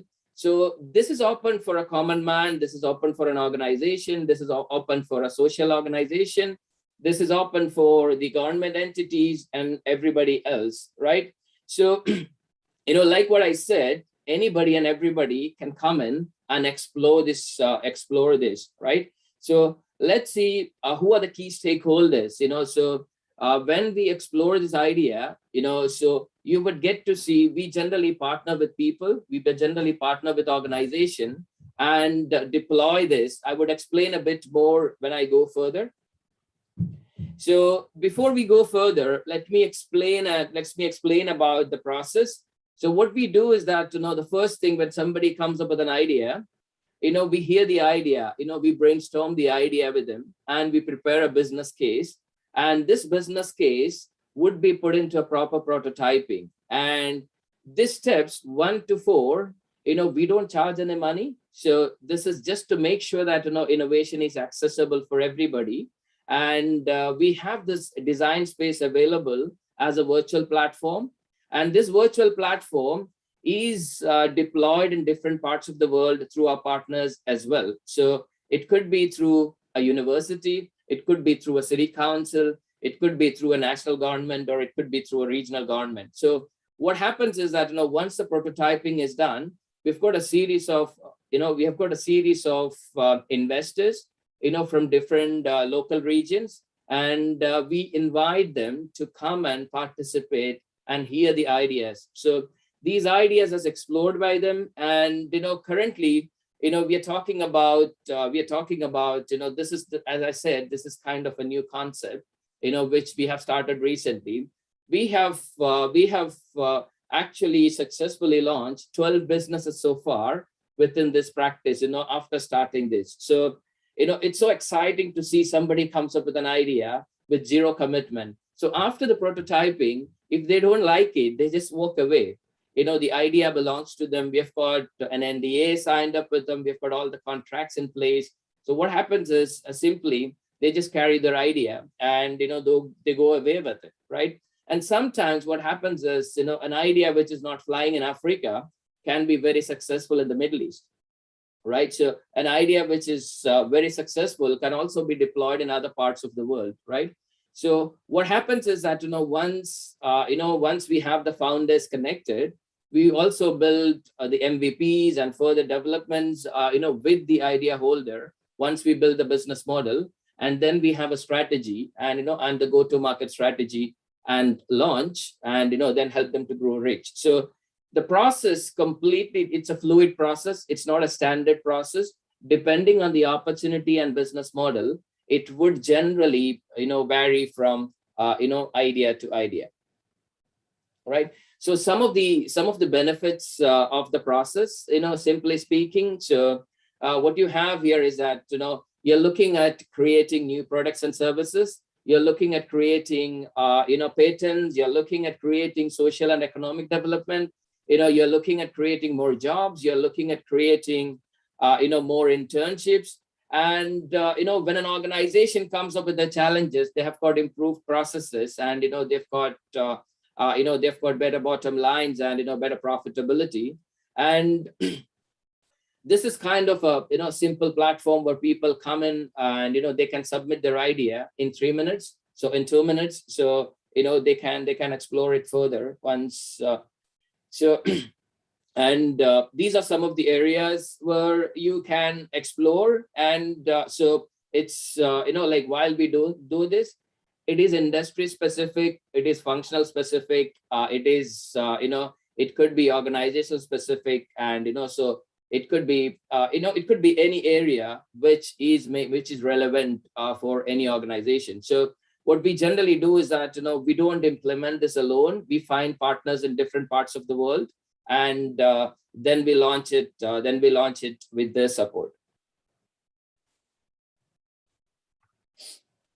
And the most important thing is that, as an organization, or as an individual, when we build a digital idea, they don't really own the intellectual property if it is built by somebody else. But what we do is that, whoever comes up with an idea, the IP belongs to the idea holder. The IP belongs to the organization who's working with us. And like what I said, it brings a lot of social and economic development, throughout the process. Okay. And I would also quickly take you through the actual dashboard, which you can see when you submit an idea, and, like what are the benefits and development it is going to bring throughout the process. And this is where it is getting excited. So we are looking at, creating 300 successful businesses in the next 3 years. The dream is not really big, but, what we are looking at is that, to complete 500 prototypes. And when we say 500 prototypes, we don't ask many questions and, shortlisting criteria for somebody comes up with an idea. We help them to prototype the whole concept. And then we connect them to the innovation ecosystem. And as I said, from 12 businesses launched, we are looking at having 300 businesses coming up in the next 3 years through this process across the world. So we cannot do this alone. We want support from every single one of you to come in and join us in terms of doing it. So it's kind of a zero commitment process. Anybody can come and share their ideas. And so who knows, out of these 300 companies, like Igor said, you can see that, there could be 20 unicorns, there could be 30 unicorns, there would be 200 patents, so there's no, so the only thing what we generally say is that when somebody comes up with an idea, it has to be a digital idea. It could be blockchain, it could be artificial intelligence, it could be a simple digitization, but, currently we are processing only digital idea. So hopefully, we can achieve our goal together as a team. So it's kind of a very simple and easy process where you can explore it in detail. And so, as you're hearing, you can, so you can choose your design space. Like I said, it could be an industry, it could be a location. It could be a national government. So it could be a design New York. It could be a design Africa. It could be a design London, or it could be design Dubai, or it could be design Kuwait. So it could be anywhere. So, so basically, we've got the whole process. We have got the technology expertise. We have got the, we've got a beautiful technology engine to run the whole process. So all we look at is that, how can we make it accessible and available for students, for working professionals, for unemployed, for government entities, for social organizations, and how can we collaborate with the universities? How can we collaborate the other ecosystem, the other ecosystem key players in terms of the educational institutions, the national governments, the city and state governments, right? So it's high time you choose your design space, and basically, like what I said, it is kind of a very powerful tool. It could be an industry, it could be a specific function. So we are currently opening up in different parts of the world, and we've got a lot of exciting partners. So I'll quickly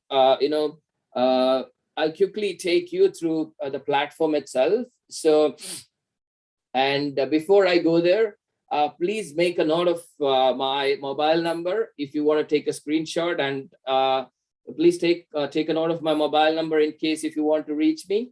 So before I wind up, I would quickly show you the platform itself so that you can see how Design Space community works if I have time.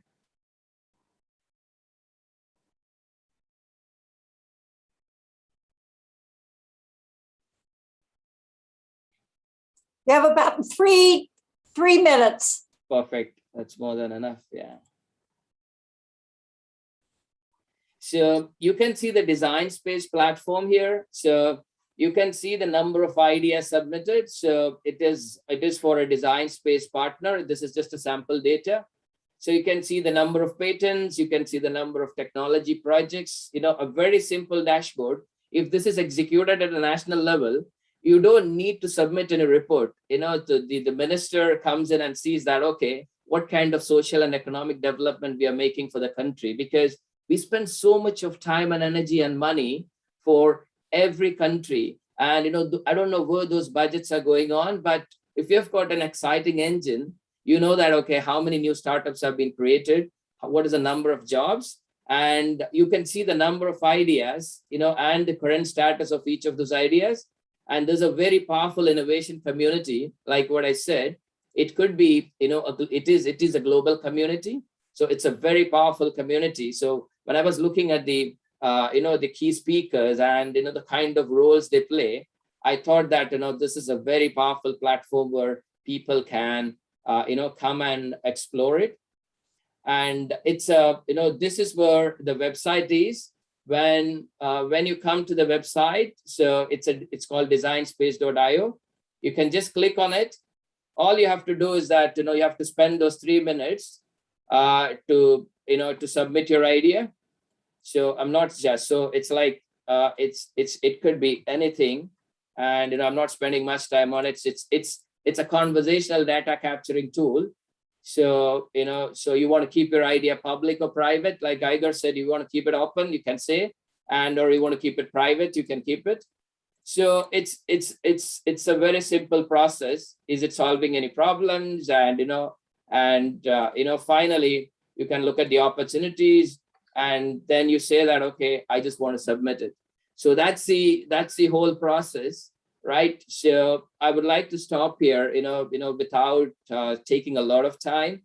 So hope if there is anything to be discussed, we can use the rest of the time, if that's okay with you all. Yeah.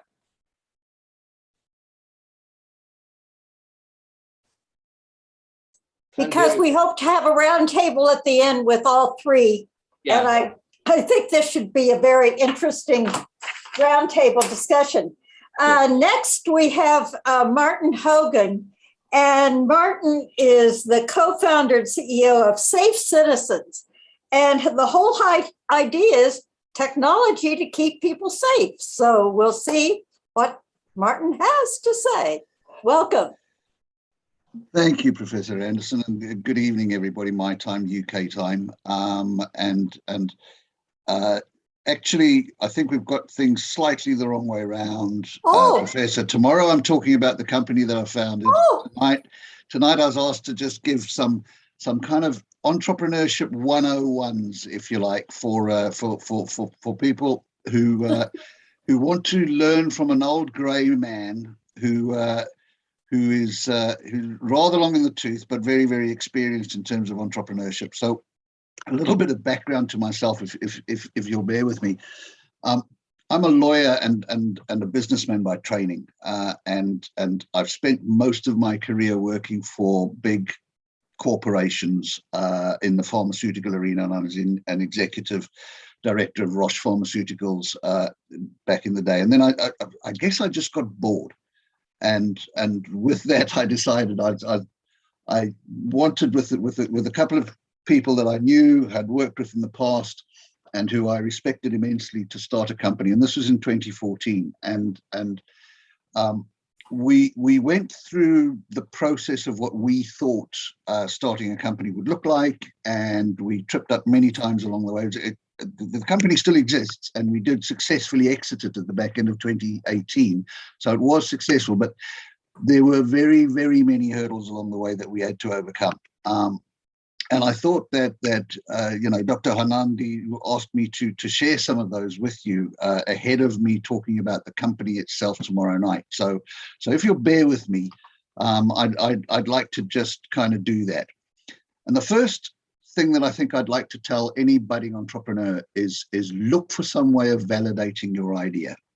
Everybody's got ideas. Not everybody thinks they're as great as you think they are, right? And so you need to be very, very clear about what the value proposition is, and what gaps in the marketplace or opportunities they're looking to exploit. And make sure that every single person that you speak to goes away from that discussion absolutely with no confusion around what it is that you're looking to achieve. And I think that the other lesson is don't go to your friends and family and ask them if it's a good idea. They'll be kind. They'll be really, really nice to you and tell you all the things you want to hear, but not necessarily be brutally honest. And so seek out experience, seek out honesty.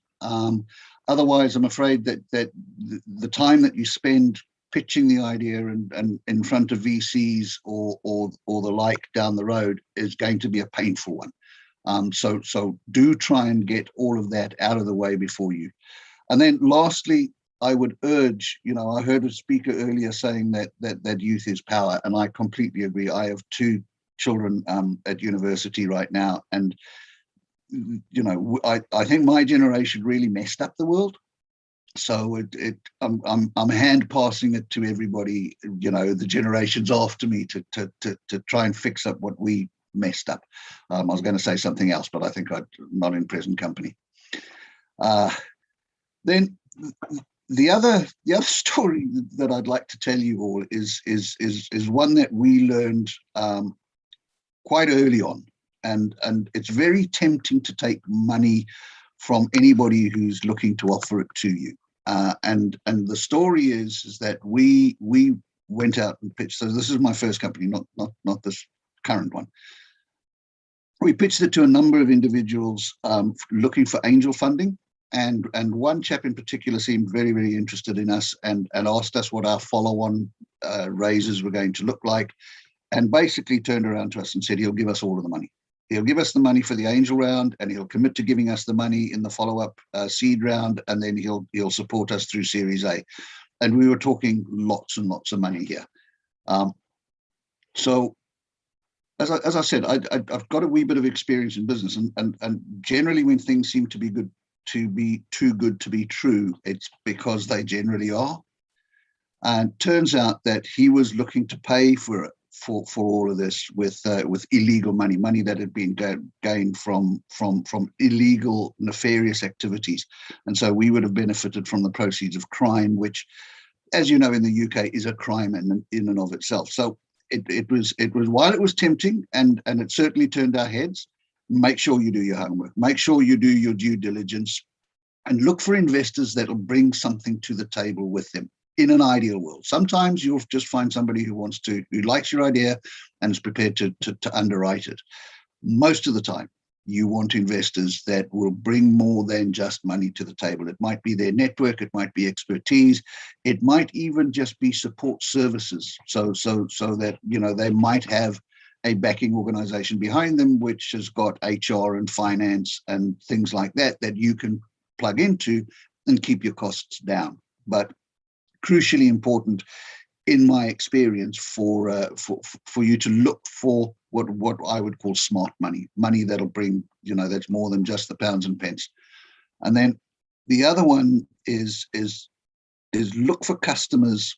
So customers bring money, but look for what I call a reference customer early doors, a customer that when you put that reality in front of other customers, they'll nod their heads and go, oh, wow, if they're going with it, I respect them. I'd like to go along with that too. Now, that's a lot easier said than done, but I think that it means that you need to be very, very focused when you're out doing your business development. Once you've established all of the things that the previous speakers were speaking about in terms of developing the company, but yeah, look for reference customers if you possibly can. Time is money. If you're a founder, it's very, very easy to get distracted. And I know this from many, many years of experience. There are always people who want some of your time. There are always people who think you're nice and smart, and that's very flattering and all of that. So, the way I learned to do that was to think about myself as an asset, and to assign myself a value for the various tasks that I was having to do as the founder and CEO of the company. And if some of those tasks could be done as well or better than somebody else at a lower value, then I'd pass that on. And that's a nice, simple way of deciding what to delegate and what to keep. So if you can pass it off, that's a great idea. The other key tip that I can give is don't rush out and try and build your company's headcount faster than you actually need to, because you are going to find at some point that the people that you've hired are not actually the shape of person that you wanted, right? They might not have the skill sets in a year's time or 18 months' time that you needed in the longer term. So my advice is, wherever possible, and not on core stuff, so not on core and key development stuff, but outsource as much as you can in the first 3 years, because that'll help you get a very, very good idea of exactly the shape and roles that you need for your company as you start growing. And then build a formidable team. Hire people that are smarter than you as much as you can. I've been very, very fortunate and very lucky that I've been successful in my life. And the secret of my success is that I was always not the smartest guy in the room. I was always the guy that managed to hire people that were way, way, way smarter than me, than you. And then in terms of culture, encourage challenge. It's very easy for people to follow a big CEO. And what I mean by that, somebody who's got a big personality or is a strong influencer. But really do encourage internal challenge. And that once you're external again, you're all talking with the same voice, but encourage open challenge. And then for tech startups, and this might not be the most popular thing I say this evening, but be prepared if you're a tech founder and your strength is technology and innovation in technology, be prepared to hand over the reins of your organization to somebody who is very, very good and very adept in business practices. Now, that might be that you hire a very experienced financial director, or it might well be that you'll always be the founder, but you might not be the CEO. And do try to put your ego to one side when it comes to this particular thing, because it's tough. It's very, very difficult to do, but it's essential if you want your business to be as successful as you wanted it to be. And then my last and probably most important piece of advice is just get on with it. There's a big world out there. We need lots and lots of people who think very, very differently about a lot of subjects. And so for those of you who are starting in on this journey, I hope some of this has been helpful. I've tried to keep it as light as I possibly can, but the very, very best of luck to all of you. Thank you. Well, thank you very much, Martin. And I apologize. I thought you were going to be talking about your company, but this was very interesting and very enlightening. And having worked with many entrepreneurs, everything you say is right on target. It's really, really true. I've never met one yet that didn't think they had come up with the greatest idea in the world and everyone was going to want it, regardless of what it was. That's exactly right. Fantastic. Okay, our next speaker is Jonathan Lodge, and we're going to go to farming. And he is a founder of City Farm Systems and the AI in agriculture. Now, I assume that's what you're talking about. Am I correct? I'm right on this one. Good. I hope that's my screen sharing. Good. Yes. Yes, good evening or afternoon for those further west. So I am Jonathan Lodge, founder of City Farm Systems. I must thank the organisers for the opportunity to speak and to expand on some of the points I raised yesterday. So I grew up in the rural west of England with food so local, our milk probably travelled further in the cow than in the bottle. And nobody had a clue about the industry that data would become. Obviously, my work is based on the need to feed a city's people. With COP26 closing last weekend, we should all know our children are the future, and they are lifting climate change and sustainability issues up the agenda rapidly. So my light bulb moment came when I found myself staring at the back of a supermarket truck within sight of its destination store. 10 minutes later, when I finally arrived in store, I found the fresh produce shelves were bare. I could see the expensive truck was achieving nothing. The produce in the back was losing shelf life and the store was losing sales. So I asked, why do they pay to grow, pack and deliver perishable produce that data can tell us will be wasted? What if we could grow commercial quantities on the large roof that carried little more than the air handling units? And for some reason. And here's the scale of the difficulties today's students will need to address in their working lives. This slide could easily set the scene for a whole presentation. And we know these are all points of significant focus for future generations. To make a rooftop greenhouse work, we knew insurances and health and safety would make the everyday presence of staff prohibitively expensive, with similar costs to a vertical farm that claims to be sustainable, but struggle to make a profit. So there are a few points here that I will return to. When I talk about data, I often mention a bee. We all know how valuable bees are in nature, but individually, a bee can achieve very little. And the same applies to an individual data point. The fundamental game changer for data was when the memory costs dropped, and rather than a simple card index type database, we could record the time and date, which gives us so much greater value. So back to bees, and collectively a swarm of bees can survive a winter, pollinate many acres of flowers, and deliver a valuable, healthy crop of honey, especially if it's Manuka honey. So collectively, a swarm of bees has significant value, just like a large data set, which moves directly onto the value of supply chain data. We know that reported sales of Manuka honey far exceed known production levels, which means there is significant fraud along complex supply chains, which would be prevented if blockchain technologies were adopted. So here we can see the importance of data along the food supply chain.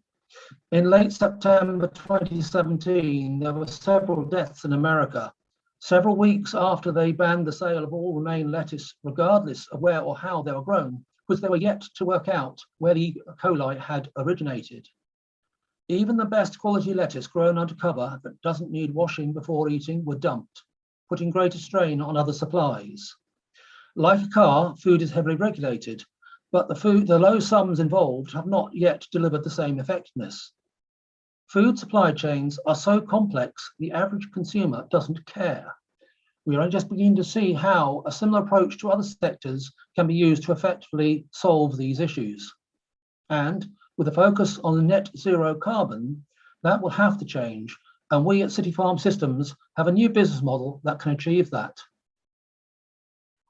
So, like many crops, a lettuce starts with seed sowing and ends sometimes several days later with a harvested lettuce in the hands of a consumer, which for most is the only bit they care about. Remembering COP26, we need to equip students to address the issues raised. The costs, carbon, and time involved in our food supplies are obvious to those who know. We know cities are at the end of complex linear supply chains, with food supplies being heavily reinforced by single-use plastics. But the reality of it is, as we can see there, it really does cost 127 calories to air freight each calorie of a lettuce. And as populations have become increasingly urbanized, food supply chains have become much longer. Many cities and some whole countries rely heavily on food to be flown in.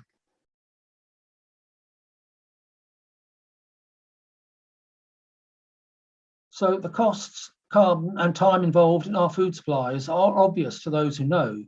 To make progress towards net zero carbon, we need to teach students about every step as a potential point of data failure. We need trained blockchain experts to track progress. To keep it simple here, we can think of each forklift as a breakpoint in data and a point of profit taking that never reaches the hard-working farmer. Meanwhile, the lettuce is losing quality and shelf life all along the way. If we replace air freight with a vertical farm, we can see they are not much better. Depending on how they buy their energy, they may claim a smaller carbon footprint, but we should never forget that in a large city, they pay city overheads and still rely on the most expensive final mile, something every student is taught about these days. Sorry. Then there is a traditional supply chain, which often starts with a commercial glass house that depends on gas boilers. Often they will be running gas boilers all summer simply to create the carbon dioxide their plants need. And if we come back then on to what we offer. So the option I work on, we have the ability to automate and install a greenhouse on a lightweight roof, making a building more efficient and avoiding all the costs of distribution. Here we use data to change the business model and unlock the benefits that can only be found by growing at the point of need. This offers all the benefits of blockchain without the complexity, as we hold all the data from seed all the way through to sale. We can install an automated greenhouse on a non-load bearing surface, such as the roof of a retail warehouse, hotel, office building, or apartment block. In India, they use greenhouses on the roof of office blocks to reduce fresh air costs by as much as 35%. And we can go a stage further and help reduce scope 3 emissions by helping to feed the people in the building below. With COP26 just completed, we should remember all intensive indoor growers must add carbon dioxide, which is why they run these gas boilers. So much for global warming. Meanwhile, the end consumers are mostly found living, shopping, or working in large buildings where they already pay to dump carbon dioxide at roof level. So in other words, we can offer a carbon-consuming supply chain. Many mathematicians are taught about how to present their information. So here is a graphic we use to compare some key performance indicators against others, where we could see the need to avoid increasing costs and make healthy food affordable. A key requirement for anyone who wants to address the UN's Sustainable Development Goals. And we're not alone in recognizing the potential of using agriculture in education.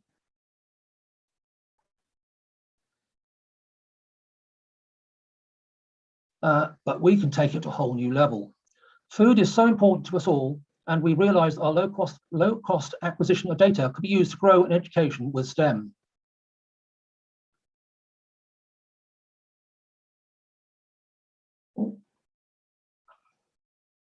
The need to reconnect urban dwellers with the source of their food has never been greater and recognized by many. And these are some examples. That's lower left is the a rooftop classroom in America. And we've got the outcry for food. A lot of people have been using food banks recently in the UK, and it's all very well saying children have a right to food, but we actually need to help them make sure they can grow it for themselves. So those that saw my talk yesterday will remember these photos.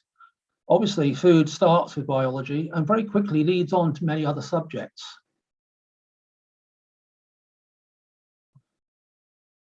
And the next slide from yesterday shows elements of a traditional business model, an essential starting point for any entrepreneur. However, most business courses teach the importance of principles such as just-in-time. Again, another slide from yesterday that shows a typical industrial business model, but not one that can deliver our food tomorrow. So we must learn to adapt these principles. We have an organisation in the UK called Agrimetrics, and what frustrates me about them is they focus on supply side data and forget that most food waste is found in post-processing and short cycle crops and caused by the disconnect between supply and demand. With many retailers so possessive of their data, it loses significance and value. Strangely, we seem to be alone in looking beyond Lean and Six Sigma principles in the food supplies, maybe because our data acquisition is more effective.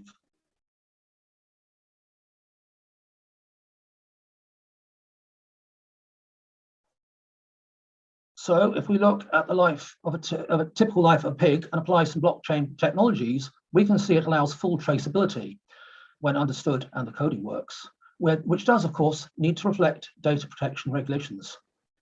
And we can have one colleague on a trip to China called the Internet of Pigs. Now we can see full traceability, and bankers are happy to finance those in the supply chain as they know the parents of the pig, what the farmer fed them, when they'd be ready for slaughter, and what their value would be at every step of the way. And we see the similar approach in Italy, where much of their famous Parmesan cheese is matured in warehouses owned by banks who know its value, hold it as collateral against loans, and ensure it is well cared for. So back to indoor crops, and many indoor growers still depend on manual data collection with inevitable delays and greater opportunity for error. Others struggle to add automated data collection to systems that were never designed for it. There is a research farm in the UK with a field that has half a metre of topsoil above a clay base. Being on a slight incline means they have a drainage system that allows them to monitor runoff water every 15 minutes. This data set they collect is highly relevant, consistent, more complex and valuable than that of most indoor growers. With our systems engineered for installation on a lightweight roof, we need to keep track of moving crop trays without human intervention.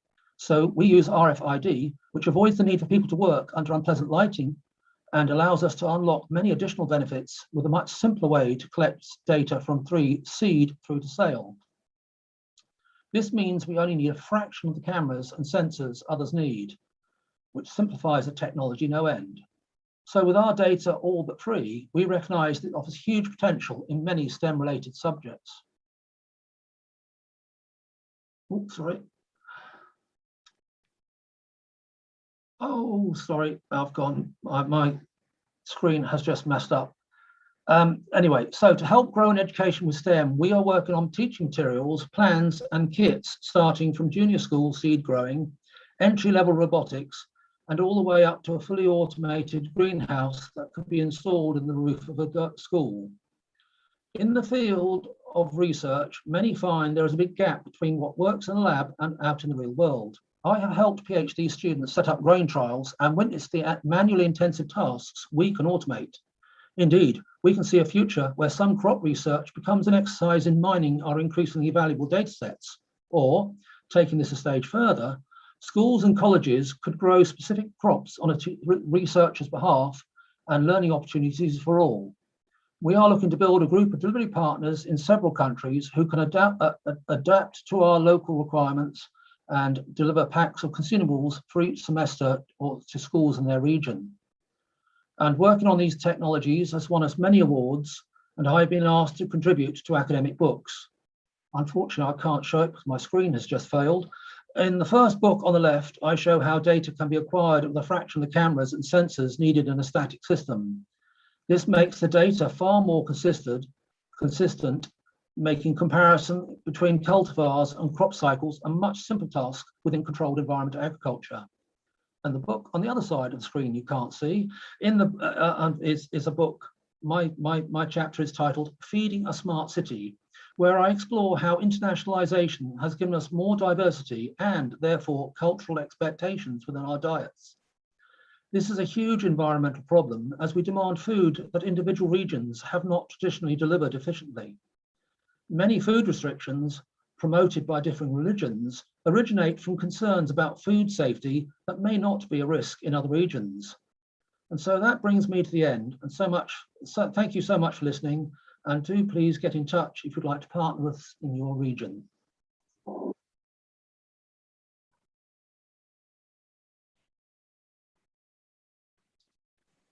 You're on mute, Beverly. You're on mute, Beverly. Thank you.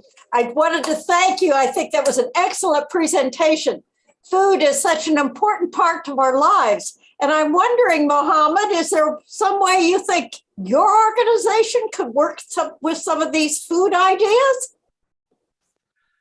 I think it would be exciting to, I really like the idea of the be alone and, be together. So, that's a massive, explanation. So I think there are plenty of opportunities. So the way we can work, any idea on the food technology or any idea on the food space, we can actually work together to, prototype all those ideas and, probably kind of a food specific incubation space. Or if Mr. Jonathan thinks it is better, we can always explore it. That's right. Yeah. Well, I had a question about food, though. One of the things I was thinking that is it part of us, the fault of the consumers? We have grown so used to wanting certain foods 12 months of the year, all the way around. Bananas, for example. I can't imagine not wanting a banana, regardless of the month it was, which really then requires shipping in, of course, from other places. Again, that's part of the internationalization, but of course, we may well have to face a life without bananas very soon, when the Cavendish banana that is predominantly used throughout the world is very much at risk. That's right.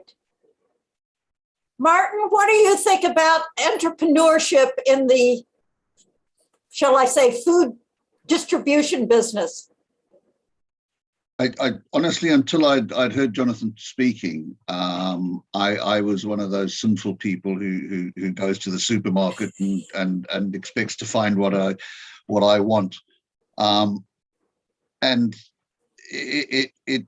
it's deeply worrying. I mean, my daughter, for instance, is forever ticking me off and telling me that I've got to improve my purchasing habits and make sure that I only purchase from local producers, etc., and we're trying. But from an entrepreneurial perspective, I think that if we could get small groups of people in different locations buying into this, I think that this is an idea whose time has come. Definitely. And I think the other thing, I spend a lot of time talking to investors and people that have got very, very deep pockets, and in the last 5 years, that 7 years now that I've been an entrepreneur, I think that you'll find that the investment community is far more sympathetic now than it ever has been to the kind of problems that we've been facing globally, and this is right up there as one of the very biggest. That's right. In some cities, they are also taking empty lots or places where they're tearing down buildings and making community gardens of a sort. Does that fit in with what you were talking about there, Jonathan? It's becoming very popular. The problem is it's small back garden type growing in a city. It'll help a lot of understanding, it'll help with education, but it won't really feed the city, and we need to do a lot more. Our thinking is that, again, effectively what we're talking about is distributed growing and manage it via the cloud, and you've got that intelligence that actually helps it work. Well, I have to put a note. I've just been reading Darwin's Origin of the Species, and one of the things that he said is one of the things that happens when you get too many of any species, they start running out of food. And I mean, that was one of his sort of ideas. And of course, I think it's true now, is where you have these food deserts around the world and places where food is so difficult to get. And we have to be somewhat innovative if we're going to come up with a way to feed the world. Any comments you would like to make? And anyone who would like to ask a question? We have a couple of minutes left. If we, I think it was a very neat, a very representation, which is the need of the hour. Everybody's going back to the basics. We don't really see. We don't really think of the scarcity of food and water, which is going to be coming up if we don't get together and work on it. And initiatives like this would definitely help us to explore, better and bigger opportunities. So I would say thank you very much. Like Mr. Martin said, we never think of these things because everything is available around us. So yeah. Well, thank you very much. Yeah. Of course, it wasn't in the last year. Both Brexit and COVID have highlighted the issues, although actually there wasn't much of a shortage of food. It was in the wrong place and the wrong size packets. So we need far greater flexibility. and as you mentioned, just in time was become so popular, and that we're finding there's some problems with just in time when it can't get there just in time. We have ships off the coast of Southern California that can't get into dock. And so a lot of essential parts and essential items are sitting on ships that can't get into ports. Anyone else have a comment? Well, I want to thank all three presenters. And I'm sorry, Martin, for getting the topic wrong on yours, but it was very interesting and I certainly enjoyed it. And I want to thank Hanadi for putting this together. I think day two was just a wonderful day, Hanadi, and we want to thank you. You've done a wonderful job. Okay? And now it's almost midnight in Kuwait. Yes. And you can all have a good night's sleep. Thank you so much. Thank you. God bless everybody. Thank you. Thank you, everyone. Bye-bye. Thank you for staying awake, Dr. Thank you. Hanadi. Thank you. Thank you all. Thank you.